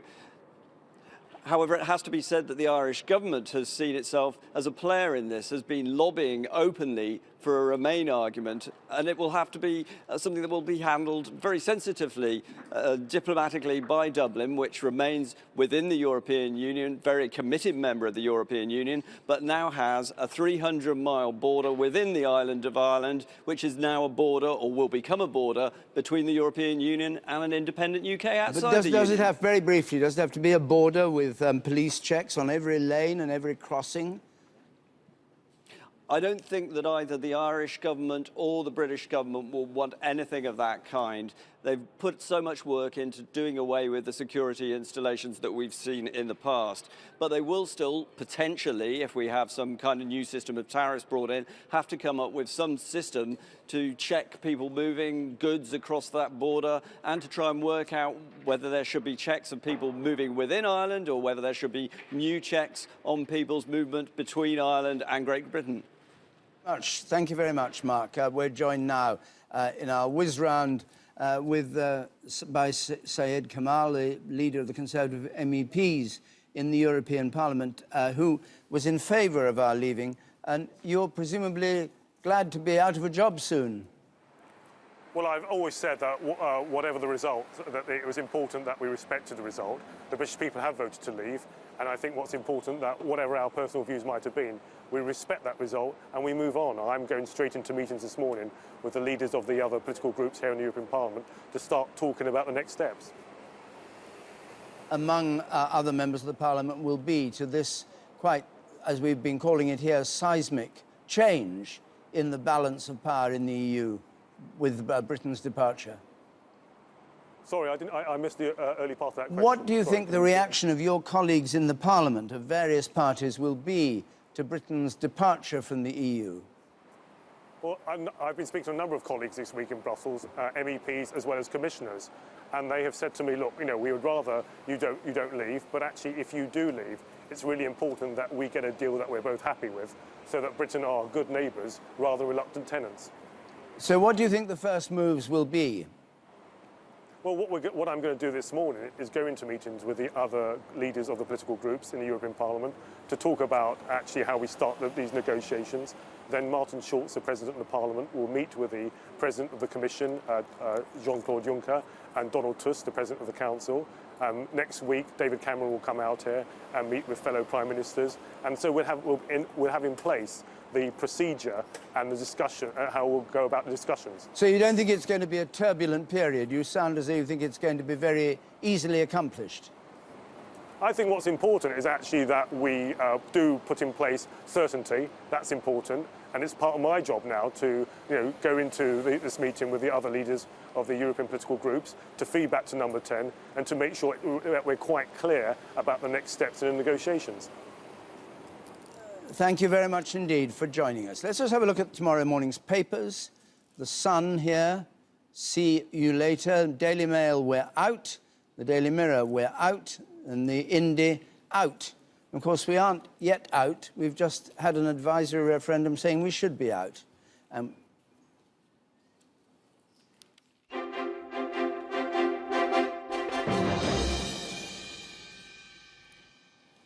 So, see you later, we're out, we're out. Vernon Bogdanor, Professor of Government, what is the next step? What is the rational way for this democratic decision to be implemented? Nothing much will happen immediately. The only immediate effect will be that the settlement that David Cameron achieved in February will not come into play. That is, the comparatively mild restrictions on freedom of movement will not be applied. But the next step will be for David Cameron to tell the European Council next week how Britain has voted and invoke Article 50 of the Lisbon Treaty, which is the legal procedure by which... Well, you hardly have to tell them how they voted. They've heard it. Well, they have... Say, oh, by the way, you don't know this, but actually, Britain's voted out. No, he'll have to make a formal approach to the European Council. Until he does that, nothing can actually happen. And there's a difficulty here because it will take up to 2 years to withdraw, but I suspect most of those who voted for Brexit hoped that with one bound they would be free and that we'd immediately be free of EU laws. How much discussion? How much discussion can take place before you invoke Article 50? You don't have to say. You say we've had an advisory referendum. Britain has decided to leave. Now, can we have some conversations about how we might do this before we start the formal procedure, or do you think it's inevitable or constitutionally, since you're a constitutionalist, constitutionally proper for him pretty well immediately to invoke Article 50? There's no time limit on the application of Article 50, but David Cameron has said that he will invoke it immediately, and that would be the honourable approach to take. Britain has made a decision. It's now for the government to implement that decision and to secure withdrawal with the least fuss. It's worth saying that the withdrawal agreement is not the same as a trade agreement, and the Brexiteers themselves are divided on whether Britain should have a trade agreement with the European Union or not. But this raises a much larger problem of whether the people in charge of this negotiation should be the people whose advice has been rejected. Because, after all, the British people have given an instruction to the government and to Parliament to do something they don't want to do. That has not happened before in Parliament's history. Now, if you were instructing a solicitor, David, to do something for you, would you not rather have a solicitor who agreed with what you were doing rather than someone who's told you not to do what you propose to do? So I think this raises acute questions about the future of the government and indeed the representative nature of the Parliament, around 2/3 of whose members are opposed to Brexit. The sovereignty of the people, I think, goes much deeper, controls the sovereignty of Parliament in this particular case, I think. These areas are still waiting for the count to be completed, but the Leave campaign is now 400,000 short of the 16.8 that we were. They're ahead by, yes, the figure they've got to get to is 16,800,000. It's 16,400,000, so it's 400 to go. So those ones are still coming in. Now, Andrew Neil joins us. Andrew, do you think there's going to have to be a general election because of what Vernon Bogdanor was saying? You've got to have somehow, somebody's got to work out who's going to negotiate with the EU, and you can't have a Prime Minister who was thinking one thing and a Chancellor who was thinking one thing, constructively and optimistically and cooperatively negotiating something quite different. I don't think there are any plans to have a general election. I think the strategy of the Brexit Tories, if I can call them that, the people who've won, is to get into the driving seat to drive the negotiations. I think although you will hear a lot of talk today about how David Cameron should stay as Prime Minister, there are plenty of Conservatives who privately think that won't happen. And after a decent and relatively short interval, Mr. Cameron will be replaced as Prime Minister. One Tory said to me, how can we let a man who got such a useless renegotiation, his words, not mine, for this referendum, then handle our divorce negotiations? So I think you'll see a new team in place, and if a lot of Tories get their way, probably a new Prime Minister as well, sometime this summer. What do you think it will mean for the EU as a whole, the EU without us? Well, Remain has said this will be a crisis for Britain. We'll see in the weeks and months ahead if that's true. I think there's no question. It is certainly a crisis for the European Union. It comes at a time when the European Union couldn't be weaker to cope with this. The Eurozone economies are still struggling to get out of stagnation. They're only just above 1% growth. There is a looming Italian banking crisis which could bring them back down. They've got the migration crisis still going as well.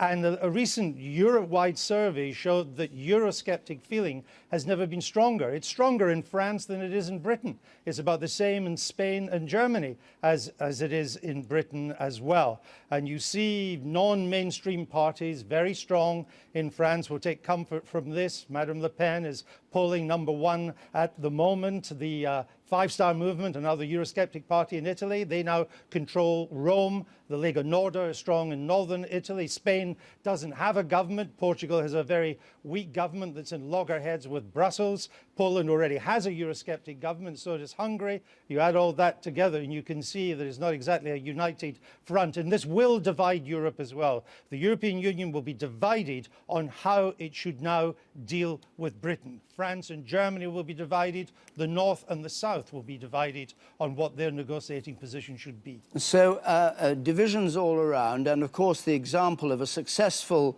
Brexit referendum here.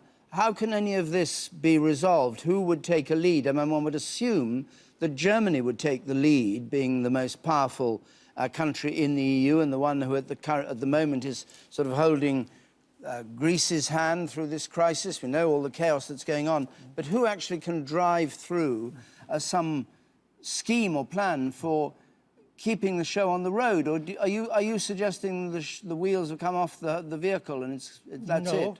No, I don't think the wheels will come off. What I'm suggesting is that we'll probably enter a period of a kind of phony war.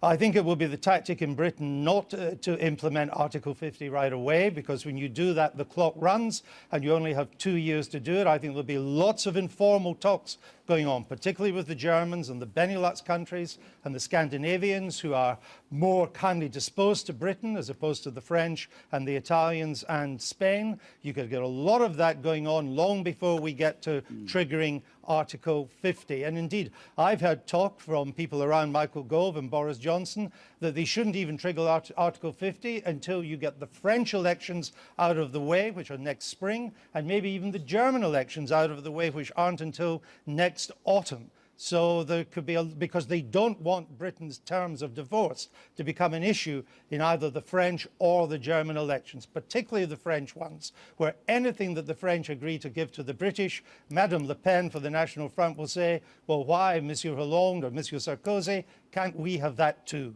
So it will play into European politics big time.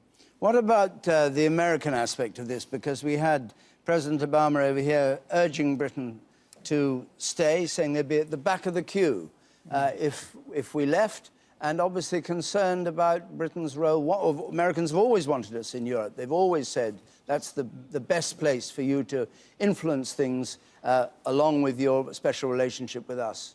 Well, the State Department in Washington has been up all night monitoring this, and they will now have to have a major rethink of what their approach is to Britain. It has been a long-standing American foreign policy objective and aim that Britain should be part of the European Union. That has been true of Democratic governments and Republican governments. That will now no longer be the case. So American foreign policy will now have to come to terms with a Britain that is not part of the EU, but will still have to deal with the EU. It will need to look at beefing up its relations, particularly with Germany, but also to some extent France too, and wonder how it can now develop a more bilateral foreign policy with London. So it's a big change and the end of a historic period in American foreign policy towards Britain as well.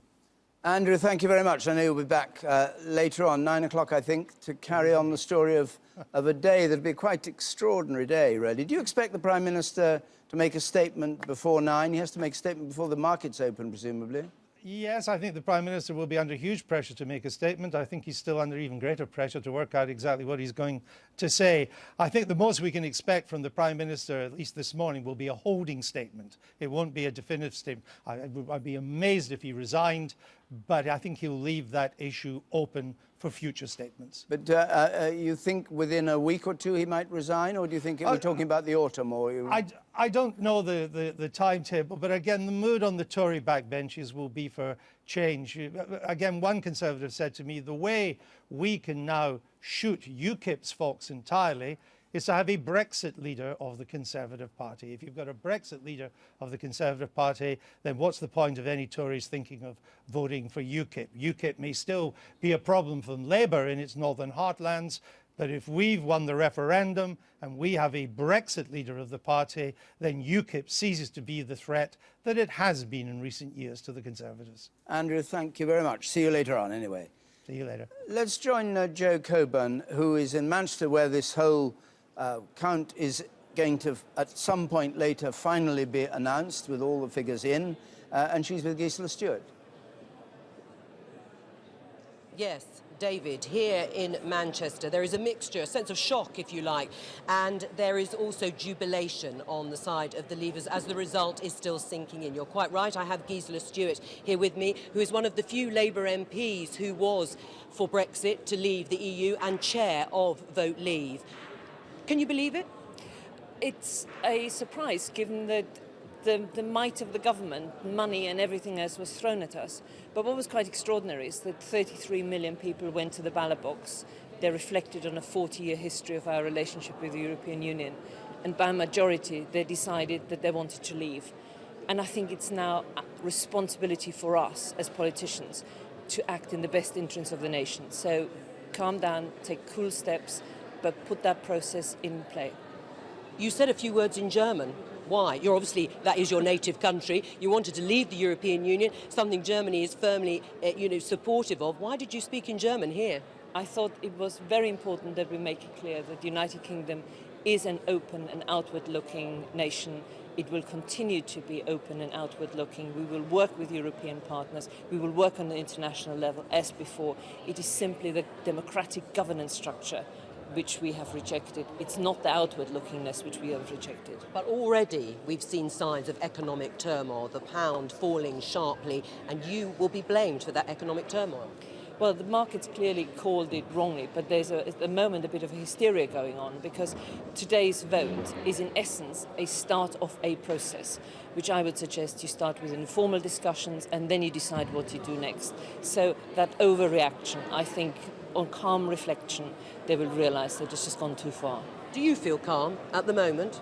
I feel at the moment, actually, I feel really excited at the fact that the people weren't bullied by the establishment, that the people decided that they did want to take back control, and that gives us an opportunity to kind of reboot our democratic structures and processes, and I just think that's amazing and wonderful. But you're a Labour MP. Do you think David Cameron can survive as a Conservative Prime Minister? Well, he and the Cabinet, I think, now have a responsibility to take the next steps. But what are those next steps?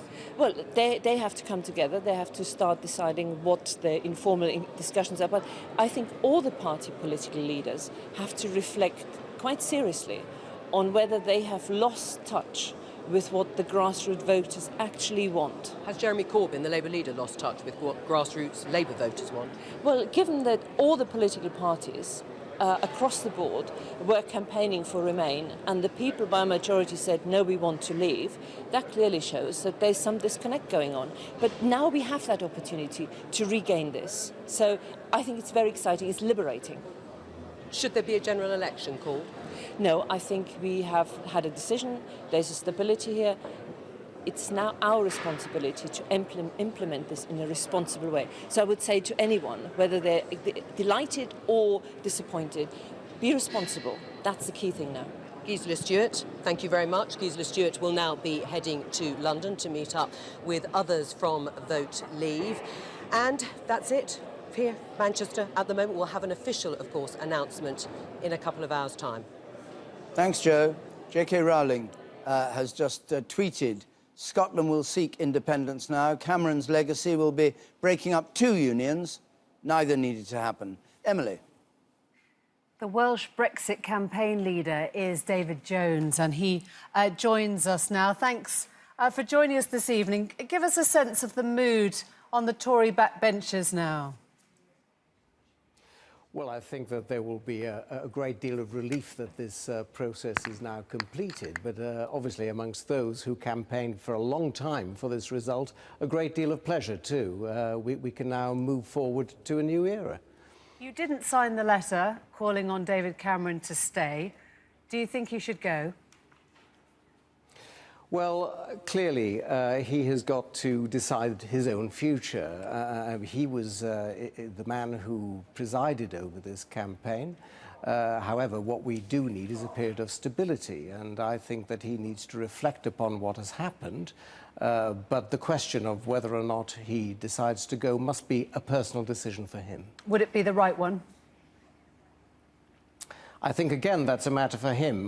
David Cameron has been an outstanding leader for the Conservative Party, but the fact is that on this occasion he called it wrong. And I think now, as I say, what we do need is a period of stability, and David Cameron has got to decide whether he feels that he is the person who can provide that stability. The author, J.K. Rowling, has just tweeted that he will be remembered as the man who broke up not just one union, but two, if Scotland goes back for its second referendum. Well, I think that what we have to reflect on is this. We have now taken our country back. The United Kingdom is on the way to being an independent country again. And I think that before the Scots decide on yet another referendum, they need to consider whether they want to be part of a strong United Kingdom or whether they want to be an insignificant part of what is clearly becoming an increasingly monolithic European Union that is moving towards becoming a superstate. And when you talk about taking the country back, many people in the country will not know what has to happen next. Is David Cameron the right person to lead the Brexit negotiations, do you believe? I think that he is in some difficulty, given that the negotiations that he completed in February clearly didn't impress the British people. As I say, this is an intensely personal decision. But I think that, and I must repeat, what we do need is stability and certainty, and we need that as quickly as possible. And that, I'm sure, is something that will be at the forefront of David Cameron's mind this morning. I don't understand what that means. When you say we need stability quickly, are you calling for change or are you calling for continuation? No, what I'm calling for is David Cameron to give consideration to whether he is the person who can provide the stability that the country needs. Clearly, we've got a negotiating process that we have to enter into fairly soon. There's the European Council only next week. He clearly will be representing Britain at that council. But after that, the period of negotiation will continue for some months, maybe more than a few months. And he has to give consideration to whether he is the person to do that. And who do you think might be the right person if he isn't? Well, that's going to be a matter ultimately for the Conservative Party. If David Cameron decides that he doesn't want to continue, then clearly there's going to have to be a process, first of all, within the parliamentary party and then within the wider party. And I think whatever happens, David Cameron needs to provide the continuity to enable that process to take place if he thinks that that is the right thing to do. Would you like to see a snap general election now? I think that that would be entirely the wrong thing, and I don't think that it's necessary, because we went into this Parliament having made a manifesto pledge to have a referendum. We've had that referendum. It's come up with a clear result on the part of the British people, and that must always have been foreseen by the government when they that manifesto. Okay. So I don't think that another election is necessary at all. David Jones, thank you very much. David? 37,000, bottom right-hand corner of the screen there, needed for victory for the Leave campaign. And we'll just perhaps wait until we cover that. I think we've just reached that point. There we are. That is now statistically, mathematically there, that the Leave campaign have won. And we're expecting at the end of the count 52% for Leave, 48% for Remain. Quite an extraordinary moment. Not in terms of the way people voted, because it was all the way through, people have said it was a very close-run thing, but in terms of a turnaround for British foreign policy, British policy towards the EU, British internal policy, British policy on immigration, you name it, everything now is up for change because of this decision. And however you look at it, it's an earthquake that has happened. And what happens after earthquakes, well, we wait to see. From your point of view, you're quite confident. Yes. Fantastic news. Absolutely brilliant for the United Kingdom. Absolutely brilliant. It's superb. Emily? In Northern Ireland, they voted 56% to remain, and now they're going to have a border between Northern Ireland and the south. The security implications of that have yet to be worked through. The implications for that, for the peace process, have yet to be worked through.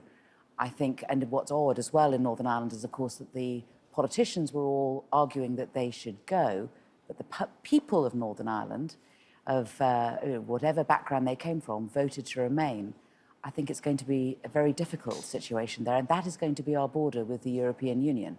that is where we will, you know, if anybody wants to come into Britain, and obviously one of the things you were talking about was taking control of our borders, how are we going to take control of that border? That's another question, I think, that we need to be asking today.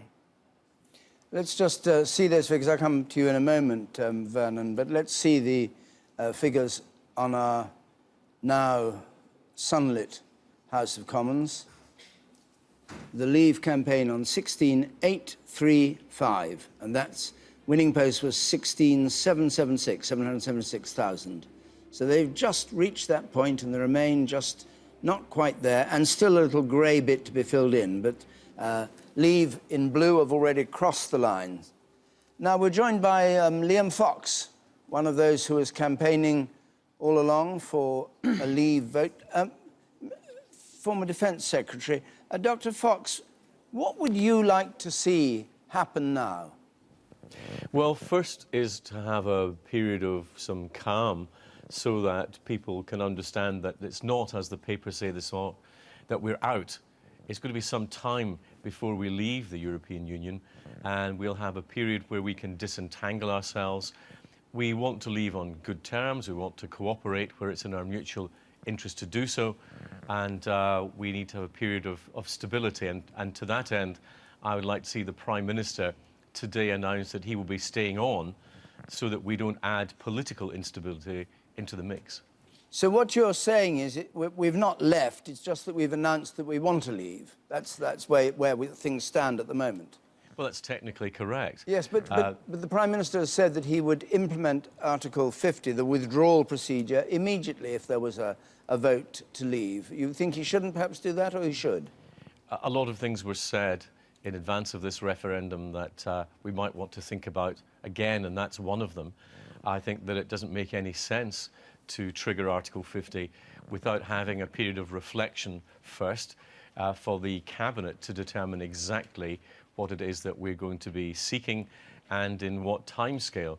And then you have to also consider what is happening with the French elections and the German elections next year and the implications that that might have for them. So a period of calm, period of reflection, to let it all sink in and to work through what the actual technicalities are.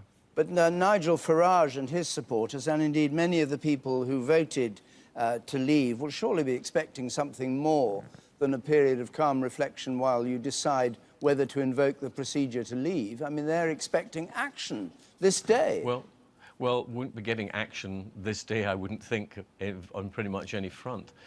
Because I think that we have all understood that if we go through Article 50 of the Lisbon Treaty, that purposely gives us a window of 2 years to try to sort out these problems. We will have a number of legislative questions to ask for ourselves. But I think what is clear is that we have now decided to change the course of our history, and I hope to also change the course of European history. The British people have taken a really courageous view, which is to say that managed decline in a failing entity of the EU is not to be our destiny. And I'm just overwhelmed by the moment here. It's of enormous historical impact. How long can you go on paying £350 million a week, which was on the side of your battle bus, to the EU, once the British people have decided they don't wish to pay £350 million a week? Yeah, well, we'll still be required to fulfil these obligations that we have under our current negotiations until such time as we leave. Well, shouldn't you crack along and speed it all up and get it done and dusted as soon as possible? Well, of course, if we can get it done under the Article 50 agreement more quickly, then that would be great. If we can come to mutual agreements on things like trade and some of those security arrangements, that would be wonderful. And I think that there's a very strong incentive to do so, because it is in the interests of both the other countries in the European Union and now Britain, as we will be outside the European Union, to maximise our cooperation. And I've always wanted that cooperation. I just didn't want to be governed by them.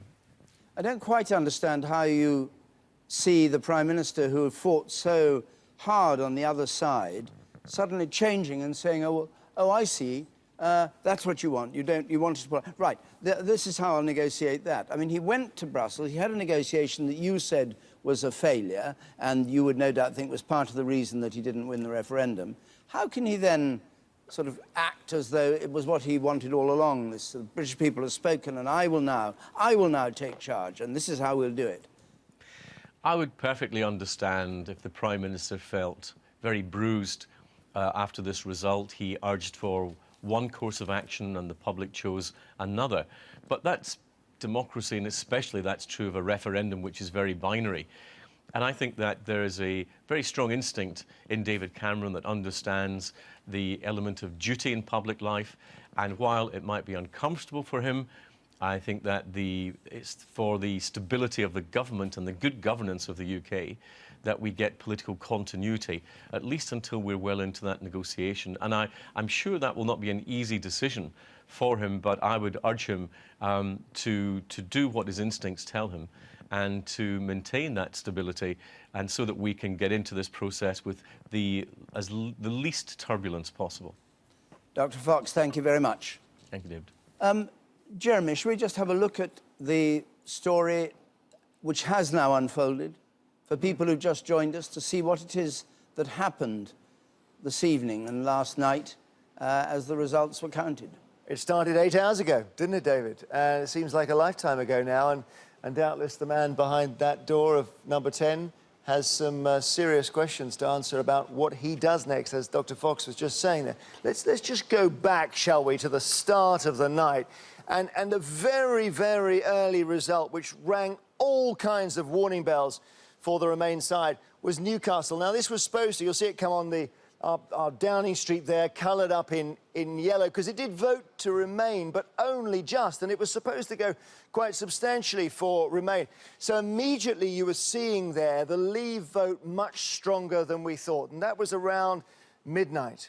Followed then by Swansea, which was interesting, because we had that down on our index as one likely to Remain, and Swansea voted to Leave. So the results started to really worry the Remain side from an early stage. It looked for a while like London might come to the rescue of Remain. Lambeth reporting an extraordinary majority, something like 80% to Remain, and other parts of London going strongly enough for the yellow side, but not strong enough to overtake the Leaves. Sheffield, Durham, Birmingham we had next. Now, 3:25 in the morning, Sheffield comes in. Here we are. We bring it on to our Downing Street here. And this was a sign of things to come, that cities outside London, which we thought might have edged to Remain, actually went Leave. Durham was a classic 50-50. We thought Durham might well go 50-50 if it was a close result. Durham went Leave, which was a sign that the country was going Leave. And then Birmingham with 700,000 voters. In the end, they basically all cancelled each other out. We thought we might get a Remain from Birmingham. We got a blue for Leave from there as well. And finally, Northumberland took us over the line. Leave coming first. No way back for Remain. In the end, their powerful areas, London, Scotland in particular, didn't bring forward enough votes to conquer Leave, who had extraordinary turnout and resilience in places all around the country, particularly England and Wales as well. And as I say, it leaves some real questions for the man who called the referendum and took that huge gamble. David. Thank you very much, Jeremy. Well, if you've just joined us, the answer is, of the referendum result, is that 52% of the country voted to leave, 48% voted to stay. So the decision was absolutely clearly that the people of this country, by a majority of 4% in effect, want to leave the EU. And that has all sorts of ramifications, which we'll go into a bit later on. But at this point, let's have a full catch-up of news and weather. Here's Louise Minchin. Thank you, David. Good morning. Britain has voted to leave the European Union. The Leave campaign has so far taken 52% of the vote. It's now impossible for Remain to overtake it. There have been strong wins for Leave in North East England and in the Midlands. Scotland and Northern Ireland voted to remain in the EU. This report by our political correspondent Eleanor Garnier begins with the moment the BBC announced its prediction. Well, at 20 minutes to 5, we can now say the decision taken in 1975 by this country to join the common market has been reversed by this referendum to leave the EU. We are absolutely clear now that there is no way that the Remain side can win. It looks Watch and listen carefully. This is history in the making. The British people have spoken, and the answer is we're out. It's unbelievable, isn't it? Change the face of Europe! And these were the celebrations just moments before the BBC called the result. This will be a victory for real people, a victory for ordinary people, a victory for decent people. With the pound plunging, Remain campaigners warned of turmoil ahead. This is a crushing decision. It's a terrible day for Britain and a terrible day for Europe with, immense consequences. This moment, this is a seismic moment for our country that goes far beyond all the personalities. There's going to be a lot of chat what happens to David Cameron. This is a big thing for our country. And what this has exposed is a lot of division, and there's a lot of talk as if this is an overwhelming win. It isn't. There's 48% of people on the current projection who did not vote for this. It wasn't long after polls closed before Leave started marking up huge wins. Ladies and gentlemen. Across the northeast, results soon showed Leave doing consistently better than predicted. A big win in Hartlepool and pushing Remain into a narrow victory in Newcastle. 65,404. A much smaller win than expected. Votes cast in favour of Leave. Away from the north of England, in Basildon in Essex, another big win for Leave. And another count with a big turnout at 74%. And in Flintshire, just as across the rest of Wales, voters backed Brexit. But Scotland voted emphatically to stay in the EU, though the overall result will lead to renewed calls for a second referendum on Scottish independence. And London, as predicted, was a stronghold for Remain. But Britain has voted to leave the European Union, to tear up the settlement the country's had for decades, unleashing perhaps huge opportunity or perhaps huge risk, perhaps both. Ellen Naganya, BBC News. The results have upset the world's financial markets, with the pound falling again this morning to $1.34, its lowest point since 1985. When the polls closed, it soared to $1.50, but as they showed stronger than expected support for leaving the EU, it began to plummet. Markets in Asia are down nearly 3%. Scotland's First Minister Nicola Sturgeon has suggested the Leave vote will reignite demands for an independence referendum there. After all 32 Scottish local authorities returned majorities for Remain, Ms Sturgeon said the EU vote made clear that the people of Scotland see their future as part of the European Union. Sinn Féin says a British vote to leave the EU intensifies the case for a vote on whether Northern Ireland should leave the United Kingdom. The comments from the largest Irish nationalist party followed a result which saw 11 of the 18 constituencies voting to stay in the European Union. So that's the very latest for you. More, of course, in a few moments. First, though, let's catch up with the weather. Carol has it. Good morning. Good morning, Lou. Good morning to you. Well, every picture tells a story. This is a beautiful one sent in this morning from one of our BBC weather watchers. Lovely rainbow in Gateshead. Now, some of us yesterday had torrential rain across the southeast. Today, in the southeast and East Anglia, there'll be a lot of sunshine around, but showers already in the north and the west will develop further and intensify in some parts as we go through the course of the day. By the afternoon, some of those showers across Scotland will be heavy and thundery, maybe with some hail, but in between there will be some sunshine. It's the same across Northern Ireland and northwest England, some heavy showers with some hail and some thunder here and there. In Wales, you could see the same as you could in the southwest, but in between all those showers, and they are fairly hit and miss, we will see some sunshine. But dry conditions as we push into the southeast with highs of 21. Now, through this evening and overnight, many of the showers will fade. We'll hang on to some in the north and the west. We'll also have some clear skies, but it's not going to be a cold night. In fact, temperatures staying in double figures. And then as we head on into tomorrow, again, we'll see some showers, a different distribution. In the west, we'll have something that bit brighter. Back to you, David.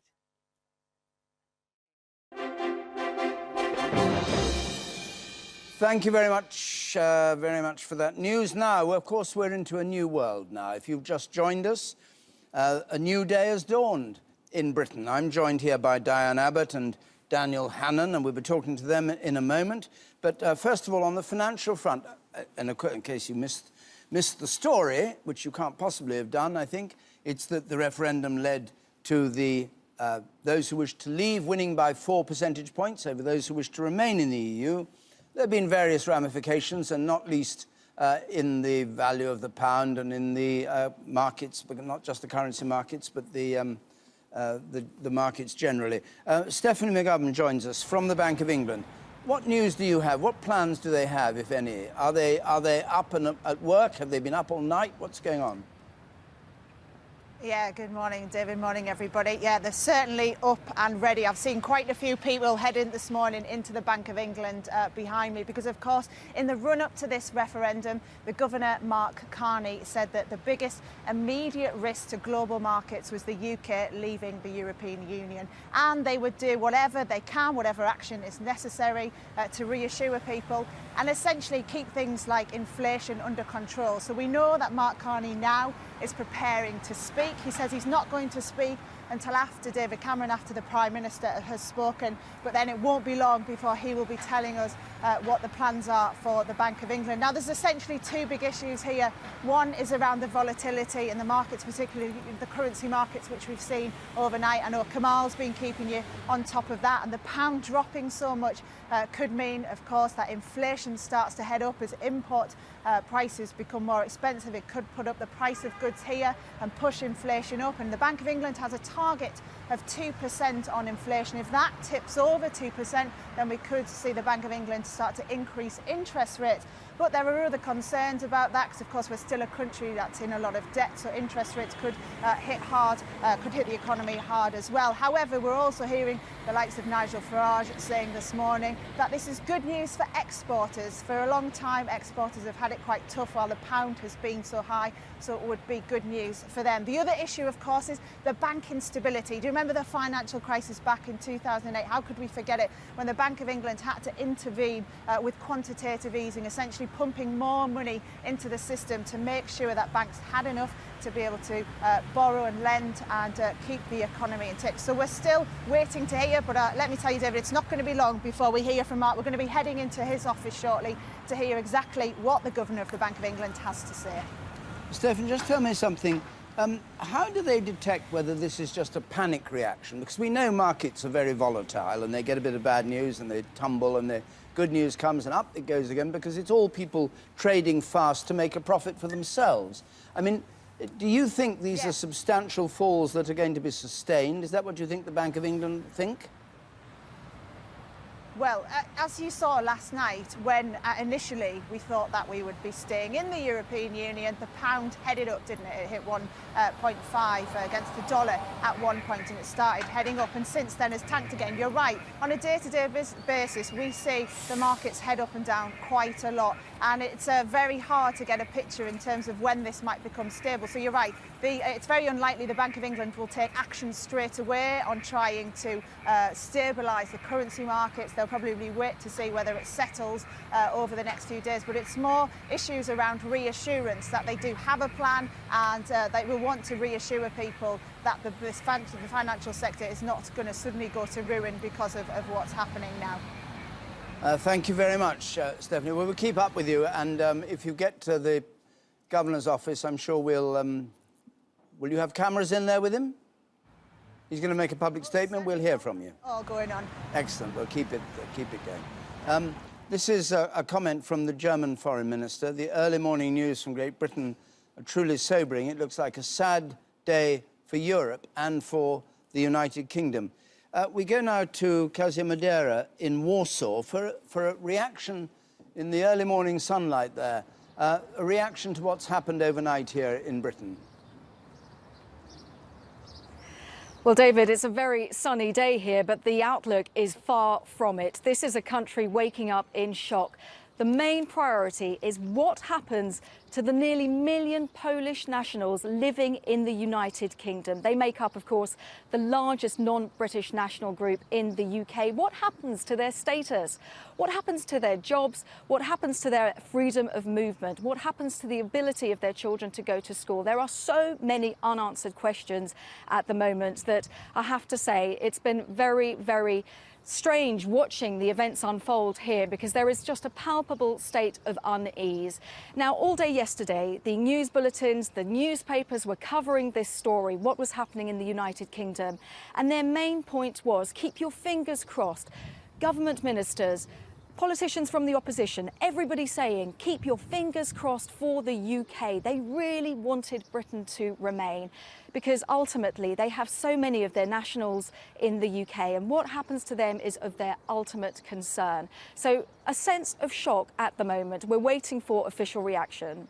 Because it has to be said that during this whole campaign and the ferocious argument that's gone on, I can't think that any Brexiter said that those Polish people who are currently in the United Kingdom would be expelled. I don't think anybody's talked of expulsions.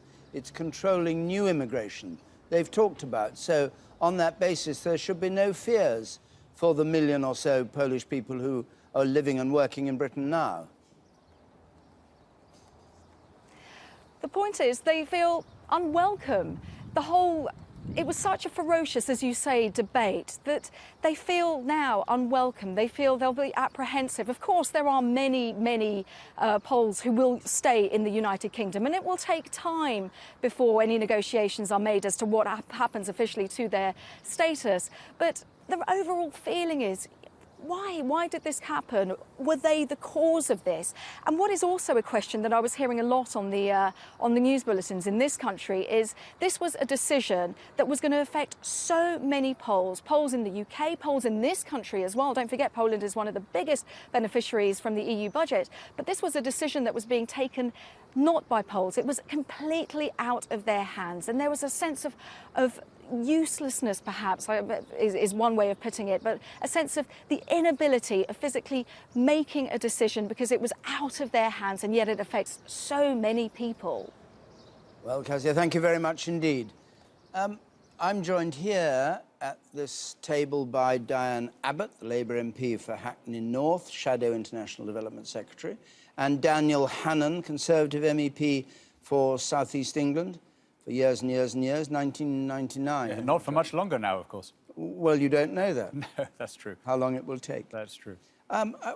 Just about this campaign and what we've been hearing about the outcome, how much do you think it was a narrow issue of the EU or not the EU, which is what you were campaigning on? And how much was it about wages being flat, too much immigration, all sorts of other issues that you managed to get on your side and direct towards leaving the EU without it actually being that specific issue, that constitutional issue? No, but what was very specific was what was on the ballot paper. Should Britain remain a member of the EU or leave the EU? That's the one clear mandate that we have.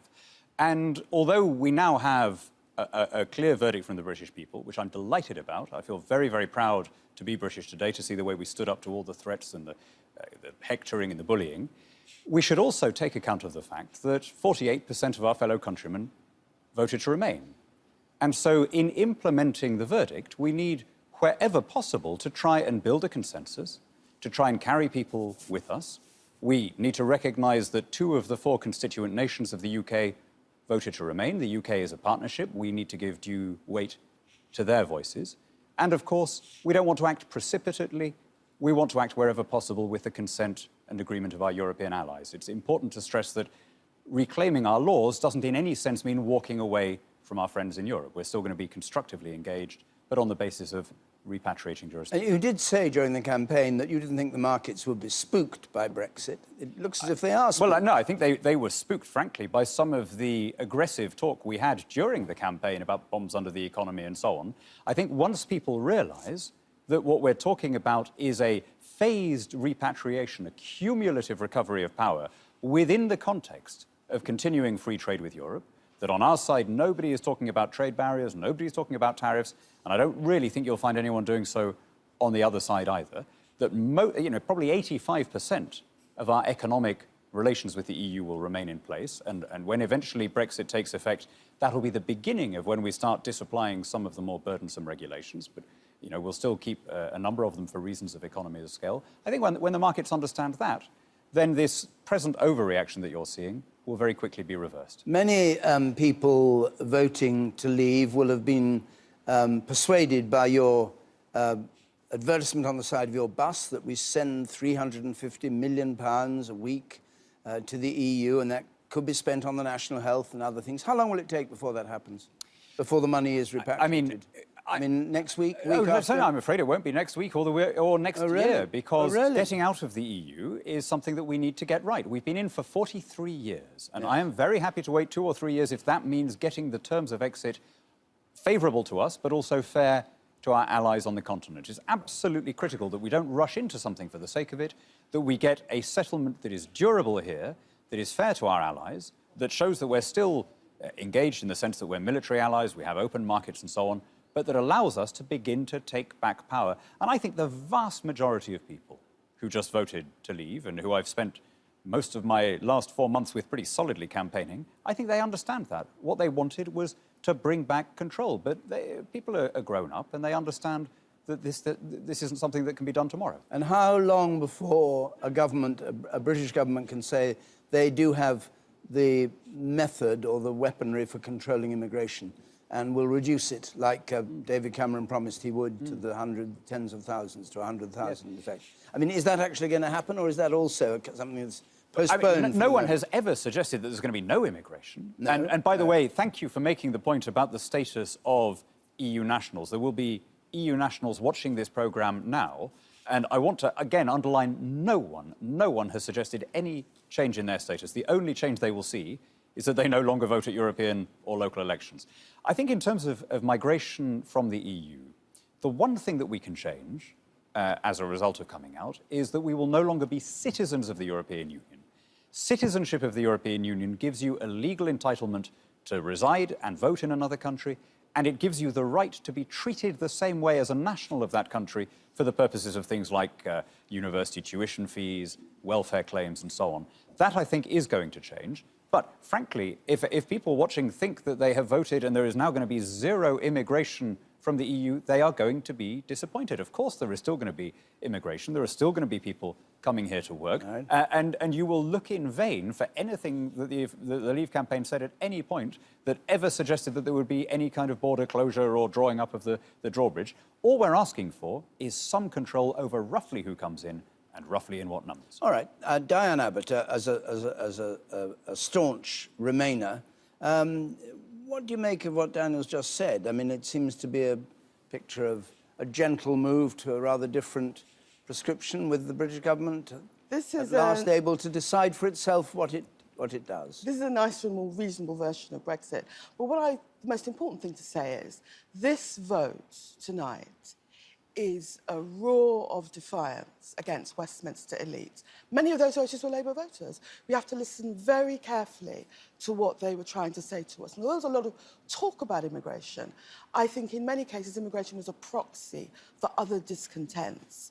Labour market insecurity, their children's future, what's happening to the health service. But I don't deny this is the most momentous vote of my political lifetime, and we have to listen carefully to what the electorate is saying. A bit late to listen now, because you're out of the EU, which you wanted to stay in. Well, I think one of the things we now know is that the leader of the Labour Party, Jeremy Corbyn's position on Europe, which was always sceptical, was actually closer to the national mood than any other leader of a major party.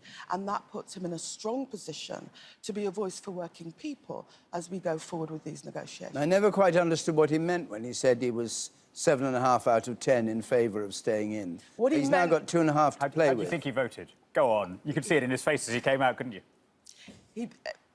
What he meant by 70% was he wanted to remain and reform. And I still think that was the right position. Do you think he's pleased by what's happened? You can't be pleased, but you have to Why respect... can't you be pleased? Daniel Hannan, Oh, pleased. I'm delighted. I've been working for Today for 26 years. Nigel Farage It's is morning pleased. again in Britain. Well, Jeremy is neither Nigel Farage or Daniel Hannan. This is going to be an extremely challenging situation, and one of the biggest challenges is to bring people together. I don't believe Jeremy is pleased, but we have to rise as the leader of the Labour Party and those of us in the shadow cabinet, we have to rise to the challenge of both listening to the electorate and bringing people together. But you must be pleased, Diane, with the way they said no to all the banks and all the politics. I mean, isn't there a bit of you that feels very proud to be British today, that people You don't defied... like experts either, Daniel. The bullying and the hectoring and the scare stories that we had from all of these big finance... You think that people stood up to it and their common sense was proof against it? The Institute for Fiscal Studies said there's going to be a gap of between 20 and 40 billion, 30 billion. The Chancellor of the Exchequer said there's going to have to be an emergency budget if we left. Do you think all that's going to happen, Dan? Some of these figures were highly speculative. It's clearly... We're wrong, they're just a joke. Speculative, because they're based... What's a speculative figure when you're talking about the economy? Speculative, based on certain models of what will happen. And did you believe them yourself? Nobody really knows what's Did you going believe to them? happen. I believe it's going to be a very challenging situation. Did you believe them, or do you think it was a mistake and the fear tactics, which played so well for the levers, were being used by the Chancellor of the Exchequer and the Prime Minister? Is that one of the flaws in it? I believe, and the leader of the Labour Party believes, that this Project Fear stuff was completely overdone and didn't help us in the end. Right. Werner Bogner, now you've heard the various versions around this table, and it seems that almost anything can happen. People can decide to invoke Article 50 and leave immediately, or, as Daniel says, you can start discussions, you don't need to do anything, you can take it gently and gradually ease your way, and that's all true, isn't it? There's no absolute way. It's only an advisory referendum. You don't have to do anything. No, I don't think that's right. I think Diane Abbott's right to say it's the most momentous event, certainly for many years, and more momentous than the general election. And it's momentous because the people, as a result of a grassroots insurgency, have given the government an instruction. And to some extent, that is now out of the hands of politicians. And listening to Daniel Hannan and Liam Fox, I sometimes almost think they're so surprised at having won, they almost wish they hadn't, and they're not following out the logic of the Brexit position, which is that... We were saying this all the way through. Which is that Britain is to leave the European Union. The dynamic behind it is that there should be control of EU immigration, that we should leave as soon as possible, and that preferably this process should be in the hands of people who believe it. Sorry, who said as soon as possible? No, I think this is what the public view. You, in your question earlier, said, when are we to cease paying the £350 million? When is immigration going to be controlled? This, I suspect, is the view of the British public. And I argued earlier there was a logical case for a general election because Parliament is clearly so unrepresentative, because the only party which recommended a Brexit vote has one MP, and that is UKIP. I didn't think there would be a general election because the political class don't want it. Three-quarters of the House of Commons wanted to stay in. But we'll come back to that. But let's, for the benefit of people who've just got up and joined us and are hearing this news, let's have all the news insofar as we can present all aspects of it, and we'll come back here after that. Here's Louise Minchin. David, thank you very much. Good morning. Britain has voted to leave the European Union. The Leave campaign has so far taken 52% of the vote. It's now impossible for Remain to overtake it. There have been strong wins for Leave in North East England and in the Midlands. Scotland and Northern Ireland voted to remain in the EU. The Conservative MP Liam Fox, who supported the Leave campaign, said a period of calm was now required. It's going to be some time before we leave the European Union, and we'll have a period where we can disentangle ourselves. We want to leave on good terms. We want to cooperate where it's in our mutual interest to do so, and we need to have a period of stability. And to that end, I would like to see the Prime Minister today announce that he will be staying on so that we don't add political instability into the mix. The Labour MP Chuka Umunna, who campaigned for a Remain vote, says the result has exposed divisions within Britain. This is a big thing for our country. And what this has exposed is a lot of division, and there's a lot of talk as if this is an overwhelming win. It isn't. There's 48% of people on the current projection who did not vote for this. Now, the challenge for people in this context is how to lead and bring our country together.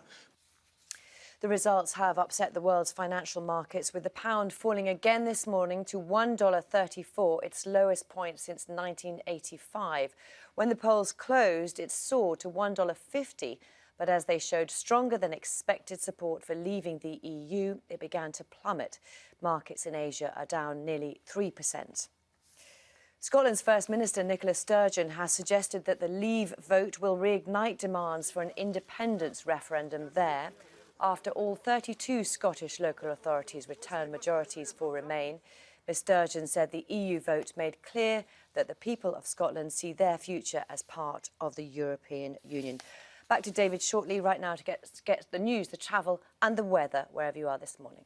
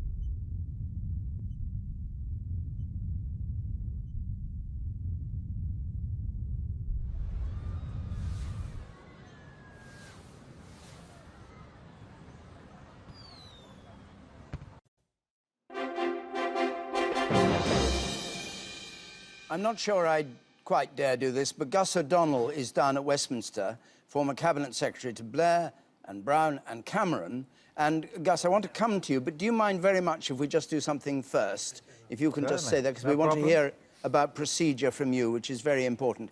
But first, Sarah Wollaston has been waiting a long time, and she, of course, was an important switcher, and she's with Emily. A Tory MP and a GP, and for people waking up this morning, Sarah, they are saying it has happened. There is real shock there, and I wonder what that feels like for somebody who has gone from Brexit to Remain, whether a bit of you was left in Brexit or whether you're... No, I mean, one of the things I realised was that if I woke this morning and Britain had voted to leave, it wouldn't be a sense of freedom or that this was some Independence Day, but that actually we'd lost something and a sense of real sadness and concern for the future. But my job now as a politician isn't to sort of quibble about the result, but to actually implement it, because Parliament's been given a clear instruction here. And this has been a divisive campaign, and now it's the time for us to try and bring people together and put this into action in a way that, as far as possible, delivers a positive way forward. Do you believe it will actually happen? I mean, some people are already saying there will be 2 years of negotiation and then we'll be granted some sort of associate status, which puts us in the common market, in the single market, without really taking us out the EU at all. What do you think happens now? We're in a period of great uncertainty, and the point is there are 27 other partner nations now who will be having the key say in our status as well. So we need to be very careful in the language we use. We need to make it clear that we're not walking away from Europe, we're coming out of the European Union, but we do want to maintain close partnership and ties with our European neighbours. But what do you think that we are missing? Because Dan Hannon's just spoken of the sense of liberty and gain, and you only see it as loss. I'm afraid I see this as being a loss, but clearly the majority of the country see it as a gain. But we do need to be careful about how we're speaking to those around the country who didn't vote to leave. And I was very glad to hear him refer, for example, to the position of those within the EU who are currently living in this country. And I think, for example, of NHS staff and social care staff. There are 130,000 people working in our NHS and social care who qualified in Europe. And I think we need to send a very clear message to them that we really do value what they do and we'd like them to stay, and that this isn't going to mean that they would have to leave. And that needs to be a really clear, reassuring message, I think, that's sent out. And also about the language we use. I think we have to be very careful that this isn't triumphalist in its language, but we try and bring people together.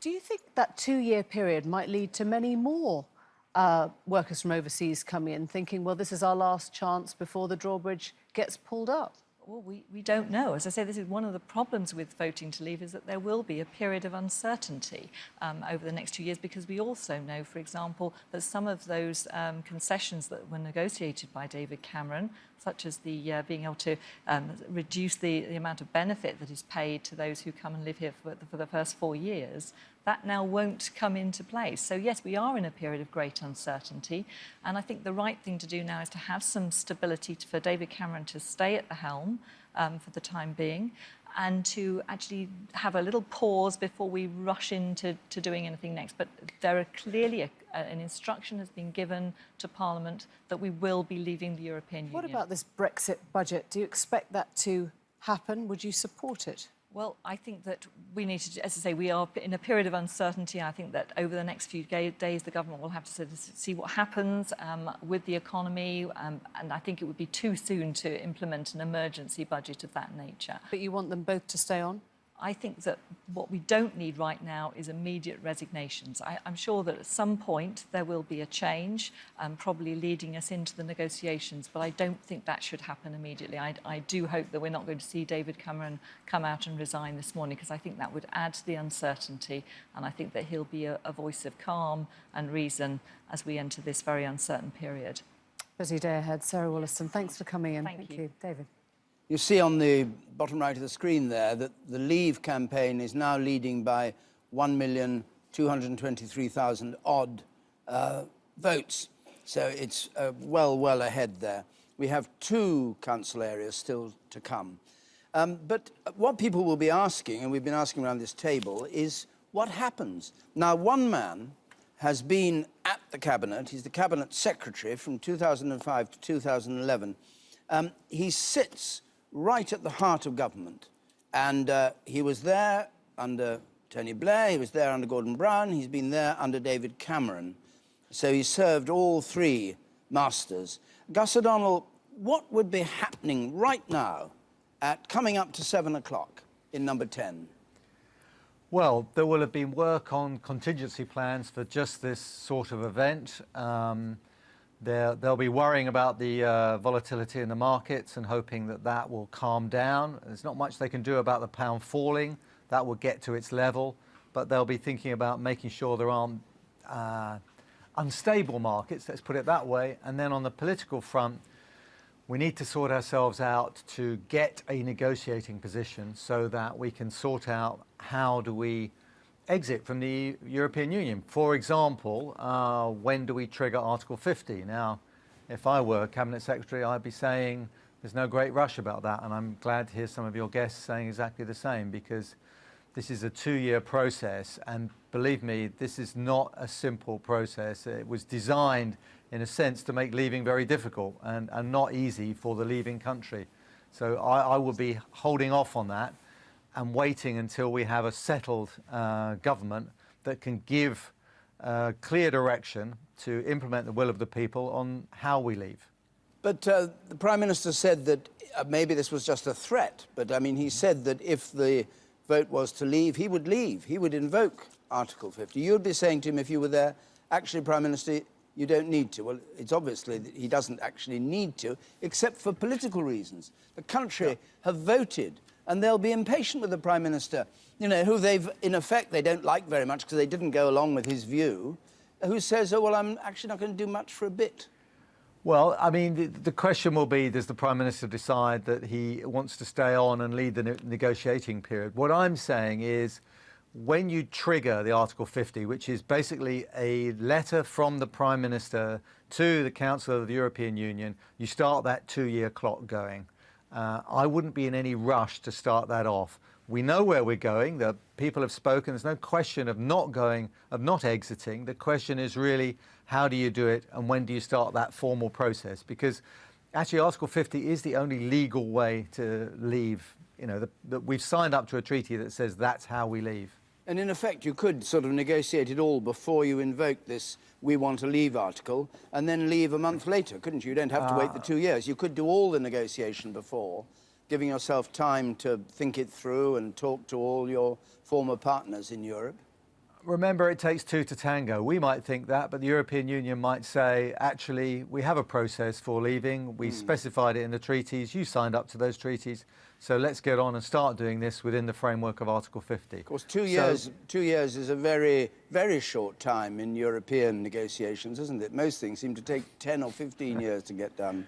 Yes, I think I pointed out some time ago that it took Greenland 3 years to sort out its exit, and they only had one issue, fish, and rather fewer people than watch most European football matches in the Euro 2016. So take us back inside the cabinet room. You have a Prime Minister who's fought throughout very hard and said, listen to all the experts, listen to the Bank of England, listen to the IBS. You have a Chancellor of the Exchequer who's said it's going to damage GDP, we're going to have a deficit, the GDP is going to fall by 30 billion, we're going to have to put up taxes. Can those two people negotiate this, or would you be saying, Prime Minister, I think actually it'd be wiser to have different people do it who aren't quite as committed as you have publicly been to not taking this step? Well, I think that's a call the Prime Minister himself will have to make. No, but you'd have to say something. Chancellor. You'd have to say something as Cabinet Secretary, wouldn't you, about what was advisable? I mean, you're not there now, so you can speak freely. Well, what I would be saying is it's really important that we get the civil service will need to be directed. What are just as they were clear when the Prime Minister when the government had a clear position that we were remain in, so they were working with the government on that. We now need a clear position from the government as to what's the form of leave. So, you know, access to the single market, question about free movement of labour, all those sorts of issues. We need that negotiating position to be sorted out. And the question is, who's going to do that?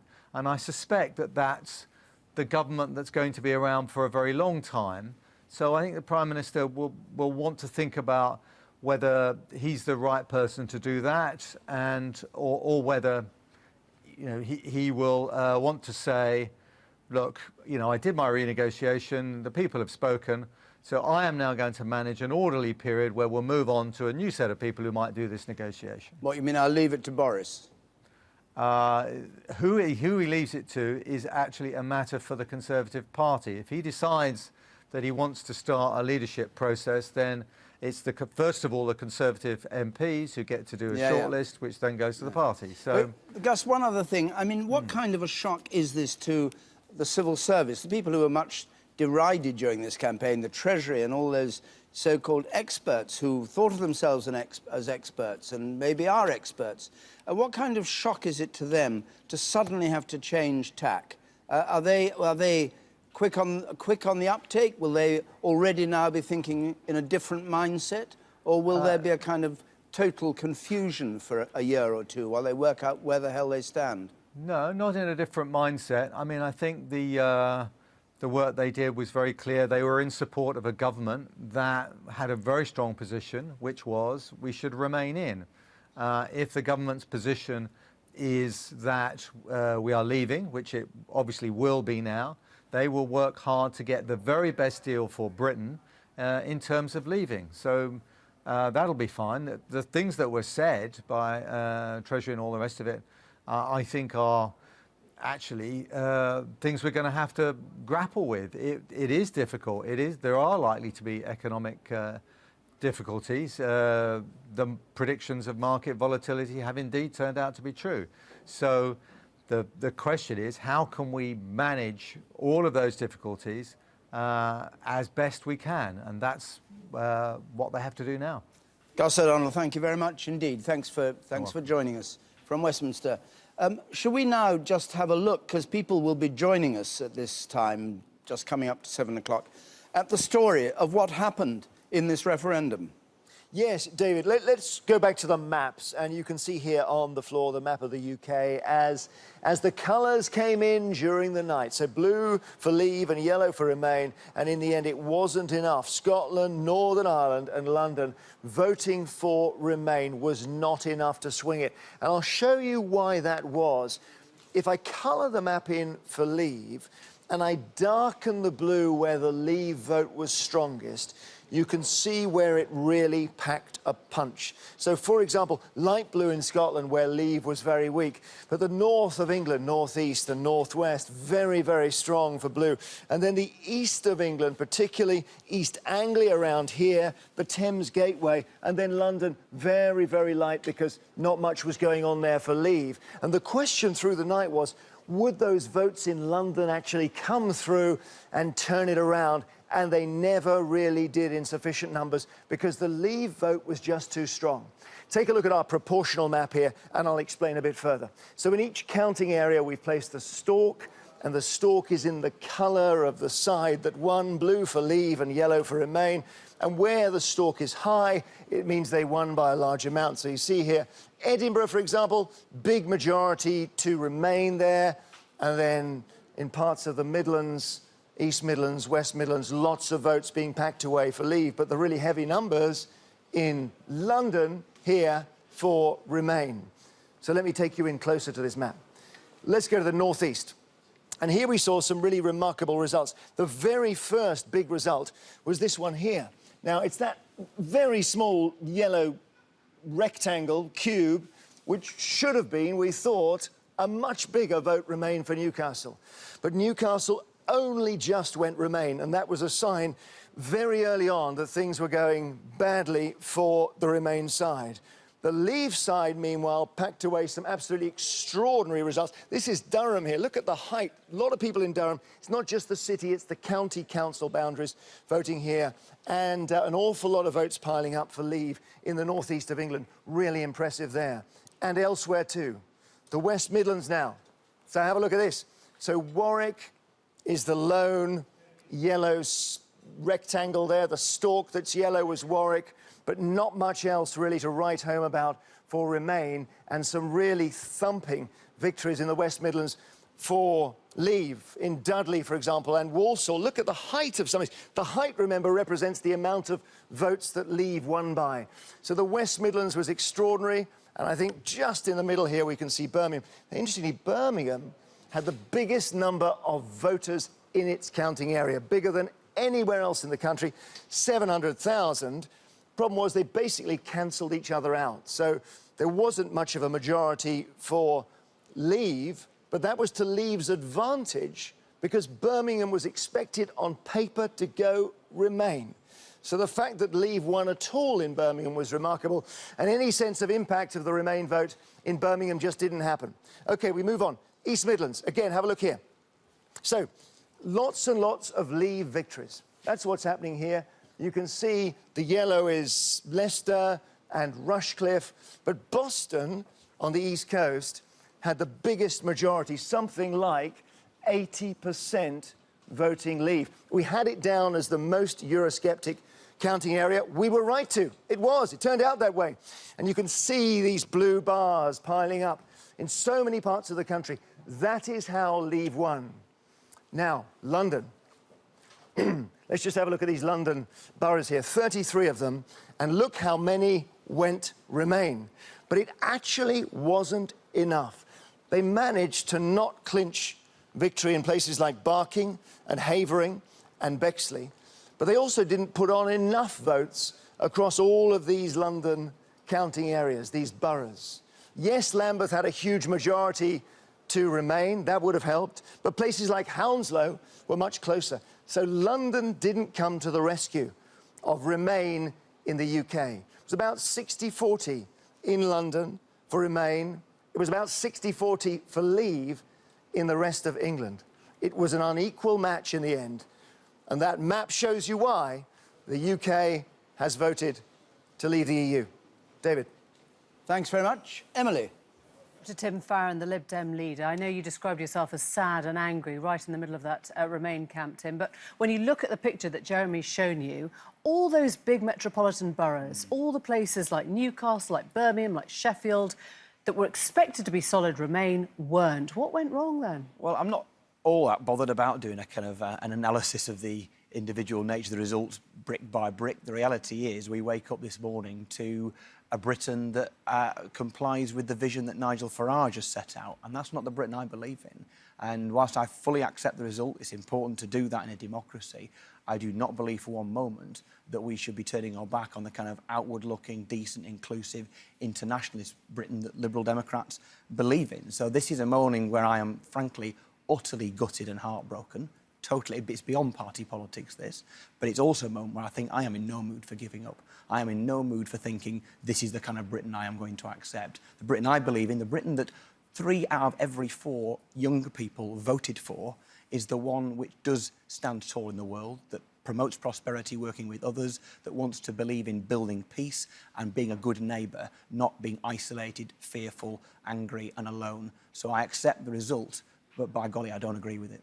Yeah, it doesn't sound like you accept it. When you talk about those who haven't voted to remain in the EU, your suggestion is they are not decent. Well, what we've had over the last 20 years, I don't think that for 1 minute. The British people have every right to make the decision, and Liberal Democrats have a habit of not coming first in elections, and I absolutely accept the outcome. But where I do point the finger is over the last 20 years, people like David Cameron, Conservative ministers and MPs, every last one of them, who has cheaply derided the European Union for a quick headline, has stocked up in the bank this kind of well of distrust against the EU. And frankly, although I've stood shoulder to shoulder with people like Harriet Harman, Gordon Brown, Andy Burnham, great people who've pulled the shift in this campaign, I absolutely accuse Jeremy Corbyn and the Labour leadership of utter spinelessness in not getting involved in this campaign for Britain's very soul and very future. Well, this is a moment, I think, where British politics changes, where progressives who want that better kind of Britain need to start working together and to stop being spoken down to by the extremists in both the Labour and the Conservative parties. You think Jeremy Corbyn's going to go or should go? I think he has let the country down massively. You look at those areas that did not deliver for Remain, they were the areas that Labour were supposed to deliver, and it was because of his abject failure to take this seriously that has led us into this position, along with the spinelessness also of a Conservative government that limped into this situation and couldn't present a positive argument. We tried hard, very hard throughout this campaign to be positive, uplifting about Britain's role in the world, and it's one of the reasons why 3/4 of young voters voted to remain. What a tragedy that other voters have chosen to damage their future. Truth is, David Cameron would have preferred, probably, not to have had this referendum. He expected, on one level, the Lib Dems to be stopping him. Maybe he did, but the reality is that in the case of David Cameron and Boris Johnson, you've got two Conservative politicians here who have both taken positions in this referendum, both to have it and then indeed to lose it, from the Remain point of view, purely for their own personal career benefit, not for the country's good. And it's about time we had politicians who stood up for what was in the interest of the country, the whole country, and our role in the world, rather than just politicking and seeing if you can get yourself to the next election. Would you be surprised if Scotland went for another referendum now? Well, there shouldn't be another referendum in Scotland. There's enough chaos as it is, with the pound tanking. The last thing Scotland or the rest of the United Kingdom needs to add to that self-inflicted recession with additional internal disarray. Now is a time for unity. This is a divided country. Let's not make it more divided. Thanks for coming in, Tim Farron. Thank you. The last result came in and it was Cornwall voting to leave, 56%, Remain 40, whatever the opposite of that is, 43.5, 44%.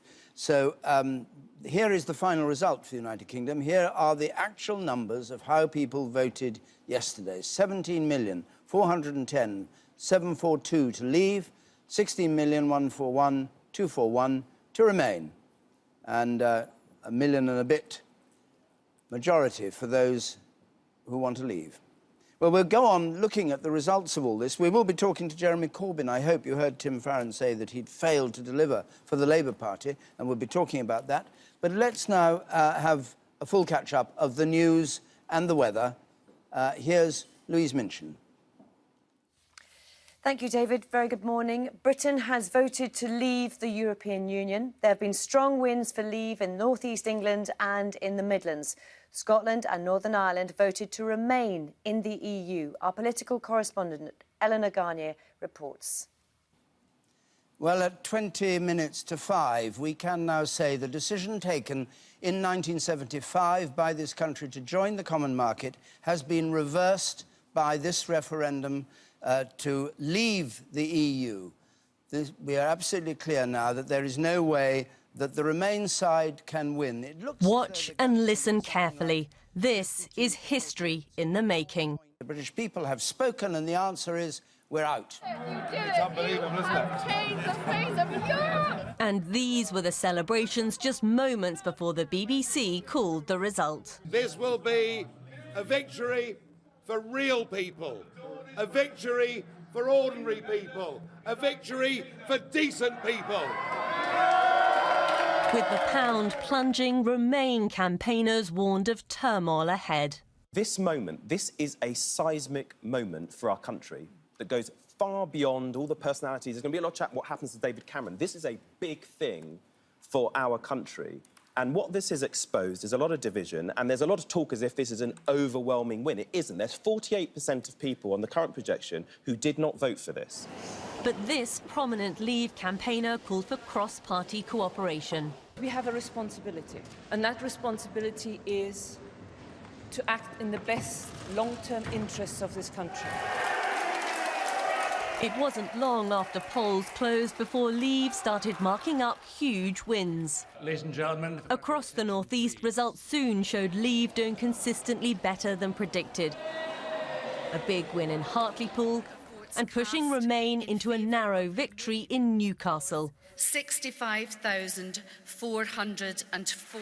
A much smaller win than expected. Votes cast in favour of Leave. Away from the north of England, in Basildon in Essex, another big win for Leave.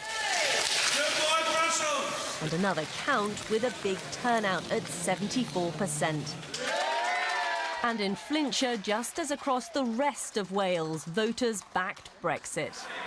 But Scotland voted emphatically to stay in the EU, though the overall result will lead to renewed calls for a second referendum on Scottish independence. After counting was completed, Northern Ireland voted to remain. And it looks like London will be the only region of England to back staying in the EU. Parliaments across the European Union will now be busy for years, Britain has voted to leave the EU, to tear up the settlement the country's had for decades, unleashing perhaps huge opportunity, perhaps huge risk, or perhaps both. Ellen Naganya, BBC News. The result has affected the world's financial markets, with the pound falling again this morning to $1.34, its lowest point since 1985. When the polls closed, it soared to $1.50. But as they showed support for leaving the EU, it began to plummet. The Bank of England says it is monitoring developments closely. Scotland's First Minister Nicola Sturgeon has suggested that the Leave vote will reignite demands for an independence referendum there. After all 32 Scottish local authorities returned majorities for Remain, Ms Sturgeon said the EU vote made clear that the people of Scotland see their future as part of the European Union. We'll have more from the results programme shortly. First, though, let's catch up with the weather. Carol's got all the details for us. Morning, Carol. Good morning, Lou. Good morning to you. Well, the pollen levels, first of all, are high or very high across the UK, except across northern Scotland. We've also got a line of thunderstorms extending from Aberdeen to Wick. They will fade. And for many western and central parts of the UK today, we are looking at showers. Now, some of those showers will be heavy and thundery with some hail, especially so as we head into the afternoon. But in between, there will be some sunshine. Some sunshine and showers, some of those thundery across Northern Ireland, northwest England too, Wales and southwest England. But once again, in between all of those showers, there will be some sunshine. Sunshine and showers across the Midlands, but compared to the deluge of rain in the southeast and East Anglia yesterday, it's going to be dry. There'll be some sunshine. It will be fairly pleasant. Consider yourself very unlucky if you do catch a shower. Then through the evening and overnight, many of the showers will fade, but they will persist in the north and also the west. It's not going to be a cold night either, all of us staying in double figures. So this is how we start the day tomorrow. Tomorrow, once again, it's going to be a day of sunshine and showers. The shower distribution slightly different in that the north and the west seeing something a little bit drier, but the showers certainly heavy and thundery as we push into central and eastern areas. And then a quick look at what's happening on Sunday. We start off on a dry note, but we've got rain coming in from the west, slowly moving east through the day, Lou. Carol, thank you. Time now to get the news, the travel and the weather wherever you are.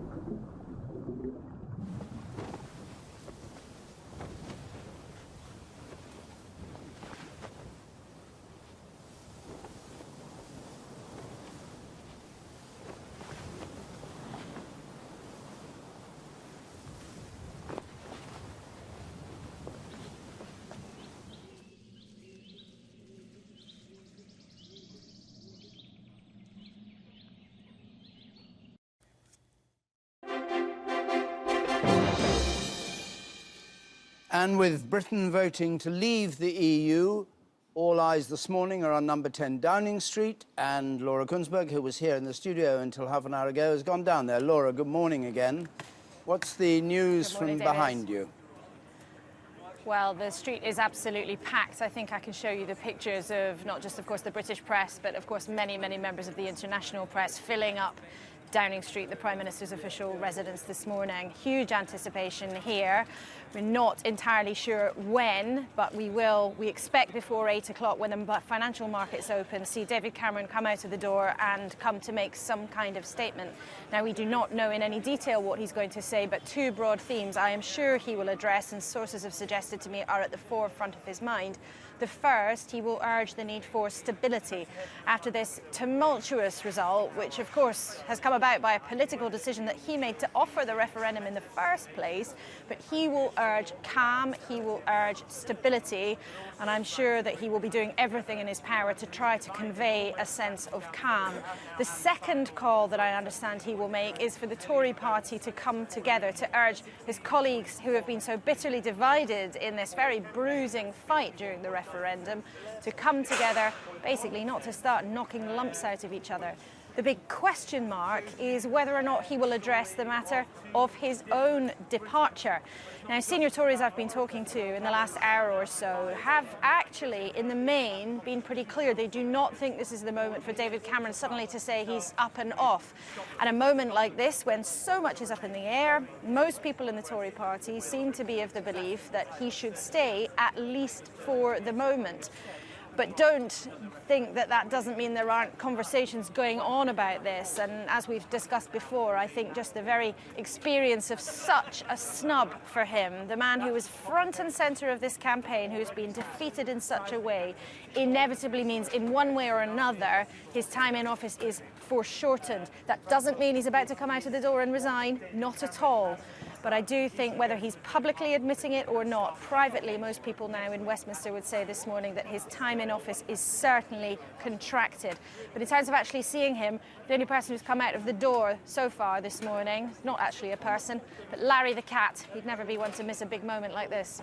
And do you think he might, perhaps, while not, of course, coming out and saying I resign, which would cause even more chaos, do you think he might give an indication that perhaps come the autumn, you know, that he would act as a caretaker, but somebody else should take forward Britain's leaving the EU? Because quite clearly a lot of people would think it was kind of almost fraudulent for him to negotiate the departure when he's fought for this, you know, he's fought this bitter battle to stay in.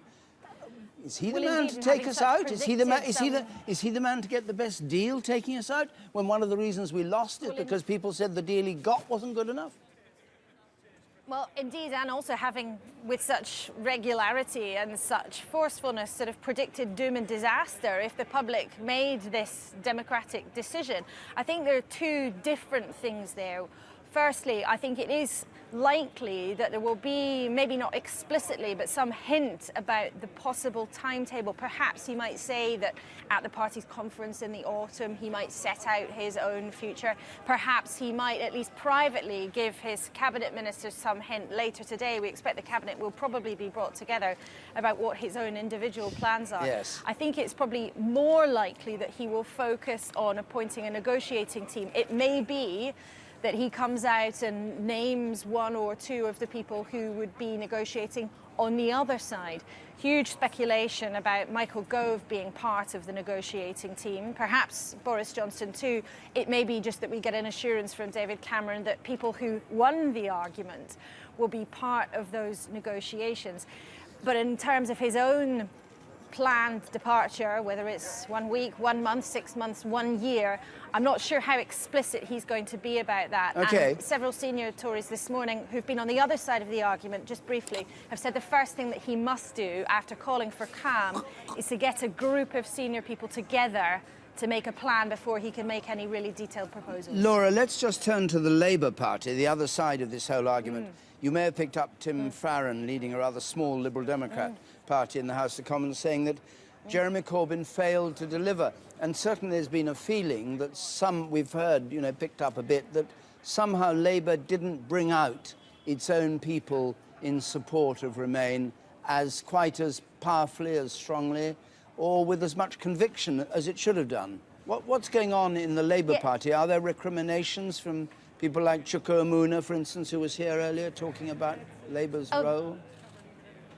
I think undeniably there will be very serious recriminations. And on the Labour side, I've been already hearing from Labour people this morning who are angry and feel very much that Jeremy Corbyn did not do enough to mobilise the party, to mobilise that huge new membership that he managed to attract to the Labour Party over the summer, to get out the vote, and that what he described himself as a Remain and Reform agenda was not the kind of thing that he was going to motivate people. He said, you know, the EU was 7 out of 10, 7.5 out of 10.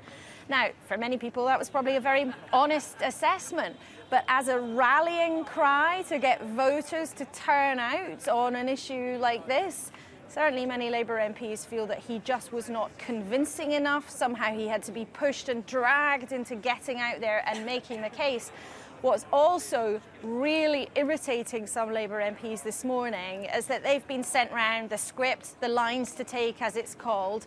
A copy of that has been leaked to me, and in it the party headquarters is suggesting that they should tell the public that Jeremy Corbyn is now the only political leader who can unite the country, and in fact, as a critical Remainer, he is more in touch with the public than any of the other party leaders were. Now, given that much of this vote, not all of it, but much of this vote was about people showing they're unhappy about levels of European immigration, and that Jeremy Corbyn is probably the most pro-EU immigration leader out there at the moment, some Labour MPs think that, frankly, that beggars belief. And only one MP, I should say, but one MP predicted that there could also be a Labour leadership contest underway in the next couple of months.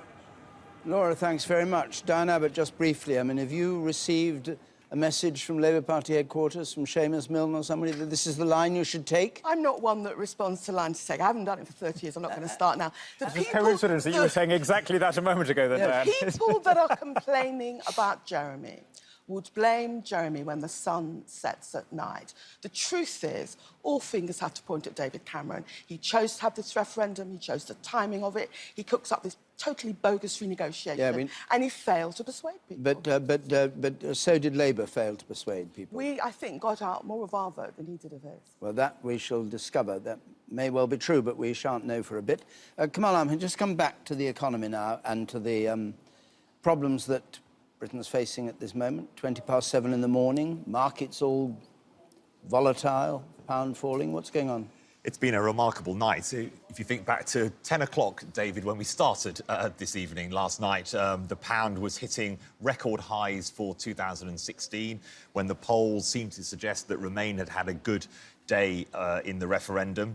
It has now sunk more quickly than it sank in the 2008 financial crisis. In Black Wednesday, when the pound was ejected from the exchange rate mechanism, markets are clearly signalling that the uncertainty created by the decision in the referendum has affected their appetite for risk, for investing in the UK to an extent. Can I just ask you one thing? You say, you know, when we started at 10 o'clock last night, the opposite was happening. Don't people listening to this view all these markets with a certain contempt? That they just, because, you know, like gamblers, they see what they think is going to happen. The market rises, the pound rises. It doesn't happen, the pound falls.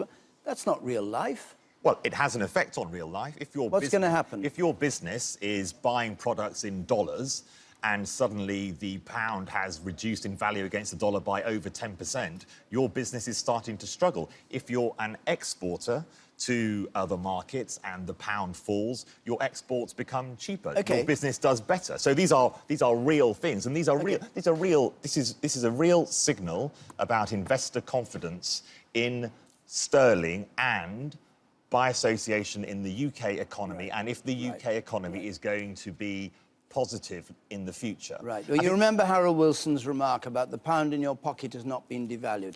If you go to the shops today or next week to do the weekly shop, are you going to find it more expensive because of what's happened in the markets today and because of the decision to pull out of the EU? Well, it depends. So if you're If sterling is lower in value, you tend to import inflation into the country because your imports become more expensive. And that does lead to more expensive prices in the shops, if those are the kind of things you are buying. I'm going to stop you for a second because Jenny Watson, the Chief Counting Officer, Chair of the Electoral Commission, is just announcing the final figures of this referendum. The UK's membership of the European Union, held on the 23rd of June 2016, I hereby give notice that I have certified the following.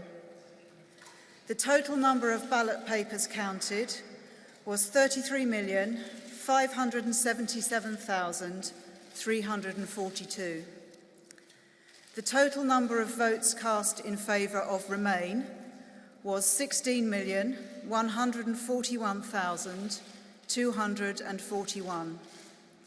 The total number of votes cast in favour of Leave was 17,410,742.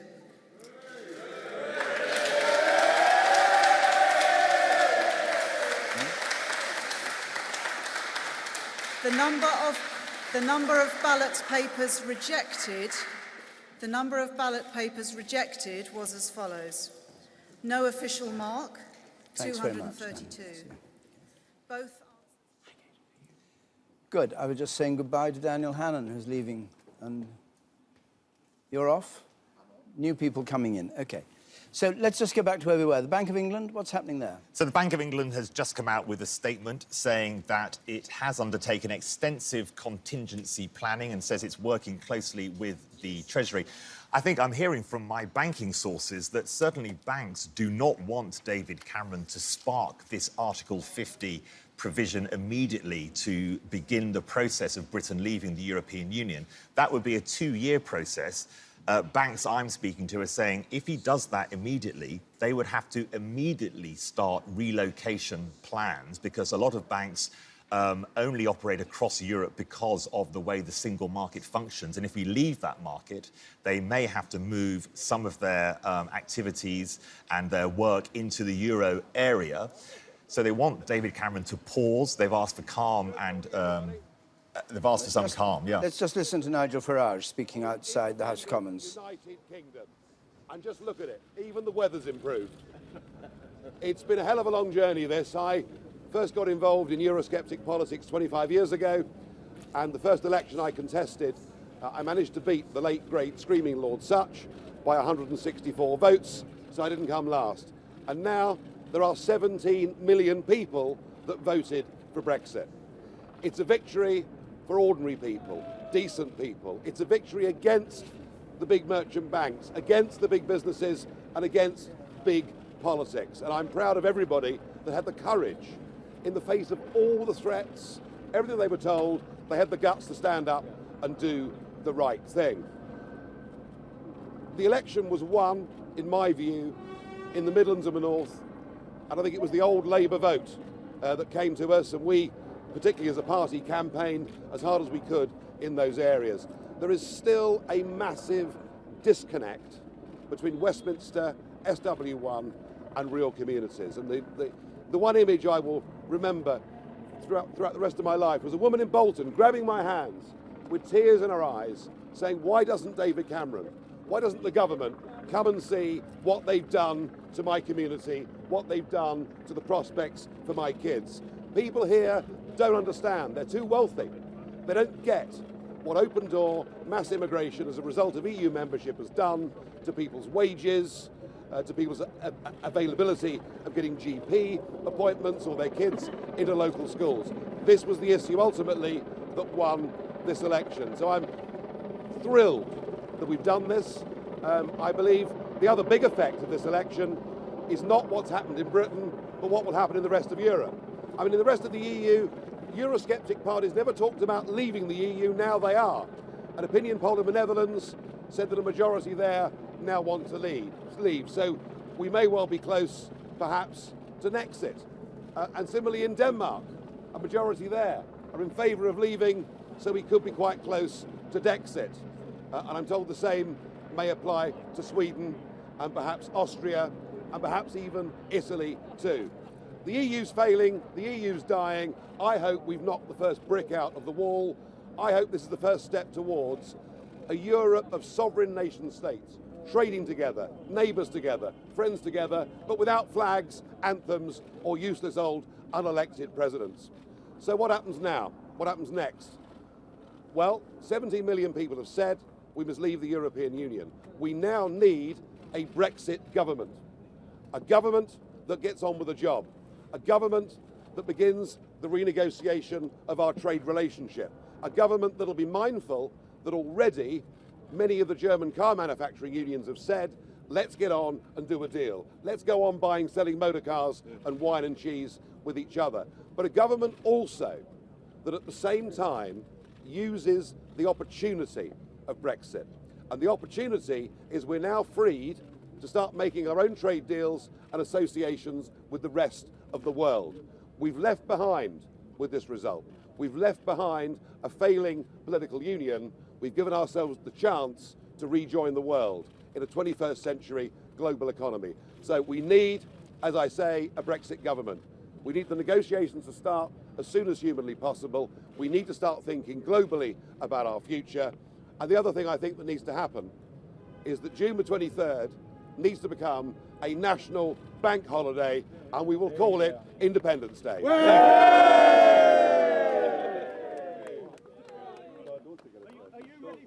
Nigel Farage, who has now made, by my reckoning, 3 speeches since 4 o'clock this morning. In fact, when he sees a camera, he makes another speech, and no doubt he'll be making more. Though, of course, he wasn't part of the official Leave campaign, interestingly, and he's not in the House of Commons, and there are many people who thought his style of campaigning wasn't helpful. I don't know whether Kate Hoey, who's with me here, was among them, but there's the shot, early morning light, or it's not any longer, 7:30 in the morning in June is not early morning, is it? Boats moving up and down the Thames and the House of Commons there, and all those cameras out on the green. We've had a statement from the Bank of England. Let's just see that. The Bank of England will take all necessary steps to meet its responsibilities for monetary and financial stability. Well, I could have written that. No surprise. OK, I'm joined here by Kate Hoey, Labour MP for Vauxhall, who is a Leave campaigner, and Sir Eric Pickles, who ain't a Leave campaigner. But, Kate Hoey, you heard what Nigel Farage was saying. Decent, ordinary people have won. So decent, ordinary people are on the side of Leave, and the others not decent and not ordinary, and are just the toffs and the experts. Is that how you see it? No, I think what I did see when I was going around the country a lot, and particularly in Labour areas, was this feeling that Labour voters really felt they hadn't been listened to. They weren't being listened to, and they had been ignored. They'd been called stupid, and they'd been called ignorant. They'd been called racist for really actually just saying what they thought was wrong. I'll interrupt you. I'll come back to you, because Jeremy Corbyn has just joined us. I have to watch the my leader of their party. Mr. Corbyn, thank you very much for coming here. Good morning. Good morning. You famously said during this campaign you were 7.5 out of 10 in favour of remaining. Now you're 2.5. The 2.5 side of your intellect has won, and the 7.5 has been abandoned. How do you see the future now? Are you an enthusiastic Brexiter now? Well, the British people have made their decision. We must respect that result, and Article 50 has to be invoked now so that we negotiate an exit from the European Union. I think a lot of the message that's come back from this is that many communities are fed up with cuts they've had, fed up with economic dislocation, and feel very angry at the way they've been betrayed and marginalised by successive governments in very poor areas of the country. And my point throughout the campaign was that we had to have an alternative to austerity.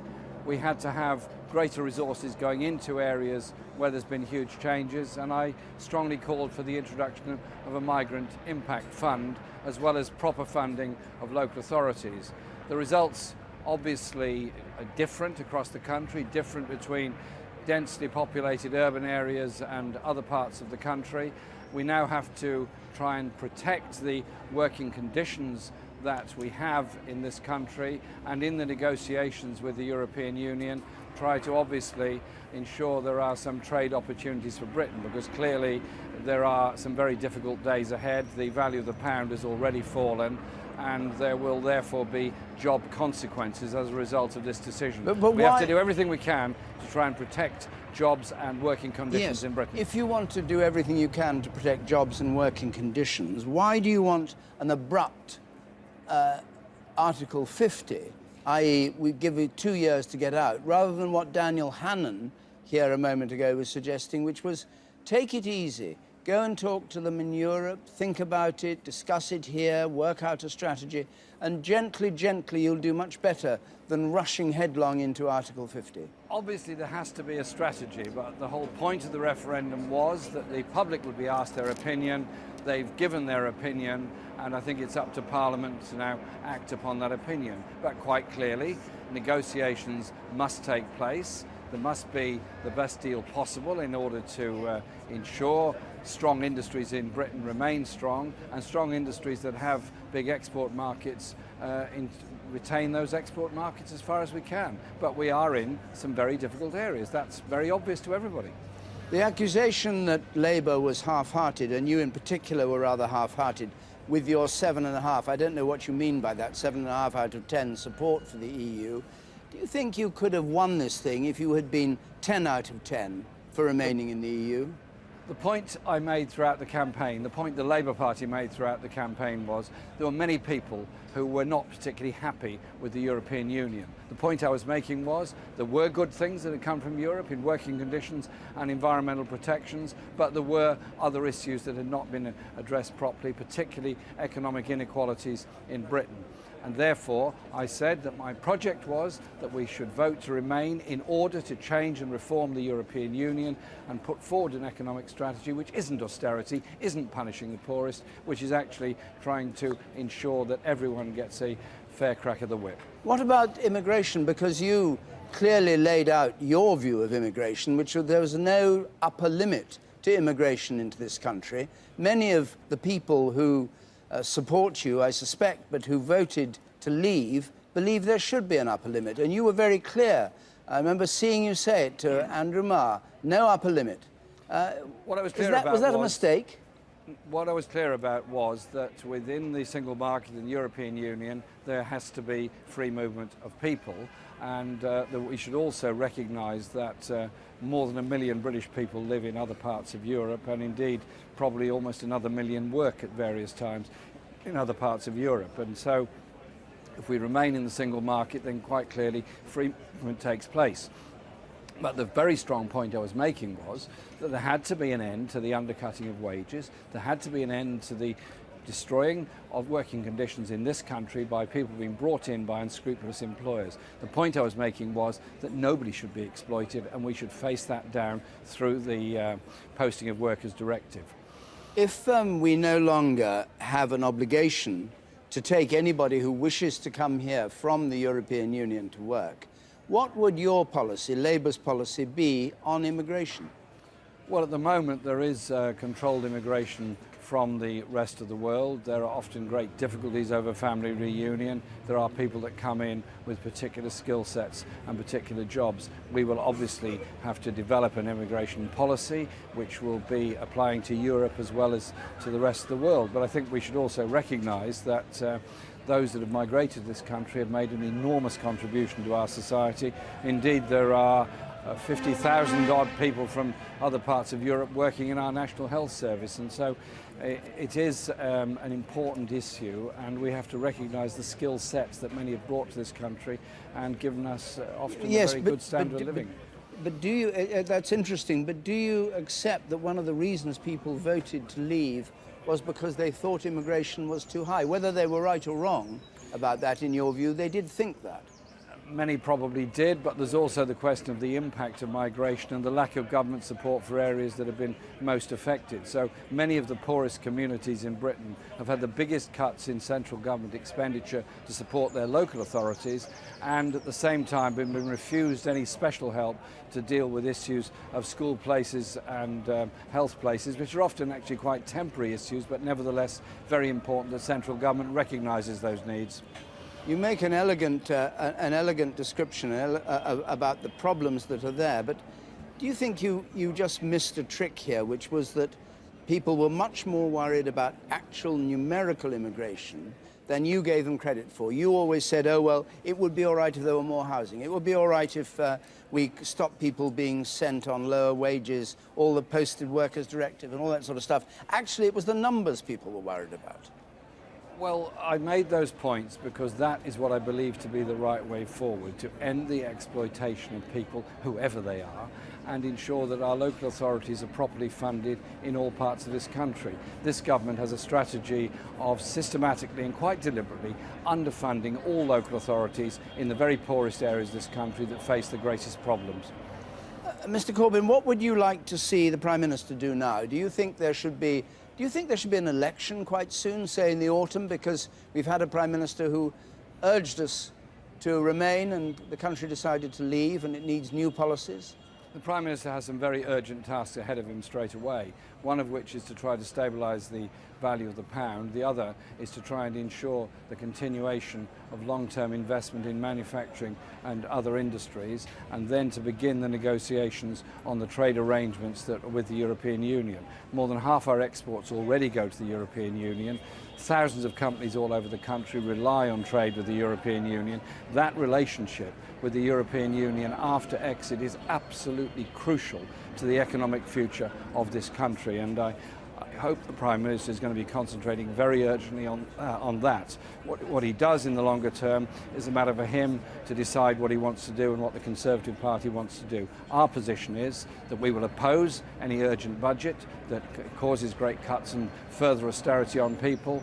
We will support spending more resources in the areas hardest hit by both the recession and changes, and that we will try to get ready for a society where there is a greater degree of fairness and equality and obviously effective and efficient trading relationships with the rest of the world. And in the meantime, in the national interest, you want Prime Minister and Chancellor of the Exchequer to stay in place. I want them to decide now, quickly, what they're going to do to try and stabilise the value of the pound. And then they will no doubt be making a statement to the House on Monday. The important thing is to try to protect jobs at the present time. Those jobs are partly dependent on the value of the currency and obviously the export markets that are available. Mr. Corbyn, thank you very much for joining us. Thank you very much. So at this point, let's have a full catch-up with the news. Here's Louise Minchin. Thank you, David. Good morning. Britain has voted to leave the European Union. The result was officially declared in the past half an hour. There have been strong winds for leave in North East England and in the Midlands. Scotland and Northern Ireland voted to remain in the EU. The UKIP leader and Leave campaigner Nigel Farage said immigration was the key issue. People here don't understand. They're too wealthy. They don't get what open door mass immigration as a result of EU membership has done to people's wages, to people's availability of getting GP appointments or their kids into local schools. This was the issue ultimately that won this election. So I'm thrilled that we've done this. I believe the other big effect of this election is not what's happened in Britain, but what will happen in the rest of Europe. The Labour MP Chuka Umunna, who campaigned for a Remain vote, says the result has exposed divisions within Britain. This is a big thing for our country. And what this has exposed is a lot of division, and there's a lot of talk as if this is an overwhelming win. It isn't. There's 48% of people on the current projection who did not vote for this. Now, the challenge for people in this context is how to lead and bring our country together. The result has affected the financial markets, with the pound falling to its lowest point since 1985. When the polls closed, it soared. But as the Leave result became clear, it began to plummet. The Bank of England says it is monitoring developments closely. The Leave vote has provoked reaction from across Europe. The Irish government says it has very significant implications. Germany's Foreign Minister Frank-Walter Steinmeier said it was a sad day for Europe and Great Britain. The French government will meet to discuss the vote this morning. The leader of the country's far-right party, Marine Le Pen, welcomed the result and called for a referendum in France. That's it from me. Now the news wherever you are this morning.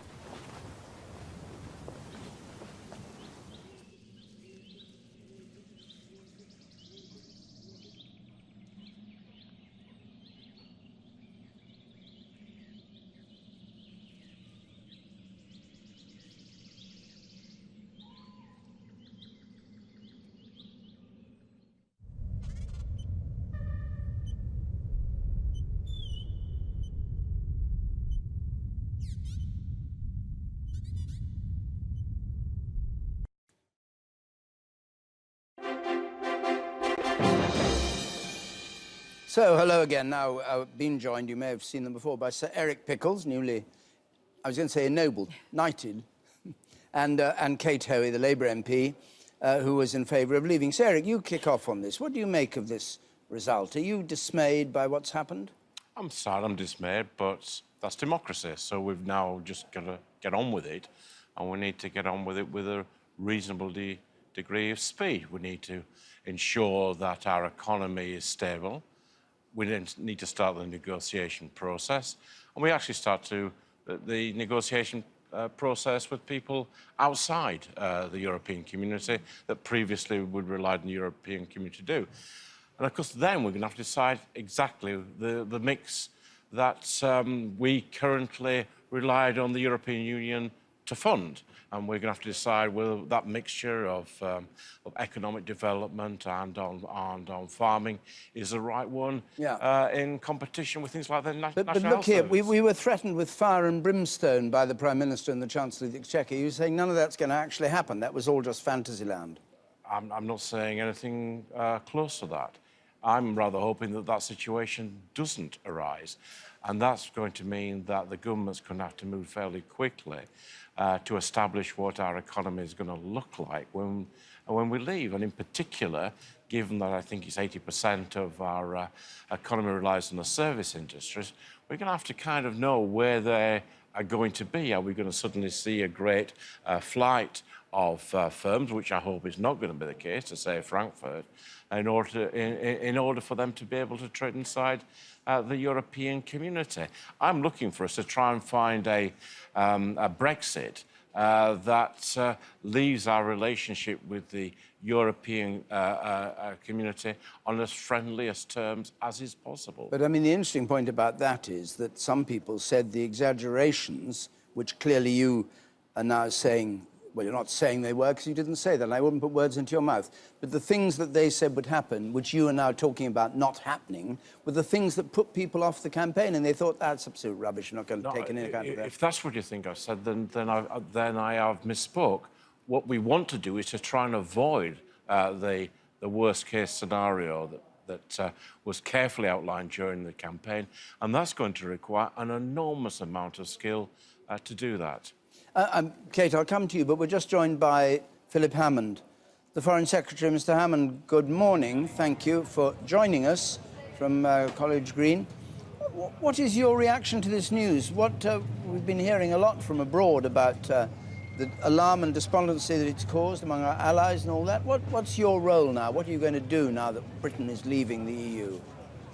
Well, look, the first thing the government's got to do is immediately seeking to stabilise the situation in the markets, and then moving to begin a process of negotiating the very best possible terms we can get for Britain to leave the European Union, leaving in place as much as we possibly can of our trading relationships and our economic relationships, including the very important role that the City of London plays in Europe's financial economy. And that will be the big challenge of the coming months, I think. One of the arguments that was raised by the Prime Minister, he was somewhat criticised for it, was that our security depended upon being in the EU. You remember him talking about the white gravestones of the First and Second World Wars. He didn't say there'd be a Third World War, but he said it would be a more dangerous world with Britain outside the EU. You're the Foreign Secretary. Do you think it's now a more dangerous world? Look, I don't want to overstate the case, but I do think that Britain has been a very positive influence inside the European Union on the security agenda. I think, for example, that in responding to Russia's aggression in Ukraine through European Union sanctions and keeping the European Union united behind those sanctions with a clear and robust position against what Mr. Putin is doing, has been largely due to Britain's influence. And I do worry that with Britain now having a hugely diminished voice in this debate, we will see that resolve among our European partners wavering. Is NATO not sufficient protection against Russia and Putin? Look, NATO is our main bulwark against any attack on us, of course, and NATO will remain our principal defence mechanism, and that protects us against any attack. What we were doing with economic sanctions was dealing with a situation where we were not directly threatened. Look, nobody in Western Europe was going to go to war over Ukraine, but we did want to signal our very strong distaste for what the Russians were doing, and to signal to the Russians that that course of action would have costs for them. And economic sanctions proved to be quite an effective tool. It worked in Iran, forcing the Iranians to abandon their nuclear weapons program, and it's piling the pressure on Mr. Putin. But I suspect this morning he will be feeling a little bit less pressure, and he'll be feeling a little bit more upbeat about his prospects of eventually getting these European Union sanctions watered down. Well, given how strongly you feel about it, can you not devise a way of remaining part of that? Well, that's what we've now got to do, isn't it? Talk to our former partners in the European Union about a way forward in the future. Clearly, that's got to focus mainly on the trading relationship, because that is the thing that is most important to Britain's future prosperity and well-being, but also looking at ways in which we can continue to collaborate with European Union partners, many of whom are NATO members, so we do have a platform here on other issues in the future. But let's look at the EU sanctions on Russia question as a sort of bellwether. We've pretty much agreed that they will be rolled over in June, but the question is maintaining the robustness of the sanctions regime going forward after June, and Britain's voice in that debate has been a very, very important one over the last 18 months. Well, we'll probably still be members of the EU in June, because it can't be yes, unscrambled that quickly.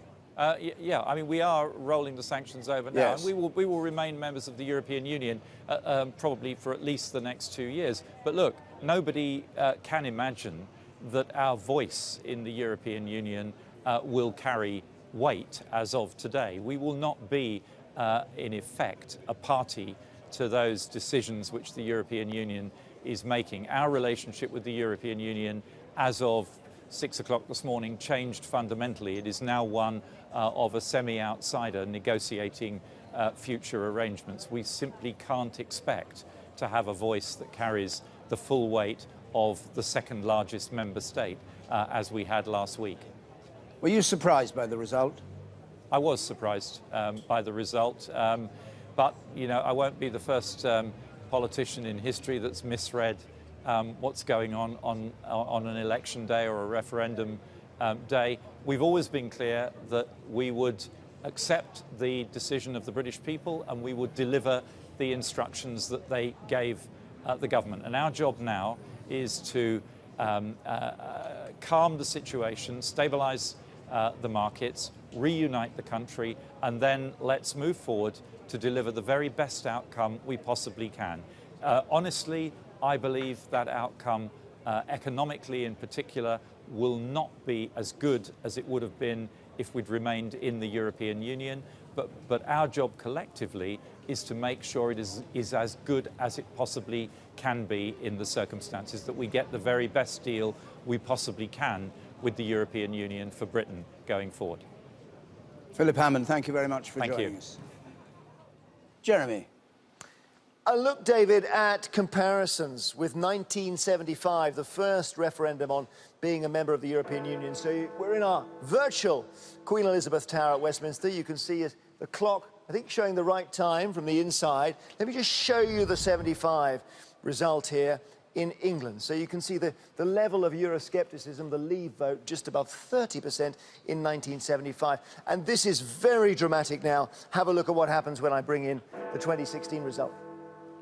So it goes above 50%, a majority, quite some majority in England against being part of the EU. A bigger majority than across the whole of the UK as an average. We'll compare the other parts of this nation now. So we go to Wales, and Wales in 1975, Eurosceptic vote about 35%. Let's see what happened last night. And it goes up again into a majority position, about 53%. So Wales and England, both quite a bit more doubtful about the EU than they were 40 years ago. But a different story in Northern Ireland. So let's bring this one round here and have a look at Northern Ireland. 1975, more Eurosceptic than either Wales or England, as it happens, nearly 50%. But now, let's see, less so. So becoming a bit more accustomed to the EU, just as we're pulling out. And Scotland, you know what's coming here. 1975 result, our final clock face, we go back in time, 41% wanting out of the EU in 1975. And in the last 24 hours, how many decided the same?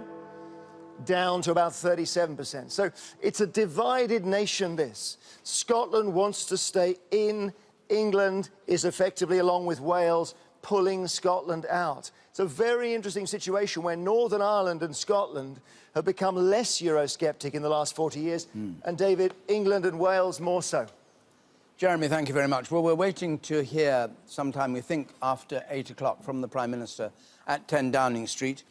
We don't know what he's going to say. We were speculating whether he'd give a hint that he might be leaving office, maybe in the autumn, or that he was going to carry on and do these negotiations. But we shall stick with it, and we shall be there. Laura Kunsberg is down there. But Kate Hoey, I've spoken to her twice, and each time she's been cut off, once by the Foreign Secretary, once by the leader of her own party. Oh, I've got to be cut off by the leader of my own party. You better be cut off by a leader. So, Sadiq Khan, Mayor of London, said Project Hate was what you were on about during this campaign, and that it was a very unpleasant, nasty campaign. I mean, he attacked Boris Johnson, but he might just as well have been attacking you. Well, no, I don't think so, because, well, I hope he wouldn't be, because I mean, I made criticisms of campaigns on both sides, but, you know, I think it has been very difficult for people to talk about immigration in a rational, fair way without being accused of being some kind of, you know, closet racist. And I think that has really hurt a lot of people right across the country who felt that they haven't been listened to, as I said before. And so I don't think, you know, I think where the Labour Party has failed over many years is to see that that is something that really matters to people, and that it's not being anti-immigration to be able to talk rationally about how do you control numbers of people coming into the country. Because no matter how many resources go into things that Jeremy's talked about, we need to know, and we need to also, I believe, get rid of the discrimination against people from outside the EU, which is very, very apparent in all those countries, ex-Commonwealth countries, parts of Africa, Asia, where it's so difficult for someone to come in, and yet you can walk in unchallenged from any of those 26 other countries. How could Labour have talked about this without simply saying it wanted to leave the EU? Because it's axiomatic, it's a rule of the EU that people, like the Poles, 1 million of whom live in this country and work away, that they can do that. So the only way they could ever have done that is by saying we want to leave the EU. And of course, that's what the Labour Party was, a EU sceptic party. That changed because there was this terrible worry about what was going to happen under Mrs. Thatcher in terms of rights at work and so on. But, you know, everything that we've got in terms of our rights at work and maternity benefits and all of those things are enshrined in British law. And, you know, the scaremongering that went on about how we would lose those if we were to leave, you know, people will be waking up this morning and some people will actually think they've suddenly got no benefits anymore, maternity rights, so on. And I think that the sort of Project Fear was actually completely ignored by huge numbers of people, particularly out of London. Once you got out of London, and I was around a lot out of London, it was just so different. And people at the leadership of all the parties did not seem to be listening to that it was a very different scene outside London. And I did some rallies last week up in the northeast, and it was so obvious that people were not going to follow the leader of the party's view, even though I genuinely believe that the leader of my party is, I don't think he's desperately unhappy today. Why could you only persuade 10 of your fellow MPs? I think it was 15 in the end, David. Oh, was it? Yes, it's 15. Turncoats. Well, no, I've always said we were a minority in Parliament. Why? But I represent, Frank Field represents Gisela Stewart, who's done a magnificent job, John Mann, all these people, Kelvin Hopkins, we represent now 45% of Labour voters in the country. And the party was very, very silly not to allow a much more free view on this, and the idea that somehow they were just going to, you know, say you must vote Labour, because you vote Labour in the past, you must vote for the EU. It just was never going to work. And so I don't feel any... So you say nearly half Labour voters were with you in voting Labour to supporters. leave. I think you will find that all the polls we did, and said even a month ago, that we had 35 to 45% of Labour supporters. And also people, the thing that most concerns me is the people we've lost over the last few years. We're going to find that very difficult to get those people back now because they've been ignored again by the Labour leadership. We just have a quote come in from the President of the European Council, Donald Tusk. This is not a moment for hysterical reactions. Oh. On behalf of the 27 leaders today, I can say we're determined to keep our unity as 27. In other words, don't all start thinking you can leave just because Britain's leaving. I think we will see. We've been in touch with some of the campaigns in other countries who've been over. I think we'll see a lot of referendums now coming in other EU countries. France? Yes. I think probably Holland first. Holland. And on the same lines, should we stay or leave? I think it will be that, yes, in one or two of the other, unless the EU and the unelected commissioners see this as a real catalyst to actually start to change the way they work, and I don't think reform is possible. That was my only difference with Jeremy Corbyn, because he believes it's a neoliberal organisation that's dysfunctional, but he thinks it could still be reformed. I don't. At that point, we'll have the news again, and the weather, of course, all important after yesterday's ghastly rainstorms all over Britain. Here's Louise Minchin. Thank you, David. Good morning. Britain is to leave the European Union. The official result of the referendum was announced in the past hour. North Eastern England and the Midlands voted strongly to leave, but the Remain campaign won a majority in Scotland and Northern Ireland. Our political correspondent Eleanor Garnier reports on a dramatic night. Well, at 20 minutes to 5, we can now say the decision taken in 1975 by this country to join the common market has been reversed by this referendum to leave the EU. We are absolutely clear now that there is no way that the Remain side can win. Watch and listen carefully. This is history in the making. The British people have spoken, and the answer is we're out. And in the last hour, the official result. The total number of votes cast in favour of leave was 17,410,742. A final tally of 52 to 48%. It's unbelievable, isn't it? Change the face of Europe! UKIP celebrated overnight. By daylight, things were sinking in. Good morning, everybody. The sun has risen on an independent, united kingdom. And just look at it, even the weather's improved. As Leave campaigners celebrated, on the other side, the blame game started. I absolutely accuse Jeremy Corbyn and the Labour leadership of utter spinelessness in not getting involved in this campaign for Britain's very soul and very future. The Labour leader said he accepted the British people's decision, adding that there was a clear message from the result. Many communities are fed up with cuts they've had, fed up with economic dislocation, and feel very angry at the way they've been betrayed and marginalised by successive governments in very poor areas of the country. And with the pound plunging, Remain campaigners warned of turmoil ahead. This moment, this is a seismic moment for our country that goes far beyond all the personalities. There's going to be a lot of chat what happens to David Cameron. This is a big thing for our country.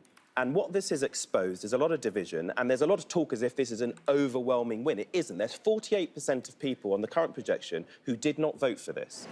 But this prominent Leave campaigner called for cross-party cooperation. We have a responsibility, and that responsibility is to act in the best long-term interests of this country. Voters will now reflect on their verdict, the instruction they've given to Westminster. But the magnitude of this moment may only become clear in the weeks and months ahead. Eleanor Garnier, BBC News.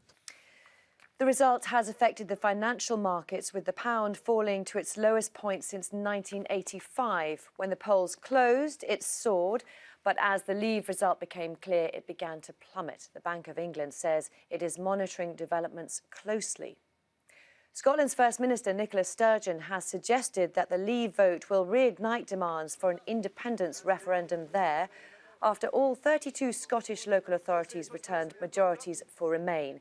Ms Sturgeon said the EU vote made clear that the people of Scotland see their future as part of the European Union. We'll go back to the results programme in just a moment. First, though, let's catch up with the morning's weather. Carol has all the details. Morning again. Good morning, Lou. Good morning to you. Well, today the pollen levels across the UK are high or very high, except for northern Scotland, where they're moderate. It's a much drier and brighter day across East Anglia and the southeast with a fair bit of sunshine. You'll be hugely unlucky if you catch a shower. But we do have a plethora of showers across Scotland, Northern England, Wales, Northern Ireland. Even into the afternoon, we'll have those, and some of those are going to be heavy and thundery with some hail. But in between them, there will be some sunshine. Northern Ireland, you too seeing that mixture of sunshine and showers, some heavy and thundery, as we will across Northern England, into Wales and the southwest. But don't forget, there will be lengthy spells of sunshine too, with highs up to about 17 Celsius.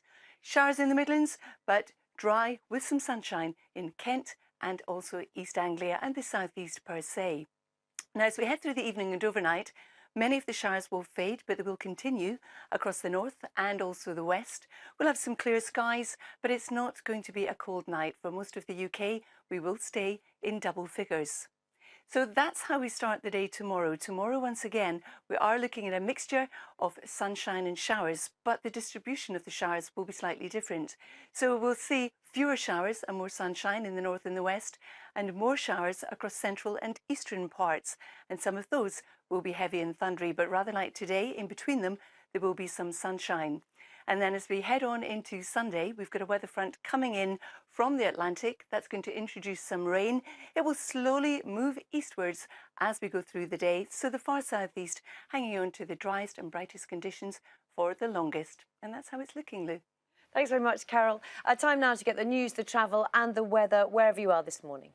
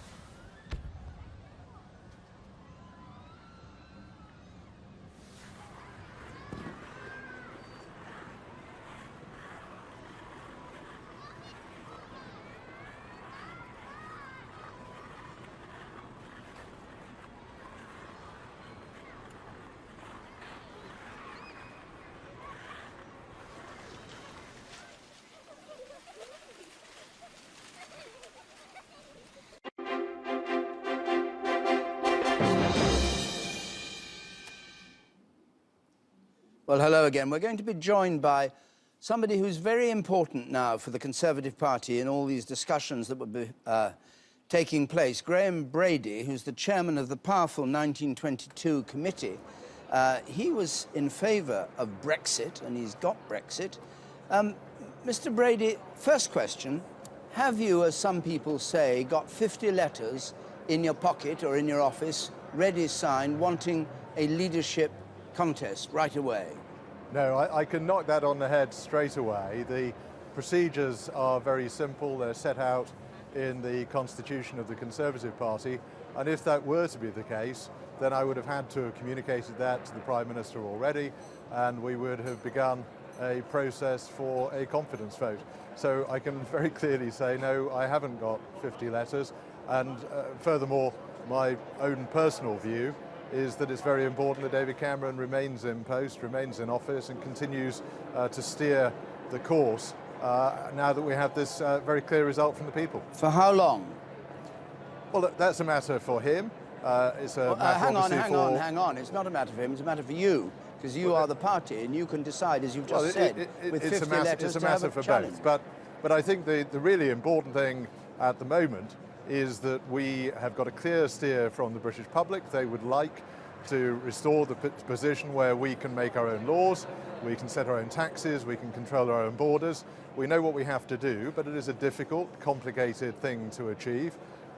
It'll take a period of time, and I think it's very important that we have continuity, we have stability, and I think that David Cameron remaining in office is really crucial. We need to settle the markets over the coming days, and we need to move forward to a credible plan for implementing the will of the people. How easy will it be for him to, put it this way, eat humble pie, accept that he's lost, and then suddenly turn round and adopt the opinions of the other side?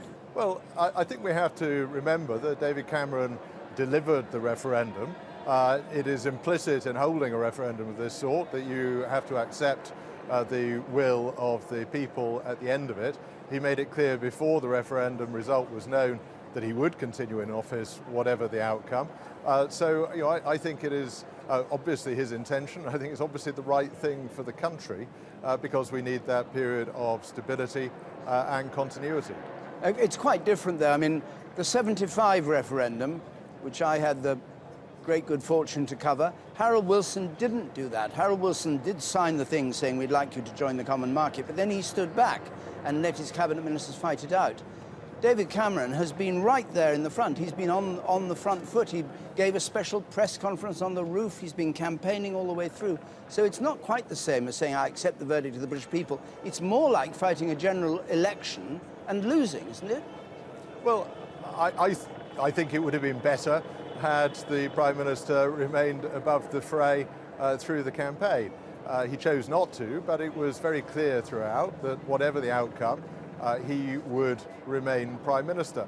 I think that what we've seen, of course, in this result at 52-48 is clear enough as it is.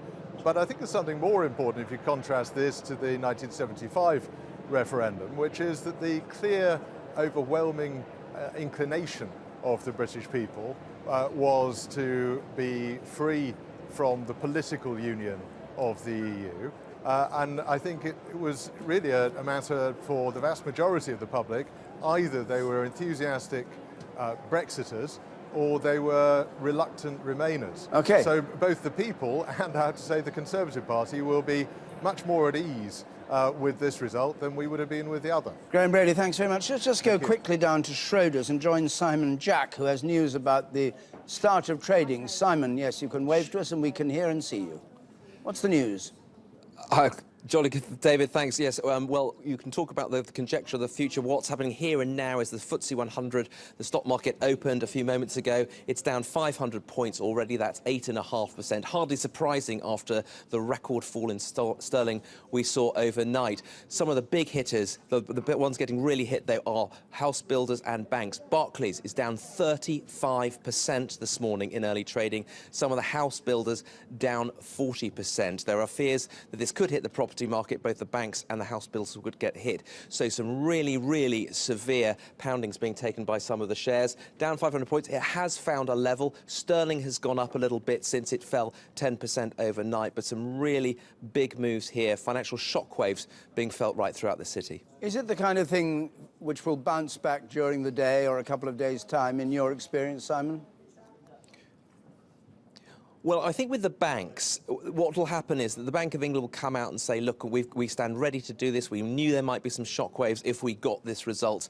So we're there to stand by them and make sure this doesn't turn into anything nastier. So I think the banks may bounce back. As for house builders, this will be a real knock to confidence. Whenever you think about the property market perhaps being affected, the banks and the house builders get hit first. So yes, I mean, there's what they call a dead cat bounce. I think when you see losses of this magnitude, they do tend to bounce back in time. But I think that losses of that magnitude really do illustrate just how powerful the shockwaves are that are being felt here in the city. There was this nagging feeling going into the referendum: who's got this right? Have the city got it right, or have the polls got it right? Because the city was rather complacently, a pound was worth $1.50. It was riding high until midnight last night, and then it turned out the polls were right and the city was wrong. There was an almighty reckoning on sterling overnight when it fell twice as much as it did on Black Wednesday back in 1992. That is having its reverberations in markets in Asia. We saw them fall 8.5%. The FTSE 100 as a whole, which has lots of international companies, is down 8.5%. You go below that to the FTSE 250, which are UK-focused companies. That's down 12.5%, and the ones in the firing line for economic shocks, the banks, are down in some cases by 35%. Simon, thank you very much indeed. Dead cat bounce, peculiarly horrible analogy at this time in the morning, but anyway. We join Laura Kunsberg, who's, again, outside number 10, and we're waiting for the Prime Minister to come. There's the stand just being put in place, meaning he's about to come out. Laura.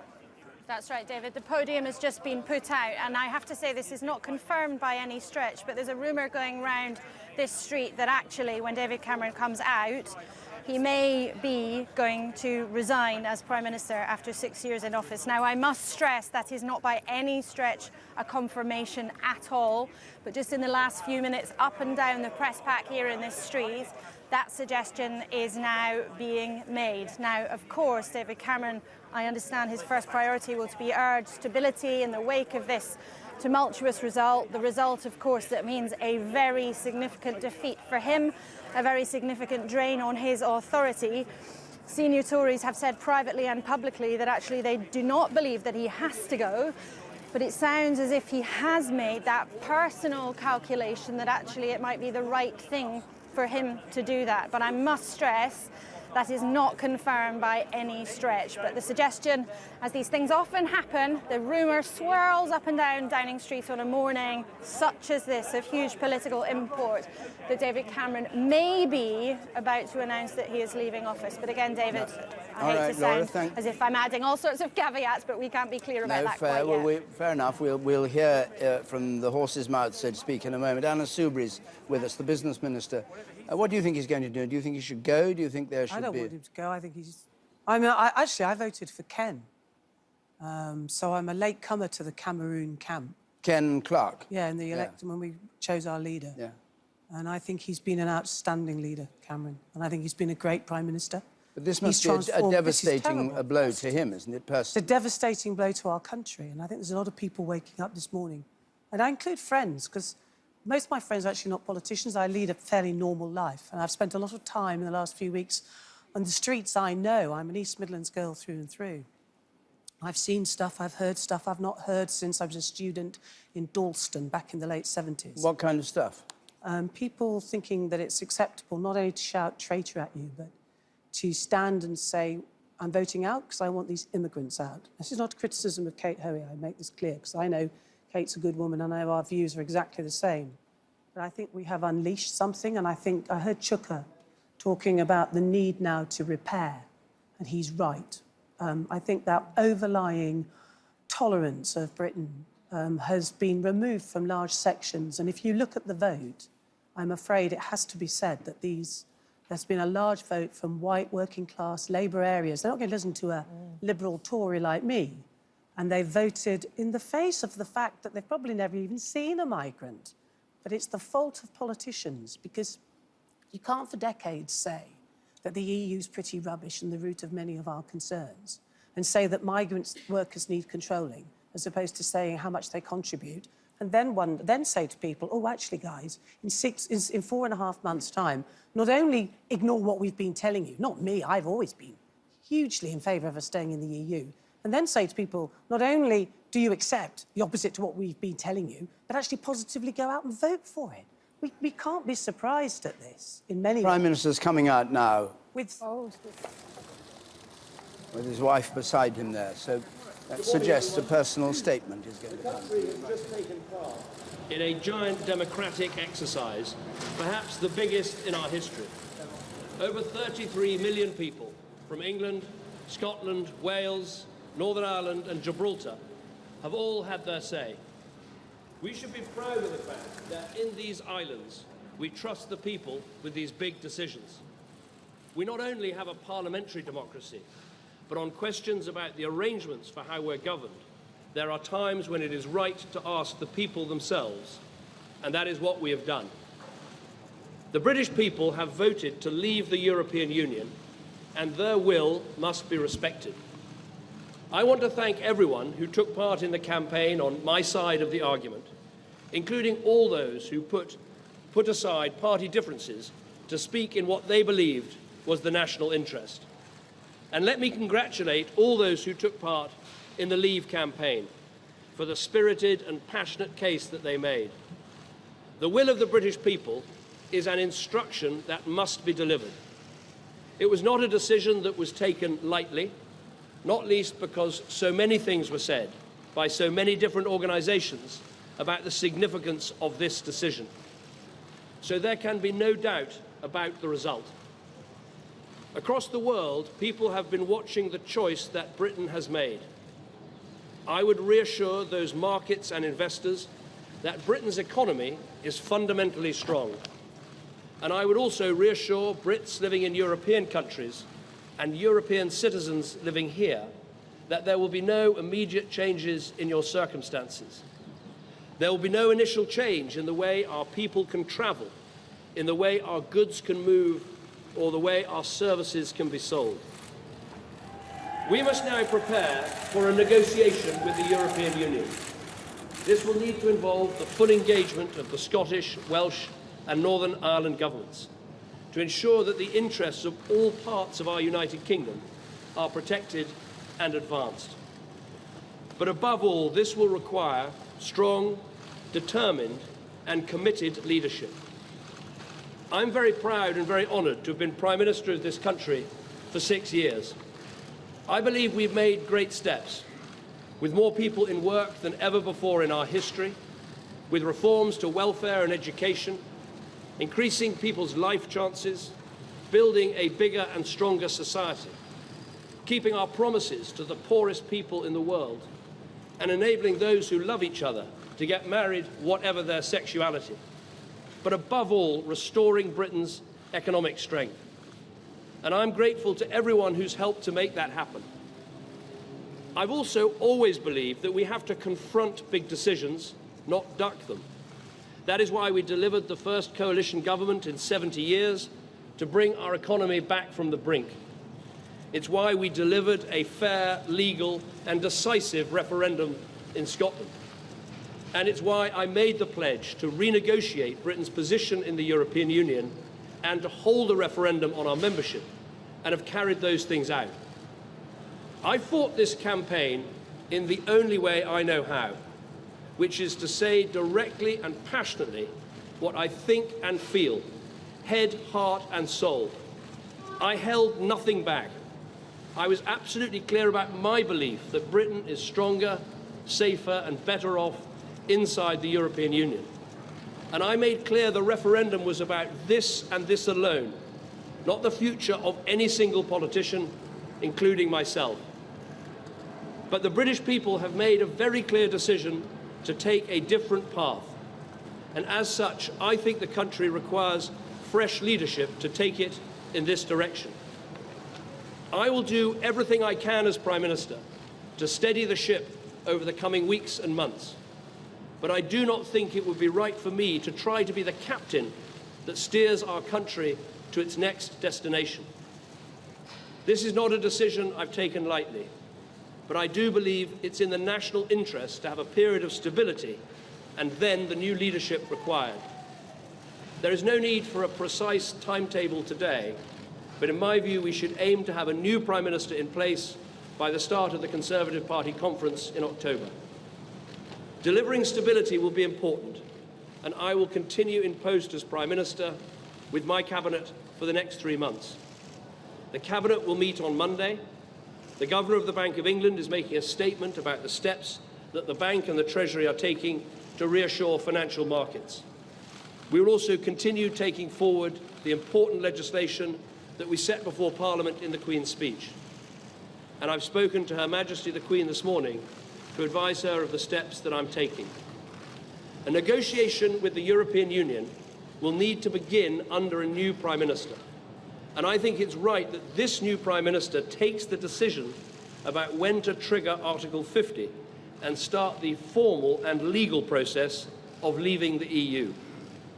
I will attend the European Council next week to explain the decision the British people have taken and my own decision. The British people have made a choice. That not only needs to be respected, but those on the losing side of the argument, myself included, should help to make it work. Britain is a special country. We have so many great advantages.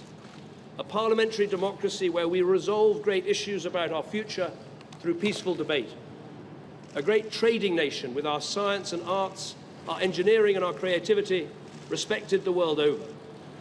And while we are not perfect, I do believe we can be a model of a multiracial, multi-faith democracy where people can come and make a contribution and rise to the very highest that their talent allows. Although leaving Europe was not the path I recommended, I am the first to praise our incredible strengths. I've said before that Britain can survive outside the European Union, and indeed that we could find a way. Now the decision has been made to leave, we need to find the best way. And I will do everything I can to help. I love this country, and I feel honoured to have served it. And I will do everything I can in future to help this great country succeed. Thank you very much. Prime Minister with Samantha, his voice breaking as he said those last words, announcing that he was going to stand down and they needed a new leader, a new Prime Minister by October, and only then would negotiations, he seemed to say, under the new Prime Minister, begin with the EU. He said that he'd been head, heart and soul, held nothing back in his belief that Britain was safer inside the EU, but it wasn't the future of the politicians that was at stake. And the country had decided what they had decided, and he would go along with it. So the Prime Minister has, in effect, stood down, but not for another 3 months until the Conservative Party conference. How those 3 months will be spent, I don't know. Anna Soubry, what's your immediate reaction to what you've heard? I think it's terrible. Terrible? Terribly sad. I mean, I think, truthfully, he had no alternative. And I just hope he'll be remembered. You know, here he was. This is a true body blow. Because he led from the front, and he comes out, and he's shown as ever this beautiful composure, this remarkable leadership, this great courage to admit, look, you know, I put my neck on the line, and here we are. But his testimony will be, as he said, you know, same-sex marriage, trying to do the best for poor people at home and abroad. He's been a remarkable Prime Minister, and I hope that this won't cloud our memory of him. Laura Kunsberg from Downing Street.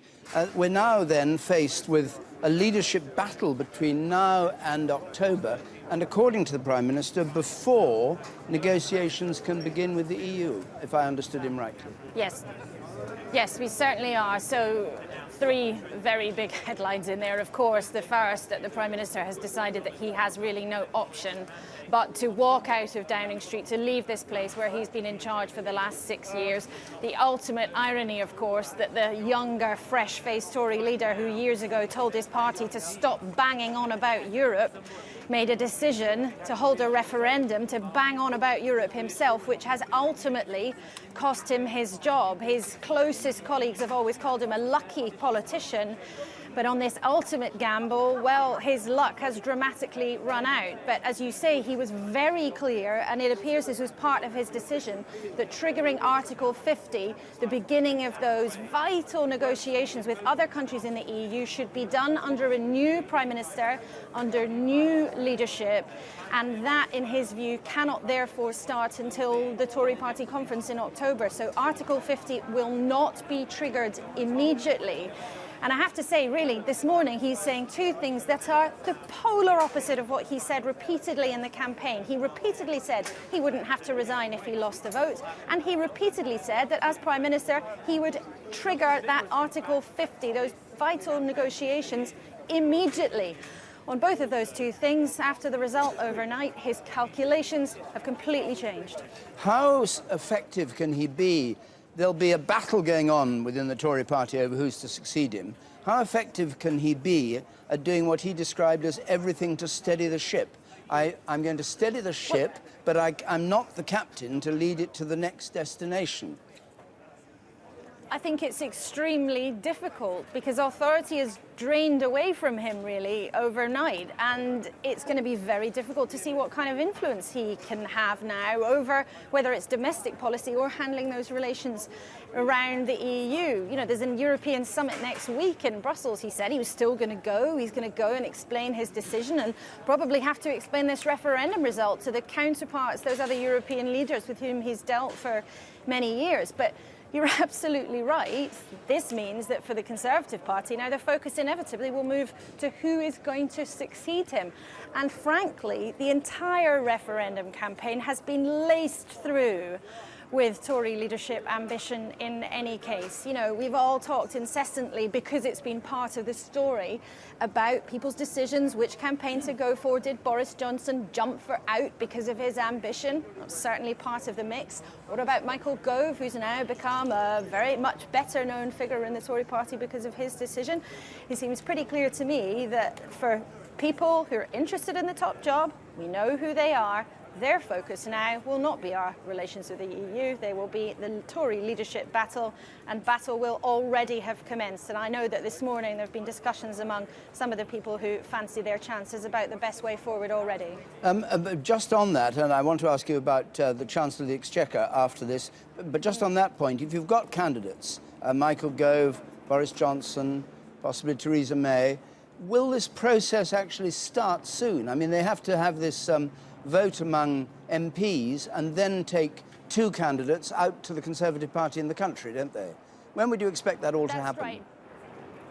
Well, I think probably pretty soon. I mean, the parliamentary term is due to run for another 4 weeks. That period will, for many Tory MPs, be all about whose names get on that final ballot. Very briefly, unlike the Labour Party, essentially, Tory MPs decide who, from quite a wide field, gets down to 2 places on the ballot paper. So Tory party members only have a choice between 2 candidates. So there will be now frantic wheeler dealing behind closed doors among the Conservative Parliamentary Party. And just think of this too, that the Tory party membership, which only numbers about 150,000 people, are going to choose our next Prime Minister. Now, there's all sorts of speculation, of course, this morning in Westminster about an early election because of what's happened, because of how this result has upended politics. That's got to be more likely if you think that the next Prime Minister will be chosen by a vote of 150,000 people. And particularly while Jeremy Corbyn is still in place in the Labour Party, who most Conservatives assume they would beat quite easily in an election, that is their view. There would, of course, be a temptation for whoever becomes the Tory leader, the next Prime Minister, to call for an early election. So not only overnight, and with this statement, do we have the prospect of a new Prime Minister, but an increasingly likely prospect of an early election too. Gordon Brown, of course, was criticised for not calling an election after he became Prime Minister. Absolutely. Because people view the Prime Minister now as the elected person at an election, not as somebody who just, you know, you change them at will. So there would be pressure to have an early election, no doubt. But what about the Chancellor of the Exchequer? If we're talking about a steady ship, does it mean George Osborne stays in place for the time being? I think for the time being you would expect that, but as David Cameron has basically said, he'll be gone within 3 months. I think the widespread assumption would be that George Osborne would go at that point too. George Osborne, for a long time, has been seen as sort of really joined at the hip. Some people even call it the Camborne project. You know, George Osborne and David Cameron have been together step by step in the early days of their leadership, their joint leadership almost, when they were sort of young bucks who surprised everybody by taking over the Conservative Party when they were comparatively young. Of course, George Osborne was the youngest Chancellor for decades. But most people would now assume that as David Cameron has been defeated, as he has been snubbed, the public have overturned him really, that also applies to George Osborne, who's had a particularly bruising 6 months or so, a budget that unravelled, his own strategy through this campaign has been rubbished by very many Conservative MPs, with dozens of them going on the record to say that his position would be untenable if Brexit was to happen, which was essentially a coup in waiting.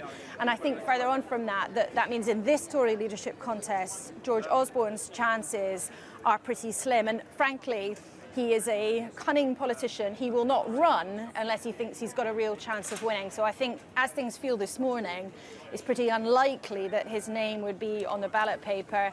And that is surprising, given for so long in Westminster he was seen by a lot of people loyal to the government and the Tory party as very much the heir apparent. Laura, thanks very much. So the news that the Prime Minister David Cameron has said he'll do everything to steady the ship for the time being, but that he's not the captain to take Britain to its next destination, and he believes that by October there should be a new leader. He's in effect triggered a leadership race. He's going to stand down. They need a new leader by October. He's told the Queen this, he said, and negotiations about a new Prime Minister will start, and he doesn't believe that the negotiations with the EU, that is the triggering of Article 50, which says, in effect, we want to leave, we have 2 years to discuss how we're going to do it. He doesn't believe that should happen right away, contrary to what he said during the campaign. He believes it should wait for the new Prime Minister to get in place. And then there's the whole argument about whether the new Prime Minister will feel he has the authority to do it without having a general election. So all that is for the future. Let's join Emily now, up there in the gallery. Emily. It is the breathtaking speed with which these things happen. I'm joined by Isabel Hardman and Andrew Rawnsley, who've been with us at intervals throughout the night. And just to look at that image of Downing Street now deserted, the running on College Green towards who we're expecting, Boris. And all the more extraordinary, Emily, if we think back just over a year, David Cameron was standing outside Number 10 celebrating a general election victory that most people, including himself, had not seen coming, and being the first Conservative leader to win a parliamentary majority for his party since 1992. Just slightly over a year later, he's having to announce his resignation. I think rightly so, because in the end, he picked this referendum. Yeah. He dictated the timing. He was the chief advocate for the inside during the campaign. And it wasn't going to be credible in the end when he'd told the country, this decision is more important than a general election. Well, if you lose a general election, you have to walk out of Number 10. So you lose a referendum, you're going to have to do the same. And I don't think in the end what's happened, and his party, even if he could have stomached doing it, weren't going to trust him to do a Brexit negotiation. And how would he look his European peer group in the eye when he came to negotiate a Brexit, having told them he could pull it off and keep Britain in? So it wasn't credible. So he has made the inevitably right decision. And at that point, many in the Boris Johnson camp felt a bit miffed that he'd got in there and got this, you know, first Conservative majority for 27 years. It's very hard, even though this is immense, it's huge, it is seismic. But when you look at it through the prism of two men who've been long-term rivals, it's intensely personal. Yes, the Boris Cameron psychodrama has been going on for years, and it looks as though Boris has finally won that. We don't know whether he'll win the Tory leadership, and he still has a number of hurdles to overcome. He has really raised his standing in the parliamentary party over the campaign. A lot of Conservative MPs obviously backed Brexit. He also kept his cool during the TV debates when he was being attacked in a real onslaught, actually, during that TV debate. He'd been coached very hard not to rise to the bait. So he now has to build his standing amongst all Conservative MPs. He knows he's very popular with the party, but he just needs to get to that final two to be able to win that leadership contest. Although I think we should hang on to the thought that most of Britain, at least witnessed by the last general election, is not Conservative. And so this needs to be, I think it was perhaps quite a big problem with the referendum campaign itself, that it was all a Tory psychodrama and often treated as such. Yep. You know, we are talking about Britain's future, so it should be a bit more important than some projection of a schoolboy rivalry onto the national stage. Ruth Davidson has spoken in the last few moments. Let's try and show you what she said. She's told us already this evening that the Tory party will stay together. And she said now it's right for the Prime Minister to offer stability while the country plots its course honourable to the last. But your sense is, Isabel, that she has already ruled herself out of being a future leader, even with the complications that she would have to jump over to get there in parliamentary terms? I think Ruth Davidson will be a kingmaker in the Tory leadership contest. She is hugely popular in the Conservative Party and also in the media, and people really listen when she intervenes. But I don't get the sense that she wants to be Conservative Party leader. She's got a candidate who she's already named, who's Stephen Crabb, who's now the Work and Pensions Secretary. And I think you'll see who came in to replace Ian Duncan Smith, of course. Unfortunately for him, though, he campaigned for Remain, so that's going to be a serious black mark against him. So basically, we are looking at a Brexit leader as Prime Minister? Yes. Yes. Without a shadow of a doubt. Yeah, I mean, I'd be amazed after all this if the Conservative Party's going to elect an inner, which is now a bust cause. Theresa May did stay quiet during the campaign, I think strategically to have a go, but I don't think she's got enough standing in the parliamentary party anyway. I think someone very popular could have stayed quiet and potentially had a chance, but not Theresa May. I asked you at the beginning of the night how many party leaders you thought would go by the end of the week. There are rumours within backbench Labour MPs now that they might mount a challenge against Jeremy Corbyn. Although that wouldn't happen by the end of the week. That could happen by the end of today. I think there are, I mean, this is a very hard call for them. There's no doubt there are a lot of Labour MPs who are incandescent and have looked at what happened to their Labour heartlands. And yes, quite a lot of them are blaming Jeremy Corbyn. I imagine Jeremy Corbyn supporters are going to reply.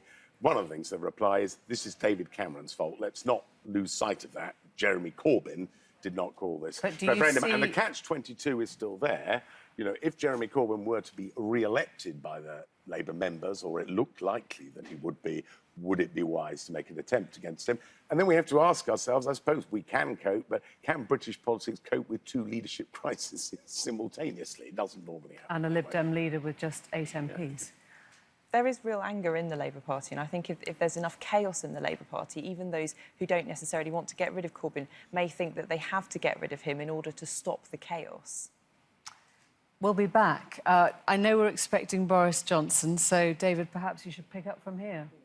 Thank you very much, Emily. I don't know whether we are expecting Boris Johnson, but obviously we will. We're hoping to have a quick word with Peter Mandelson. We've just been joined, however, by Lord Tebbit, former chairman of the Conservative Party, one of the elder statesmen of the Conservative Party, if he doesn't mind me putting it like that. What do you make of all this? It's a bit of a dog's dinner, isn't it? But the decision is the right decision that the people of the country have taken to leave the European Union. But it's led to an awful lot of confusion, hasn't it?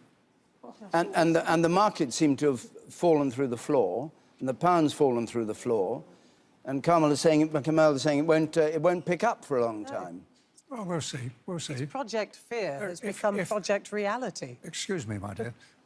We'll see. If these boys knew which way the market was going, they'd be much richer than they are. I'm going to bring Peter Mandelson. Peter Mandelson is there on rather frowning at us, but I think it's only because he's not quite clear. Peter, good morning. Good morning. What do you make of what's happened? You were vehemently in favour of Britain staying in the EU. What's your reaction to what's happened and to the news of the Prime Minister going? Well, I think that Mr. Cameron's announcement is entirely inevitable. I mean, he did it with his usual grace and elegance and composure.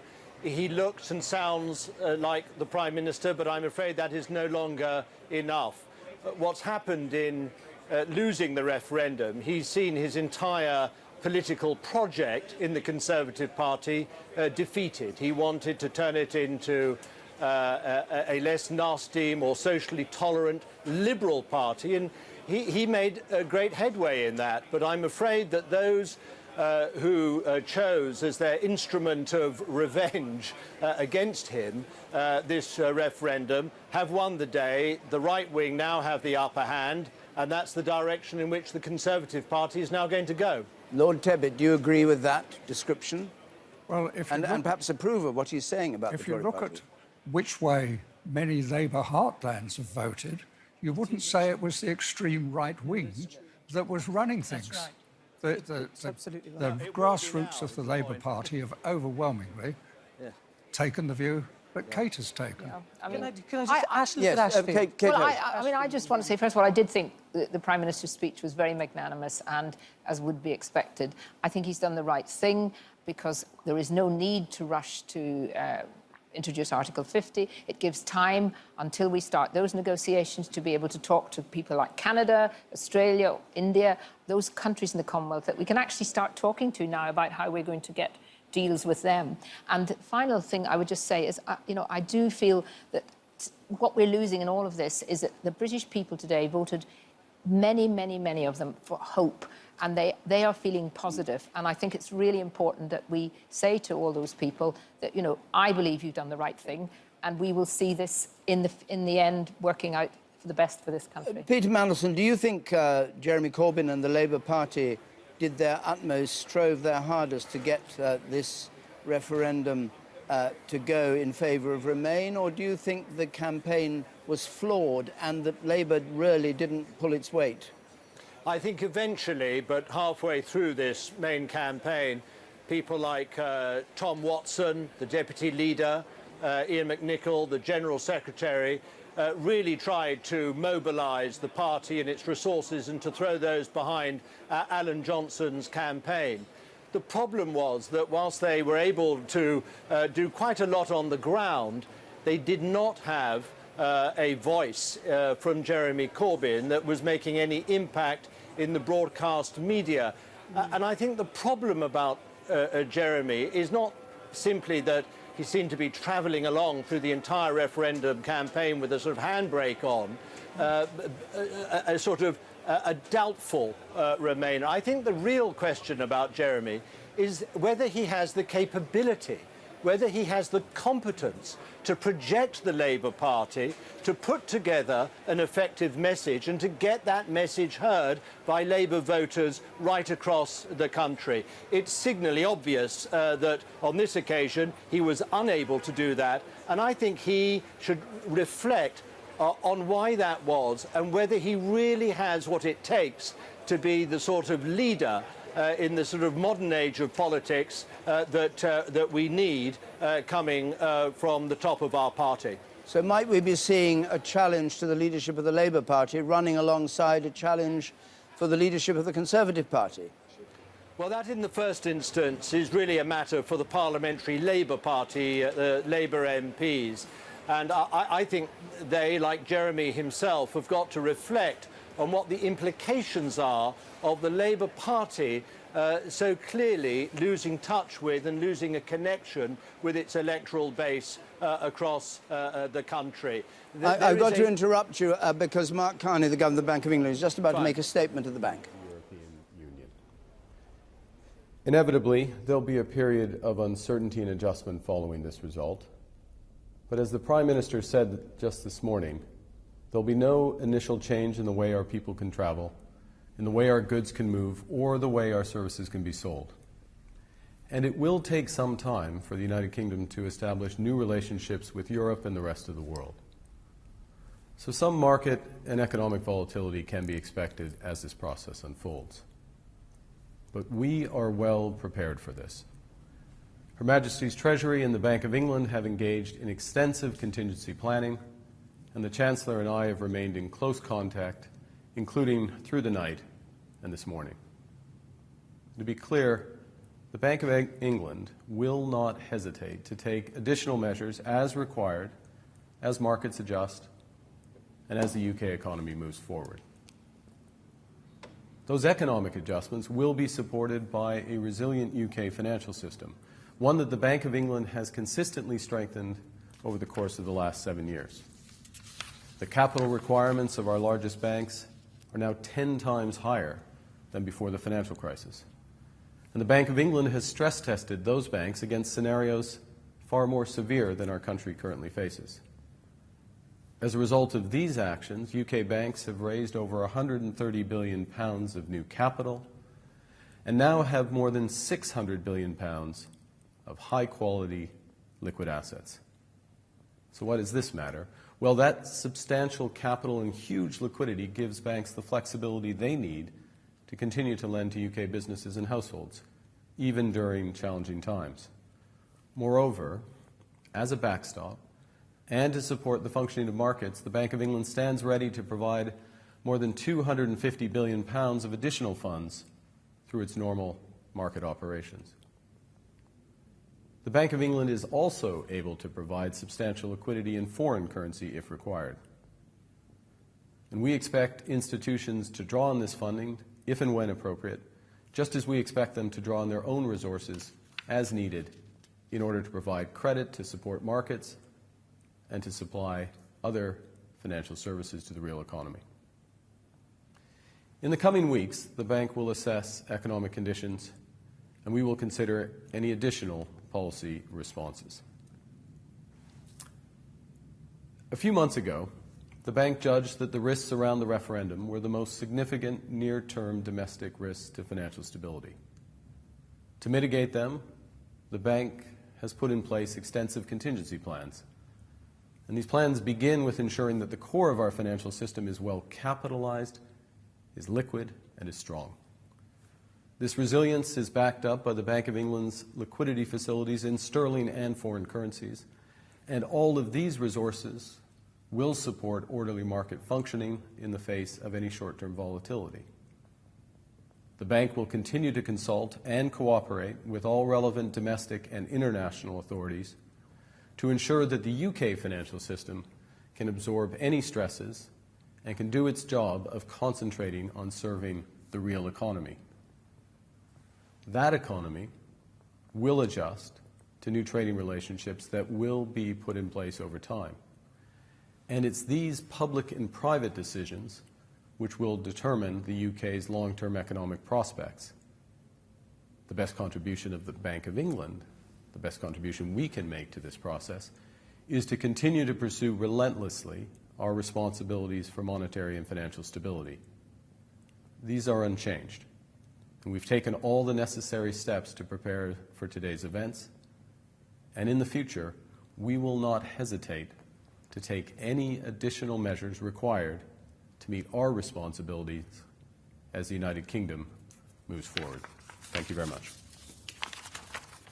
Mark Carney, Governor of the Bank of England, saying they've got £250 billion they're prepared to spend to support sterling, and we'll never hesitate, we'll do what's needed. Is that bluff, or can he do all that? It's certainly not bluff. You feel he's speaking directly to the markets. We have seen banking stocks this morning from the opening of the markets at 8 o'clock down by between 20 and 30%. Royal Bank of Scotland, Barclays Bank, Lloyds, all having a torrid time on the markets this morning. This is a man who is trying to prevent a political crisis turning into a banking crisis. Said that he will stand behind the British banks. He will enable them to provide credit, not just to businesses, but obviously to households as well. Absolutely vital part of the plumbing of the UK economy. But David, it is remarkable when you have the resignation of the Prime Minister, obviously, and then a statement from your governor of your central bank to reassure the markets. The very fact of that happening shows how nervous people like Mr. Carney are about what could happen. And of course, Mark Carney was the man who was the first to use the word recession when it came to the idea of Brexit, that Britain could fall into what he described as a technical recession. Whoever the new Prime Minister is of Britain by the end of the year, his relationship with the Governor of the Bank of England is going to be absolute key. And if that Prime Minister is somebody who felt that the Governor of the Bank of England was not somebody who seemed to support his position, I think that the Governor of the Bank of England is in a position where he's going to have to rebuild relations with the governing party. But all those things you said, will it work? They have at the moment, yes. His big point is, well, yes is too strong. His big point is that the banks are not in the same position as they were in 2007, when they had no capital buffers against big changes in the market. He is saying that they are now capitalised to a far greater extent. There's far more financial support, liquidity in the market. So it's not like we're back in 2007. But you have seen from the markets this morning that banks are still in a fragile state. They haven't recovered from the financial crisis in totality. And he is coming out and speaking directly to investors and saying the bank, and not just the Bank of England, but central banks around the world will do whatever is necessary, and that means providing liquidity to ensure that, as I say, this political crisis doesn't turn into a banking crisis. See, yesterday we were told this was scaremongering, and here we are, can you believe it, this morning, actually talking about a an economy that is now in this terrible shock. And people like me were told, you're scaremongering, we don't want to listen to the experts. I'm sorry, but all that has now been, unfortunately, God, I wish it were different, proved to be accurate. We have made a very, very, very bad mistake. Lord Tebbit, are you alarmed at the reaction of the stock market and the banks to all this and Not what particularly Mark so. Carney said? Not at all? No, not particularly so. We envisaged that there would be this sort of reaction. After all, the Chancellor has been engaged in this hype about the disasters that would come to us ever since the dodgy dossier, which was issued by the government or by the faction, the Remain faction in the government. They've been building it up. Now, of course, they've got to try and calm it down. But this is a cross which they've made for themselves. There is no reason to believe that over the next months or so that anything great is going to change. What's going to change? Well, of course it was going to change. What is going to change? Are the French going to refuse to buy? And there's a lot of people making money out of it overnight as well. But I mean, this is something that we always knew there would be. You're not listening to business. Well, I think we will see. To business. Hold on a moment. Are the French going to refuse to buy the wings, the landing gear, and the engines for the Airbus? Are they going to say we don't do business with Britain anymore? Of course they're not. Are the Germans going to refuse to sell us motor cars? Of course they won't. Business said vote in, and let's not take it any further for the moment. That will run and run, or one hopes the business will run and run. Jeremy, let's just have a look now, shall we? Because we're coming up towards 9 o'clock when we're going to hand over to others. Let's have a look with your delightful illustrations of the outcome of this referendum and how it came about. Indeed, well, we started 11 hours ago here in our virtual Downing Street, and the drama has come right to the man behind the door of number 10. Let's just remind ourselves of the sequence here and take you right back to midnight. And the first result, which really was a warning sign for the Remain group, was Newcastle just after midnight. We'll just bring it on there. It went Remain, but only just. It was thought to be, expected to be, much stronger for Remain. So that was a flag right at the very start. Then Swansea came in, and it went for Leave. It had been predicted to go for Remain. Now, London began to report much better results for Remain. In Lambeth, it was between 70 and 80% of the vote that Remain won, in yellow there. But it wasn't enough. Even some of those London results, the Remain vote seemed a bit suppressed. And then we started hearing from the cities outside London, from Sheffield, for example, which went Remain, or Leave, I should say, even though we thought it might go Remain earlier in the evening. And then from Durham, one of the very big areas, 50-50 we had Durham down as, it went decisively for Leave. Birmingham was a much more balanced affair. So any chance Remain had of snatching it via the huge number of votes in Birmingham was gone. And at 6 in the morning, this happened. Northumberland took the numbers over the line for Leave. There was no way back for Remain. And finally, the last result came in all the way down here. It was Cornwall that reported for Leave. So a strong, decisive, clear victory for Leave, but many questions arising from it. And we've already seen the drama in Downing Street. What a night and what a day to come. Jeremy, thank you very much indeed. Well, just before 10 o'clock last night when we started this programme, I said that it was a momentous day for Britain because it was no less than defining what kind of country we wanted to live in. And the answer to that question, which is one that's haunted politics for a long time, whether we should be in or out of the EU, has been resoundingly answered. A majority decided yesterday that they wanted us to leave the EU. What perhaps they didn't expect was that as an immediate consequence of that, David Cameron would announce that he was standing down as Prime Minister and that there would be, by October, a new leader of the Conservative Party. Whether that leads to another general election for a new Prime Minister trying to show that he has legitimacy is for the future. But we heard David Cameron with Samantha beside him, his voice breaking at the very end, saying that he was laying down this responsibility. He was there to steady the ship, but he wasn't the captain to take us out of the EU.